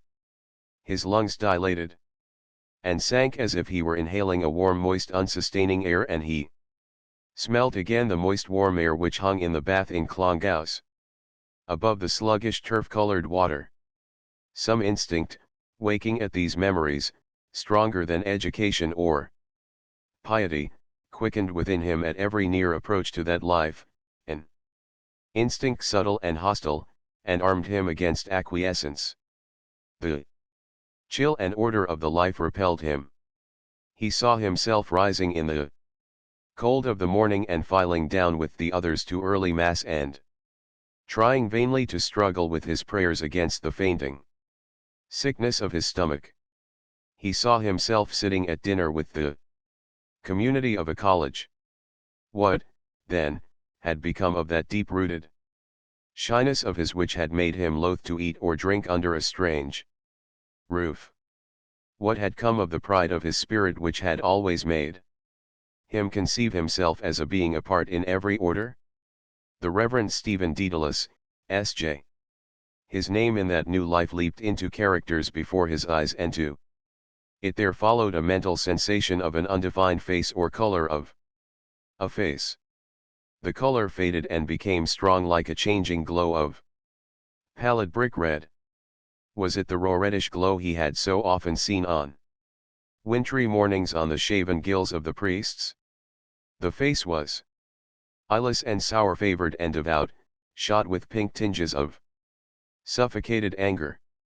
Was it not a mental spectre of the face of one of the Jesuits whom some of the boys called Lantern Jaws and others Foxy Campbell. He was passing at that moment before the Jesuit house in Gardner Street, and wondered vaguely which window would be his if he ever joined the order. Then he wondered at the vagueness of his wonder, at the remoteness of his own soul from what he had hitherto imagined her sanctuary, at the frail hold which so many years of order and obedience had of him when once a definite and irrevocable act of his threatened to end forever, in time and in eternity, his freedom. The voice of the director urging upon him the proud claims of the church and the mystery and power of the priestly office repeated itself idly in his memory. His soul was not there to hear and greet it, and he knew now that the exhortation he had listened to had already fallen into an idle formal tale. He would never swing the Thursdayable before the tabernacle as priest. His destiny was to be elusive of social or religious orders. The wisdom of the priest's appeal did not touch him to the quick. He was destined to learn his own wisdom apart from others, or to learn the wisdom of others. Himself wandering among the snares of the world. The snares of the world were its ways of sin. He would fall. He had not yet fallen, but he would fall silently, in an instant. Not to fall was too hard, and he felt the silent lapse of his soul, as it would be at some instant to come, falling, but not yet fallen. Still unfallen, but about to fall. He crossed the bridge over the stream of the Tolka and turned his eyes coldly for an instant towards the faded blue shrine of the Blessed Virgin, which stood foulwise on a pole in the middle of a Hamshaped encampment of poor cottages. Then, bending to the left, he followed the lane which led up to his house. The faint sour stink of rotted cabbages came towards him from the kitchen gardens on the rising ground above the river. He smiled to think that it was this disorder, the misrule and confusion of his father's house and the stagnation of vegetable life, which was to win the day in his soul. Then a short laugh broke from his lips as he thought of that solitary farmhand in the kitchen gardens behind their house, whom they had nicknamed the man with the hat. A second laugh, taking rise from the first after a pause, broke from him involuntarily as he thought of how the man with the hat worked, considering in turn the 4 points of the sky, and then regretfully plunging his spade in the earth.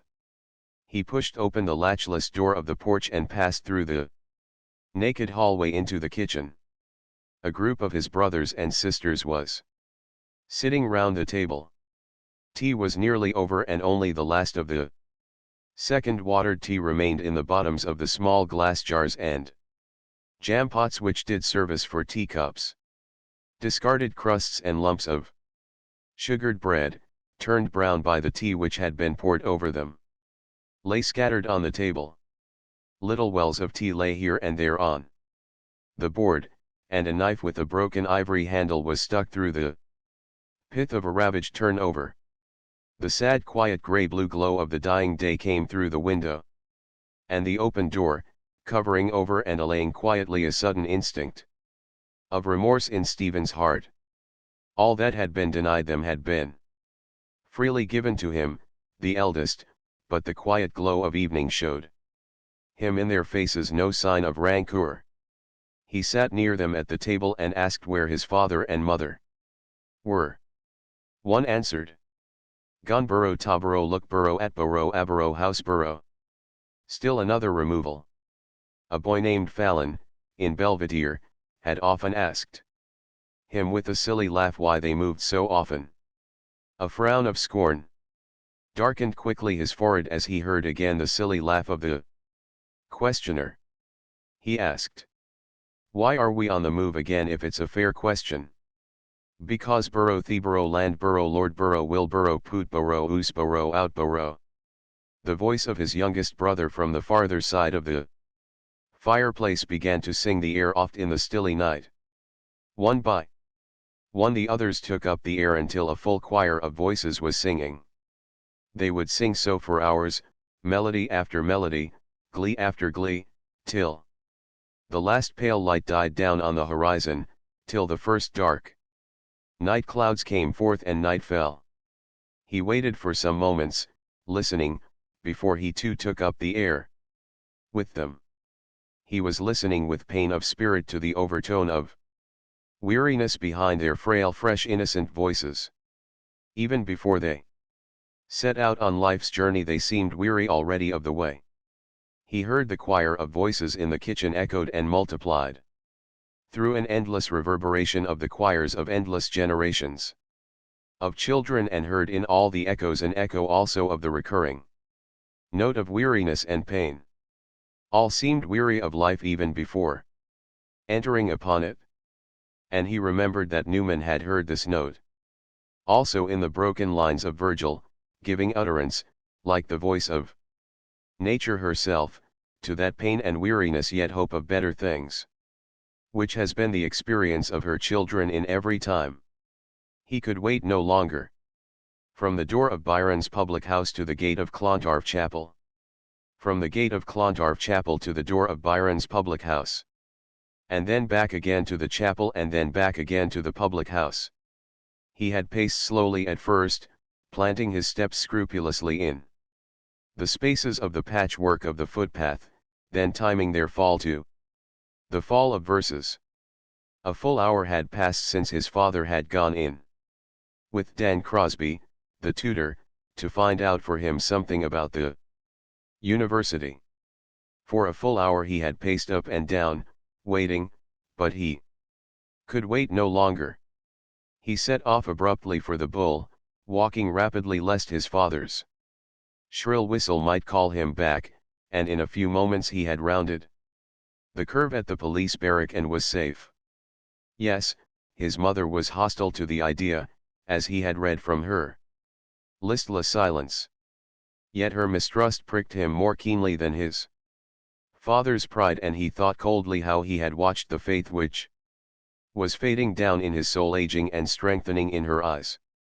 A dim antagonism gathered force within him and darkened his mind as a cloud against her disloyalty, and when it passed, cloud-like, leaving his mind serene and dutiful towards her again, he was made aware dimly and without regret of a first noiseless sundering of their lives.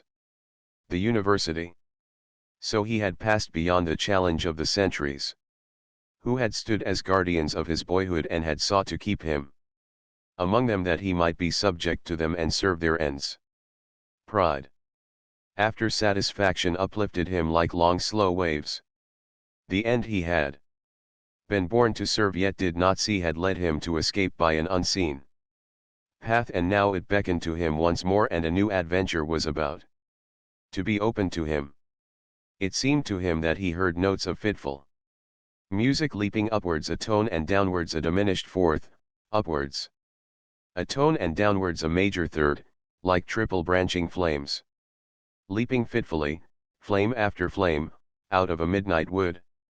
It was an elfin prelude, endless and formless, and, as it grew wilder and faster, the flames leaping out of time, he seemed to hear from under the boughs and grasses wild creatures racing, their feet pattering like rain upon the leaves.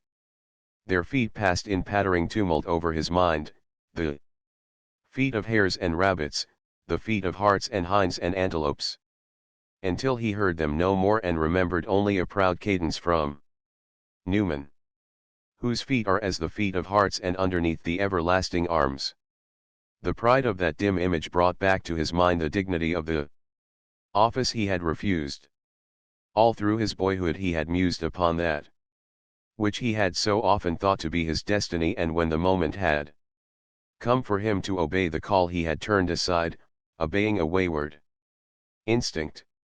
Now time lay between, the oils of ordination would never anoint his body. He had refused. Why?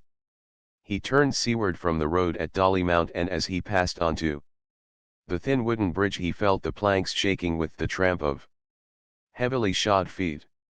A squad of Christian brothers was on its way back from the Bull, and had begun to pass, two by two, across the bridge. Soon the whole bridge was trembling and resounding.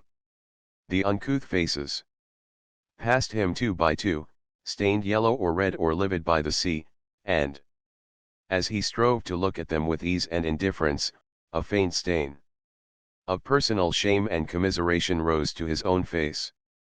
Angry with himself, he tried to hide his face from their eyes by gazing down sideways into the shallow swirling water under the bridge, but he still saw a reflection therein of their tofivi silk hats and humble tape-like collars and loosely hanging clerical clothes. Brother Hickey, Brother Quaid, Brother MacArdle, Brother Kia. Their piety would be like their names, like their faces, like their clothes, and it was idle for him to tell himself that their humble and contrite hearts, it might be, paid a far richer tribute of devotion than his had ever been, a gift tenfold more acceptable than his elaborate adoration. It was idle for him to move himself to be generous towards them, to tell himself that if he ever came to their gates, stripped of his pride, beaten and in beggars' weeds, that they would be generous towards him, loving him as themselves. Idle and embittering. Finally, to argue, against his own dispassionate certitude, that the commandment of love bade us not to love our neighbor as ourselves with the same amount and intensity of love, but to love him as ourselves with the same kind of love. He drew forth a phrase from his treasure and spoke it softly to himself. A day of dappled sea-born clouds. The phrase and the day and the scene harmonized in accord. Words. Was it their colors? He allowed them to glow and fade, hue after hue. Sunrise gold, the russet and green of apple orchards, azure of waves. The gray-fringed fleece of clouds. No, it was not their colors, it was the poise and balance of the period itself. Did he then love the rhythmic rise and fall of words better than their associations of legend and color?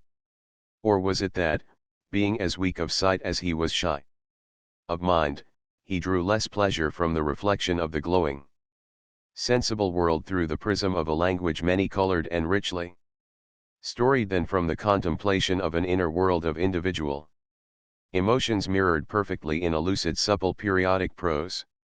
He passed from the trembling bridge onto firm land again. At that instant, as it seemed to him, the air was chilled and, looking askance towards the water, he saw a flying squall darkening and crisping. Suddenly the tide. A faint click at his heart, a faint throb in his throat told him once more of how his flesh dreaded the cold infrahuman odor of the sea, yet he did not strike across the downs on his left, but held straight on along the spine of rocks that pointed against the river's mouth. A veiled sunlight lit up faintly the grey sheet of water where the river was embayed. In the distance along the course of the slow-flowing, Liffey slender masts flecked the sky and, more distant still, the dim fabric of the city lay prone in haze. Like a scene on some vague arras. Old as man's weariness, the image of the seventh city of Christendom was visible to him across the timeless air, no older nor more weary nor less patient of subjection than in the days of the thing mote.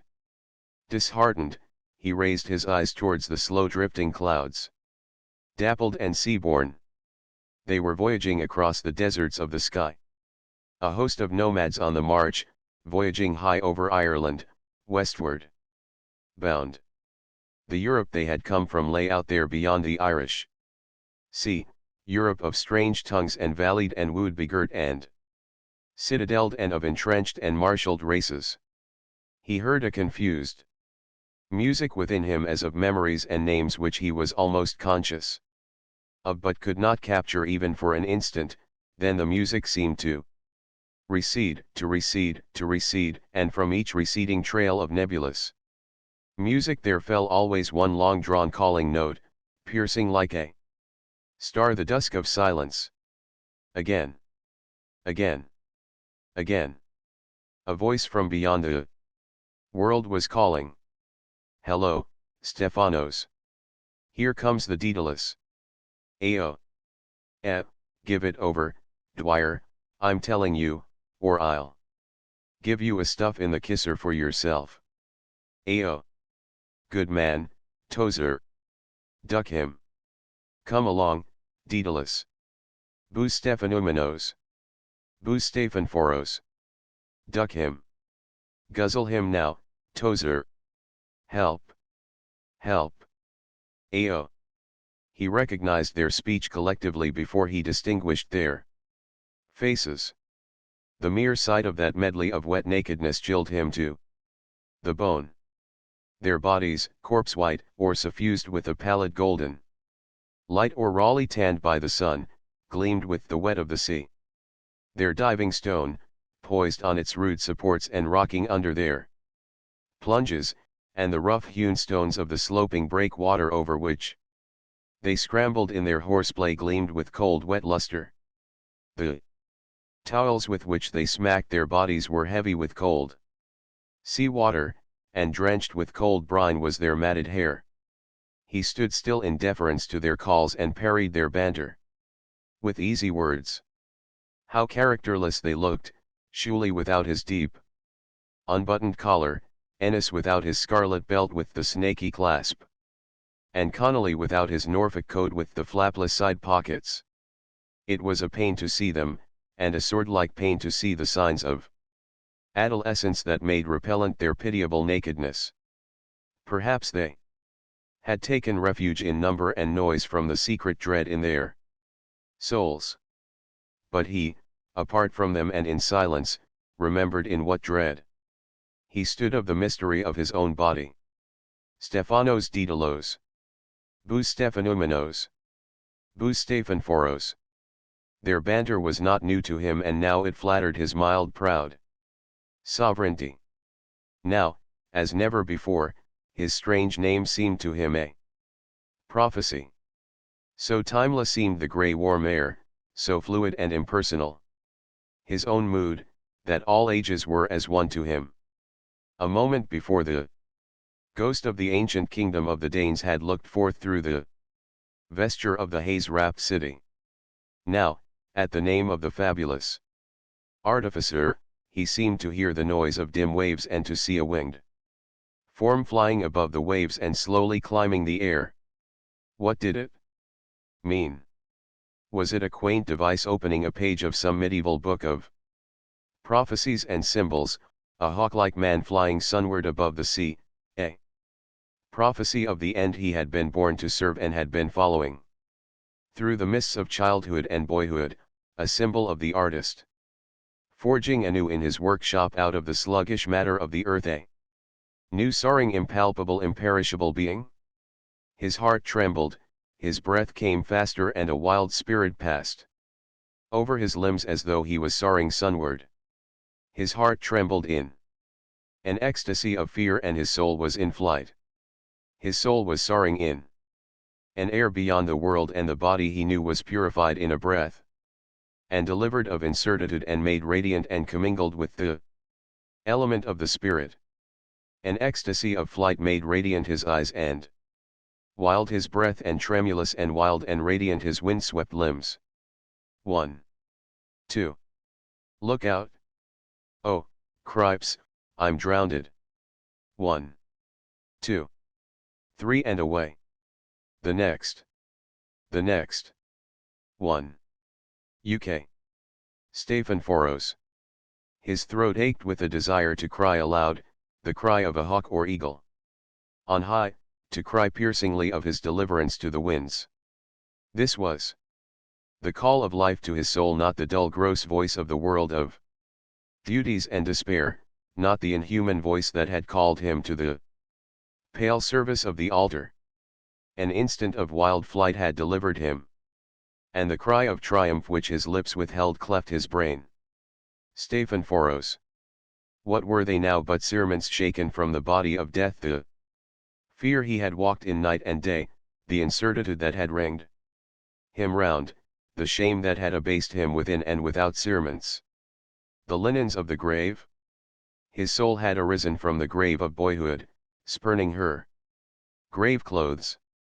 Yes. Yes. Yes. He would create proudly out of the freedom and power of his soul, as the great artificer whose name he bore, a living thing, new and soaring and beautiful, impalpable, imperishable. He started up nervously from the stone block, for he could no longer quench the flame in his blood. He felt his cheeks aflame and his throat throbbing with song. There was a lust of wandering in his feet that burned to set out for the ends of the earth. On. On. His heart seemed to cry. Evening would deepen above the sea, night fall upon the plains. Dawn glimmer before the wanderer and show him strange fields and hills. And faces. Where? He looked northward towards Houth. The sea had fallen below the line of Sirak on the shallow side of the breakwater, and already the tide was running out fast along the foreshore. Already one long oval bank of sand lay warm and dry amid the wavelets. Here and there warm isles of sand gleamed above the shallow tide, and about the isles and around the long bank and amid the shallow currents of the beach were light-clad figures, wading and delving.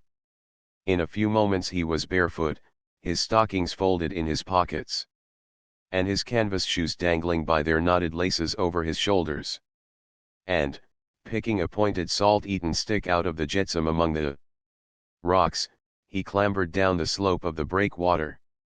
There was a long rivulet in the strand, and, as he waded slowly up its course, he wondered at the endless drift of seaweed. Emerald and black, and russet and olive, it moved beneath the current, swaying and turning. The water of the rivulet was dark with endless drift and mirrored the high drifting clouds. The clouds were drifting above him. Silently and silently the sea angle was drifting below him, and the grey warm air was still, and a new wild life was singing in his veins. Where was his boyhood now? Where was the soul that had hung back from her destiny, to brood alone upon the shame of her wounds, and in her house of squalor and subterfuge to queen it in faded cerements and in wreaths that withered at the touch? Or where was he? He was alone. He was unheeded, happy, and near to the wild heart of life. He was alone and young and willful and wild-hearted, alone amid a waste of wild air and brackish waters and the sea harvest of shells and tangle and veiled grey sunlight and gay-clad light-clad figures of children and girls and voices childish and girlish in the air. A girl stood before him in midstream, alone and still, gazing out to sea.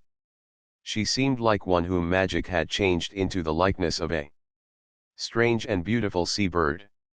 Her long slender bare legs were delicate as a crane's and pure save where an emerald trail of seaweed had fashioned itself as a sign upon the flesh. Her thighs, fuller and soft-hued as ivory, were bared almost to the hips, where the white fringes of her drawers were like feathering of soft white down. Her slate blue skirts were kilted boldly about her waist and dovetailed behind her. Her bosom was as a bird's, soft and slight and soft as the breast of some dark-plumaged dove. But her long fair hair was girlish, and touched with the wonder of mortal beauty, her face. She was alone and still, gazing out to sea, and when she felt his presence and the worship of his eyes, her eyes turned to him in quiet sufferance of his gaze, without shame or wantonness. Long she suffered his gaze, and then quietly withdrew her eyes from his and bent them towards the stream, gently stirring the water with her foot hither and thither. The first faint noise of gently moving water broke the silence, low and faint and whispering, faint as the bells of sleep. Hither and thither, and a faint flame trembled on her cheek. Heavenly God! Cried Stephen's soul, in an outburst of profane joy. He turned away from her suddenly and set off across the strand. His cheeks were aflame, his body was aglow, his limbs were trembling. On and on and on and on he strode, far out over the sands, singing wildly to the sea, crying to greet the advent of the life that had cried to him. Her image had passed into his soul forever, and no word had broken the holy silence of his ecstasy. Her eyes had called him, and his soul had leaped at the call. To live, to err, to fall, to triumph, to recreate life out of life. A wild angel had appeared to him, the angel of mortal youth and beauty, an envoy from the fair courts of life, to throw open before him in an instant of ecstasy the gates of all the ways of error and glory. On and on and on and on. He halted suddenly and heard his heart in the silence. How far had he walked? What hour was it? There was no human figure near him, nor any sound borne to him over the air. But the tide was near the turn, and already the day was on the wane. He turned landward and ran towards the shore, and, running up the sloping beach, reckless of the sharp shingle, found a sandy nook amid a ring of tufted sand knolls, and lay down there that the peace and silence of the evening might still the riot of his blood. He felt above him the vast indifferent dome and the calm processes of the heavenly bodies, and the earth beneath him, the earth that had borne him, had taken him to her breast. He closed his eyes in the languor of sleep. His eyelids trembled as if they felt the vast cyclic movement of the earth, and her watchers trembled as if they felt the strange light of some new world. His soul was swooning into some new world, fantastic, dim, uncertain as under sea, traversed by cloudy shapes and beings. A world, a glimmer, or a flower, glimmering and trembling, trembling and unfolding, a breaking light, an opening flower, it spread in endless succession to itself, breaking in full crimson and unfolding and fading to palest rose, leaf by leaf and wave of light by wave of light, flooding all the heavens with its soft flushes, every flush deeper than the other. Evening had fallen when he woke, and the sand and arid grasses of his bed glowed no longer. He rose slowly and, recalling the rapture of his sleep, sighed at its joy. He climbed to the crest of the sand hill and gazed about him. Evening had fallen. A rim of the young moon cleft the pale waste of skyline.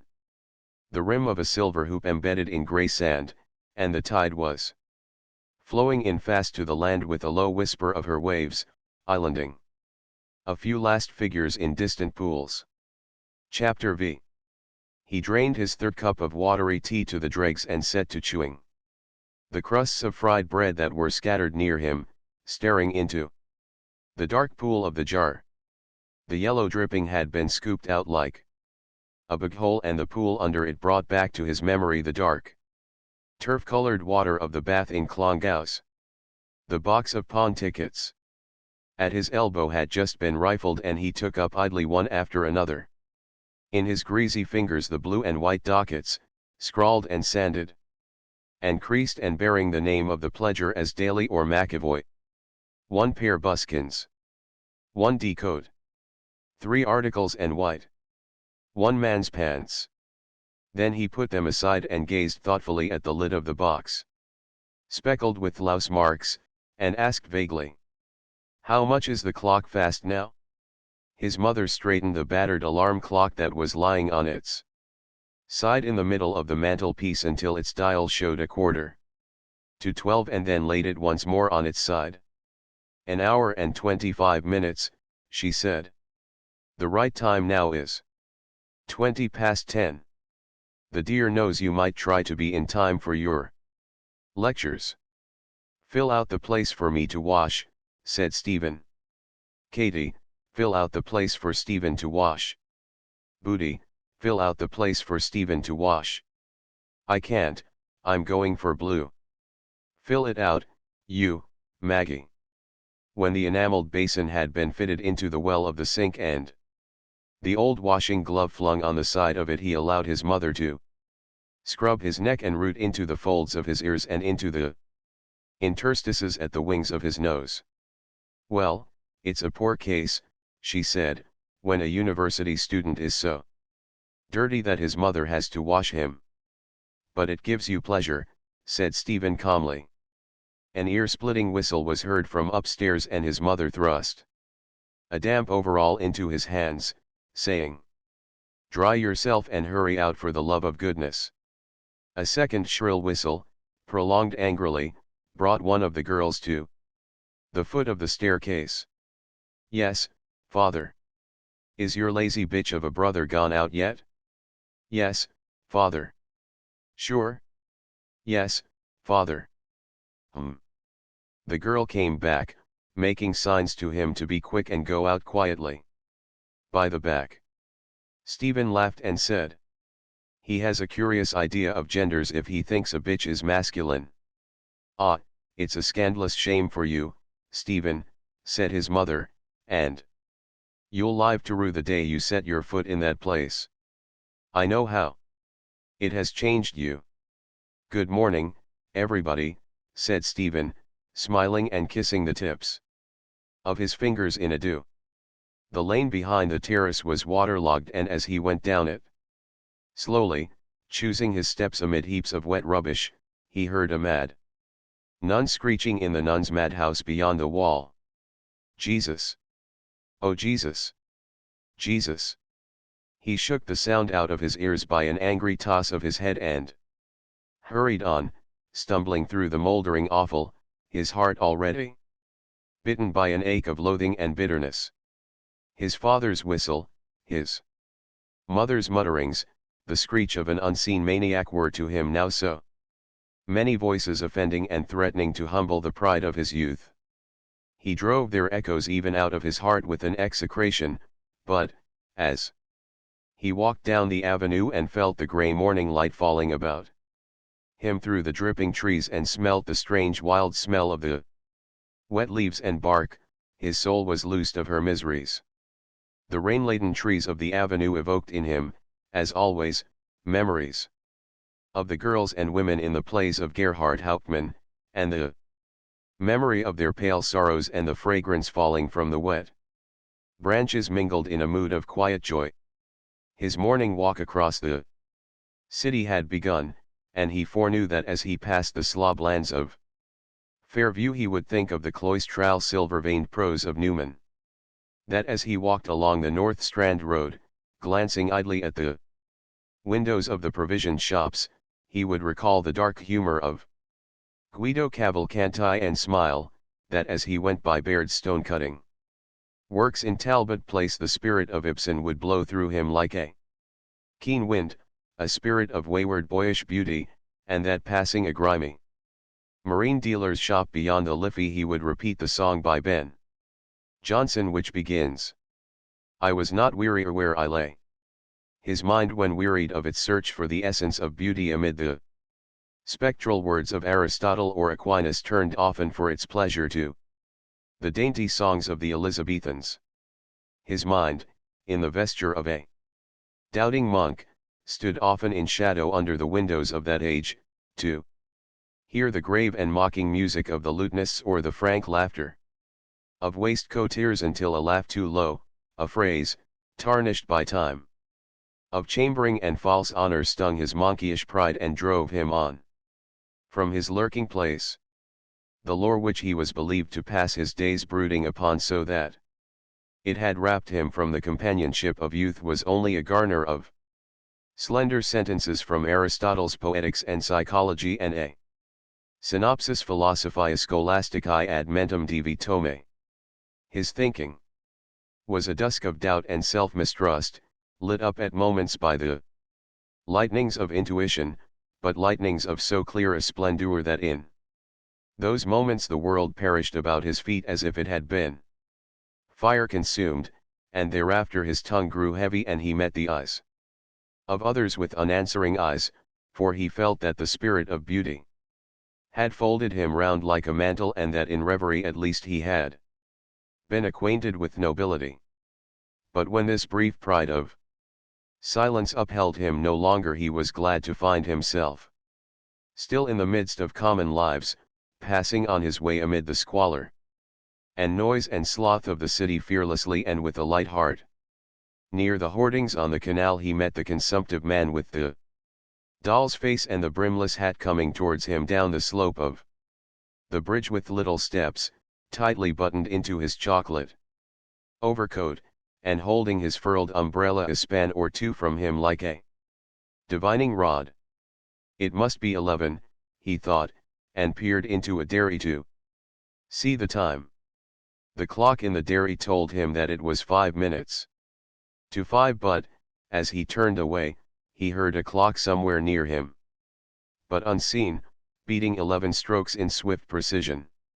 He laughed as he heard it, for it made him think of Mac Can, and he saw him a squat figure in a shooting jacket and breeches and with a fair goatee, standing in the wind at Hopkins Corner, and heard him say, "Daedalus, you're an antisocial being, wrapped up in yourself." "I'm not. I'm a Democrat and I'll work and act for social liberty and equality among all classes and sexes in the United States of the Europe of the future." 11. Then he was late for that lecture too. What day of the week was it? He stopped at a newsagent's to read the headline of a placard. Thursday. 10 to 11, English, 11 to 12, French, 12 to 1, Physics. He fancied to himself the English lecture and felt, even at that distance, restless and helpless. He saw the heads of his classmates meekly bent as they wrote in their notebooks the points they were bidden to note, nominal definitions, essential definitions and examples or dates of birth or death, chief works, a favorable and an unfavorable criticism side by side. His own head was unbent, for his thoughts wandered abroad, and whether he looked around the little class of students or out of the window across the desolate gardens of the green, an odor assailed him of cheerless cellar damp and decay. Another head than his, right before him in the first benches, was poised squarely above its bending fellows like the head of a priest appealing without humility to the tabernacle for the humble worshippers about him. Why was it that when he thought of Cranley he could never raise before his mind the entire image of his body, but only the image of the head and face?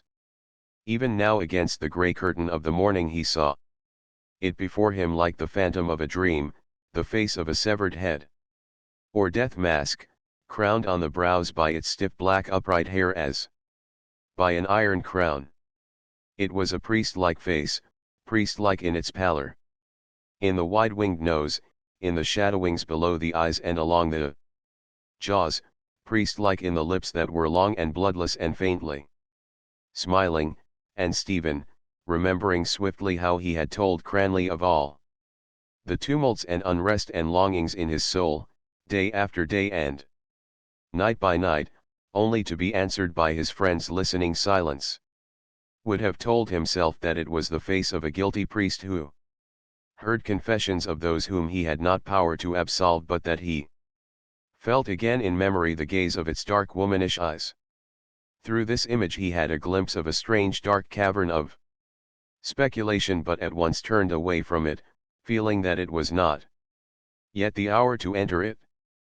But the nightshade of his friend's listlessness seemed to be diffusing in the air around him a tenuous and deadly exhalation, and he found himself glancing from one casual word to another on his right or left in stolid wonder that they had been so silently emptied of instantaneous sense until every mean shop legend bound his mind like the words of a spell, and his soul shriveled up, sighing with age as he walked on in a lane among heaps of dead language. His own consciousness of language was ebbing from his brain, and trickling into the very words themselves, which set to band and disband themselves in wayward rhythms. The ivy winds upon the wall, and winds and twines upon the wall. The yellow ivy upon the wall. Ivy, Ivy up the wall. Did anyone ever hear such drivel? Lord Almighty! Who ever heard of ivy whining on a wall? Yellow ivy, that was all right. Yellow ivory also. And what about ivory ivy? The word now shone in his brain, clearer and brighter than any ivory sawn from the mottled tusks of elephants. Ivory, ivoire, avorio, eber. One of the first examples that he had learned in Latin had run. India emitted eber, and he recalled the shrewd northern face of the rector who had taught him to construe the metamorphoses of Ovid in a courtly English, made whimsical by the mention of porkers and potsherds and chins of bacon. He had learnt what little he knew of the laws of Latin verse from a ragged book written by a Portuguese priest. Contraheat orator, variant in carmine vates. The crises and victories and secessions in Roman history were handed on to him in the trite words in tanto discrimine, and he had tried to peer into the social life of the city of cities through the words implere allum denariorum, which the rector had rendered sonorously as the filling of a pot with denaries. The pages of his time-worn Horace never felt cold to the touch even when his own fingers were cold. They were human pages, and 50 years before they had been turned by the human fingers of John Duncan in variety and by his brother, William Malcolm, in variety. Yes, those were noble names on the dusky flyleaf, and, even for so poor a Latinist as he, the dusky verses were as fragrant as though they had lain all those years in myrtle and lavender and vervain, but yet it wounded him to think that he would never be but a shy guest at the feast of the world's culture, and that the monkeyish learning, in terms of which he was striving to forge out an aesthetic philosophy, was held no higher by the age he lived in than the subtle and curious jargons of heraldry and falconry. The grey block of Trinity on his left, set heavily in the cities. Ignorance, like a dull stone set in a cumbrous ring, pulled his mind downward, and while he was striving this way and that to free his feet from the fetters of the reformed conscience, he came upon the droll statue of the national poet of Ireland.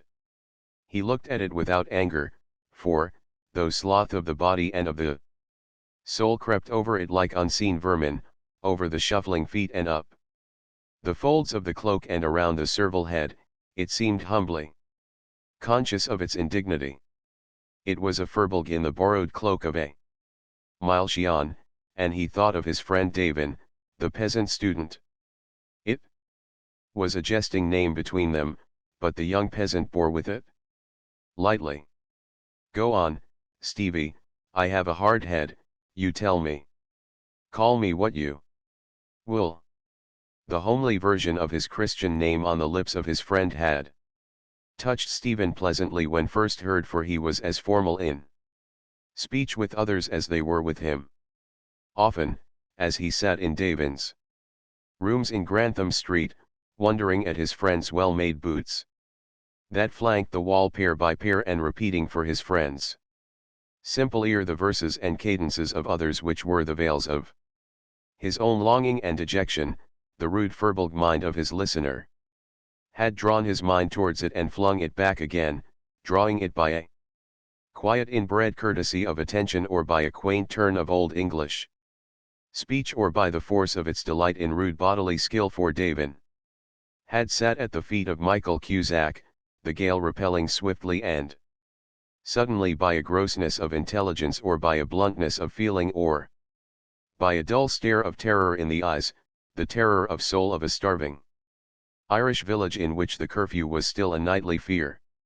Side by side with his memory of the deeds of prowess of his uncle Matt Davin, the athlete, the young peasant worshipped the sorrowful legend of Ireland, the gossip of his fellow students which strove to render the flat life of the college significant at any cost, loved to think of him as a young Fenian. His nurse had taught him Irish and shaped his rude imagination by the broken lights of Irish myth. He stood towards the myth upon which no individual mind had ever drawn out a line of beauty and to its unwieldy tails that divided themselves as they moved down the cycles in the same attitude as towards the Roman Catholic religion, the attitude of a dull-wit loyal serf. Whatsoever of thought or of feeling came to him from England or by way of English culture, his mind stood armed against in obedience to a password, and of the world that lay beyond England he knew only the foreign legion of France in which he spoke of serving.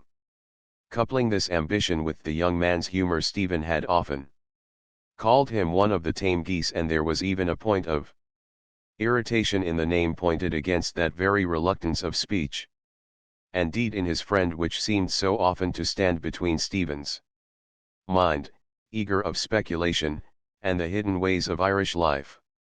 One night the young peasant, his spirit stung by the violent or luxurious language in which Stephen escaped from the cold silence of intellectual revolt, had called up before Stephen's mind a strange vision.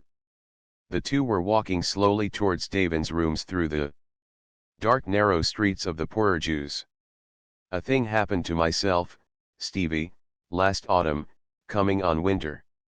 And I never told it to a living soul, and you are the first person now I ever told it to.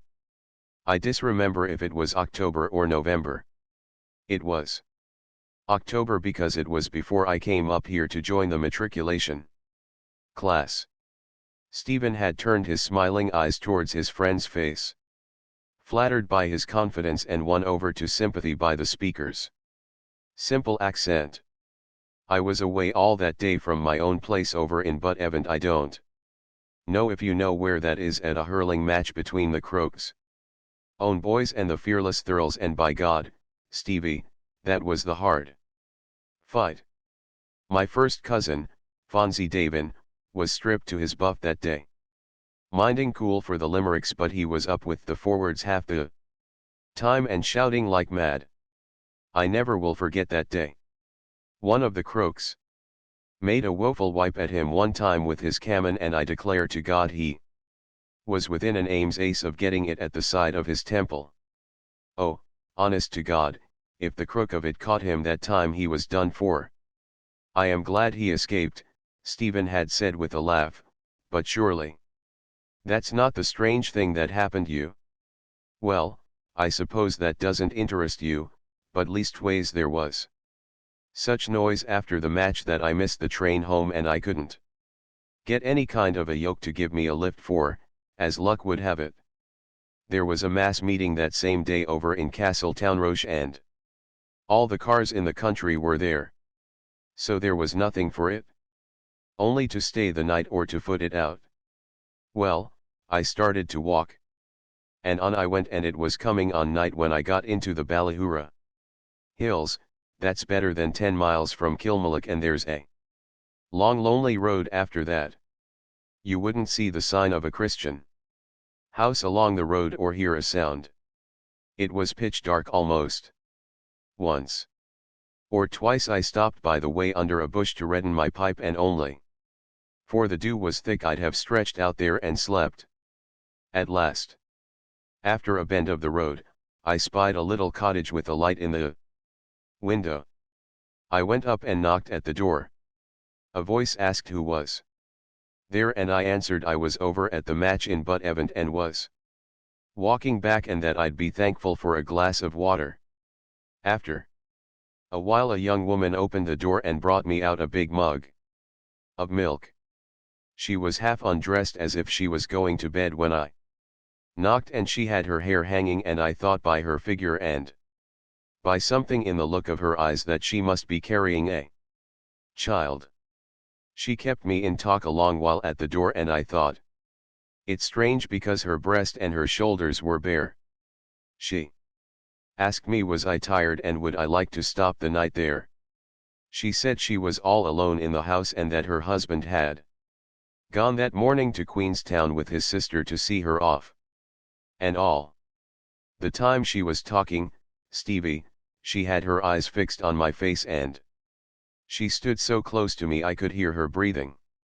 When I handed her back the mug at last, she took my hand to draw me in over the threshold, and said, Come in and stay the night here. You've no call to be frightened.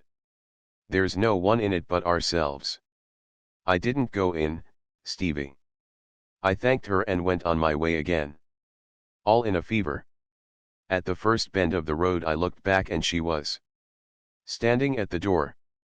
The last words of Davin's story sang in his memory, and the figure of the woman in the story stood forth reflected in other figures of the peasant women whom he had seen standing in the doorways at Clane as the college cars drove by, as a type of her race and of his own, a bat-like soul waking to the consciousness of itself in darkness and secrecy and loneliness, and, through the eyes and voice and gesture of a woman, without guile, calling the stranger to her bed.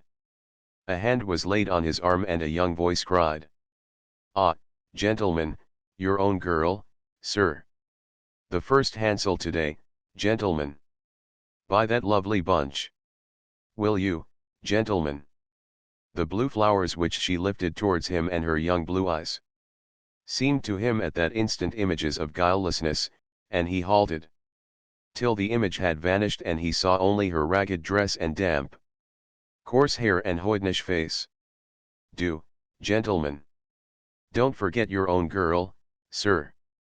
"I have no money," said Stephen. "Buy them lovely ones, will you, sir?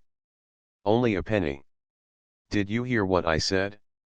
asked Stephen, bending towards her. "I told you I had no money. I tell you again now." "Well, sure, you will some day, sir, please God," the girl answered. After an instant. "Possibly," said Stephen, "but I don't think it likely." He left her quickly, fearing that her intimacy might turn to gibing, and wishing to be out of the way before she offered her where to. Another, a tourist from England or a student of Trinity Grafton Street, along which he walked, prolonged that moment of discouraged poverty. In the roadway at the head of the street a slab was set to the memory of Wolfe Tone, and he remembered having been present with his father at its laying. He remembered with bitterness that scene of tawdry tribute. There were 4 French delegates in a brake, and one, a plump smiling young man, held, wedged on a stick, a card on which were printed the words, "Vive l'Irlande." But the trees in Stephen's Green were fragrant of rain, and the rain-sodden earth gave forth its mortal odor, a faint incense rising upward through the mold from many hearts. The soul of the gallant, venal city which his elders had told him of had shrunk with time to a faint mortal odor rising from the earth, and he knew that in a moment, when he entered the sombre college, he would be conscious of a corruption other than that of Buck Egan and Burnchapel Whaley. It was too late to go upstairs to the French class. He crossed the hall and took the corridor to the left which led to the physics theatre. The corridor was dark and silent, but not unwatchful. Why did he feel that it was not unwatchful? Was it because he had heard that in Buck Whaley's time there was a secret staircase there? Or was the Jesuit house extraterritorial, and was he walking among aliens? The Ireland of Tone and of Parnell seemed to have receded in space. He opened the door of the theatre and halted in the chilly grey light that struggled through the dusty windows. A figure was crouching before the large grate, and by its leanness and greyness he knew that it was the Dean of Studies lighting the fire. Stephen closed the door quietly and approached the fireplace. "Good morning, sir. Can I help you?" The priest looked up quickly and said, "One moment now, Mr. Daedalus, and you will see. There is an art in lighting a fire. We have the liberal arts and we have the useful arts. This is one of the useful arts." "I will try to learn it," said Stephen. "Not too much coal," said the dean, working briskly at his task. "That is one of the secrets." He produced 4 candle butts from the side pockets of his soutane and placed them deftly among the coals and twisted papers. Stephen watched. him in silence. Kneeling thus on the flagstone to kindle the fire and busied with the disposition of his wisps of paper and candle butts, he seemed more than ever a humble server making ready the place of sacrifice in an empty temple, a Levite of the Lord.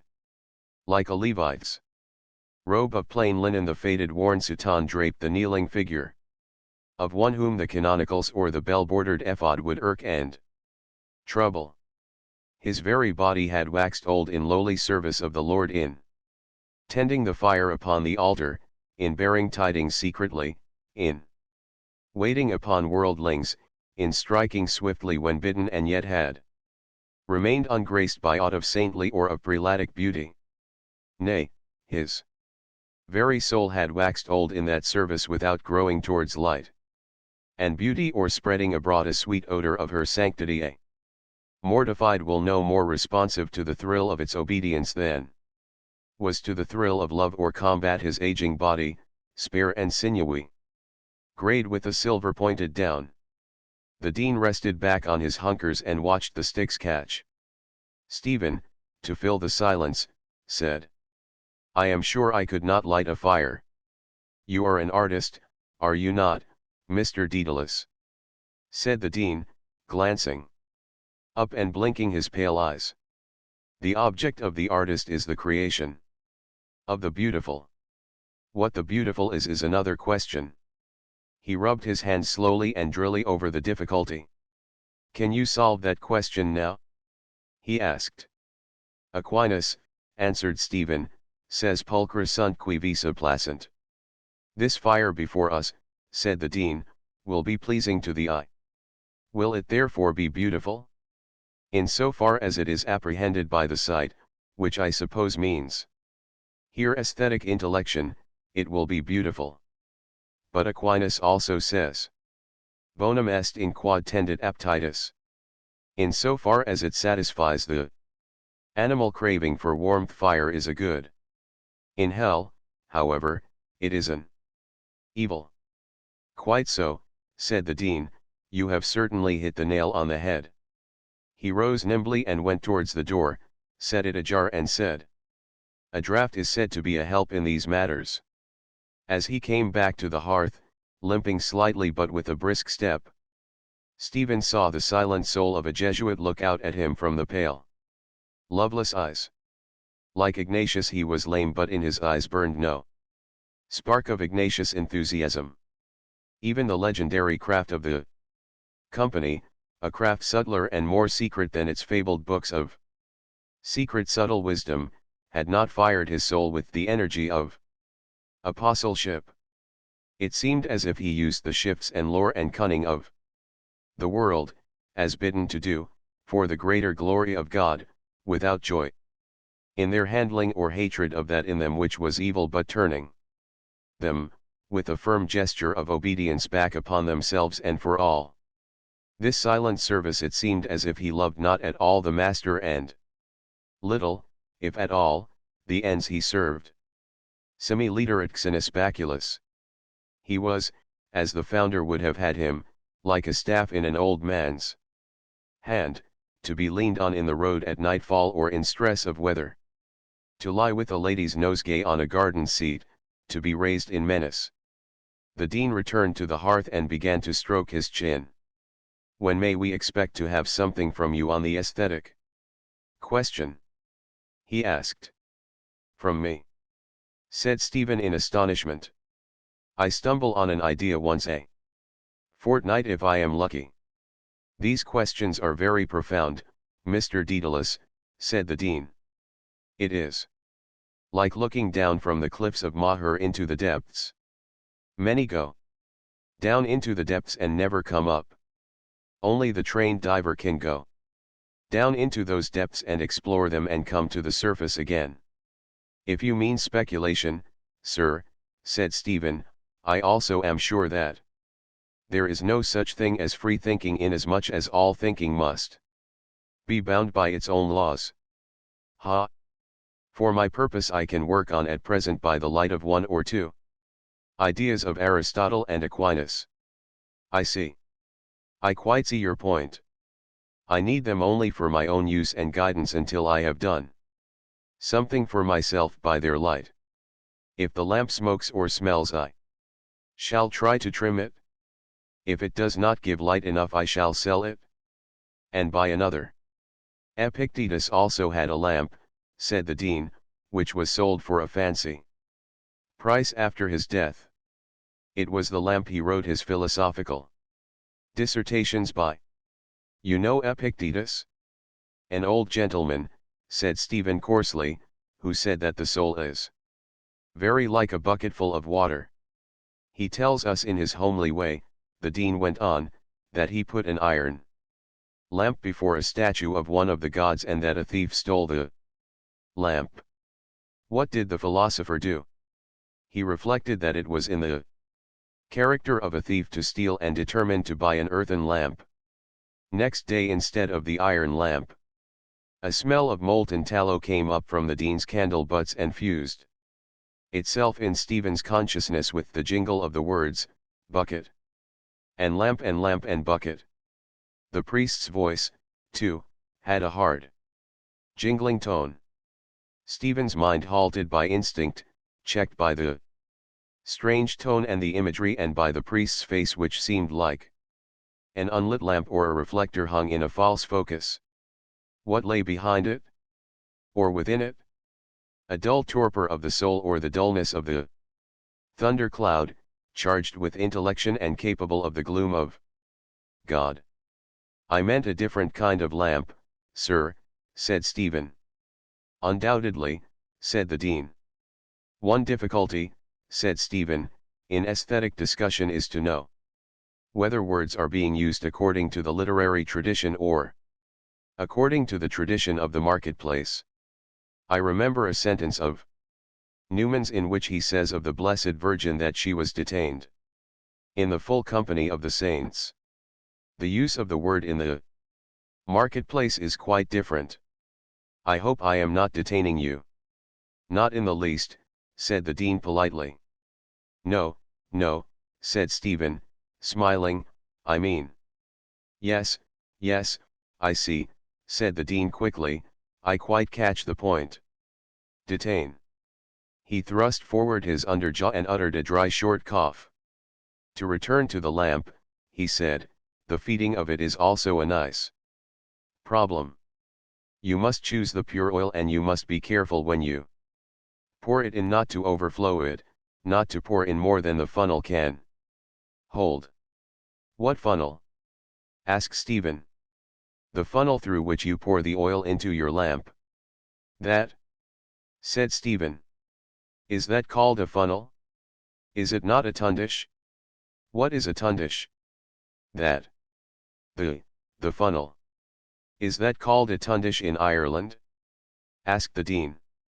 I never heard the word in my life. It is called a tundish in Lower Drumcondra, said Stephen, laughing. Where they speak the best English. A tundish, said the dean reflectively. That is a most interesting word. I must look that word up. Upon my word I must. His courtesy of manner rang a little false, and Stephen looked at the English convert with the same eyes as the elder brother in the parable may have turned on the prodigal. A humble follower in the wake of clamorous conversions, a poor Englishman in Ireland, he seemed to have entered on the stage of Jesuit history when that strange play of intrigue and suffering and envy and struggle and indignity had been all but given through a latecomer, a tardy spirit. From what had he set out? Perhaps he had been born and bred among serious dissenters, seeing salvation in Jesus only and abhorring the vain pomps of the establishment. Had he felt the need of an implicit faith amid the welter of sectarianism and the jargon of its turbulent schisms? 6. Principal men, peculiar people, seed and snake Baptists, supralapsarian dogmatists. Had he found the true church all of a sudden in winding up to the end like a reel of cotton some fine-spun line of reasoning upon insufflation on the imposition of hands or the procession of the Holy Ghost? Or had Lord Christ touched him and bidden him follow, like that disciple who had sat at the receipt of custom, as he sat by the door of some zinc-roofed chapel, yawning and telling over his church pants? The dean repeated the word yet again. Tundish. Well now, that is interesting. The question you asked me a moment ago seems to me more interesting. What is that beauty which the artist struggles to express from lumps of earth? Said Stephen coldly. The little word seemed to have turned a rapier point of his sensitiveness against this courteous and vigilant foe. He felt with a smart of dejection that the man to whom he was speaking was a countryman of Ben Jonson. He thought, the language in which we are speaking is his before it is mine. How different are the words home, Christ, ale, master, on his lips and on mine. I cannot speak or write these words without unrest of spirit. His language, so familiar and so foreign, will always be for me an acquired speech. I have not made or accepted its words. My voice holds them at bay. My soul frets in the shadow of his language. And to distinguish between the beautiful and the sublime, the dean added, to distinguish between moral beauty and material beauty. And to inquire what kind of beauty is proper to each of the various arts. These are some interesting points we might take up. Stephen, disheartened suddenly by the dean's firm, dry tone, was silent, and through the silence a distant noise of many boots and confused voices came up the staircase. In pursuing these speculations, said the dean conclusively, there is, however, the danger of perishing of inanition. First you must take your degree. Set that before you as your first aim. Then, little by little, you will see your way. I mean in every sense, your way in life. And in thinking. It may be uphill pedaling at first. Take Mr. Moonan. He was a long time before he got to the top. But he got there. I may not have his talent, said Stephen quietly. You never know, said the dean brightly. We never can say what is in us. I most certainly should not be despondent. Per aspera ad astra. He left the hearth quickly and went towards the landing to oversee the arrival of the first arts class. Leaning against the fireplace, Stephen heard him greet briskly and impartially every student of the class and could almost see the frank smiles of the coarser students.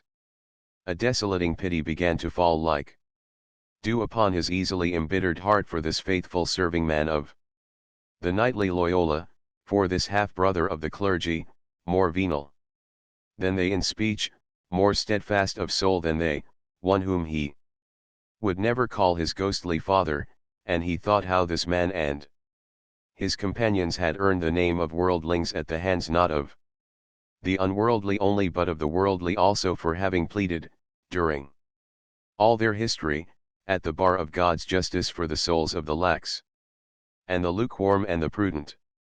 The entry of the professor was signaled by a few rounds of Kentish fire from the heavy boots of those students who sat on the highest tier of the gloomy theatre under the grey cobwebbed windows.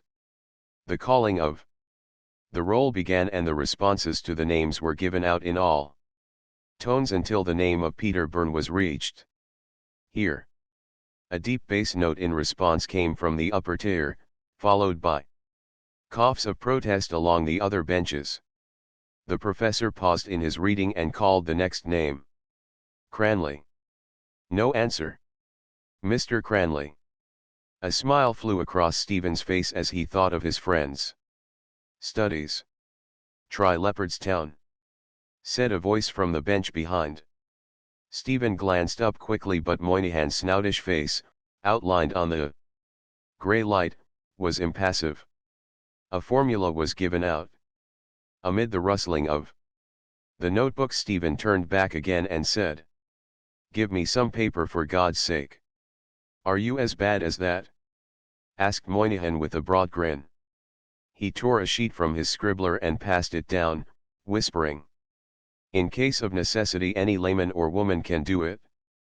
The formula which he wrote obediently on the sheet of paper, the coiling and uncoiling calculations of the professor, the spectre-like symbols of force and velocity fascinated and jaded Stephen's mind. He had heard some say that the old professor was an atheist Freemason. Oh, the grey dull day. It seemed a limbo of painless patient consciousness, through which souls of mathematicians might wander, projecting long, slender fabrics from plane to plane of ever rarer and paler twilight, radiating swift eddies to the last verges of a universe ever vaster, farther and more impalpable. So we must distinguish between elliptical and ellipsoidal. Perhaps some of you gentlemen may be familiar with the works of Mr. W. S. Gilbert. In one of his songs he speaks of the billiard sharp who is condemned to play on a cloth untrue, with a twisted cue, and elliptical billiard balls. He means a ball having the form of the ellipsoid of the principal axis of which I spoke a moment ago. Moynihan leaned down towards Stephen's ear and murmured, "What price ellipsoidal balls? Chase me, ladies, I'm in the cavalry." His fellow students' rude humor ran like a gust through the cloister of Stephen's mind, shaking into gay life limp priestly vestments that hung upon the walls, setting them to sway and caper in a Sabbath of misrule. The forms of the community emerged from the gust-blown vestments, the dean of studies, the portly florid bursar with his cap of grey hair, the president, the little priest with feathery hair who wrote devout verses, the squat peasant form of the professor of economics, the tall form of the young professor of mental science, discussing on the landing a case of conscience with his class like a giraffe cropping high leafage among a herd of antelopes, the grave, troubled prefect of the sodality, the plump round-head professor of Italian with his rogue's eyes. They came ambling and stumbling, tumbling and capering, kilting their gowns for leap-frog, holding one another back, shaken with deep false laughter, smacking one another behind and laughing at their rude malice, calling to one another by familiar nicknames, protesting with sudden dignity at some rough usage, whispering two and two behind their hands. The professor had gone to the glass cases on the side wall, from a shelf of which he took down a set of coils, blew away the dust from many points and, bearing it carefully to the table, held a finger on it. While he proceeded with his lecture, he explained that the wires in modern coils were of a compound called platinoid lately discovered by F. W. Martino. He spoke clearly the initials and surname of the discoverer. Moynihan whispered from behind, "Good old Freshwater Martin." "Ask him," Stephen whispered back with weary humor, "if he wants a subject for electrocution. He can have me." Moynihan, seeing the professor bend over the coils, rose in his bench, and, clacking noiselessly the fingers of his right hand, began to call, with the voice of a slobbering urchin, "Please, teacher. This boy is after saying a bad word, teacher." Platinoid, the professor said solemnly, is preferred to German silver because it has a lower coefficient of resistance by changes of temperature. The platinoid wire is insulated and the covering of silk that insulates it is wound on the ebonite bobbins just where my finger is. If it were wound single, an extra current would be induced in the coils. The bobbins are saturated in hot paraffin wax. A sharp Ulster voice said from the bench below Stephen, "Are we likely to be asked questions on applied science?" The professor began to juggle gravely with the terms pure science and applied science. A heavy-built student, wearing gold spectacles, stared with some wonder at the questioner. Moynihan murmured from behind in his natural voice, "Isn't McAllister a devil for his pound of flesh?" Stephen looked coldly on the oblong skull beneath him, overgrown with tangled twine-colored hair. The voice, the accent, the mind of the questioner offended him, and he allowed the offense to carry him towards willful unkindness, bidding his mind think that the student's father would have done better had he sent his son to Belfast to study and have saved something on the train fare by so doing. The oblong skull beneath did not turn to meet this shaft of thought, and yet the shaft came back to its bowstring, for he saw in a moment the student's pale face. "That thought is not mine," he said to himself quickly. "It came from the comic Irishman in the bench behind. Patience. Can you say with certitude by whom the soul of your race was bartered and its elect betrayed, by the questioner or by the mocker? Patience. Remember Epictetus. It is probably in his character to ask such a question at such a moment in such a tone, and to pronounce the word science as a monosyllable." The droning voice of the professor continued to wind itself slowly round and round the coils it spoke of, doubling, trebling, quadrupling its somnolent energy as the coil multiplied its ohms of resistance. Moynihan's voice called from behind in echo to a distant bell. "Closing time, gents." The entrance hall was crowded and loud with talk. On a table near the door were two photographs in frames, and between them a long roll of paper bearing an irregular tail of signatures. Macken went briskly to and fro among the students, talking rapidly, answering rebuffs, and leading one after another to the table. In the inner hall the Dean of Studies stood talking to a young professor, stroking his chin gravely and nodding his head.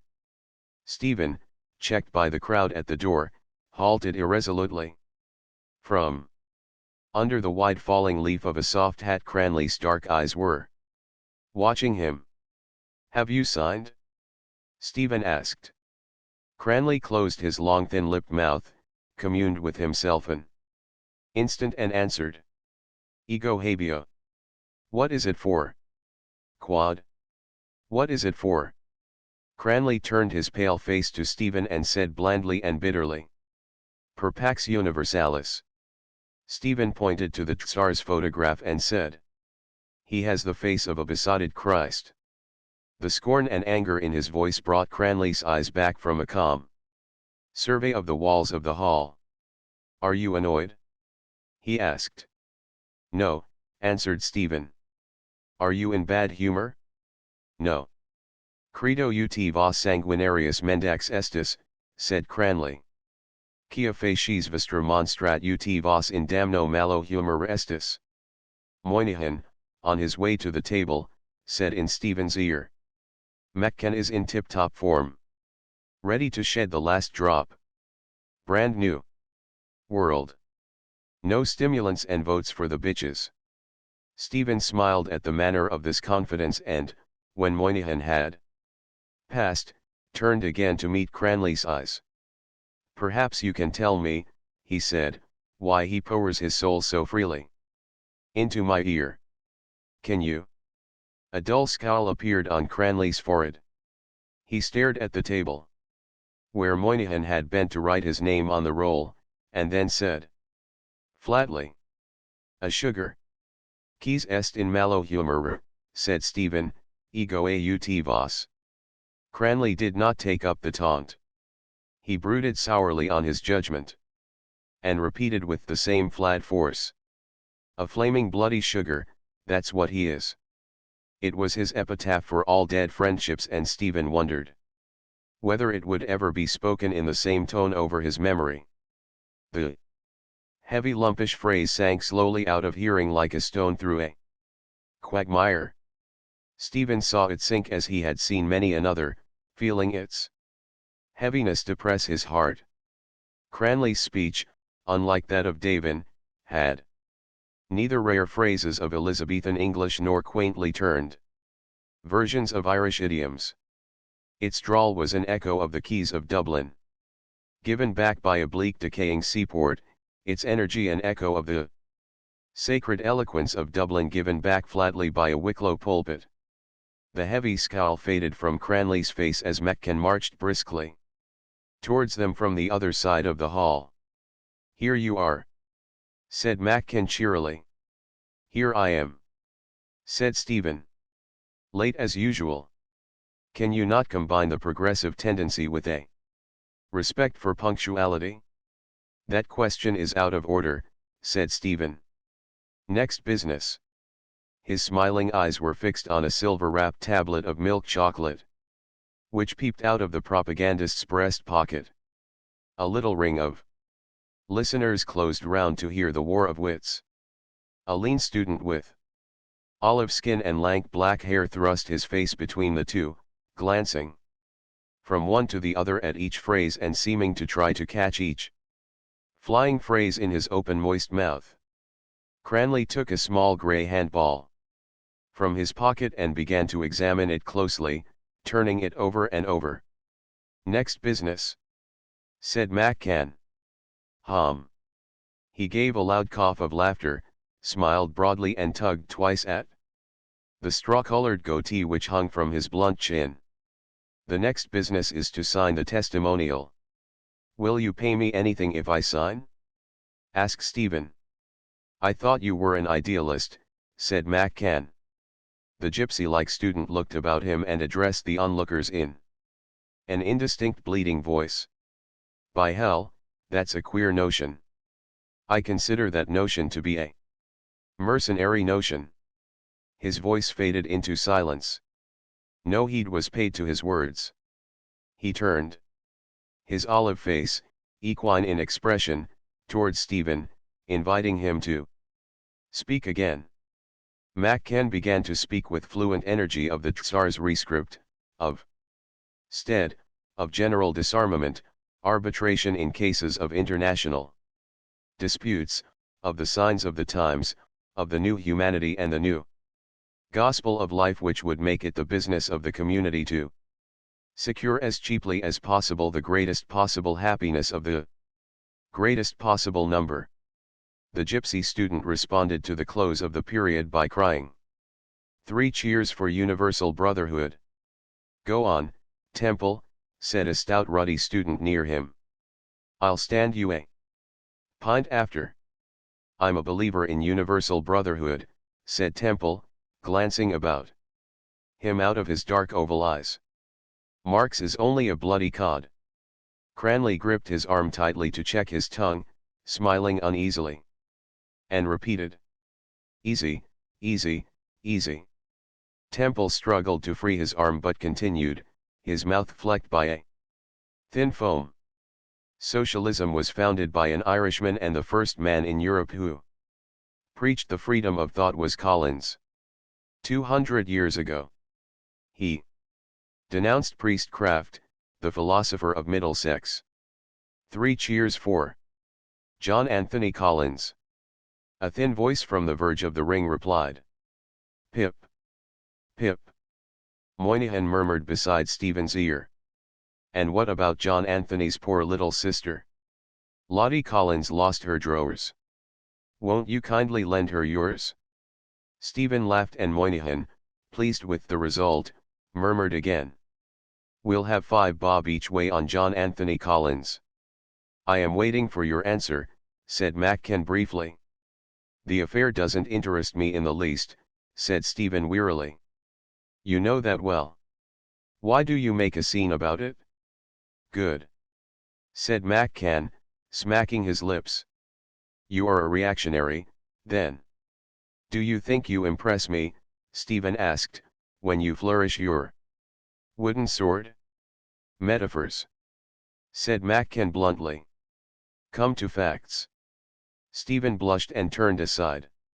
McCann stood his ground and said with hostile humor, "Minor poets, I suppose, are above such trivial questions as the question of universal peace."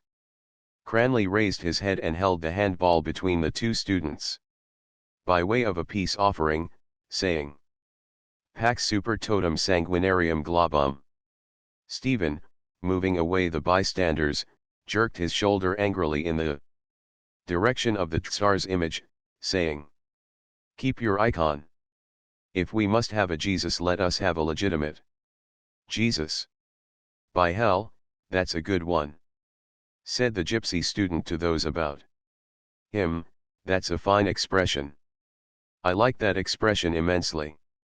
He gulped down the spittle in his throat as if he were gulping down the phrase and, fumbling at the peak of his tweed cap, turned to Stephen, saying, "Excuse me, sir, what do you mean by that expression you uttered just now?"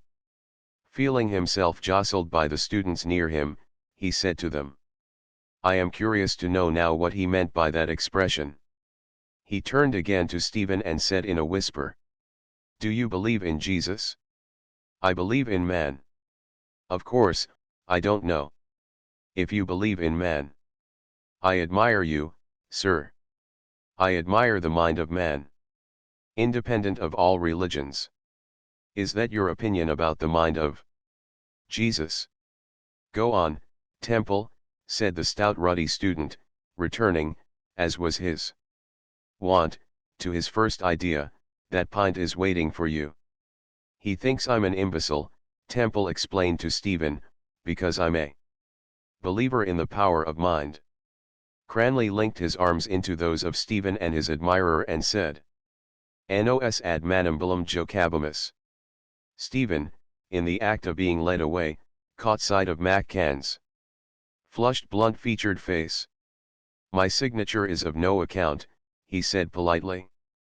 "You are right to go your way. Leave me to go mine." "Daedalus," said McCann crisply, "I believe you're a good fellow, but you have yet to learn the dignity of altruism and the responsibility of the human individual." A voice said, "Intellectual crankery is better out of this movement than in it." Stephen, recognizing the harsh tone of McAllister's voice, did not turn in the direction of the voice. Cranley pushed solemnly through the throng of students, linking Stephen and Temple like a celebrant, attended by his ministers on his way to the altar. Temple bent eagerly across Cranley's breast and said, "Did you hear McAllister what he said? That youth is jealous of you. Did you see that?" "I bet Cranley didn't see that." "By hell, I saw that at once." As they crossed the inner hall, the Dean of Studies was in the act of escaping from the student with whom he had been conversing. He stood at the foot of the staircase, a foot on the lowest step, his threadbare soutane gathered about him for the ascent with womanish care, nodding his head often and repeating, "Not a doubt of it, Mr. Hackett. Very fine. Not a doubt of it." In the middle of the hall the prefect of the college sodality was speaking earnestly, in a soft querulous voice, with a boarder. As he spoke he wrinkled a little his freckled brow and bit, between his phrases, at a tiny bone pencil. "I hope the matric men will all come. The first arts men are pretty sure. Second arts, too. We must make sure of the newcomers." Temple bent again across Cranley, as they were passing through the doorway, and said in a swift whisper, "Do you know that he is a married man? He was a married man before they converted him. He has a wife and children somewhere. By hell, I think that's the queerest notion I ever heard." His whisper trailed off into sly cackling laughter. The moment they were through the doorway Cranley seized him rudely by the neck and shook him, saying, "You flaming floundering fool. I'll take my dying Bible there isn't a bigger bloody ape, do you know, than you in the whole flaming bloody world." Temple wriggled in his grip, laughing still with sly content, while Cranley repeated flatly at every rude shake, "A flaming flaring bloody idiot." They crossed the weedy garden together. The president, wrapped in a heavy loose cloak, was coming towards them along one of the walks, reading his office. At the end of the walk he halted before turning and raised his eyes. The students saluted, Temple fumbling as before at the peak of his cap. They walked forward in silence. As they neared the alley, Stephen could hear the thuds of the players' hands and the wet smacks of the ball and Davin's voice crying out excitedly at each stroke. The three students halted round the box on which Davin sat to follow the game. Temple, after a few moments, sidled across to Stephen and said, "Excuse me, I wanted to ask you, do you believe that Jean-Jacques Rousseau was a sincere man?" Stephen laughed outright. Cranley, picking up the broken stave of a cask from the grass at his feet, turned swiftly and said sternly, "Temple, I declare to the living God, if you say another word, do you know, to anybody on any subject, I'll kill you super spottum."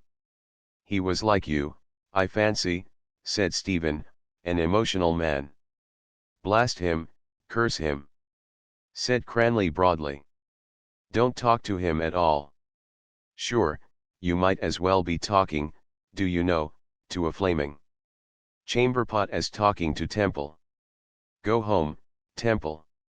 For God's sake, go home." "I don't care a damn about you, Cranley," answered Temple, moving out of reach of the uplifted stave and pointing at Stephen. "He's the only man I see in this institution that has an individual mind." "Institution? Individual?" cried Cranley. "Go home, blast you, for you're a hopeless bloody man." "I'm an emotional man," said Temple. "That's quite rightly expressed. And I'm proud that I'm an emotionalist." He sidled out of the alley, smiling slyly. Cranley watched him with a blank, expressionless face. "Look at him," he said. "Did you ever see such a go-by-the-wall?" His phrase was greeted by a strange laugh from a student who lounged against the wall, his peaked cap down on his eyes. The laugh, pitched in a high key and coming from a so muscular frame, seemed like the whinny of an elephant. The student's body shook all over and, to ease his mirth, he rubbed both his hands delightedly over his groins. "Lynch is awake," said Cranley. Lynch, for answer, straightened himself and thrust forward his chest. "Lynch puts out his chest," said Stephen, as a criticism of life.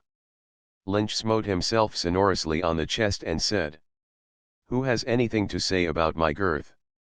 Cranley took him at the word and the two began to tussle. When their faces had flushed with the struggle, they drew apart, panting. Stephen bent down towards Davin, who, intent on the game, had paid no heed to the talk of the others. "And how is my little tame goose?" he asked. "Did he sign, too?" Davin nodded and said, "And you, Stevie?" Stephen shook his head. "You're a terrible man, Stevie," said Davin, taking the short pipe from his mouth, "always alone." "Now that you have signed the petition for universal peace," said Stephen, "I suppose you will burn that little copybook I saw in your room." As Davin did not answer, Stephen began to quote. "Long pace, Fianna. Right incline, Fianna. Fianna, by numbers. Salute, 1, 2. "That's a different question," said Davin. "I'm an Irish nationalist, first and foremost. But that's you all out. You're a born sneerer, Stevie. When you make the next rebellion with hurley sticks," said Stephen, "and want the indispensable informer, tell me. I can find you a few in this college." "I can't understand you," said Davin. "One time I hear you talk against English literature. Now you talk against the Irish informers. What with your name and your ideas? Are you Irish at all? Come with me now to the office of arms and I will show you the tree of my family," said Stephen. "Then be one of us, said Davin. Why don't you learn Irish? Why did you drop out of the league class after the first lesson? You know one reason why, answered Stephen. Davin tossed his head and laughed. Oh, come now, he said. Is it on account of that certain young lady? And Father Moran? But that's all in your own mind, Stevie. They were only talking and laughing. Stephen paused and laid a friendly hand upon Davin's shoulder. Do you remember, he said, when we knew each other first? The first morning we met you asked me to show you the way to the matriculation class, putting a very strong stress on the first syllable. You remember? Then you used to address the Jesuits as Father, you remember? I ask myself about you, is he as innocent as his speech? I'm a simple person, said Davin. You know that. When you told me that night in Harcourt Street those things about your private life. Honest to God, Stevie, I was not able to eat my dinner. I was quite bad. I was awake a long time that night. Why did you tell me those things? Thanks, said Stephen. You mean I am a monster? No, said Davin. But I wish you had not told me. A tide began to surge beneath the calm surface of Stephen's friendliness. This race and this country and this life produced me, he said. I shall express myself as I am. Try to be one of us, repeated Davin. In heart you are an Irishman. But your pride is too powerful. My ancestors threw off their language and took another, Stephen said. They allowed a handful of foreigners to subject them. Do you fancy I am going to pay in my own life and person debts they made? What for? For our freedom, said Davin. No honorable and sincere man, said Stephen, has given up to you his life and his youth and his affections from the days of Tone to those of Parnell, but you sold him to the enemy or failed him in need or reviled him and left him for another. And you invite me to be one of you. I'd see you damned first. They died for their ideals, Stevie, said Davin. Our day will come. Yet, believe me. Stephen, following his own thought, was silent for an instant. The soul is born, he said vaguely, first in those moments I told you of. It has a slow and dark birth, more mysterious than the birth of the body.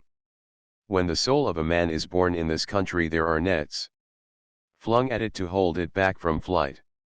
You talk to me of nationality, language, religion.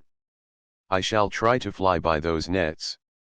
Davin knocked the ashes from his pipe. Too deep for me, Stevie, he said. But a man's country comes first. Ireland first, Stevie. You can be a poet or a mystic after. Do you know what Ireland is? Asked Stephen with cold violence. Ireland is the old sow that eats her farrow. Davin rose from his box and went towards the players, shaking his head sadly. But in a moment his sadness left him and he was hotly disputing with Cranley and the two players who had finished their game. A match of 4 was arranged, Cranley insisting, however, that his ball should be used. He let it rebound twice or thrice to his hand and struck it strongly and swiftly towards the base of the alley, exclaiming in answer to its thud, "Your soul." Stephen stood with Lynch till the score began to rise. Then he plucked him by the sleeve to come away. Lynch obeyed, saying, "Let us eke go, as Cranley has it." Stephen smiled at this side thrust. They passed back through the garden and out through the hall where the doddering porter was pinning up a hall notice in the frame. At the foot of the steps they halted and Stephen took a packet of cigarettes from his pocket and offered it to his companion. "I know you are poor," he said. "Damn your yellow insolence," answered Lynch. This second proof of Lynch's culture made Stephen smile again. It was a great day for European culture, he said, when you made up your mind to swear in yellow. They lit their cigarettes and turned to the right. After a pause, Stephen began. Aristotle has not defined pity and terror. I have. I say. Lynch halted and said bluntly. Stop. I won't listen. I am sick. I was out last night on a yellow. Drunk with Horan and Goggins. Stephen went on. Pity is the feeling which arrests the mind in the presence of whatsoever is grave and constant in human sufferings and unites it with the human sufferer. Terror is the feeling which arrests the mind in the presence of whatsoever is grave and constant in human sufferings and unites it with the secret cause. Repeat, said Lynch. Stephen repeated the definition slowly. A girl got into a hansom a few days ago, he went on, in London. She was on her way to meet her mother whom she had not seen for many years. At the corner of a street the shaft of a lorry shivered the window of the hansom in the shape of a star. A long fine needle of the shivered glass pierced her heart. She died on the instant. The reporter called it a tragic death. It is not. It is remote from terror and pity. According to the terms of my definitions, the tragic emotion, in fact, is a face looking two ways, towards terror and towards pity, both of which are phases of it. You see, I use the word arrest. I mean that the tragic emotion is static. Or rather, the dramatic emotion is.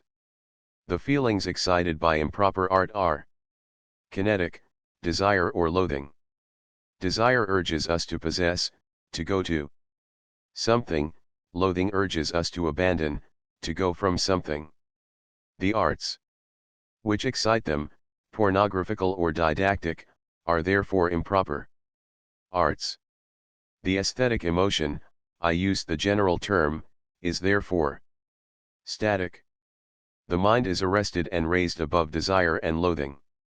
You say that art must not excite desire, said Lynch. I told you that.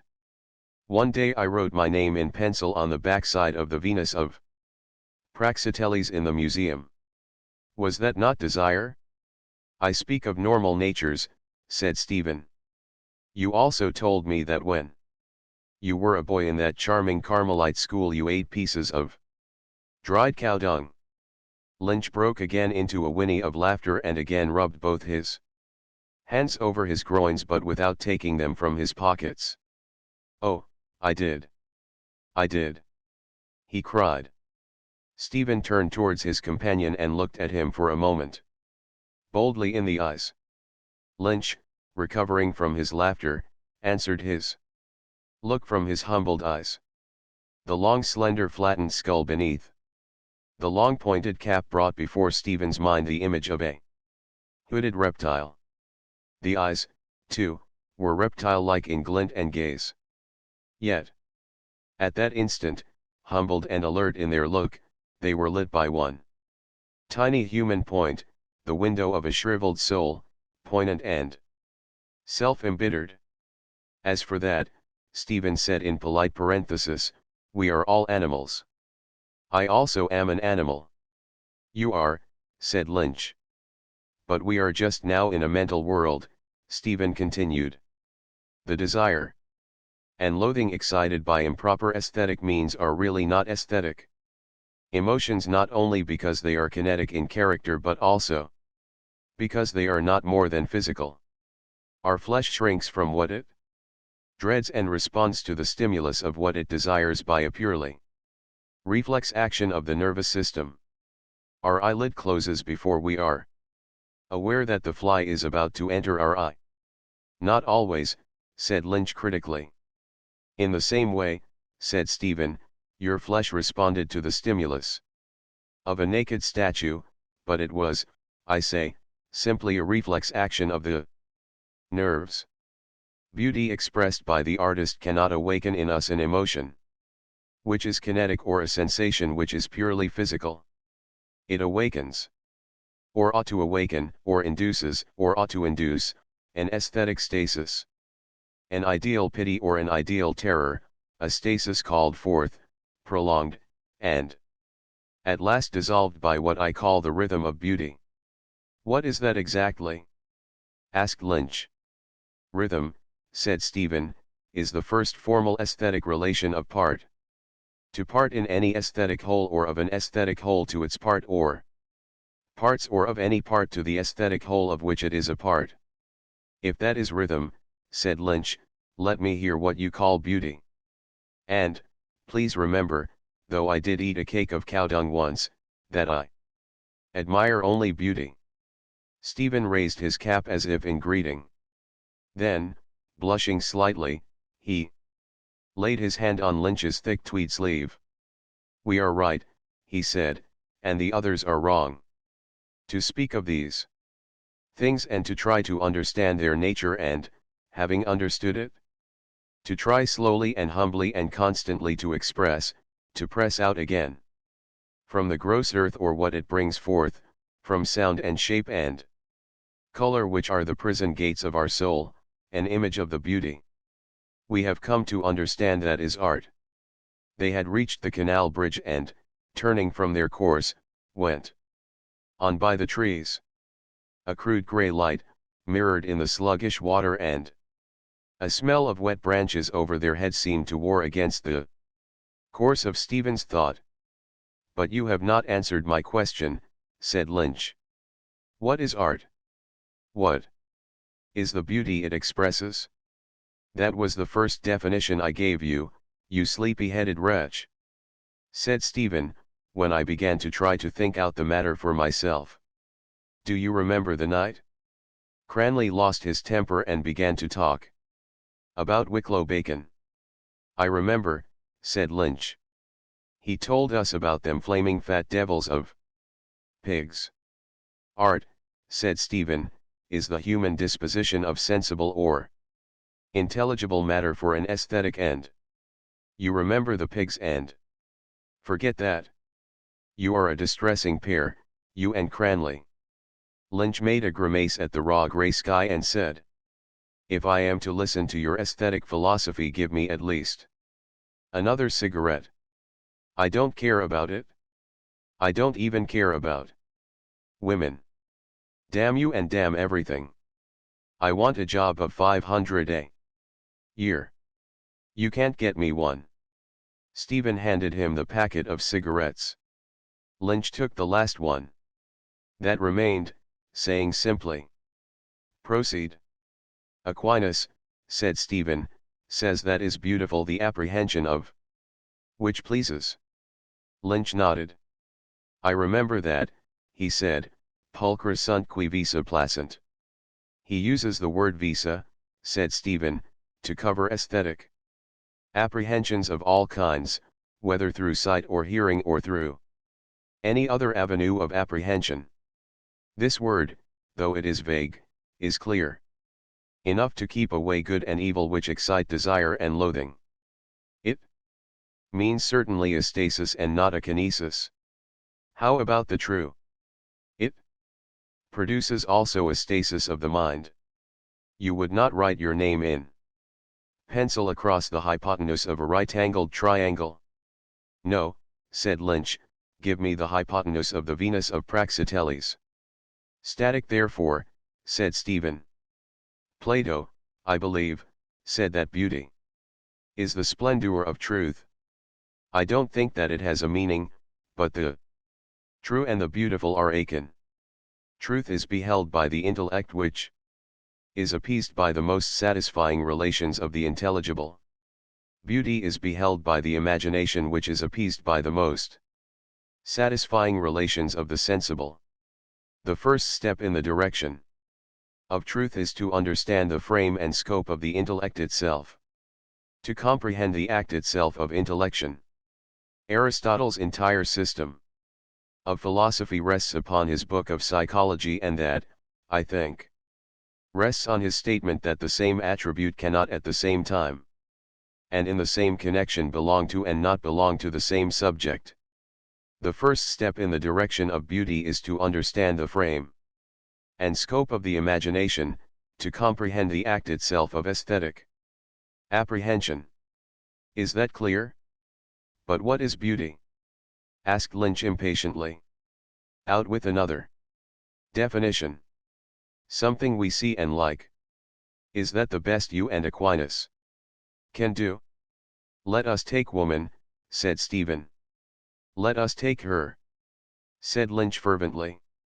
The Greek, the Turk, the Chinese, the Copt, the Hottentot, said Stephen, all admire a different type of female beauty.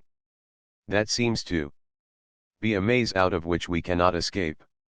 I see, however, two ways out. One is this hypothesis, that every physical quality admired by men in women is in direct connection with the manifold functions of women for the propagation of the species. It may be so. The world, it seems, is drearier than even you, Lynch, imagined. For my part, I dislike that way out. It leads to eugenics rather than to aesthetic. It leads you out of the maze into a new gaudy lecture room where Mac can, with one hand on the origin of species and the other hand on the New Testament, tells you that you admired the great flanks of Venus because you felt that she would bear you burly offspring, and admired her great breasts because you felt that she would give good milk to her children and yours. Then Metcalfe is a sulphur yellow liar, said Lynch energetically. There remains another way out, said Stephen, laughing. To wit? Said Lynch. This hypothesis, Stephen began. A long dray laden with old iron came round the corner of Sir Patrick Dunn's hospital, covering the end of Stephen's speech with the harsh roar of jangled and rattling metal. Lynch closed his ears and gave out oath after oath till the dray had passed. Then he turned on his heel rudely.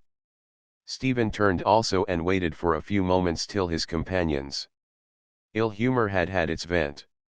This hypothesis, Stephen repeated, is the other way out, that though the same object may not seem beautiful to all people who admire a beautiful object find in it certain relations which satisfy and coincide with the stages themselves of all aesthetic apprehension. These relations of the sensible, visible to you through one form and to me through another, must be therefore the necessary qualities of beauty. Now, we can return to our old friend St. Thomas for another pennyworth of wisdom. Lynch laughed. It amuses me vastly, he said, to hear you quoting him time after time like a jolly round friar. Are you laughing in your sleeve? McAllister, answered Stephen, would call my aesthetic theory applied. Aquinas. So far as this side of aesthetic philosophy extends, Aquinas will carry me all along the line. When we come to the phenomena of artistic conception, artistic gestation, and artistic reproduction, I require a new terminology and a new personal experience. Of course, said Lynch. After all, Aquinas, in spite of his intellect, was exactly a good round friar. But you will tell me about the new personal experience and new terminology some other day. Hurry up and finish the first part. Who knows? Said Stephen, smiling. Perhaps Aquinas would understand me better than you. He was a poet himself. He wrote a hymn for Maundy Thursday. It begins with the words Pange lingua gloriosi. They say it is the highest glory of the hymnal. It is an intricate and soothing hymn. I like it, but there is no hymn that can be put beside that mournful and majestic processional song, the Vexilla Regis of Venantius Fortunatus.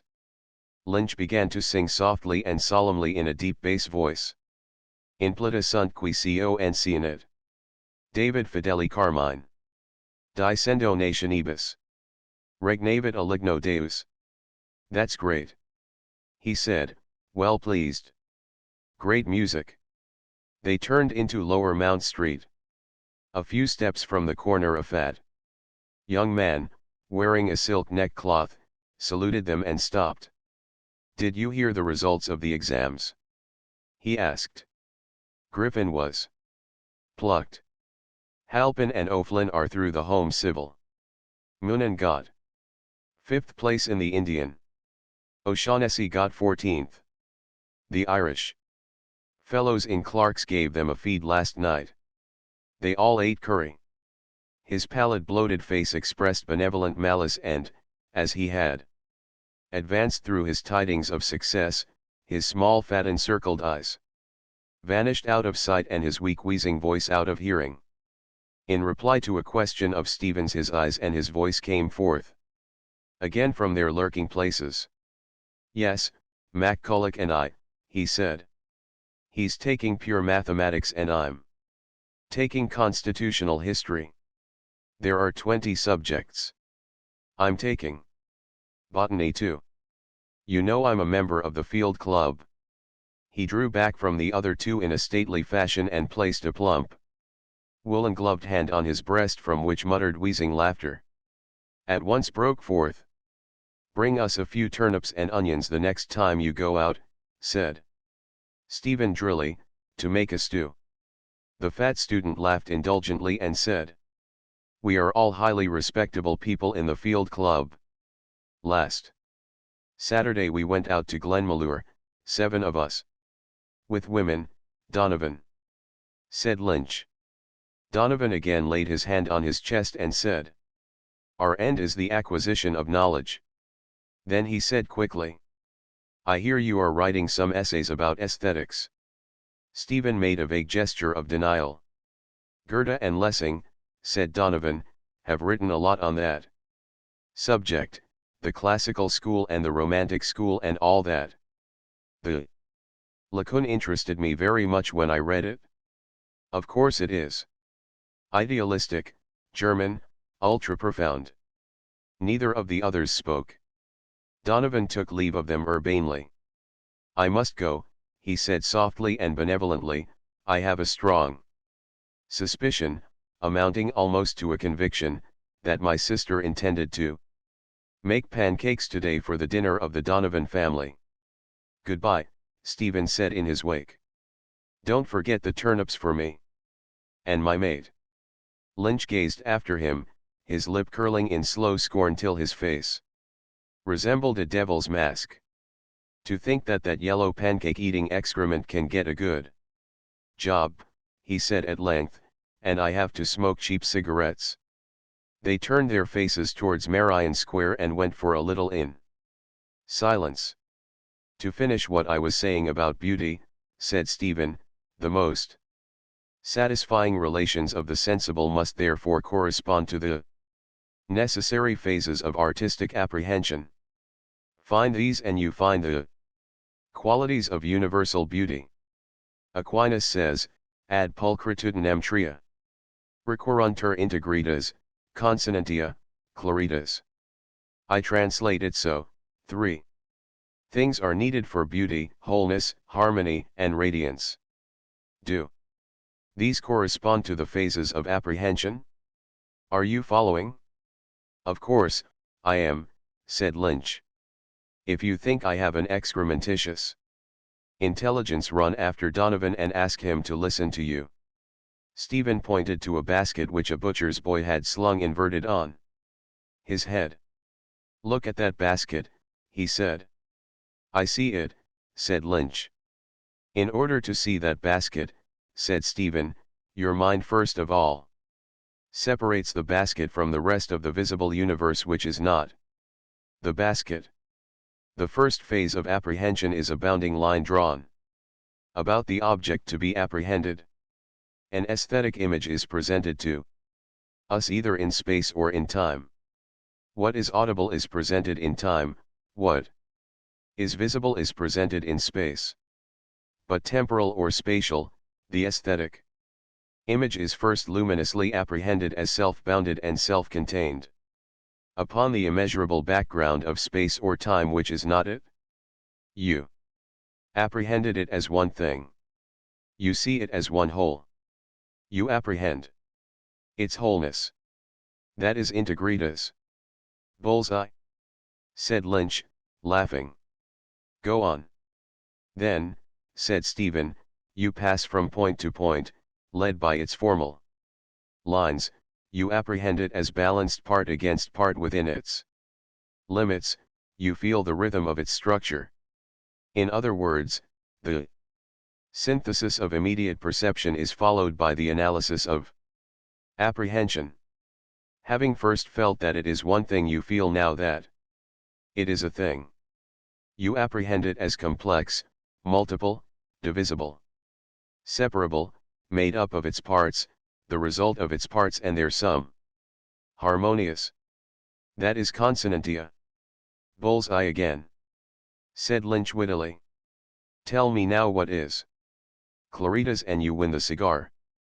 The connotation of the word, Stephen said, is rather vague. Aquinas uses a term which seems to be inexact. It baffled me for a long time. It would lead you to believe that he had in mind symbolism or idealism. The supreme quality of beauty being a light from some other world, the idea of which the matter is but the shadow, the reality of which it is but the symbol. I thought he might mean that claritas is the artistic discovery and representation of the divine purpose in anything, or a force of generalization which would make the aesthetic image a universal one, make it outshine its proper conditions. But that is literary talk. I understand it so. When you have apprehended that basket as one thing and have then analyzed it according to its form and apprehended it as a thing, you make the only synthesis which is logically and aesthetically permissible. You see that it is that thing which it is and no other thing. The radiance of which he speaks in the scholastic quidditas, the whatness of a thing. This supreme quality is felt by the artist when the aesthetic image is first conceived in his imagination. The mind in that mysterious instant Shelley likened beautifully to a fading coal. The instant wherein that supreme quality of beauty, the clear radiance of the aesthetic image, is apprehended luminously by the mind which has been arrested by its wholeness and fascinated by its harmony, is the luminous silent stasis of aesthetic pleasure, a spiritual state very like to that cardiac condition which the Italian physiologist Luigi Galvani, using a phrase almost as beautiful as Shelley's, called the enchantment of the heart.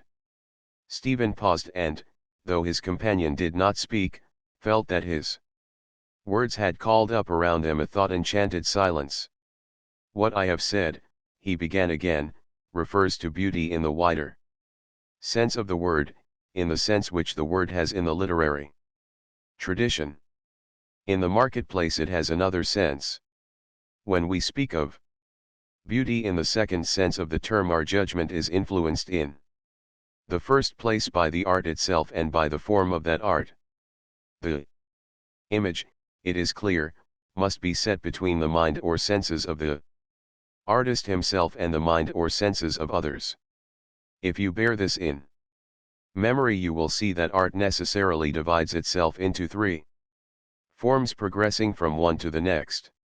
These forms are the lyrical form, the form wherein the artist presents his image in immediate relation to himself; the epical form, the form wherein he presents his image in mediate relation to himself and to others; the dramatic form, the form wherein he presents his image in immediate relation to others. That you told me a few nights ago, said Lynch, and we began the famous discussion. I have a book at home, said Stephen, in which I have written down questions which are more amusing than yours were. In finding the answers to them I found the theory of aesthetic which I am trying to explain. Here are some questions I set myself. Is a chair finely made? Tragic or comic? Is the portrait of Mona Lisa good if I desire to see it? Is the bust of Sir Philip Crampton lyrical, epical, or dramatic? If not, why not? Why not, indeed? Said Lynch, laughing. If a man hacking in fury at a block of wood, Stephen continued. Make there an image of a cow, is that image a work of art? If not, why not? That's a lovely one, said Lynch, laughing again. That has the true scholastic stink. Lessing, said Stephen, should not have taken a group of statues to write of. The art, being inferior, does not present the forms I spoke of distinguished clearly one from another. Even in literature, the highest and most spiritual art, the forms are often confused.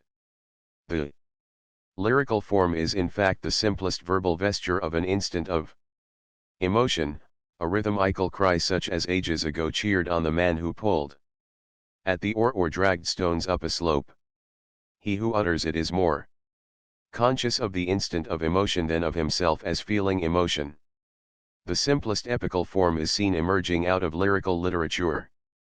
When the artist prolongs and broods upon himself as the center of an epical event and this form progresses till the center of emotional gravity is equidistant from the artist himself and from others. The narrative is no longer purely personal. The personality of the artist passes into the narration itself, flowing round and round the persons and the action like a vital sea. This progress you will see easily in that old English ballad Turpin Hero, which begins in the first person and ends in the third person. The dramatic form is reached when the vitality which has flowed and eddied round each person fills every person with such vital force that he or she assumes a proper and intangible aesthetic life. The personality of the artist, at first a cry, or a cadence or a mood and then a fluid and lambent narrative, finally refines itself out of existence, impersonalizes itself, so to speak. The aesthetic image in the dramatic form is life purified in and reprojected from the human imagination. The mystery of aesthetic, like that of material creation, is accomplished. The artist, like the god of creation, remains within or behind or beyond or above his handiwork. Invisible, refined out of existence, indifferent, paring his fingernails. Trying to refine them also out of existence, said Lynch. A fine rain began to fall from the high-veiled sky and they turned into the Duke's lawn to reach the National Library before the shower came. What do you mean, Lynch asked surlily, by prating about beauty and the imagination in this miserable God-forsaken island? No wonder the artist retired within or behind his handiwork after having perpetrated this country. The rain fell faster. When they passed through the passage beside Kildare House they found many students sheltering under the arcade of the library. Cranley, leaning against a pillar, was picking his teeth with a sharpened match, listening to some companions. Some girls stood near the entrance door. Lynch whispered to Stephen. Your beloved is here. Stephen took his place silently on the step below the group of students, heedless of the rain which fell fast, turning his eyes towards her from time to time. She too stood silently among her companions.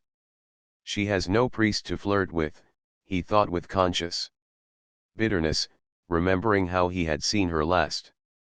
Lynch was right. His mind, emptied of theory and courage, lapsed back into a listless peace. He heard the students talking among themselves. They spoke of two friends who had passed the final medical examination, of the chances of getting places on ocean liners, of poor and rich practices. That's all a bubble. An Irish country practice is better. Hines was 2 years in Liverpool and he says the same. A frightful hole he said it was.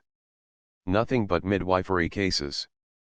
Do you mean to say it is better to have a job here in the country than in a rich city like that? I know a fellow.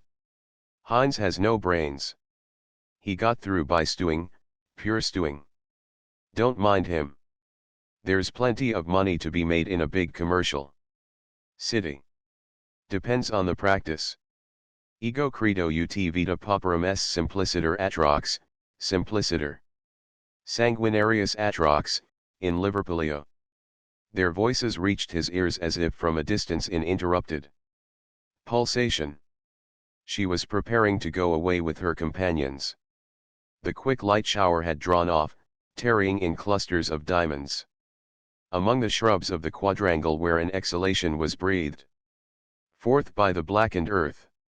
Their trim boots prattled as they stood on the steps of the colonnade, talking quietly and gaily, glancing at the clouds, holding their umbrellas at cunning angles against the few last raindrops, closing them again, holding their skirts demurely.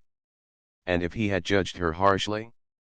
If her life were a simple rosary of hours, her life simple and strange as a bird's life, gay in the morning, restless all day, tired at sundown? Her heart simple and willful as a bird's heart?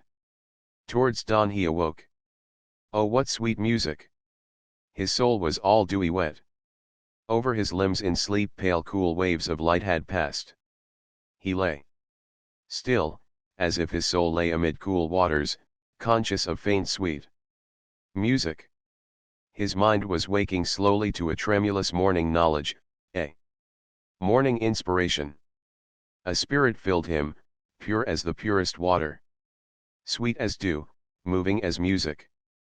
But how faintly it was inbreathed, how passionlessly, as if the seraphim themselves were breathing upon him. His soul was waking slowly, fearing to awake wholly. It was that windless hour of dawn when madness wakes and strange plants open to the light and the moth flies forth silently. An enchantment of the heart. The night had been enchanted. In a dream or vision he had known the ecstasy of seraphic life. Was it an instant of enchantment only, or long hours and years and ages? The instant of inspiration seemed now to be reflected from all sides at once from a multitude of cloudy circumstances of what had happened or of what might have happened. The instant flashed forth like a point of light, and now from cloud on cloud of vague circumstance confused form was veiling softly its afterglow. Oh! In the virgin womb of the imagination the Word was made flesh. Gabriel the seraph had come to the Virgin's chamber. An afterglow deepened within his spirit, whence the white flame had passed, deepening to a rose and ardent light. That rose and ardent light was her strange wilful heart, strange that no man had known or would know, wilful from before the beginning of the world, and lured by that ardent rose-like glow the choirs of the seraphim were falling from heaven. Are you not weary of ardent ways? Lure of the fallen seraphim? Tell no more of enchanted days. The verses passed from his mind to his lips, and, murmuring them over, he felt the rhythmic movement of a villanelle pass through them. The rose-like glow sent forth its rays of rhyme, ways, days, blaze, praise. Rays. Its rays burned up the world, consumed the hearts of men and angels, the rays from the rose that was her wilful heart. Your eyes have set man's heart ablaze. And you have had your will of him. Are you not weary of ardent ways? And then? The rhythm died away, ceased, began again to move and beat. And then? Smoke, incense ascending from the altar of the world. Above the flame the smoke of praise goes up from ocean rim to rim. Tell no more of enchanted days. Smoke went up from the whole earth, from the vapory oceans, smoke of her praise. The earth was like a swinging swaying censer, a ball of incense, an ellipsoidal ball. The rhythm died out at once, the cry of his heart was broken. His lips began to murmur the first verses over and over, then went on stumbling through half verses, stammering and baffled, then stopped. The heart's cry was broken. The veiled windless hour had passed, and behind the panes of the naked window the morning light was gathering. A bell beat faintly very far away. A bird twittered, 2 birds, 3. The bell and the bird ceased. And the dull white light spread itself east and west, covering the world, covering the rose light in his heart. Fearing to lose all, he raised himself suddenly on his elbow to look for paper and pencil. There was neither on the table, only the soup plate he had eaten the rice from for supper, and the candlestick with its tendrils of tallow and its paper socket, singed by the last flame. He stretched his arm wearily towards the foot of the bed, groping with his hand in the pockets of the coat that hung there. His fingers found a pencil and then a cigarette packet. He lay back and, tearing open the packet, placed the last cigarette on the window ledge and began to write out the stanzas of the villanelle in small neat letters on the rough cardboard surface. Having written them out, he lay back on the lumpy pillow, murmuring them again. The lumps of knotted flock under his head reminded him of the lumps of knotted horsehair in the sofa of her parlor, on which he used to sit, smiling or serious, asking himself why he had come, displeased with her and with himself, confounded by the print of the Sacred Heart above the untenanted sideboard. He saw her approach him in a lull of the talk and beg him to sing one of his curious songs.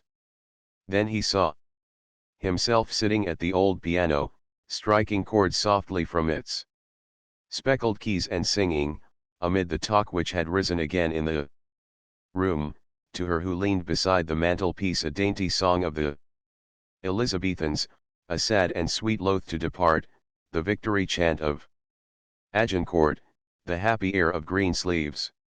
While he sang and she listened, or feigned to listen, his heart was at rest. But when the quaint old songs had ended and he heard again the voices in the room, he remembered his own sarcasm, the house where young men are called by their Christian names a little too soon.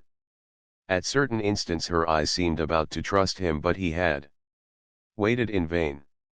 She passed now, dancing lightly across his memory as she had been that night at the carnival ball, her white dress a little lifted, a white spray nodding in her hair. She danced lightly in the round.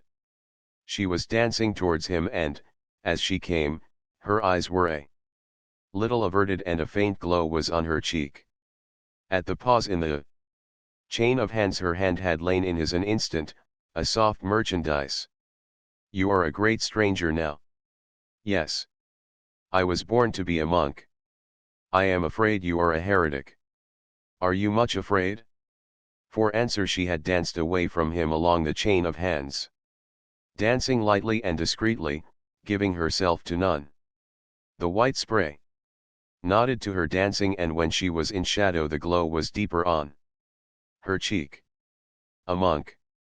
His own image started forth, a profaner of the cloister, a heretic Franciscan, willing and willing not to serve, spinning like Gherardino da Borgo San Donino, a lithe web of sophistry, and whispering in her ear. No, it was not his image. It was like the image of the young priest in whose company he had seen her last, looking at him out of dove's eyes, toying with the pages of her Irish phrase book. "Yes, yes, the ladies are coming round to us. I can see it every day. The ladies are with us. The best helpers the language has. And the church, Father Moran? The church too. Coming round too. The work is going ahead there too. Don't fret about the church." Bah! He had done well to leave the room in disdain. He had done well not to salute her on the steps of the library. He had done well to leave her to flirt with her priest, to toy with the church which was the scullery maid of Christendom. Rude brutal anger rooted the last lingering instant of ecstasy from his soul.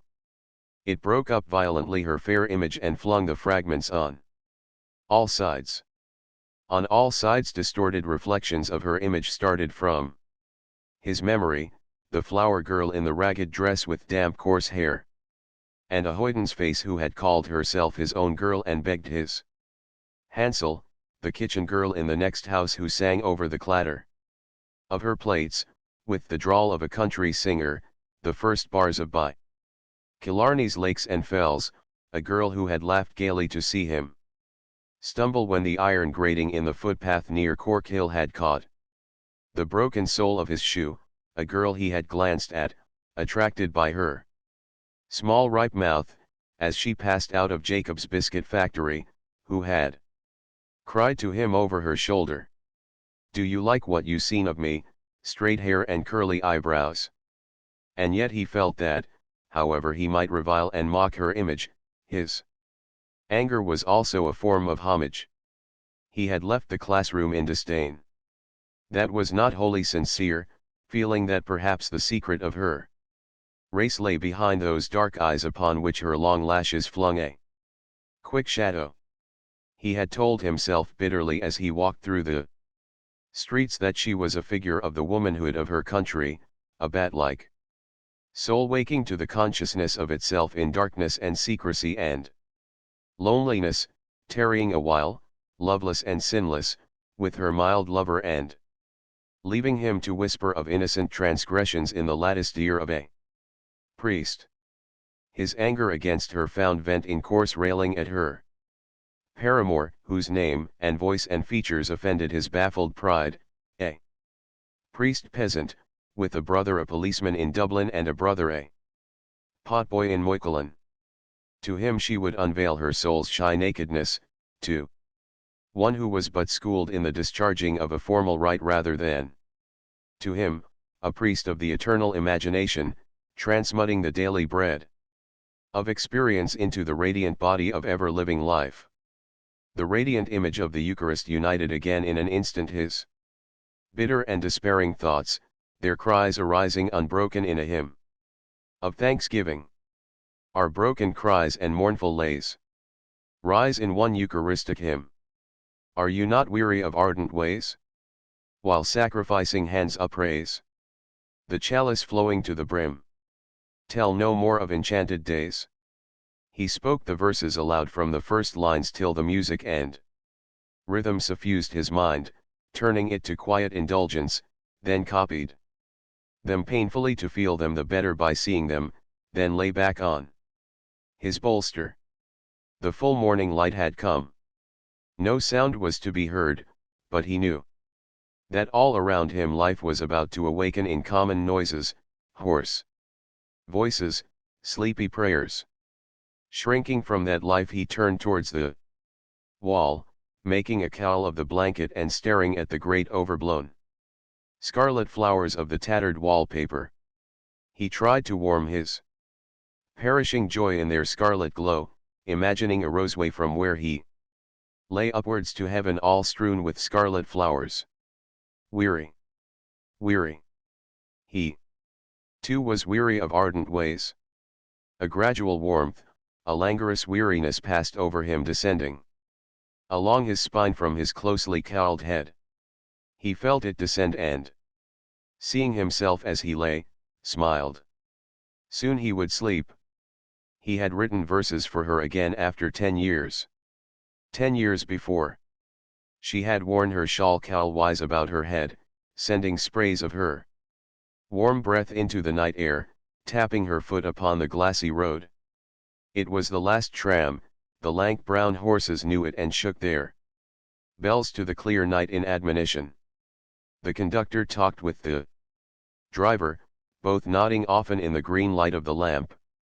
They stood on the steps of the tram, he on the upper, she on the lower. She came up to his step many times between their phrases and went down again, and once or twice remained beside him, forgetting to go down, and then went down. Let be. Let be. 10 years from that wisdom of children to his folly. If he sent her the verses, they would be read out at breakfast amid the tapping of eggshells. Folly indeed. Her brothers would laugh and try to wrest the page from each other with their strong hard fingers. The suave priest, her uncle, seated in his armchair, would hold the page at arm's length, read it smiling and approve of the literary form. No, no, that was folly. Even if he sent her the verses she would not show them to others. No, no, she could not. He began to feel that he had wronged her. A sense of her innocence moved him almost to pity her, an innocence he had never understood till he had come to the knowledge of it through sin, an innocence which she too had not understood while she was innocent or before the strange humiliation of her nature had first come upon her. Then first her soul had begun to live as his soul had when he had first sinned, and a tender compassion filled his heart as he remembered her frail pallor, and her eyes, humbled and saddened by the dark shame of womanhood. While his soul had passed from ecstasy to languor, where had she been? Might it be, in the mysterious ways of spiritual life, that her soul at those same moments had been conscious of his homage? It might be. A glow of desire kindled again his soul and fired and fulfilled all his body. Conscious of his desire, she was waking from odorous sleep, the temptress of his villanelle. Her eyes, dark and with a look of languor, were opening to his eyes. Her nakedness yielded to him, radiant, warm, odorous and lavish-limbed, enfolded him like a shining cloud, enfolded him like water with a liquid life, and like a cloud of vapor, or like waters circumfluent in space the liquid letters of speech, symbols of the element of mystery, flowed forth over his brain. Are you not weary of ardent ways? Lure of the fallen seraphim? Tell no more of enchanted days. Your eyes have set man's heart ablaze, and you have had your will of him. Are you not weary of ardent ways? Above the flame the smoke of praise goes up from ocean rim to rim. Tell no more of enchanted days. Our broken cries and mournful lays rise in one Eucharistic hymn. Are you not weary of ardent ways? While sacrificing hands upraise the chalice flowing to the brim. Tell no more of enchanted days. And still you hold our longing gaze with languorous look and lavish limb. Are you not weary of ardent ways? Tell no more of enchanted days. What birds were they? He stood on the steps of the library to look at them, leaning wearily on his ash plant. They flew round and round the jutting shoulder of a house in Molesworth Street. The air of the late March evening made clear their flight, their dark darting quivering bodies flying clearly against the sky as against a limp hung cloth of smoky tenuous blue. He watched their flight, bird after bird, a dark flash, a swerve, a flutter of wings. He tried to count them before all their darting quivering bodies passed, 6, 10, 11, and wondered were they odd, or even in number.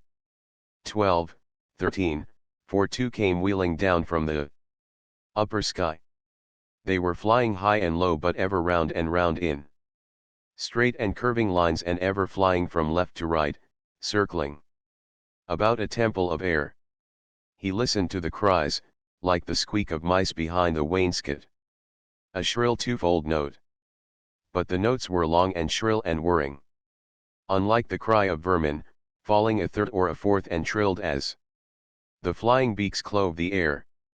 Their cry was shrill and clear and fine, and falling like threads of silken light unwound from whirring spools.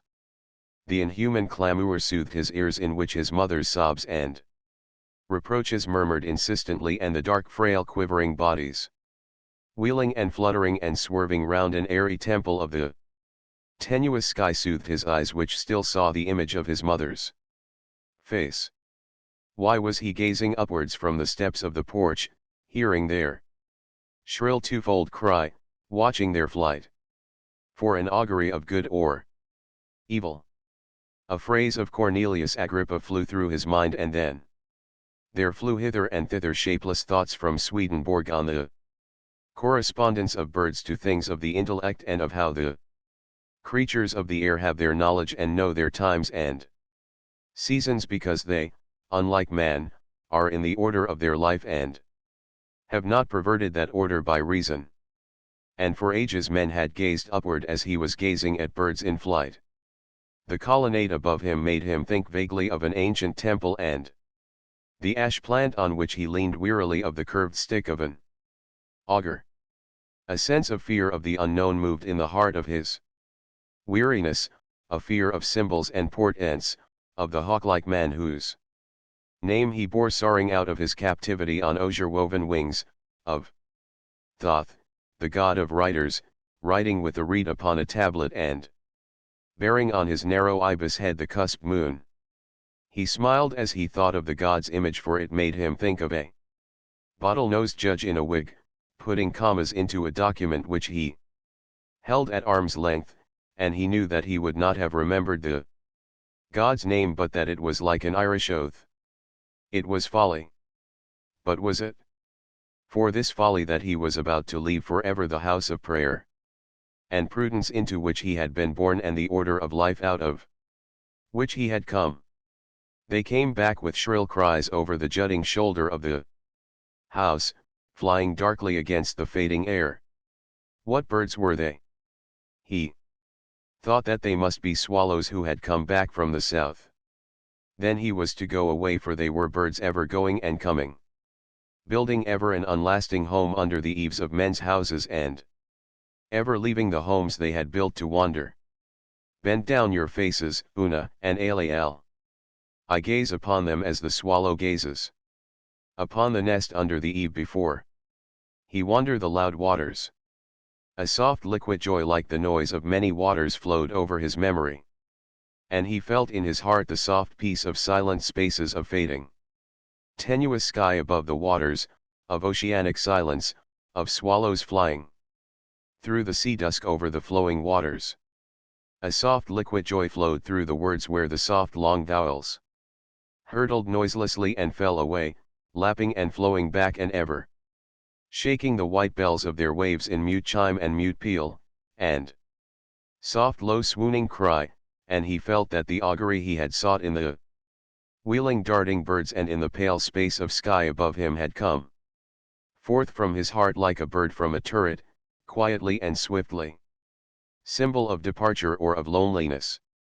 The verses crooned in the ear of his memory composed slowly before his remembering eyes the scene of the hall on the night of the opening of the National Theatre. He was alone at the side of the balcony, looking out of jaded eyes at the culture of Dublin in the stalls and at the tawdry scene cloths and human dolls framed by the garish lamps of the stage. A burly policeman sweated behind him and seemed at every moment about to act. The catcalls and hisses and mocking cries ran in rude gusts round the hall from his scattered fellow students. A libel on Ireland. Made in Germany. Blasphemy. We never sold our faith. No Irish woman ever did it. We want no amateur atheists. We want no budding Buddhists. A sudden swift hiss fell from the windows above him, and he knew that the electric lamps had been switched on in the reader's room. He turned into the pillared hall, now calmly lit, went up the staircase and passed in through the clicking turnstile. Cranley was sitting over near the dictionaries. A thick book, opened at the frontispiece, lay before him on the wooden rest. He leaned back in his chair, inclining his ear like that of a confessor to the face of the medical student who was reading to him a problem from the chess page of a journal. Stephen sat down at his right, and the priest at the other side of the table closed his copy of the tablet with an angry snap and stood up. Cranley gazed after him blandly and vaguely. The medical student went on in a softer voice. "Pawn to King's Fourth. We had better go, Dixon," said Stephen in warning. "He has gone to complain." Dixon folded the journal and rose with dignity, saying, "Our men retired in good order. With guns and cattle, added Stephen, pointing to the title page of Cranley's book on which was printed Diseases of the Ox.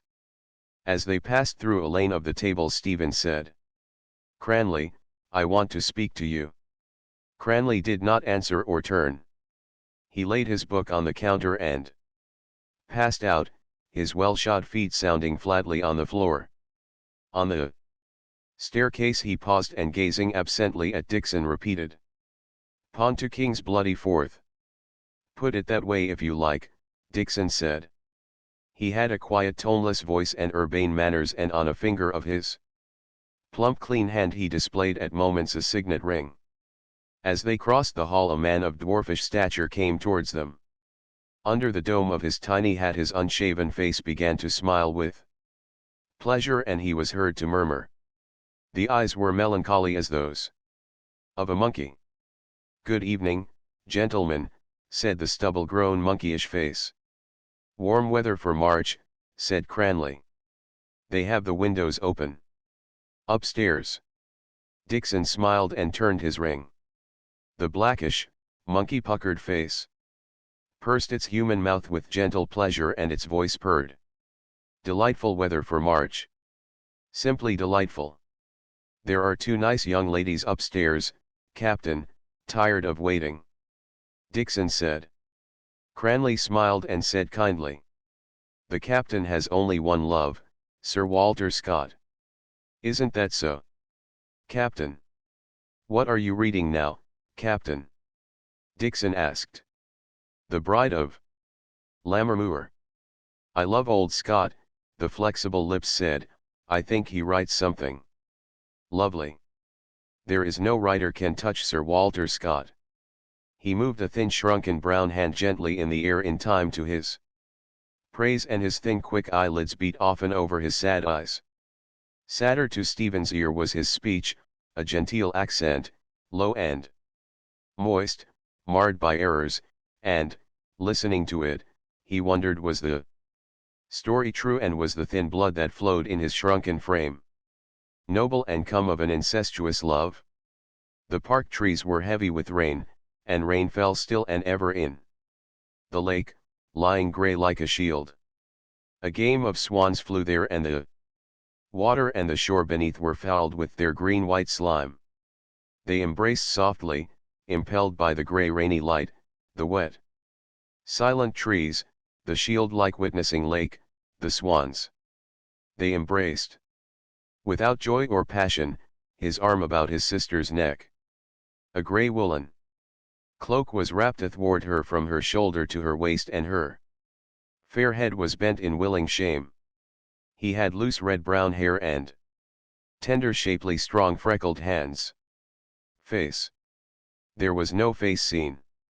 The brother's face was bent upon her fair rain-fragrant hair. The hand, freckled and strong and shapely and caressing, was Davin's hand. He frowned angrily upon his thought and on the shriveled mannequin who had called it forth.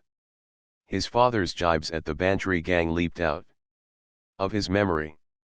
He held them at a distance and brooded uneasily on his own thought again. Why were they not Cranley's hands?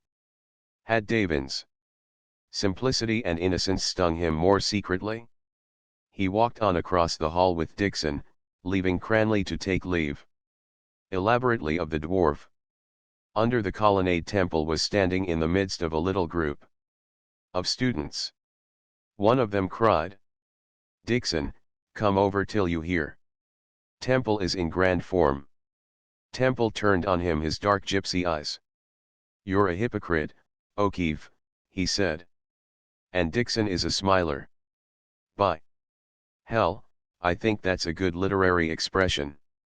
He laughed slyly, looking in Stephen's face, repeating, "By hell, I'm delighted with that name." A smiler. A stout student who stood below them on the steps said, "Come back to the mistress, Temple. We want to hear about that." He had, faith, Temple said. And he was a married man too. And all the priests used to be dining there. By hell, I think they all had a touch. We shall call it riding a hack to spare the hunter, said Dixon. Tell us, Temple, O'Keefe said, how many quarts of porter have you in you? All your intellectual soul is in that phrase, O'Keefe, said Temple. With open scorn. He moved with a shambling gait round the group and spoke to Stephen. Did you know that the Forsters are the kings of Belgium? He asked. Cranley came out through the door of the entrance hall, his hat thrust back on the nape of his neck and picking his teeth with care. And here's the wiseacre, said Temple. Do you know that about the Forsters? He paused for an answer. Cranley dislodged a fig seed from his teeth on the point of his rude toothpick and gazed at it intently. The Forster family, Temple said, is descended from Baldwin the First, King of Flanders. He was called the Forester. Forester and Forster are the same name. A descendant of Baldwin the First, Captain Francis Forster, settled in Ireland and married the daughter of the last chieftain of Clanbrassil. Then there are the Blake Forsters. That's a different branch. From Baldhead, King of Flanders, Cranley repeated, rooting again deliberately at his gleaming uncovered teeth. Where did you pick up all that history? O'Keefe asked.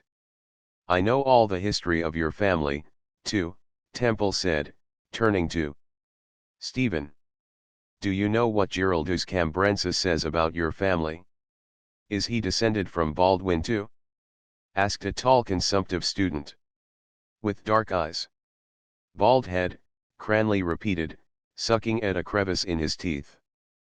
Per nobilis et per vetista familia, Temple said to Stephen. The stout student who stood below them on the steps farted briefly. Dixon turned towards him, saying in a soft voice. Did an angel speak? Cranley turned also and said vehemently but without anger. Goggins, you're the flamingest dirty devil I ever met, do you know? I had it on my mind to say that, Goggins answered firmly. It did no one any harm, did it? We hope, Dixon said suavely, that it was not of the kind known to science as a paulo post futurum. Didn't I tell you he was a smiler? Said Temple, turning right and left. Didn't I give him that name? You did. We're not deaf, said the tall consumptive. Cranley still frowned at the stout student below him.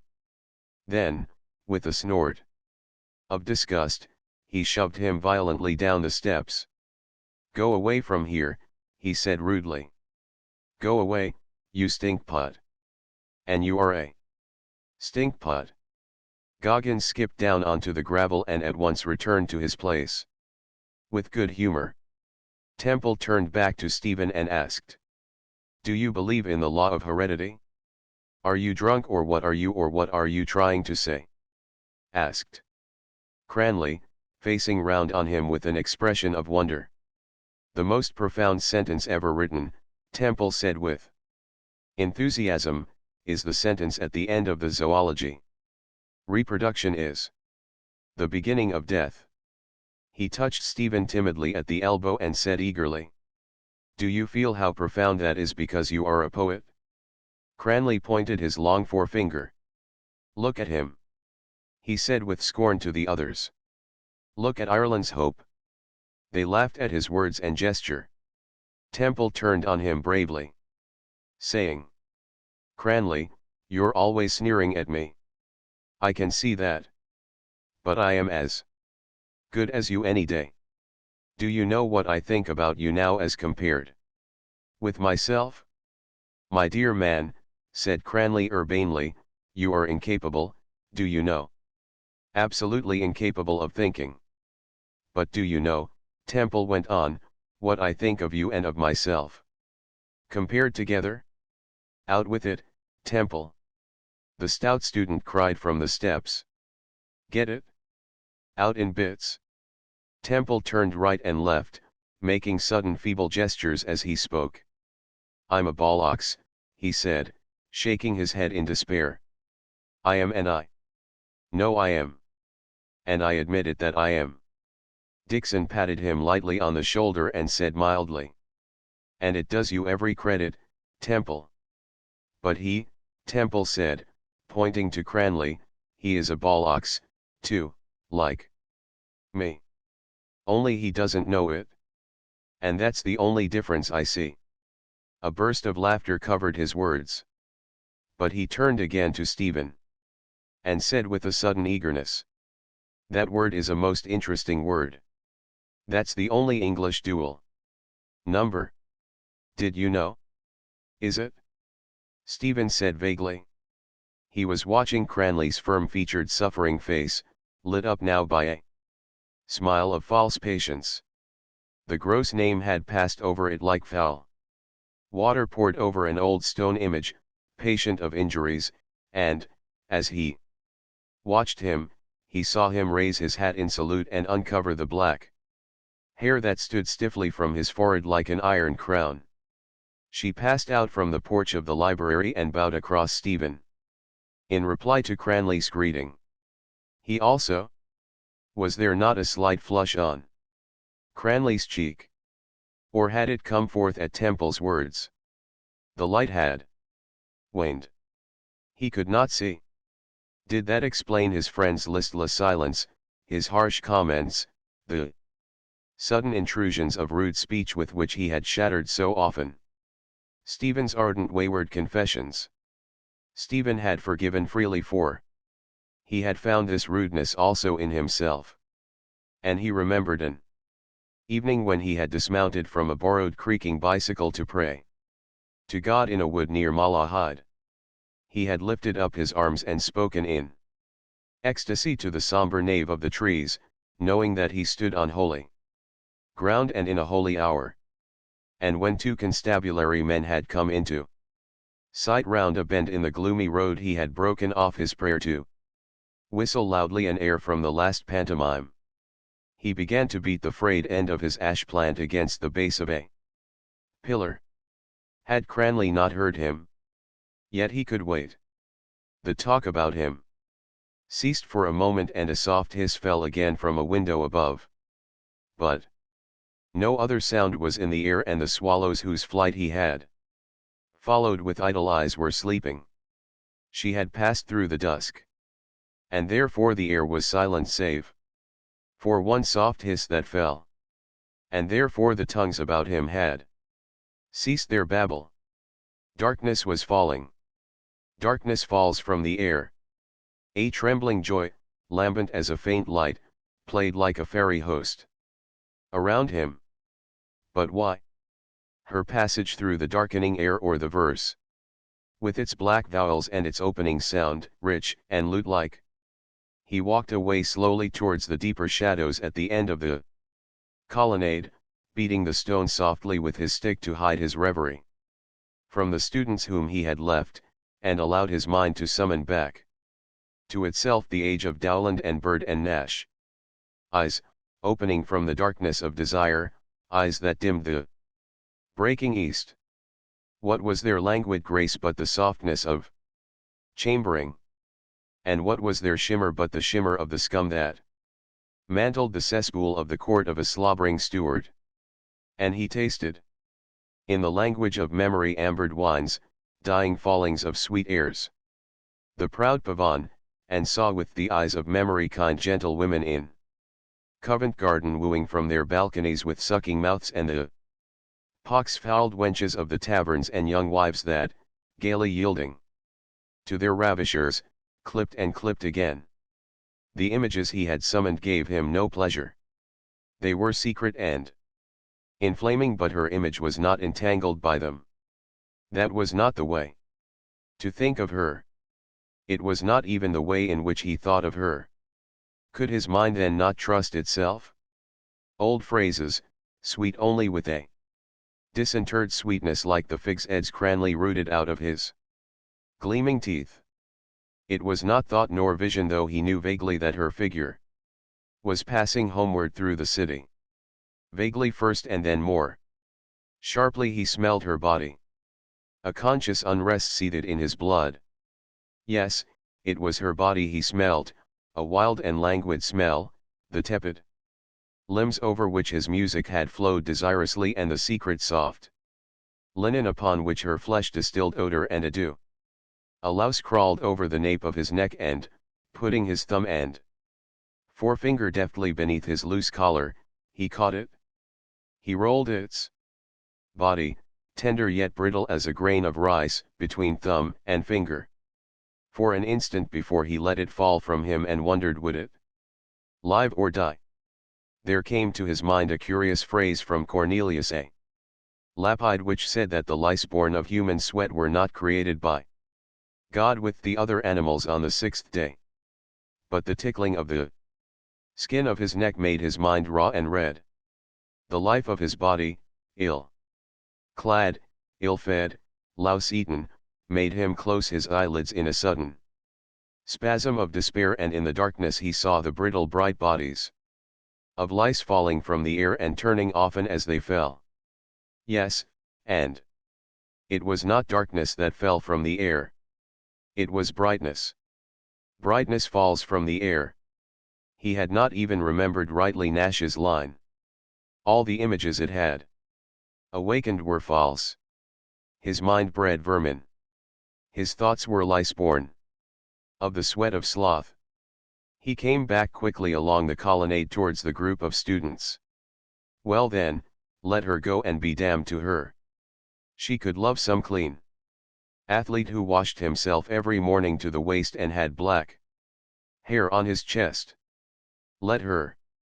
Cranley had taken another dried fig from the supply in his pocket and was eating it slowly and noisily. Temple sat on the pediment of a pillar, leaning back, his cap pulled down on his sleepy eyes. A squat young man came out of the porch, a leather portfolio tucked under his armpit.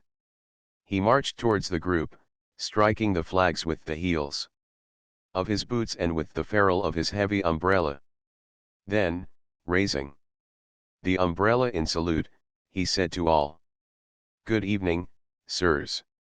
He struck the flags again and tittered while his head trembled with a slight nervous movement. The tall consumptive student and Dixon and O'Keefe were speaking in Irish and did not answer him. Then, turning to Cranley, he said, "Good evening, particularly to you." He moved the umbrella in indication and tittered again. Cranley, who was still chewing the fig, answered with loud movements of his jaws. "Good. Yes. It is a good evening." The squat student looked at him seriously and shook his umbrella gently and reprovingly. "I can see," he said, "that you are about to make obvious remarks."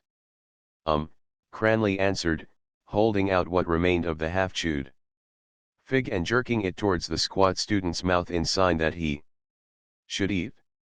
The squat student did not eat it, but, indulging his special humor, said gravely, still tittering and prodding his phrase with his umbrella, "Do you intend that?"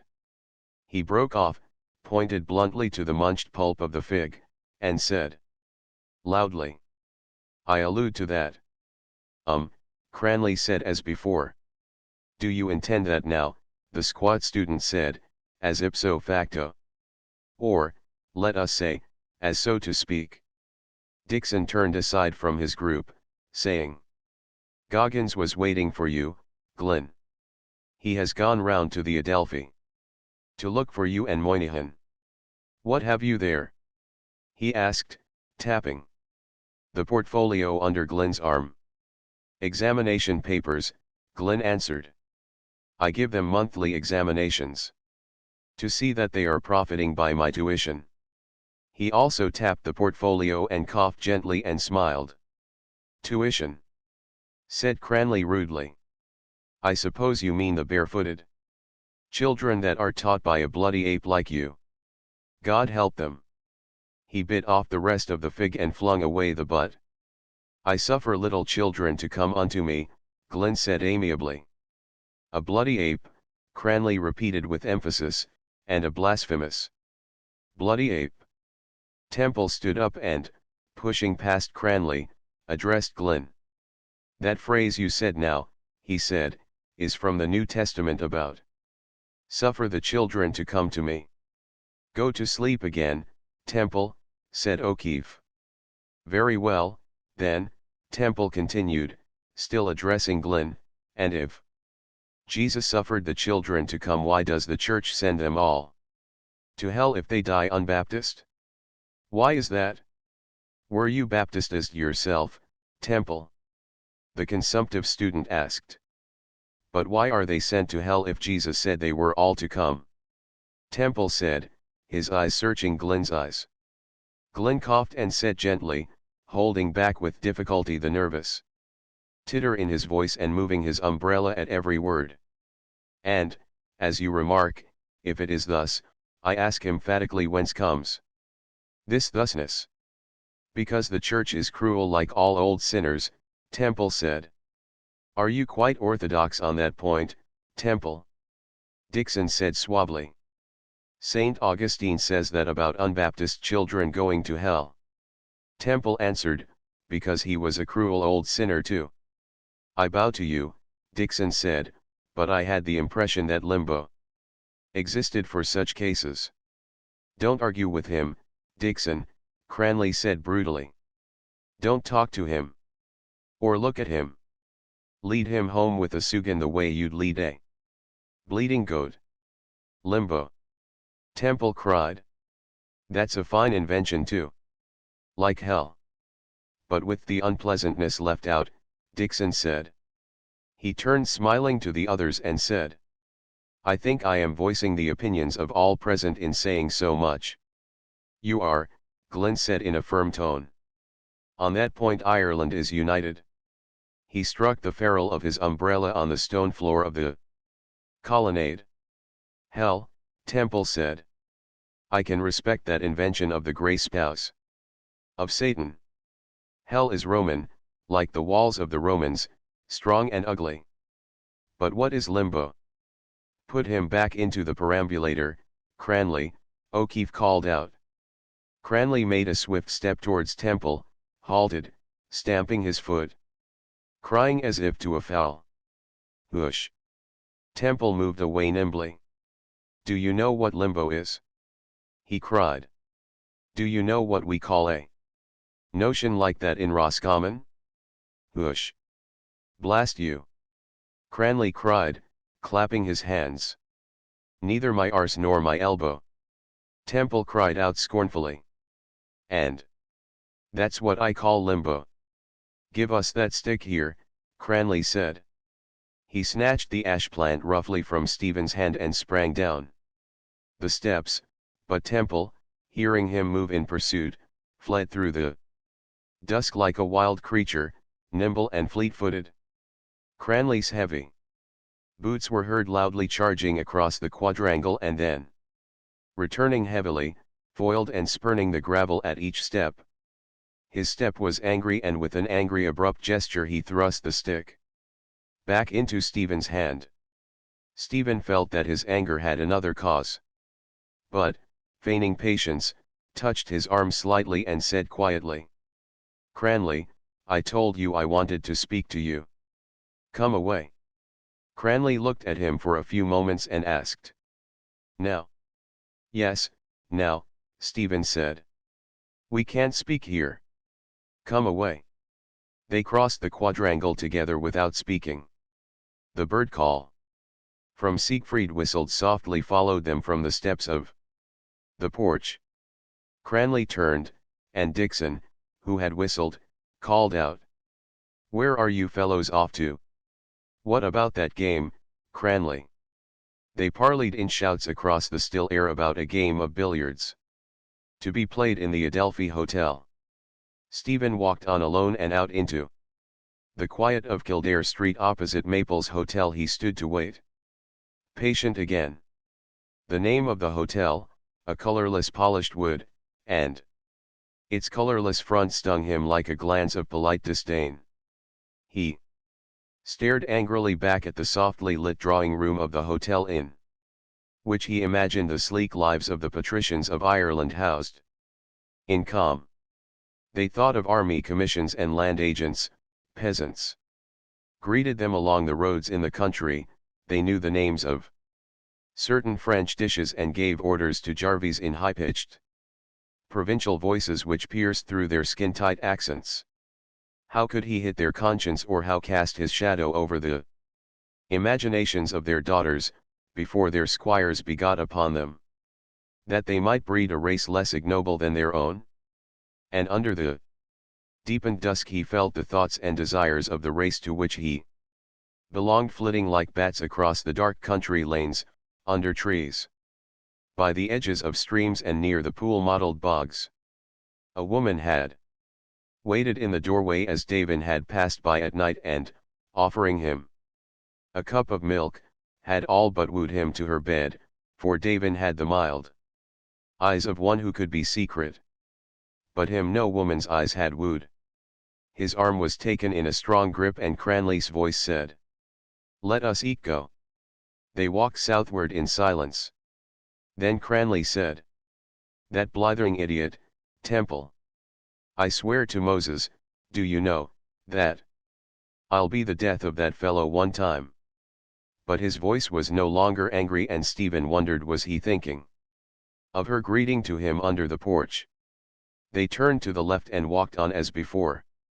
When they had gone on so for some time, Stephen said, "Cranley, I had an unpleasant quarrel this evening." "With your people?" Cranley asked. "With my mother." "About religion?" "Yes," Stephen answered. After a pause Cranley asked, "What age is your mother?" "Not old," Stephen said. "She wishes me to make my Easter duty." "And will you?" "I will not," Stephen said. "Why not?" Cranley said. "I will not serve," answered Stephen. "That remark was made before," Cranley said calmly. "It is made behind now," said Stephen hotly. Cranley pressed Stephen's arm, saying, "Go easy, my dear man. You're an excitable bloody man, do you know?" He laughed nervously as he spoke and, looking up into Stephen's face, with moved and friendly eyes, said, "Do you know that you are an excitable man?" "I dare say I am," said Stephen, laughing also. Their minds, lately estranged, seemed suddenly to have been drawn closer, one to the other. "Do you believe in the Eucharist?" Cranley asked. "I do not," Stephen said. "Do you disbelieve then?" "I neither believe in it nor disbelieve in it," Stephen answered. "Many persons have doubts, even religious persons, yet they overcome them or put them aside," Cranley said. "Are your doubts on that point too strong?" "I do not wish to overcome them," Stephen answered. Cranley, embarrassed for a moment, took another fig from his pocket and was about to eat it when Stephen said, "Don't, please. You cannot discuss this question with your mouth full of chewed fig." Cranley examined the fig by the light of a lamp under which he halted. Then he smelt it with both nostrils, bit a tiny piece, spat it out and threw the fig rudely into the gutter. Addressing it as it lay, he said, "Depart from me, ye accursed, into everlasting fire." Taking Stephen's arm, he went on again and said, "Do you not fear that those words may be spoken to you on the day of judgment?" "What is offered me on the other hand?" Stephen asked. "An eternity of bliss in the company of the Dean of Studies." "Remember," Cranley said, "that he would be glorified." "I," Stephen said somewhat bitterly, "bright, agile, impassible and, above all, subtle." "It is a curious thing, do you know," Cranley said dispassionately, "how your mind is supersaturated with the religion in which you say you disbelieve. Did you believe in it when you were at school?" "I bet you did." "I did," Stephen answered. "And were you happier then?" Cranley asked softly, "Happier than you are now, for instance?" "Often happy," Stephen said, "and often unhappy. I was someone else then." How someone else? What do you mean by that statement? I mean, said Stephen, that I was not myself as I am now, as I had to become. Not as you are now, not as you had to become, Cranley repeated. Let me ask you a question. Do you love your mother? Stephen shook his head slowly. I don't know what your words mean, he said simply. Have you never loved anyone? Cranley asked. Do you mean women? I am not speaking of that, Cranley said in a colder tone. I ask you, if you ever felt love towards anyone or anything. Stephen walked on beside his friend, staring gloomily at the footpath. I tried to love God, he said at length. It seems now I failed. It is very difficult. I tried to unite my will with the will of God instant by instant. In that I did not always fail. I could perhaps do that. Still. Cranley cut him short by asking. Has your mother had a happy life? How do I know? Stephen said. How many children had she? 9 or 10, Stephen answered. Some died. Was your father? Cranley interrupted himself for an instant, and then said, I don't want to pry into your family affairs. But was your father what is called well-to-do? I mean, when you were growing up? Yes, Stephen said. What was he? Cranley asked after a pause. Stephen began to enumerate glibly his father's attributes. A medical student, an oarsman, a tenor, an amateur actor, a shouting politician, a small landlord, a small investor, a drinker, a good fellow, a storyteller, somebody's secretary, something in a distillery, a tax gatherer, a bankrupt and at present a praiser of his own past.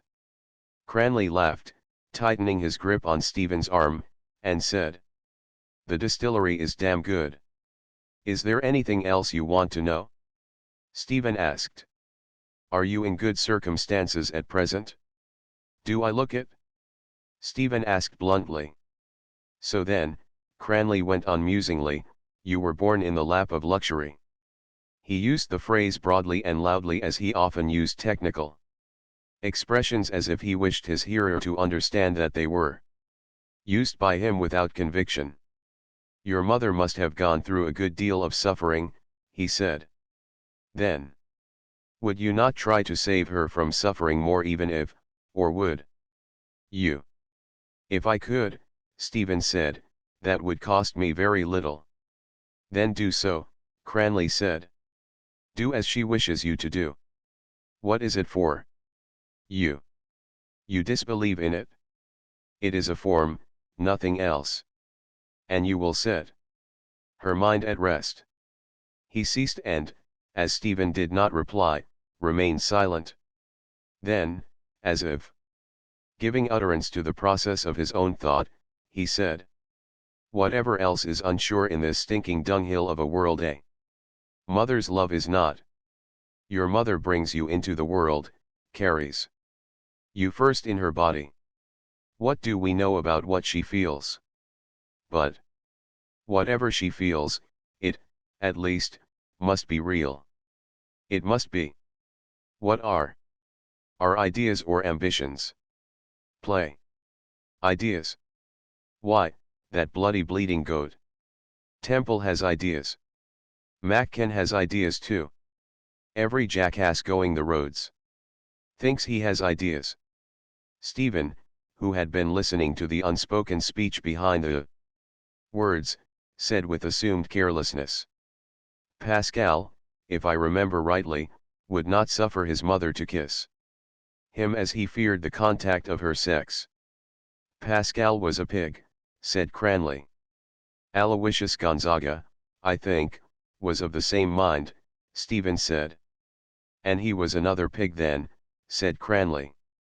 The church calls him a saint, Stephen objected. I don't care a flaming damn what anyone calls him, Cranley said rudely. And flatly. I call him a pig. Stephen, preparing the words neatly in his mind, continued. Jesus, too, seems to have treated his mother with scant courtesy in public, but Suarez, a Jesuit theologian and Spanish gentleman, has apologized for him. Did the idea ever occur to you, Cranley asked, that Jesus was not what he pretended to be?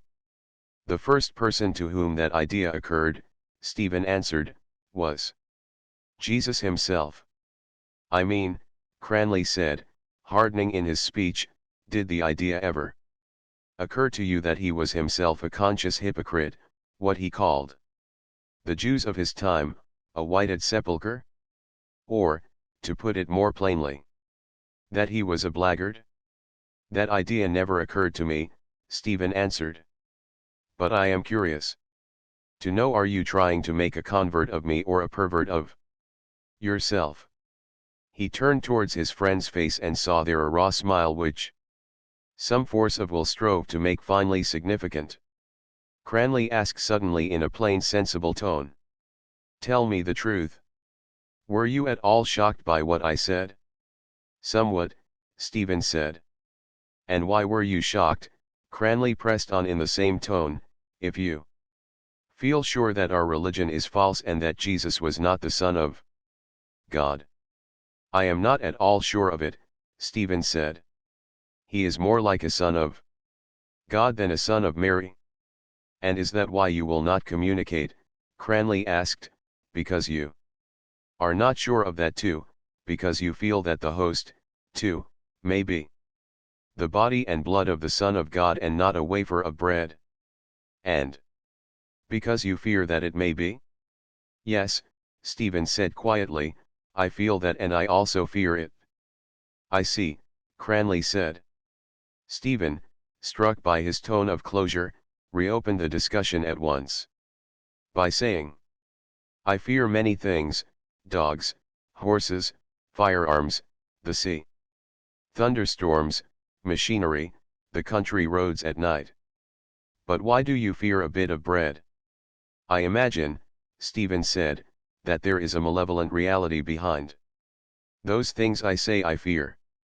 Do you fear then, Cranley asked, that the God of the Roman Catholics would strike you dead and damn you if you made a sacrilegious communion? The God of the Roman Catholics could do that now, Stephen said.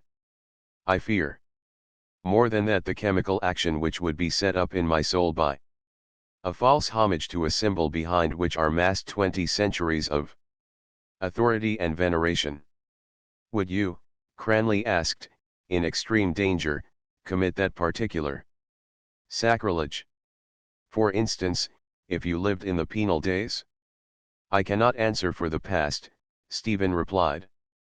Possibly not. Then, said Cranley, you do not intend to become a Protestant? I said that I had lost the faith, Stephen answered, but not that I had lost self-respect. What kind of liberation would that be to forsake an absurdity which is logical and coherent and to embrace one which is illogical and incoherent? They had walked on towards the township of Pembroke, and now, as they went on slowly along the avenues, the trees and the scattered lights in the villa soothed their minds. The air of wealth and repose diffused about them seemed to comfort their neediness. Behind a hedge of laurel, a light glimmered in the window of a kitchen, and the voice of a servant was heard singing as she sharpened knives. She sang, in short broken bars, Rosie O'Grady. Cranley stopped to listen, saying, Mulier contit. The soft beauty of the Latin word touched with an enchanting touch the dark of the evening, with a touch fainter and more persuading than the touch of music or of a woman's hand. The strife of their minds was quelled. The figure of a woman as she appears in the liturgy of the church passed silently through the darkness, a white-robed figure, small and slender as a boy, and with a falling girdle. Her voice, frail and high as a boy's, was heard intoning from a distant choir the first words of a woman which pierce the gloom and clamour of the first Chanting of the Passion. Et tu cum Jesu Galileo eras. And all hearts were touched and turned to her voice, shining like a young star, shining clearer as the voice intoned the proparoxyton and more faintly as the cadence died. The singing ceased. They went on together, Cranley repeating in strongly stressed rhythm the end of the refrain. And when we are married, oh, how happy we'll be. For I love sweet Rosie O'Grady.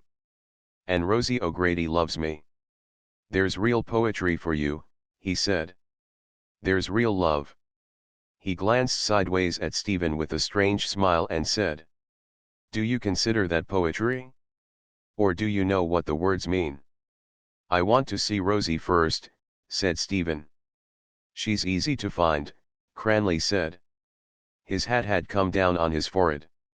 He shoved it back and in the shadow of the trees Stephen saw his pale face, framed by the dark, and his large dark eyes. Yes. His face was handsome and his body was strong. And hard. He had spoken of a mother's love. He felt then the sufferings of women, the weaknesses of their bodies and souls, and would shield them with a strong and resolute arm and bow his mind to them. Away then, it is time to go. A voice spoke softly to Stephen's lonely heart, bidding him go and telling him that his friendship was coming to an end. Yes, he would go. He could not strive against another. He knew his part. Probably I shall go away, he said. Where? Cranley asked. Where I can, Stephen said. Yes, Cranley said. It might be difficult for you to live here now. But is it that makes you go? I have to go, Stephen answered. Because, Cranley continued, you need not look upon yourself as driven away if you do not wish to go or as a heretic or an outlaw. There are many good believers who think as you do. Would that surprise you? The church is not the stone building nor even the clergy and their dogmas. It is the whole mass of those born into it. I don't know what you wish to do in life. Is it what you told me the night we were standing outside Harcourt Street Station? Yes, Stephen said, smiling in spite of himself at Cranley's way of remembering thoughts in connection with places. The night you spent half an hour wrangling with Doherty about the shortest way from Salagap to Lara's pothead. Cranley said with calm contempt. What does he know about the way from Salagap to Lara's? Or what does he know about anything for that matter? And the big slobbering washing pot head of him. He broke into a loud long laugh. Well? Stephen said. Do you remember the rest? What you said, is it? Cranley asked. Yes, I remember it. To discover the mode of life or of art whereby your spirit could express itself in unfettered freedom. Stephen raised his hat in acknowledgement. Freedom. Cranley repeated. But you are not free enough yet to commit a sacrilege. Tell me, would you rob? I would beg first, Stephen said. And if you got nothing, would you rob? You wish me to say, Stephen answered, that the rights of property are provisional, and that in certain circumstances it is not unlawful to rob. Everyone would act in that belief. So I will not make you that answer.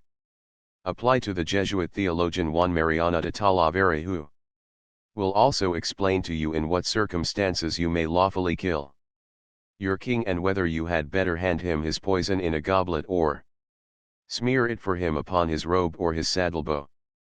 Ask me rather, would I suffer others to rob me, or, if they did, would I call down upon them what I believe is called the chastisement of the secular arm? And would you? I think, Stephen said, it would pain me as much to do so as to be robbed. I see, Cranley said. He produced his match and began to clean the crevice between two teeth. Then he said carelessly. Tell me, for example, would you deflower a virgin? Excuse me, Stephen said politely, is that not the ambition of most young gentlemen? What then is your point of view? Cranley asked. His last phrase, sour-smelling as the smoke of charcoal and disheartening, excited Stephen's brain, over which its fumes seemed to brood. Look here, Cranley, he said. You have asked me what I would do and what I would not do. I will tell you what I will do and what I will not do. I will not serve that in which I no longer believe, whether it call itself my home, my fatherland, or my church, and I will try to express myself in some mode of life or art as freely as I can and as wholly as I can, using for my defense the only arms I allow myself to use: silence, exile and cunning. Cranley seized his arm and steered him round so as to lead him back towards Leeson Park. He laughed almost slyly and pressed Stephen's arm with an elder's affection. Cunning indeed, he said. Is it you? You poor poet, you. And you made me confess to you, Stephen said, thrilled by his touch. As I have confessed to you so many other things, have I not? Yes, my child, Cranley said, still gaily. You made me confess the fears that I have. But I will tell you also what I do not fear. I do not fear to be alone or to be spurned for another or to leave whatever I have to leave. And I am not afraid to make a mistake, even a great mistake, a lifelong mistake, and perhaps as long as eternity too. Cranley, now grave again, slowed his pace and said, alone, quite alone. You have no fear of that. And you know what that word means. Not only to be separate from all others but to have not even one friend. I will take the risk, said Stephen. And not to have any one person, Cranley said, who would be more than a friend, more even than the noblest and truest friend a man ever had. His words seemed to have struck some deep chord in his own nature. Had he spoken of himself as he was or wished to be? Stephen watched his face for some moments in silence. A cold sadness was there. He had spoken of himself, of his own loneliness which he feared. Of whom are you speaking? Stephen asked at length. Cranley did not answer. March 20th. Long talk with Cranley on the subject of my revolt. He had his grand manner on. I supple and suave. Attacked me on the score of love for one's mother. Tried to imagine his mother, cannot. Told me once, in a moment of thoughtlessness, his father was 61. When he was born. Can see him. Strong farmer type. Pepper and salt. Suit. Square feet. Unkempt, grizzled beard. Probably attends coursing matches. Pays his dues regularly but not plentifully to Father Dwyer of Laras. Sometimes talks to girls after nightfall. But his mother? Very young or very old? Hardly the first. If so, Cranley would not have spoken as he did. Old then? Probably, and neglected. Hence Cranley's despair of soul, the child of exhausted loins. March 21st, morning. Thought this in bed last night but was too lazy and free to add to it. Free, yes.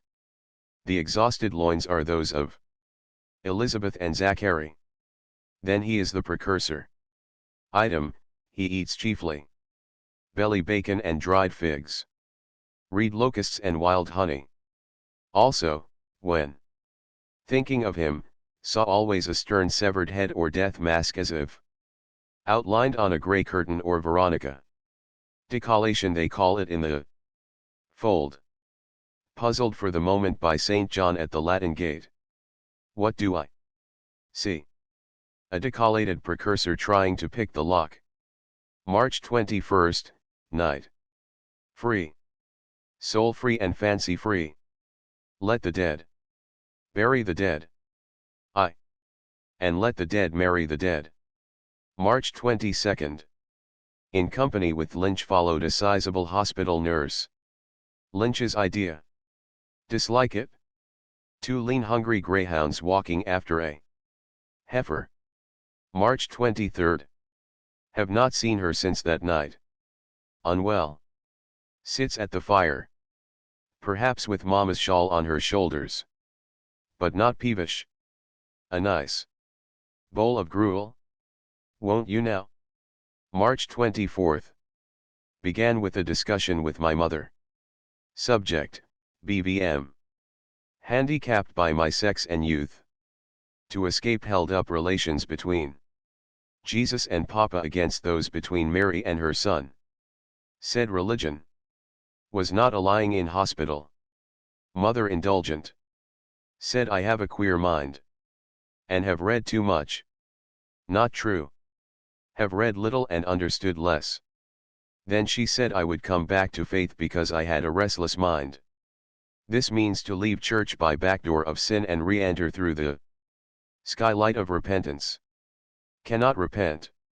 Told her so and asked for sixpence. Got 3 pence. Then went to college.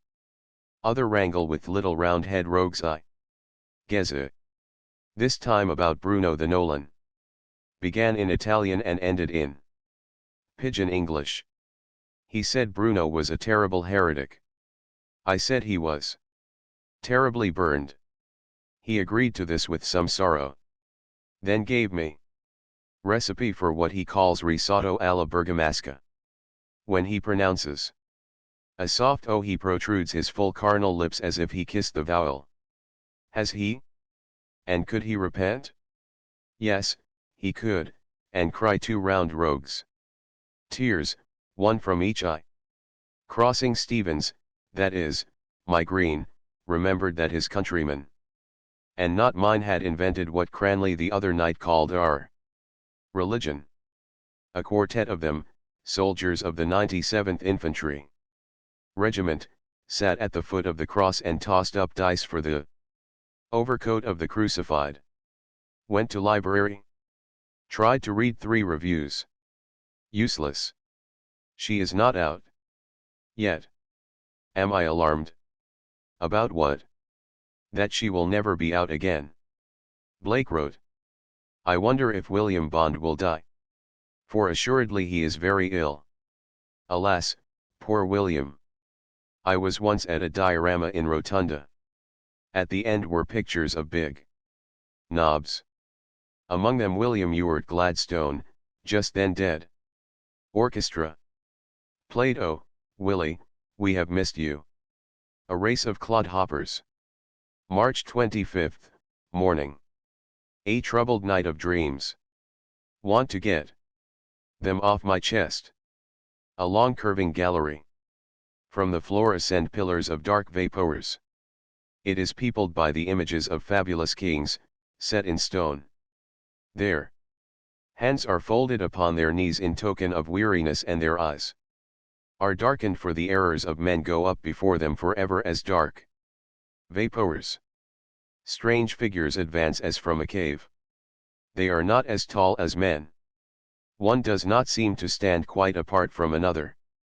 Their faces are phosphorescent, with darker streaks. They peer at me, and their eyes seem to ask me something. They do not speak. March 30th. This evening Cranley was in the porch of the library, proposing a problem to Dixon and her brother. A mother let her child fall into the Nile.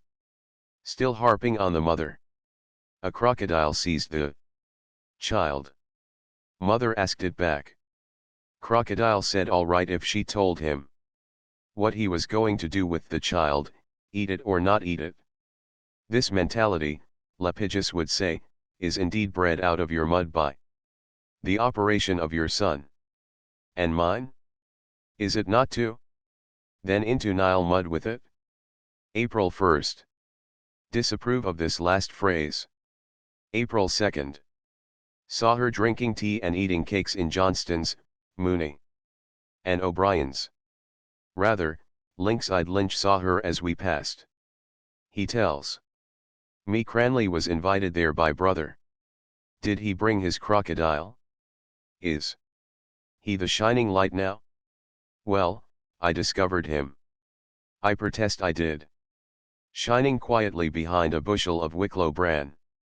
April 3rd. Met Davin at the cigar shop opposite Findlater's church. He was in a black sweater and had a hurley stick. Asked me was it true I was going away and why. Told him the shortest way to Tara was via Holyhead. Just then my father came up. Introduction. Father polite and observant. Asked Davin if he might offer him some refreshment.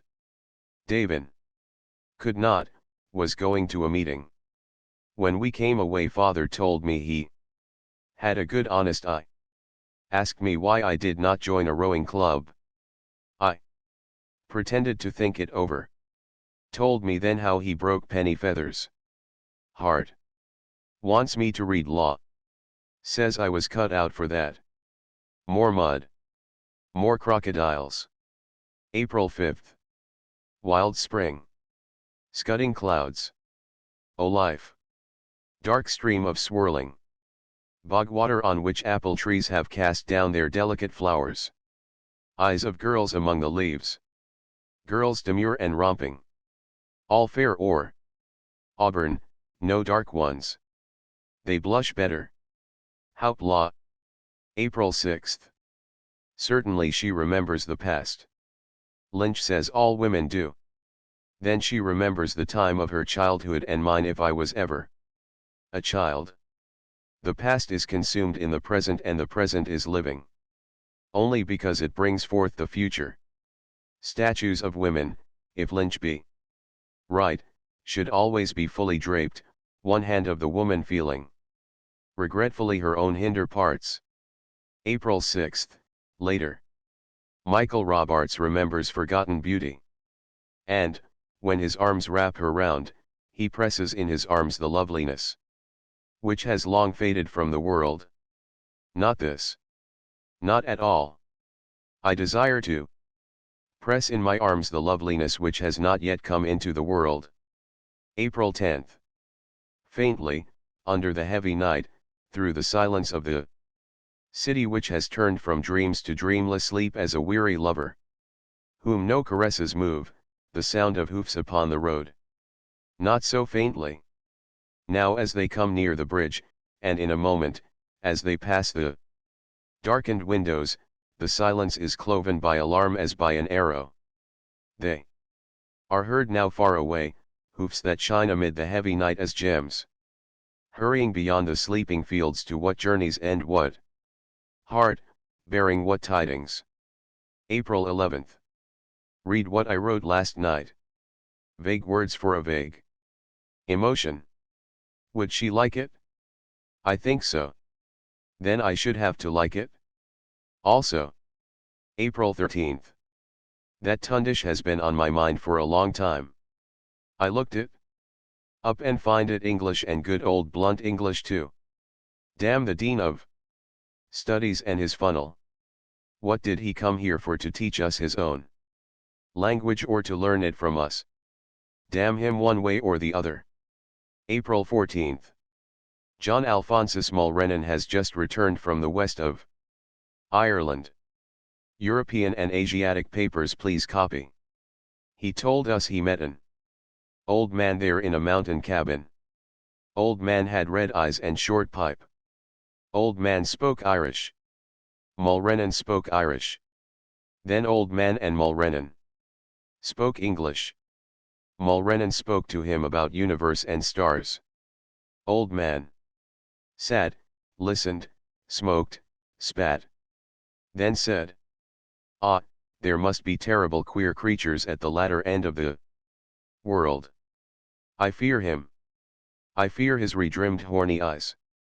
It is with him I must Struggle all through this night till day come, till he or I lie dead. Gripping him by the sinewy throat till what? Till he yield to me? No, I mean no harm.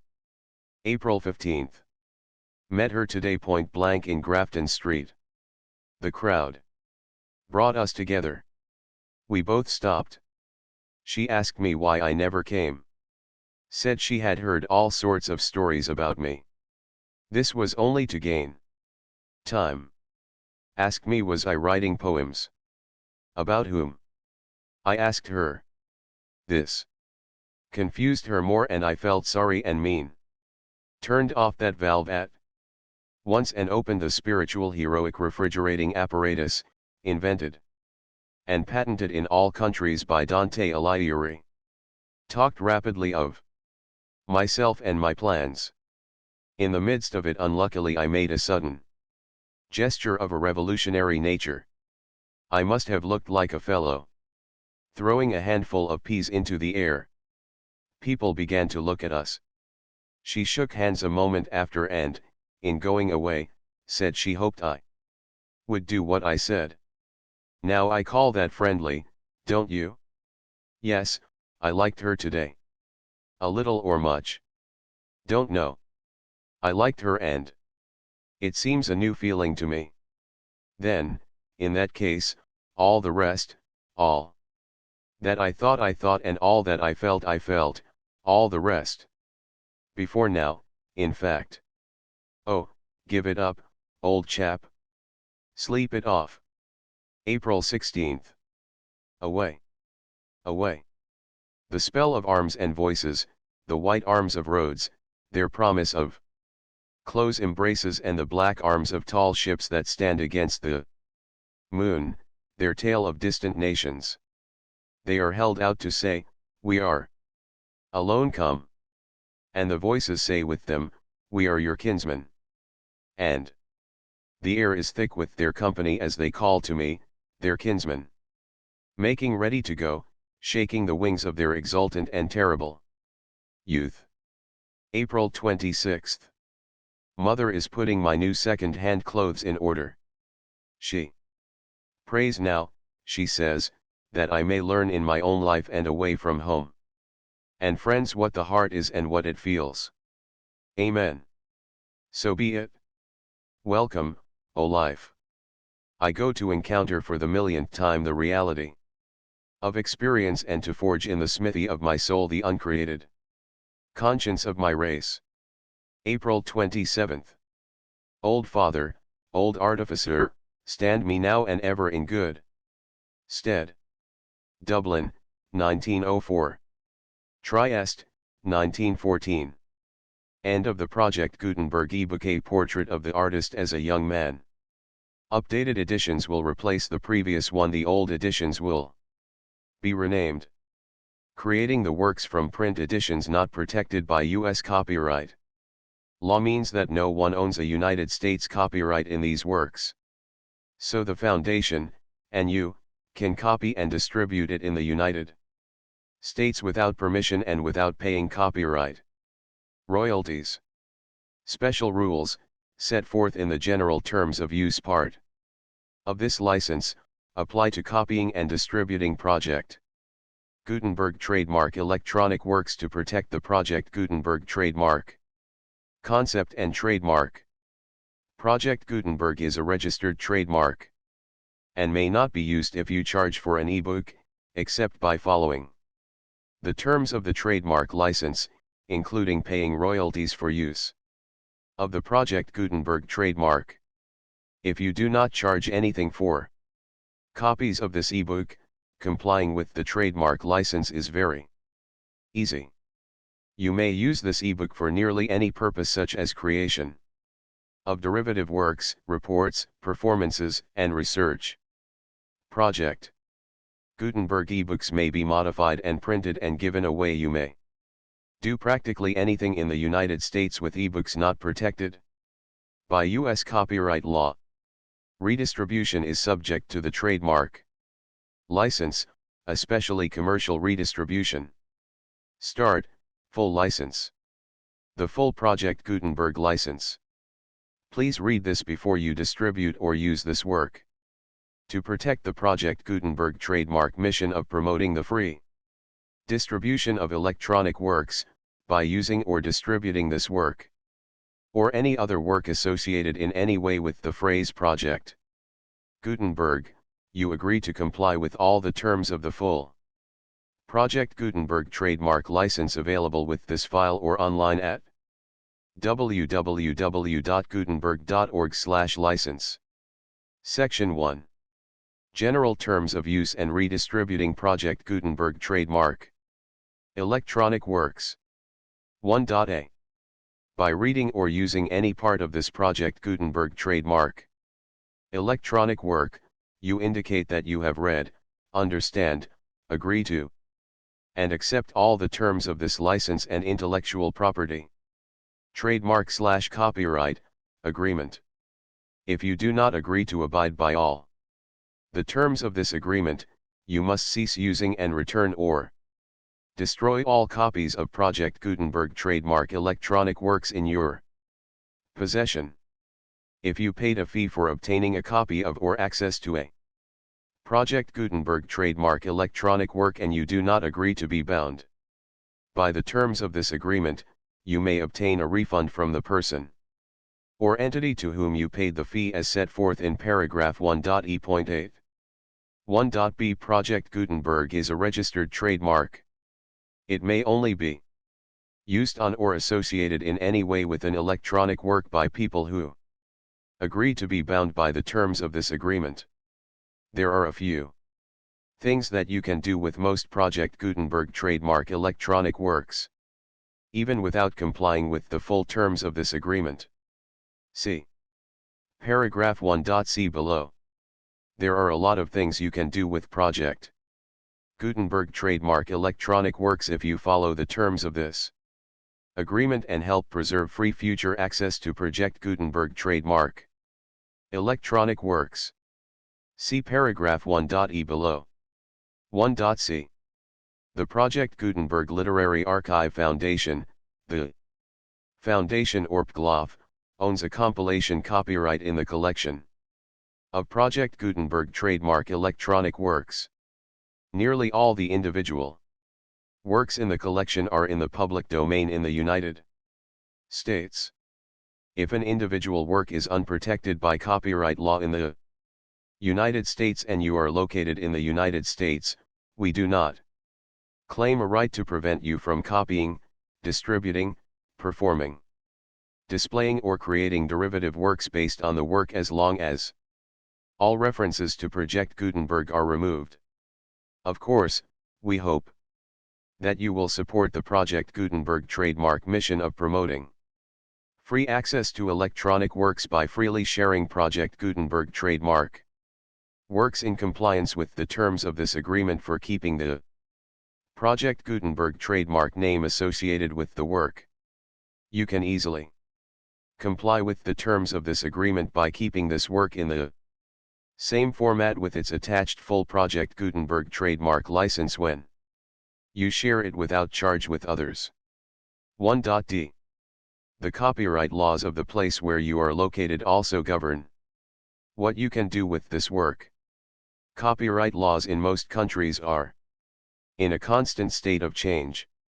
If you are outside the United States, check the laws of your country in addition to the terms of this agreement before downloading, copying, displaying, performing, distributing or creating derivative works based on this work or any other Project Gutenberg trademark work.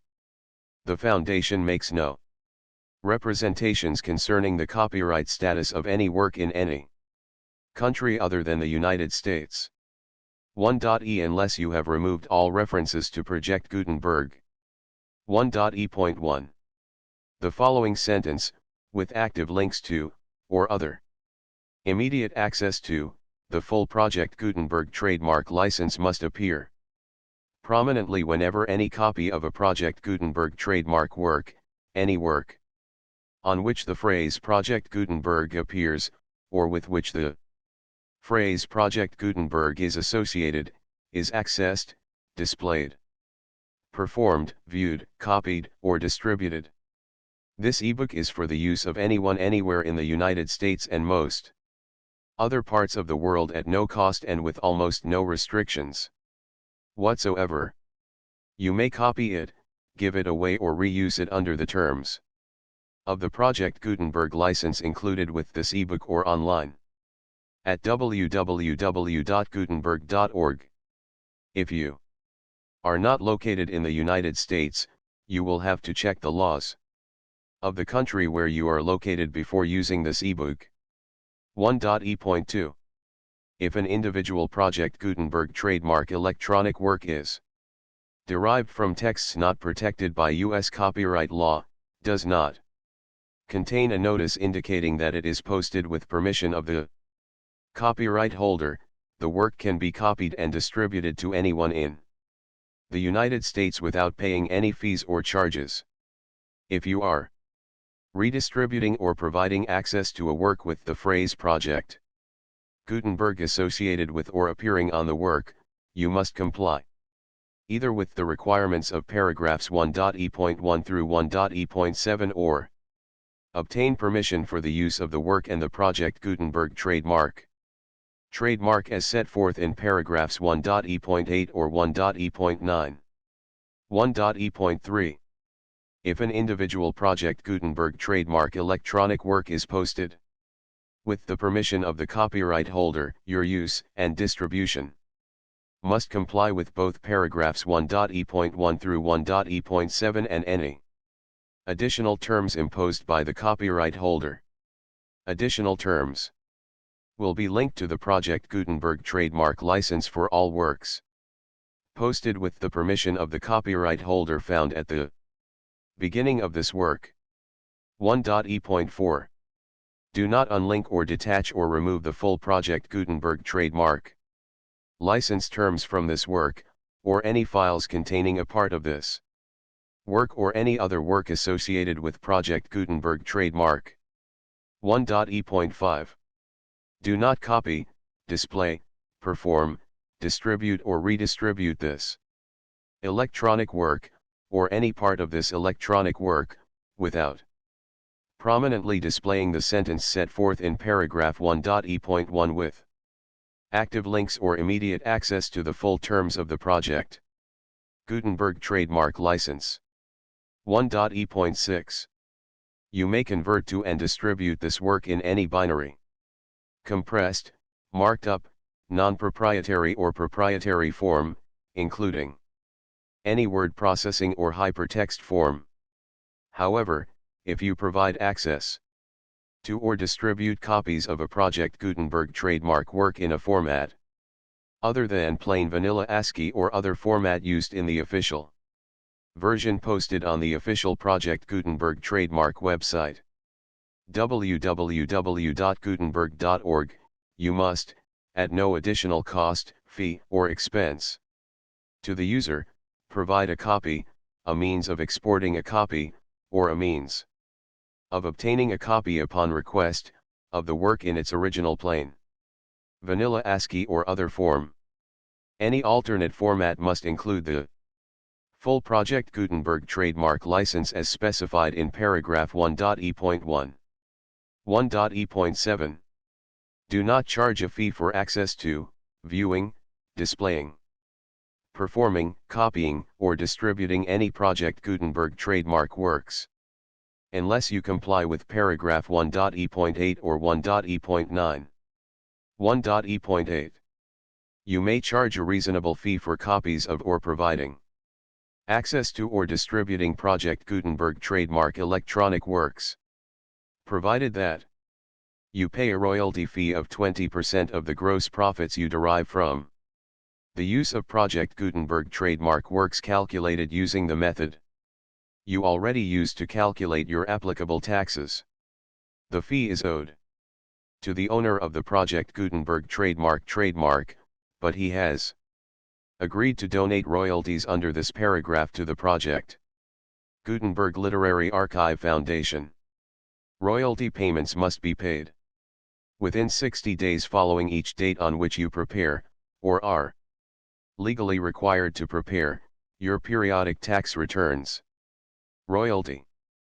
Payments should be clearly marked as such and sent to the project Gutenberg Literary Archive Foundation at the address specified in Section 4, Information about donations to the Project Gutenberg Literary Archive Foundation. You provide a full refund of any money paid by a user who notifies you in writing, or by email, within 30 days of receipt that he does not agree to the terms of the full Project Gutenberg trademark license. You must require such a user to return or destroy all copies of the works possessed in a physical medium and discontinue all use of and all access to other copies of Project Gutenberg trademark works. You provide, in accordance with paragraph 1.f.3, a full refund of any money paid for a work or a replacement copy, if a defect in the electronic work is discovered and reported to you within 90 days of receipt of the work. You comply with all other terms of this agreement for free distribution of Project Gutenberg trademark works. 1.e.9. If you wish to charge a fee or distribute a Project Gutenberg trademark electronic work or group of works on different terms than are set forth in this agreement, you must obtain permission in writing from the Project Gutenberg Literary Archive Foundation, the manager of the Project Gutenberg trademark. Contact the Foundation as set forth in Section 3 below. 1.f. 1.f.1. Project Gutenberg volunteers and employees expend considerable effort to identify, do copyright research on, transcribe and proofread works not protected by U.S. copyright law in creating the Project Gutenberg trademark collection.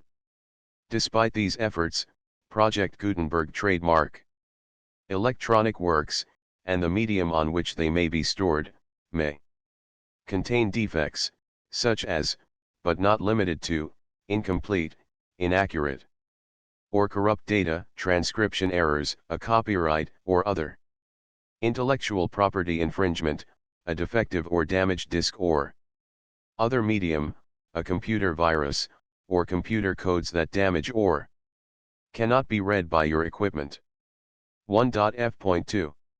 Limited warranty, disclaimer of damages, except for the right of replacement or refund described in paragraph 1.f.3, the Project Gutenberg Literary Archive Foundation, the owner of the Project Gutenberg trademark, and any other party distributing a Project Gutenberg trademark electronic work under this agreement, disclaim all liability to you for damages, costs, and expenses, including legal fees.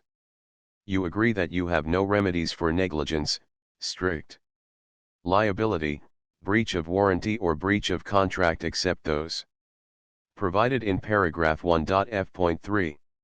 You agree that the Foundation, the trademark owner, and any distributor under this agreement will not be liable to you for actual, direct, indirect, consequential, punitive or incidental damages even if you give notice of the possibility of such damage. 1.f.3. Limited right of replacement or refund, if you discover a defect in this electronic work within 90 days of receiving it, you can receive a refund of the money, if any, you paid for it by sending a written explanation to the person you received the work from. If you received the work on a physical medium, you must return the medium with your written explanation. The person or entity that provided you with the defective work may elect to provide a replacement copy in lieu of a refund. If you received the work electronically, the person or entity providing it to you may choose to give you a second opportunity to receive the work electronically in lieu of a refund. If the second copy is also defective, you may demand a refund in writing, without further opportunities to fix the problem. 1.f.4. Except for the limited right of replacement or refund set forth In paragraph 1.f.3, this work is provided to you as is, with no other warranties of any kind, express or implied, including but not limited to warranties of merchantability or fitness for any purpose. 1.f.5. Some states do not allow disclaimers of certain implied warranties or the exclusion or limitation of certain types of damages. If any disclaimer or limitation set forth in this agreement violates the law of the state applicable to this agreement, the agreement shall be interpreted to make the maximum disclaimer or limitation permitted by the applicable state law. The invalidity or unenforceability of any provision of this agreement shall not void the remaining provisions.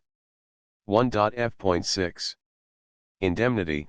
You agree to indemnify and hold the foundation, the trademark owner, any agent or employee of the foundation, anyone providing copies of Project Gutenberg trademark electronic works in accordance with this agreement, and any volunteers associated with the production, promotion, and distribution of Project Gutenberg trademark electronic works, harmless from all liability, costs, and expenses, including legal fees, that arise directly or indirectly from any of the following which you do or cause to occur: a.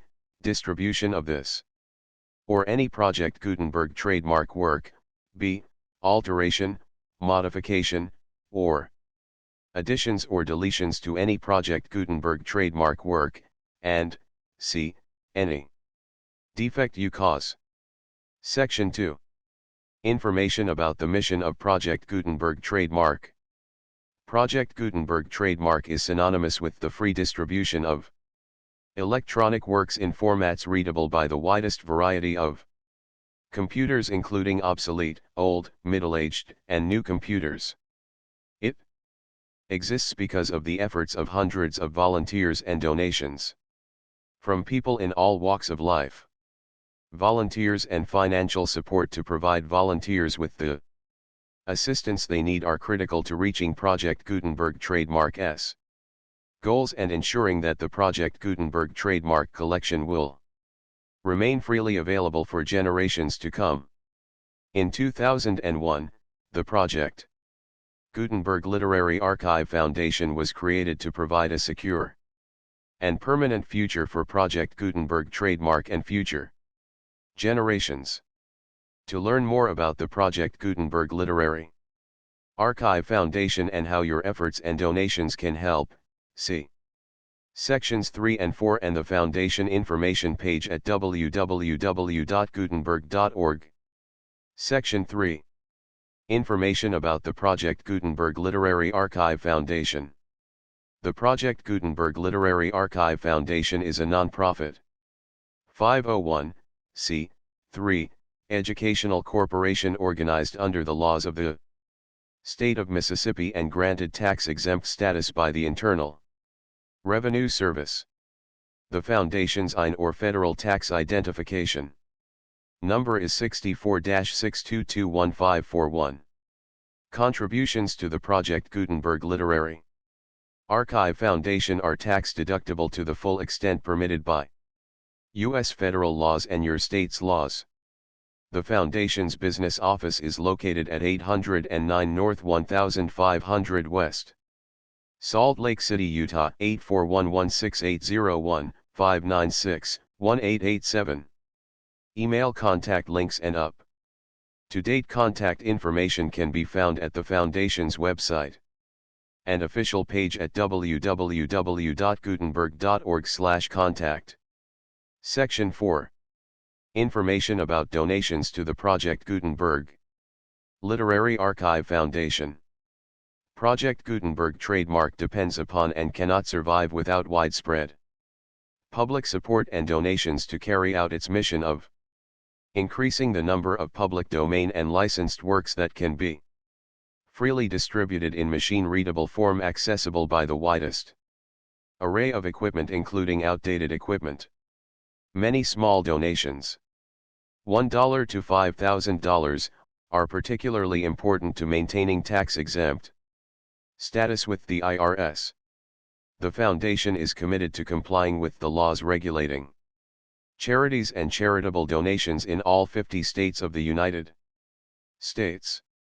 Compliance requirements are not uniform and it takes a considerable effort, much paperwork, and many fees to meet and keep up with these requirements. We do not solicit donations in locations where we have not received written confirmation of compliance. To send donations or determine the status of compliance for any particular state, visit www.gutenberg.org/donate. While we cannot and do not solicit contributions from states where we have not met the solicitation requirements, we know of no prohibition against accepting unsolicited donations from donors in such states who approach us with offers to donate. International donations are gratefully accepted, but we cannot make any statements concerning tax treatment of donations received from outside the United States. U.S. laws alone swamp our small staff. Please check the Project Gutenberg web pages for current donation methods and addresses. Donations are accepted in a number of other ways, including checks, online payments, and credit card donations. To donate, please visit www.gutenberg.org/donate. Section 5. General information about Project Gutenberg Trademark Electronic Works. Professor Michael S. Hart was the originator of the Project Gutenberg trademark concept of a library of electronic works that could be freely shared with anyone. For 40 years, he produced and distributed Project Gutenberg trademark ebooks with only a loose network of volunteer support. Project Gutenberg trademark ebooks are often created from several printed editions, all of which are confirmed as not protected by copyright in the US unless a copyright notice is included. Thus, we do not necessarily keep ebooks in compliance with any particular paper edition. Most people start at our website, which has the main PG search facility, www.gutenberg.org. This website includes information about Project Gutenberg trademark, including how to make donations to the Project Gutenberg Literary Archive Foundation, how to help produce our new ebooks, and how to subscribe to our email newsletter to hear about new ebooks. A portrait of the artist as a young man. Contents. Chapter I. Chapter 2. Chapter 3. Chapter 4. Chapter V. The full Project Gutenberg license.